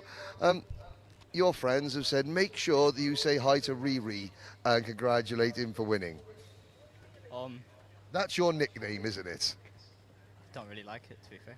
No, I didn't think you really like it. By the way, they were all smiling and giggling when they said, make sure you say well done to Riri. But well done, Rian Damadassa. The O-plate and now a senior Rotax win in the UAE RMC. Yeah, I mean, it was a good race. Got quite lucky in the middle, but I mean, yeah, it's good to come away with P1. Now, let's talk about, we'll come in a little bit on the centre. So talk about the ups and downs because there was a lot going on there. Talk about some of the moments where you thought, I've lost it. I mean, yeah, got a good start going to P1, then just overdrove a bit, let the others catch up, tried to defend for a lap, just left a gap in the last corner, and I got done by 3. But then pick them off one at a time. What were you going through your mind where you saw George and Nathan heading off into turn number 4 and then heading towards the barriers? Well, I mean, it's a bit of relief, I guess, because now the work of getting into P1 is gone. Just got to stay there. But of course, you didn't have it all your own way because Jules Dumont was right behind you. Before we let you go, Rian, who would you like to thank? I'd like to thank George, my team, my parents, my mechanic, Chris. Excellent, congratulations, well done. Rian Damadassa, not Riri, doesn't like Riri. Okay, Jules Dumont. Talk about, a fighting drive. This is the best you've ever finished, correct? Yeah. When you had that one look at Rian, I think it was a lap, 2 laps for the end, down at the last, or the penultimate corner. how much was going through your mind, if I don't do it now, I'm never going to do it, and how much you thinking, okay, second is good, tomorrow we go for the win? What was going through your mind then? Well, I knew I had to go for the move because I wanted P1. But yeah, unfortunately it didn't quite work out. He held it around the outside, which fair play, it was a good move. But yeah, P2 is still good, best result of the season, so it's better than nothing, but tomorrow we'll go for P1. What about the team? Telios Racing. Talk a little bit about them, because it was both you and Max Dexter that are running so far up near the front at the moment. Come and step a little bit by you. There we are. Yeah, it's actually a new team.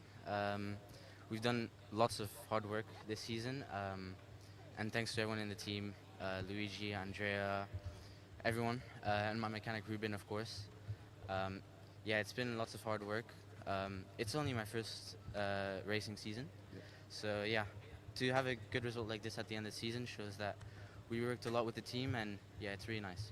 Well done, congratulations. So thank you very much, Jules Demont. Now, the final position on the podium. Welcome back to the UAE RMC, Adam Al-Bassani. At one point, you were 3 seconds behind Mohamed Manaim there. What was going through your mind when you were trying to close that gap? Nothing, to be honest. I mean, just focusing on getting the lap together, staying consistent, making sure the tires are on point. Did you think at any time, I'm not going to catch him, or do you always know that you had the pace in the XL kart to get up there? I always knew I had the pace, but I just don't like thinking about whether, oh, I don't have pace, I don't have this, I don't have the power. I mean, it's quite evident since finishing from P3, so I mean, there's nothing to complain, is there? No complaints, no complaints. Tomorrow, can we do it all again, and can we climb just a couple of steps higher? Not a problem. Not a problem for Adam Al-Bassani, who is back on the podium and back in the UAE RMC. Not a problem. What a day, Joe.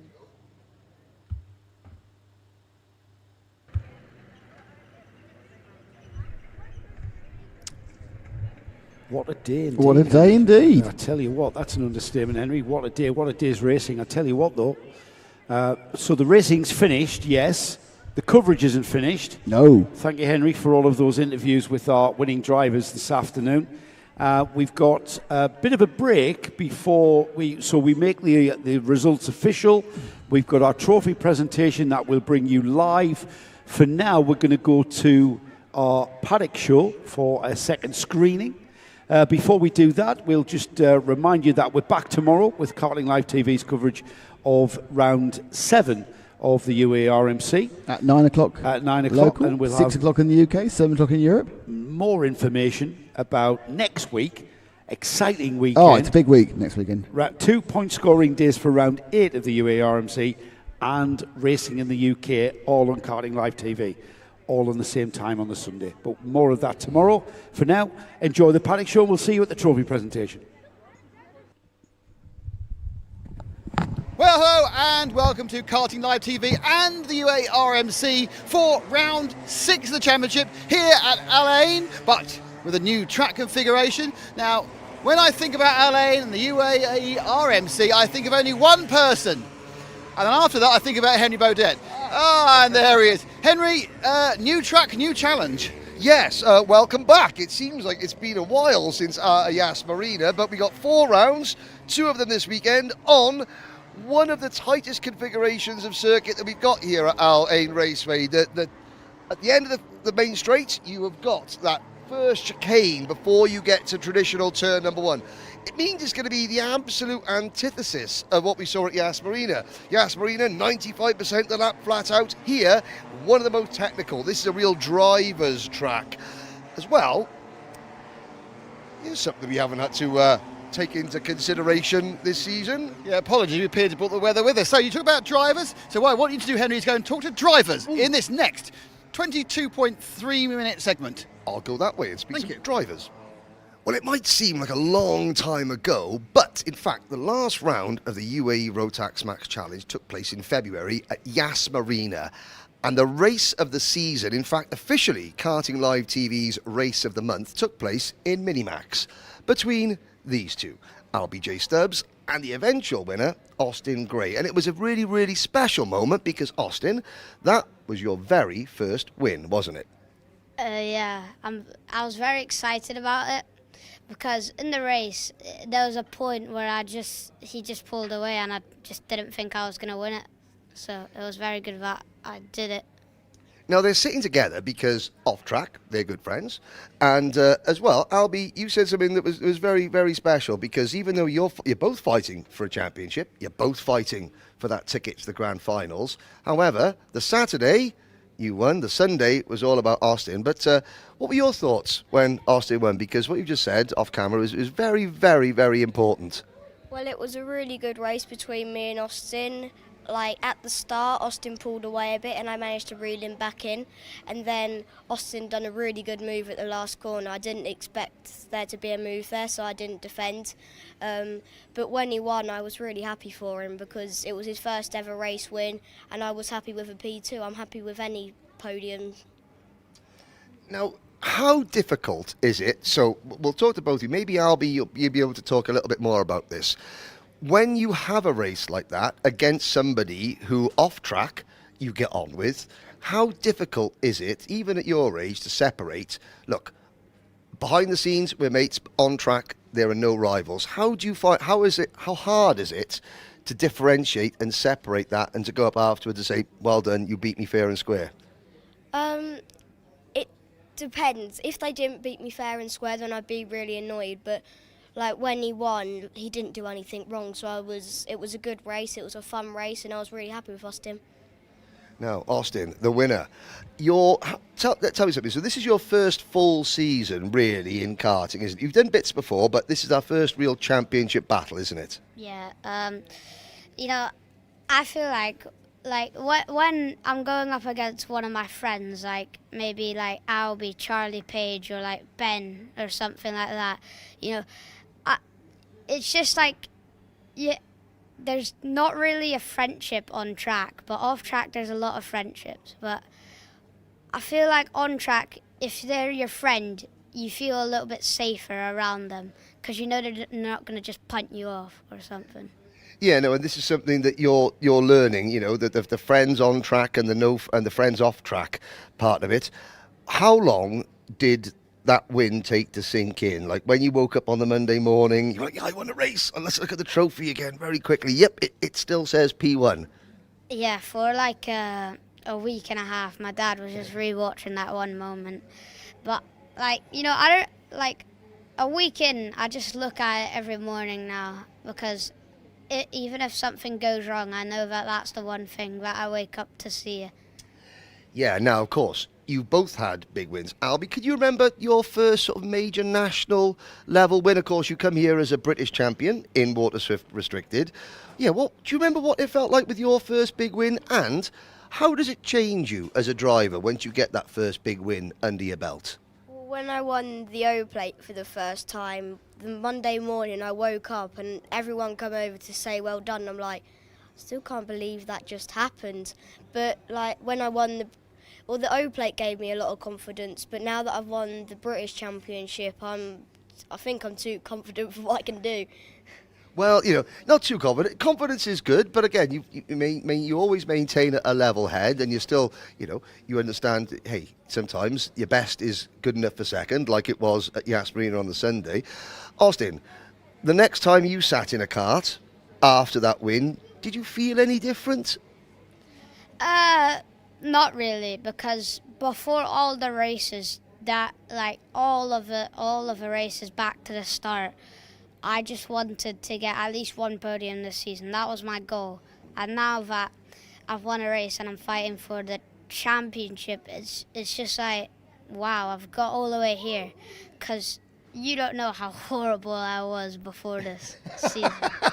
Everybody starts somewhere, isn't that right, Albie? I seem to remember you going around not very quickly in a Bambino at one point. Yeah, in Bambino I definitely wasn't the best. But it all catch up. Now, look at these two faces. Look at these two smiling faces. We're going to put them on the spot now a little bit. Okay. Yas Marina Part 2. It's at Al Ain. It's the last round of the championship. It's neck and neck for the championship and the ticket. Does the final lap play out any differently in terms of how you race each other and the smiles afterwards? I don't really care about the championship at the moment. There's no point. I don't really care about it. No. Albie, I know you do. I really care about it, but it's my first year. I'm not hoping for too much. I'd feel great if I won it, but like I wouldn't be as devastated if I was in my second year. Okay, so 2 first-year Minimax drivers, 2 friends. Are we going to see plenty more of the same than what we saw in Yas Marina? Are we going to be Joe Bradley's race of the month for the next 2 months just with you two? There's gonna be way more racing this weekend. I know it for sure. And Albie? I think the same. It's really close, and like at Yas, it's very fast, whereas here there's a lot of braking points. I think it's going to be an incredibly good race. Okay, all smiles at the moment. The 2 Minimax drivers that competed for the win at Yas Marina, all smiles now. Let's see. I'm sure it's going to be all smiles by the end of the weekend as well, isn't it? Maybe. Yeah. Yeah. One of the most emotional podiums that we've seen all year happened in senior Rotax at Yas Marina. Amani Kinua on the podium, 3rd place. It's been a long time coming, hasn't it? Yeah, it has. I really enjoyed the podium. I'm so happy to finally be on the podium in Rotax, especially on a big field like this. It means a lot.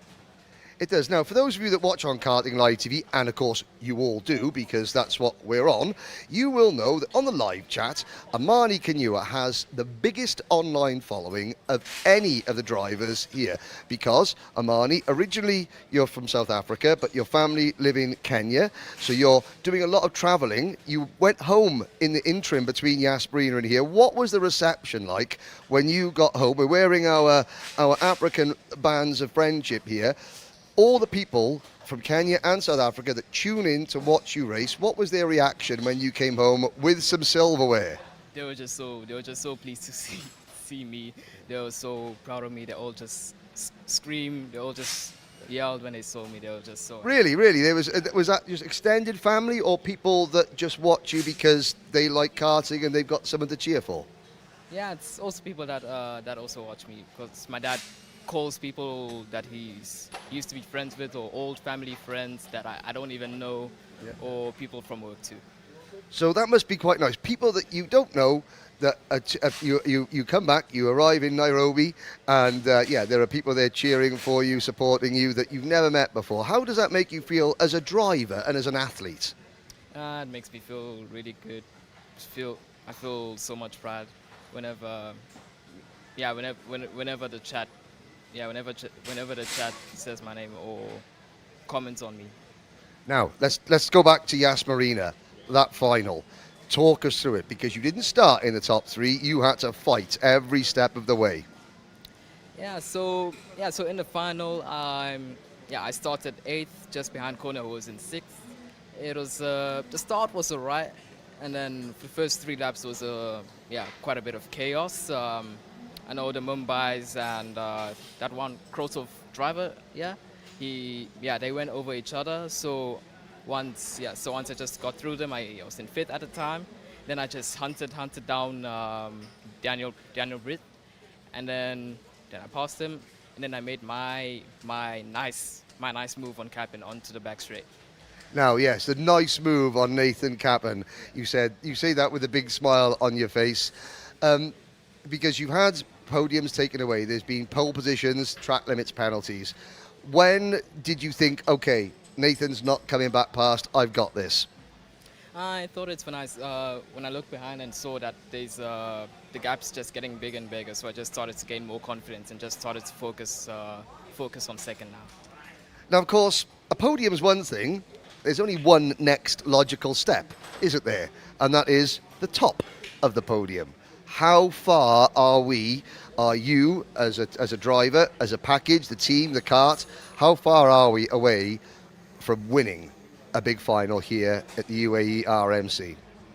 I don't think we're far. I think our equipment is good, even though I haven't driven this layout in Al Ain, but today wasn't so bad. So hopefully today can be better, and hopefully later today can be better, and the rest of the weekend. So yeah, I mean the equipment is good, so I'm sure we can get a podium or first. Okay, brilliant. So, okay, Amani, I want you to look into the camera. Now you can say it in English, you can say it in Swahili, you can say it in Afrikaans if you want. What have you got to say to all your supporters in Kenya, in South Africa, and around the world?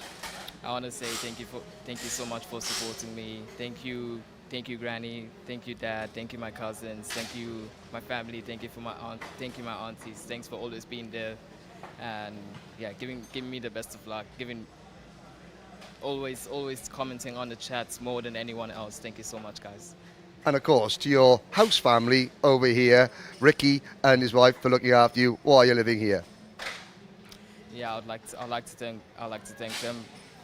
Mostly because of Ricky. I'm here because of him, because he moved here from South Africa because there's a bit of mess there, lots of politics and racing. So most of his team members, because he used to have a big team in South Africa, but everyone else left. But I said I'm gonna stay with him because Ricky's the best coach. He really is the best coach. So I'm always gonna stay with Ricky. See, there we go. Loyalty. It means a lot. And Amani Kadua will come in every morning and shake not just his mechanic's hands, but every mechanic in the awning. And that's why I think he's one of the most popular drivers here in the UAE. Yep. If I was to say to you, Keke Rosberg, Kimi Räikkönen, Mika Häkkinen, all Finnish Formula One world champions. And this young man here, Vico Päimäki, might just be following in their footsteps. Vico, I know I'm aiming high for you, Formula One World Championship. Right now, UAE RMC is what we're about. How are you enjoying your season here? I enjoy it. What do you enjoy the most about it? Driving. And what aspect of the driving? Overtaking, learning everything, how to do the racing lines, the corners, the braking, accelerating, like all those stuff. And how fast, tell the viewers how fast are you actually going in this kart of yours? About 100 kilometers per hour. Right, and that's fast enough, because how old are you? 11 and a half. 11 and a half at that speed. You mentioned there about the actual racing and overtaking. Is that the best bit, or is it the going fast that's the best bit? Overtaking, it's very fun to overtake, and for my opinion, I think it's the funnest and best bits. Yeah, you like the racing. We like to watch the racing. Yeah. You were telling us also that you live here in the UAE in the winter and you go back to Finland in the summer? No, I permanently live here, but sometimes I visit Finland to see like my family. Right. Do you ever visit them in the winter? Sometimes. And how cold is it in Finland in the winter? Very cold. Yes. It's like minus 20. That is cold. You know what? I want to ask you. So you're Finnish, right? You come from a massive line of Formula One world champions, as we've said, but also Finland is a massive hotbed of rallying, isn't it? Why didn't you become a rally driver? Because here in the UAE, we couldn't really find a place to do rallying, and I like to, drive on tracks more, and just to be fast, driving on tracks. Yes, and who's your favourite Formula One world champion from Finland? They're all my favorite, but my top favorite is Kimi Räikkönen. Kimi Räikkönen, why not? The UAE Championship, here we are towards the last 2 weekends, the final 4 point scoring rounds. How are you going to see yourself in the championship? Where do you want to finish? I'm not sure. I don't know where I am in the championship, but I just do my best and see where I finished. The championship's not important, is it? As long as you enjoy the racing. Yeah, it is important. If let's say you're in the top 5, top 3, it's very important. Yeah. But if you're out of top 10, then I'm not really sure. As long as you have a great race. And who are you looking forward to racing this weekend with? I'll have fun this race weekend. Which are the drivers in your class are you looking forward to racing with? All of them. That is a great answer. We forgot Nico Rosberg, but is he Finnish? I don't know. Answers on a postcard. Thank you, Fico. Great stuff. Now, in senior Rotax this year, I think it's safe to say that George Nassar has taken quite a few of the headlines, driving for Matthias Nagem Motorsports, but he's not the only front runner in senior Rotax for the M&M team, because this driver here, Zain El Hamasani, is hot on his heels. Zain, this year, I think it's fair to say it started mid, and it's now getting a lot better. Yeah, especially from the beginning of the season, we weren't probably one of the best on the grid, but we've made some changes and we're getting further and further every race. Now, It's your first or second year in seniors? Second. Second year in seniors. It seems like only yesterday I was commentating on you when you were in micro. How difficult is the transition from junior to senior? It's more of experience more than speed. The karts really just feel the same. It's just how you race, honestly. Now, all your career, you have proudly flown the Egyptian flag, haven't you? Yeah. How much does it mean to you to carry the Egyptian colours on your crash helmet, on your kart, next to your name? Yeah, what does that mean to you? It's an honor usually to represent my country as one of the best Egyptian drivers. It's something you can't really believe to be one of the best in your country. Now, you have raced, obviously here in the UAE, but I've also seen you race in Europe as well. The main differences between racing in the UAE and in Europe? Europe is all about your racecraft. Here, it's a nice little hack, but in Europe it's proper. You have to think of what you're doing, when to overtake, when to stay, but it's honestly a much better experience. Have you noticed that in the last 2 years, since of course this championship has come on in leaps and bounds and has got better with more drivers, have you noticed that when you do go to Europe, because you're battling so hard over here, that you're better prepared for the European scene? Yeah, of course. When you battle here a lot and you go to Europe, everything is just little bit easier, which gives you a bit extra edge. Now, family, because your family support you already. We're smiling. You've got mum, you've got dad, and you have got your sister. Where would you be without their support? I actually don't know. My mom especially has helped me through my entire racing career. My dad's always been there. And you have my sister going around the paddock trying to do anything she can. I couldn't, I think, get as high as I can without them. Does it make it more fun when you all travel together? And this sounds like a stupid question, but is karting more fun? Even, because how old are you now, 16? 15. 15. So what 15-year-old wants to be seen dead walking around with their sister, their mum and their dad? But it's not like that in racing, is it? No, it's way better to have your family than to be alone. Because you can't always travel with your family, can you? Because racing's such a big commitment. People have got to do work to pay for the racing. Yeah, it's not the best that sometimes the entire family doesn't go there, but when it does, it's one of the best things you could ever have. Now, let's talk about this season. So, Yas Marina, was it fair to say that was probably your best, even if the results weren't the best, speed and in pace, was that the best performance the last 2 rounds? Yeah, we had some problems early on, but when we reached the final, when we pieced everything together, it was probably one of the better drives. Now, teammate to George Nasser. I know there are other people in the team as well, lots of them in Mateus Dejean Motorsport. It's a big team. However, when you've got somebody in your class leading the championship, how much of that is a motivational factor to you? Obviously in racing, I think sometimes your main opponents always you want to beat your teammate. He's a very good driver, but always I want to be the best. Now, how do we work and build up to his pace without putting any secrets, out in the open? Just work on myself, focus mainly on my kart, and end up we'll be there. We'll be there. Okay, what is this weekend? The weekend where Zayn Al-Homassani will finally be there on the top step? Yeah, don't worry. Yeah, don't worry. Full of confidence. Zayn Al-Homassani, always proud to represent Egypt. Now we are representing Mateus Dejean Motorsport, maybe the next new winner here in the UAE RMC. So this number plate, that's not a 0, that's an O for the Dubai Open, the O plate, a prestigious trophy that this young man, Francesco Lisgnoli, took a few months ago. Francesco, you must be very proud to run that O plate number. Yeah. How does it feel to actually be carrying that? It feels very nice after all the work I've done in the O plate. It feels like all the work has paid off. And here we are outside of that one-off event at Dubai. Here we're back with the UAE RMC. How has your UAE RMC season been so far at GGM? It's good. I'm not doing the full season, but I've done some races and it's going well. And we're here at Al Ain for the last 2 weekends. Is this a track that you like? Al Ain, yeah, it's a track. It's a decent track. It's fun. It's technical and yeah.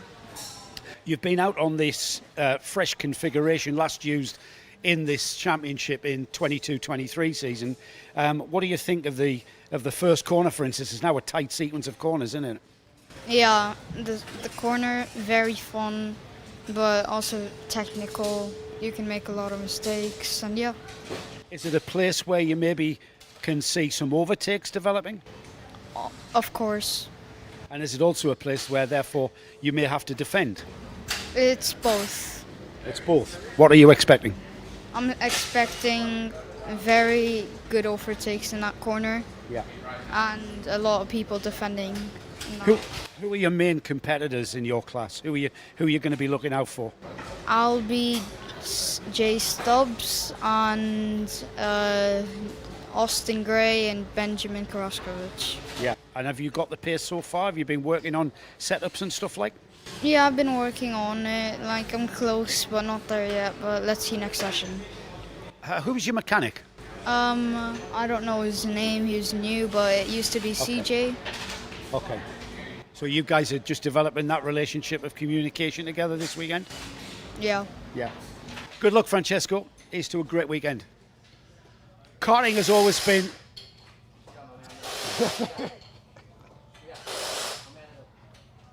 I'm going to have to do that again now. First rung of the ladder, all the way to Formula One, you could argue, is karting. And this young man starts on that. I'm not saying, Leith, that you have to start on the journey to Formula One. Leith Curranfall here. In his first ever motor race, you must be very, very excited. Yeah, of course I'm excited, but I'm also pretty nervous for the race because, you know, in SWS you start with like standing starts, but now you're doing rolling starts, which is like completely different. So I'm pretty nervous, but really excited about that because like there's more action, there's more side-to-side racing and stuff like that. So I'll just tell everybody, SWS was the arrive and drive karting at the Dubai Kartdrome. That's a great way to start karting. There's some good racing in that series, isn't it? Yeah, of course. There's like so many moments and stuff like that that really prepare you for like series like this. But like I feel like Rotax Max is completely different because like the karts are really fast and like SWS in terms of speed, it doesn't really like compare to Rotax, and like it's really good experience if you want to get into car racing. This is a completely different beast to, no disrespect, I love SWS at Dubai, but this is a completely different beast. How are you getting to grips? How are you learning how to drive this thing? I mean, I'm kind of taking it like step by step. It's pretty difficult. I remember the first time I couldn't like hold full throttle on the straight, and now I'm doing pretty good. I'm in the 102s, like 102.9s and stuff like that here. So I think I'm doing pretty good, but you have to take it step by step and you can't push the limits too much. Yeah, that's exactly how you should approach it. Have you been to the Al-Ain circuit before? Yeah, this is my third time. So I started like 2 weeks ago over here, and I was pretty nervous because when I started Rotax, I would do sessions with only 5 drivers, and then we did like something similar to official practice a few weeks prior to the race. So, sorry.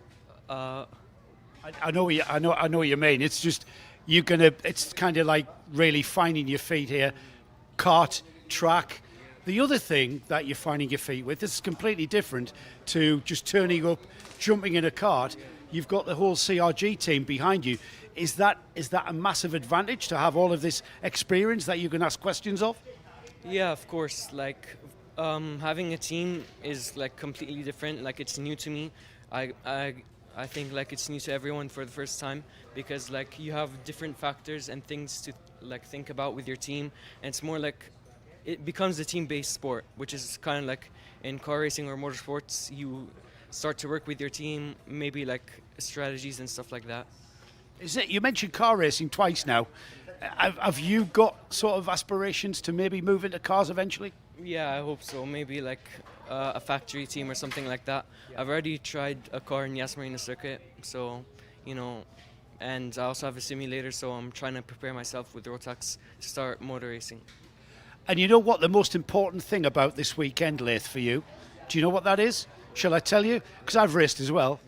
Enjoy it and be happy. Yeah, of course. I think the most important part about racing, and like I think a lot of people like stop racing, is because they don't enjoy it.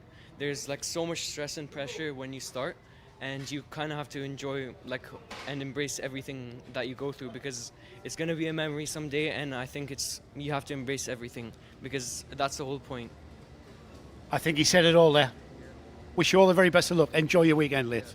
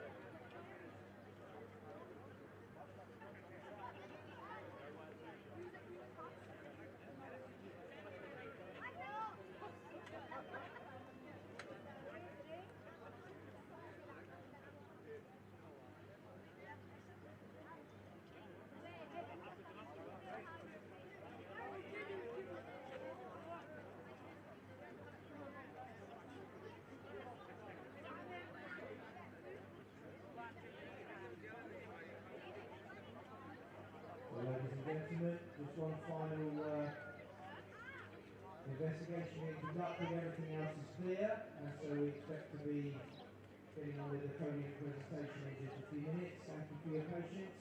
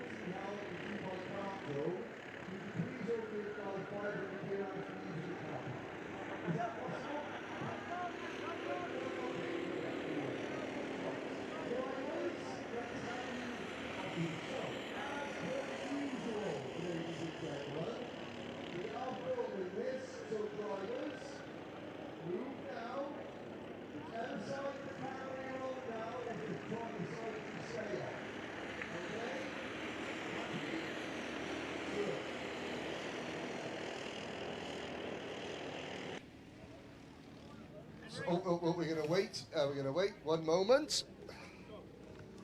Ladies and gentlemen, good evening and welcome to the podium presentation for round 6 of the UAE Rotax Max Challenge at the Al Ain Raceway. It has been a day. Mother Nature has thrown her best at the drivers, and yet we were rewarded with some exceptionally exciting finals. As usual, we have the top 3 drivers in each class, plus the best novice where applicable, and at the end of the presentation, we will hand out the team awards for the day. But let's get things up and running to start off with Micromax. And finishing in 3rd position, it's Samar Chopra.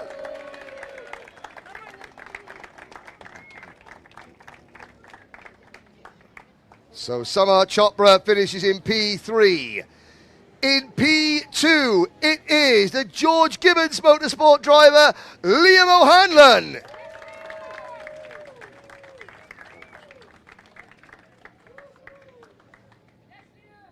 And your winner, his 2nd win of the season for XL Motorsports, Adam Al-Shaikh.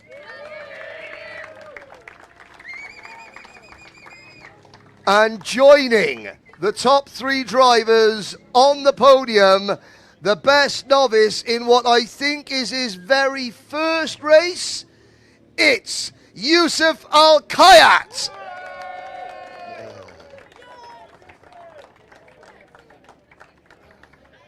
So, one of the incredible ladies that helps run the show, Mercy Joy, and lots of high fives.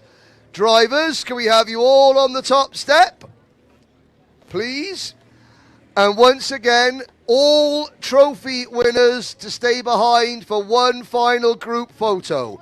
All trophy winners to stay behind for one final group photo. So there we go. Trophies and medals in the air, drivers. Your top 3 and best novice in Micromax.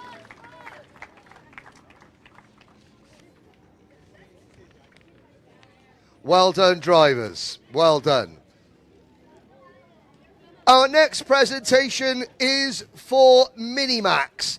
Unfortunately, there's no novice trophy in Minimax, but making their way onto the podium in 3rd position, Benjamin Karachkovich from JNKD.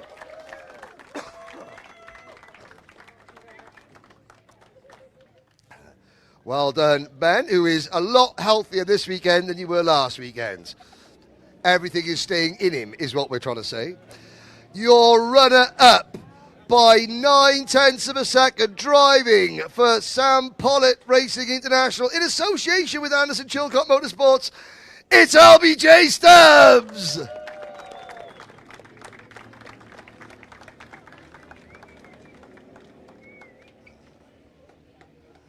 Well done, Albie. But they say nothing is sweeter than your first win, and this first win was very sweet indeed for the Mumbai Falcons driver, Oliver Butchard.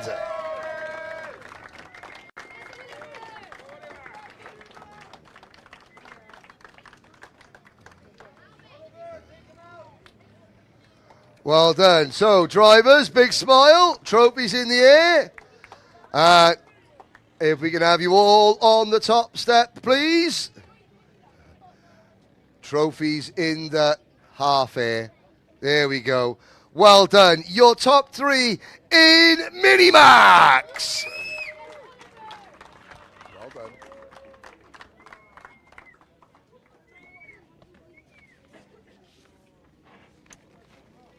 We look ahead now to Junior Rotax.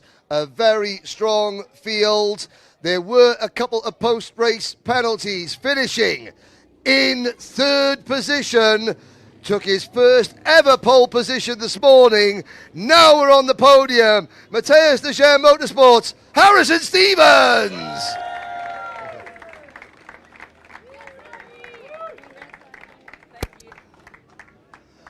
Our next podium finisher. What a drive, what a day. His best ever day here, and it goes to P2 XL Motorsports, Ray Hammer.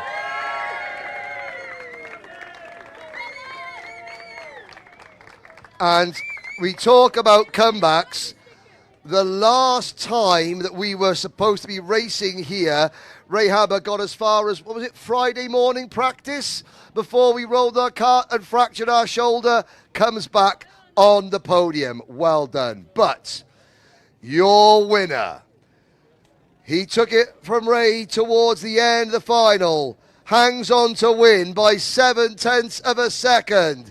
The Emirati Express, Yas Heats Racing, Faris Haroon.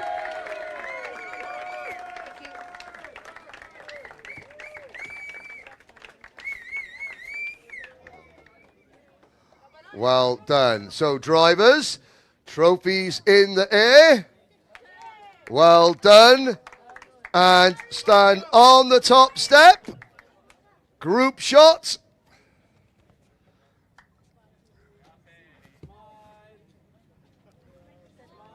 So, ladies and gentlemen, your Junior Rotax podium.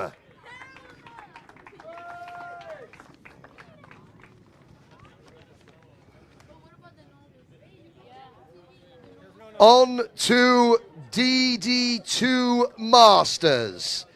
And finishing 3rd in DD2 Masters, it is Kyle Blockley, the Kart Advisor Academy driver. Picks up P3. Finishing in P2 in Masters, a post-race penalty for not getting around turn number 1 at the end after the checker flag. Those brakes were just so hot. But P2 goes to Tony Hogg. Whoops. That was. I'm not quite sure if that was someone on the grassy knoll didn't like you or didn't like me. Probably me. It's fine. But your winner in DD2 Masters continues to lead the championship, Maurice Knyopers.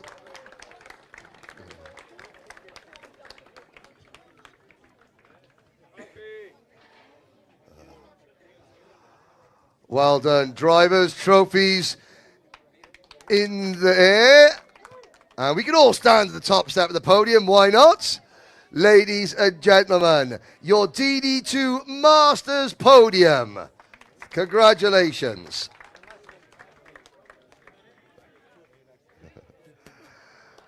And now we move on to the overall DD2 results. Finishing in 3rd position, made all the more remarkable that during the early stages of the final, his floor tray broke and his race boot was dragging along the tarmac. He now has half a race boot, finishing P3 overall. For Matthias Deschamps Motorsport, it's Adam Malik.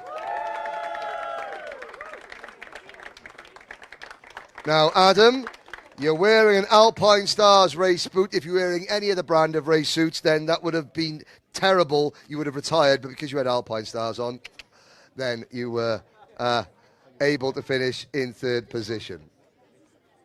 Finishing in second position overall. You've got to be in it to win it. It's Morris Knyopers for the Mumbai Falcons.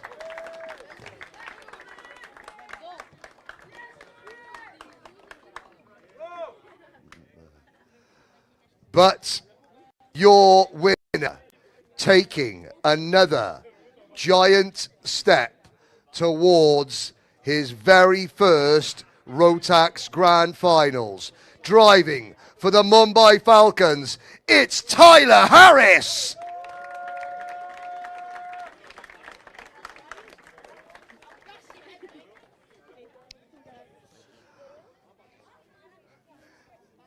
They were chatting amongst themselves, their friends. It's okay. You could have shaken his hand, Tyler. Dearie me. I know you don't.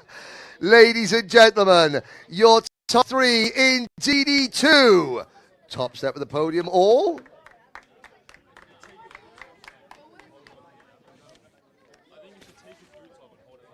Well, no. We'll see the boots. It's an Alpine Stars boot, so it's absolutely fine. Trophies in the air, please, gentlemen. As you were. Behave yourself. Look at that. Big wave, big wave. Ladies and gentlemen, Rotax's ultimate class, DD2.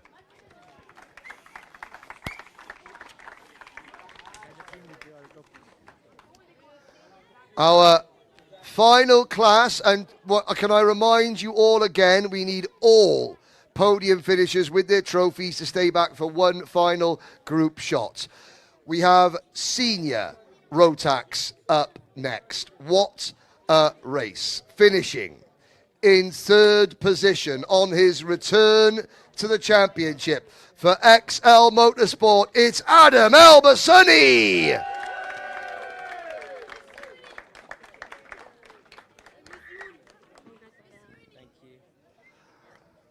One place in front of Adam, his best ever result in what he said is his first full season of karting. So to be on the podium against this level of competition in year one is a tremendous achievement. For Telios Racing's Jules Dumont.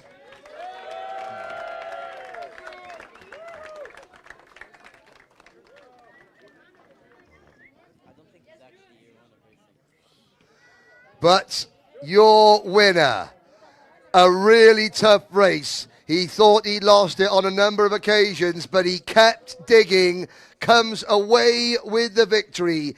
It's George Gibbons Motorsports Oak Plate winner, Rian Dharmadasa.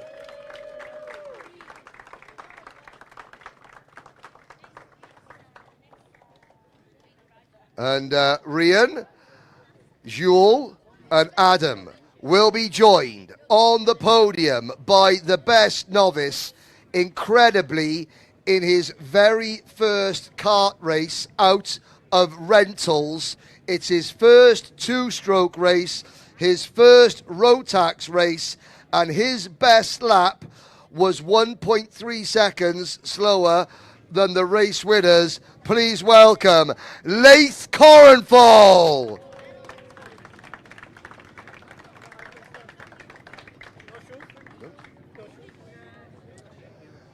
Leith will learn that when you are best novice, you've got to come to the podium in your race suit. But that's okay, because he's representing CRG Middle East. Well done to the team. Ladies and gentlemen, your senior Rotax podium. Everyone onto the top step, please. Squeeze on.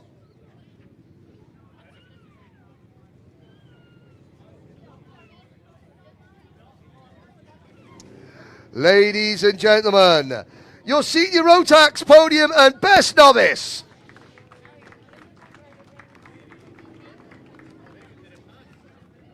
Okay, on to the team awards. Now, the team awards. Every driver, the best place finisher for every team in every race scores points. The team award rewards the teams for bringing drivers in every class, not just one or two. We can give you the top three teams. Finishing in third place today was George Gibbons Motorsport. Second place today was Matthias Njem Motorsport, but your winners of the team award here at round 6 of the UAE Rotax Max Challenge, the Mumbai Falcons. We'll have a representative from the Mumbai Falcons. Well, I tell you what, here they all come. Nathan Kappen, a Qureshi or two, Mitanch, Connor Clancy is here, Oliver Butchard, Maurice Knyoppers. So, your round 6 team award winners, the Mumbai Falcons. Okay, drivers, thank you very much. You soak up the applause. I'll come in here to say thank you. Thank you for watching today's racing on Karting Live TV. We will be back with round 7, with this man maybe doing some more commentary, with these drivers fighting for another win tomorrow from the Al-Ain Raceway. Thank you for joining us. Have a wonderful evening.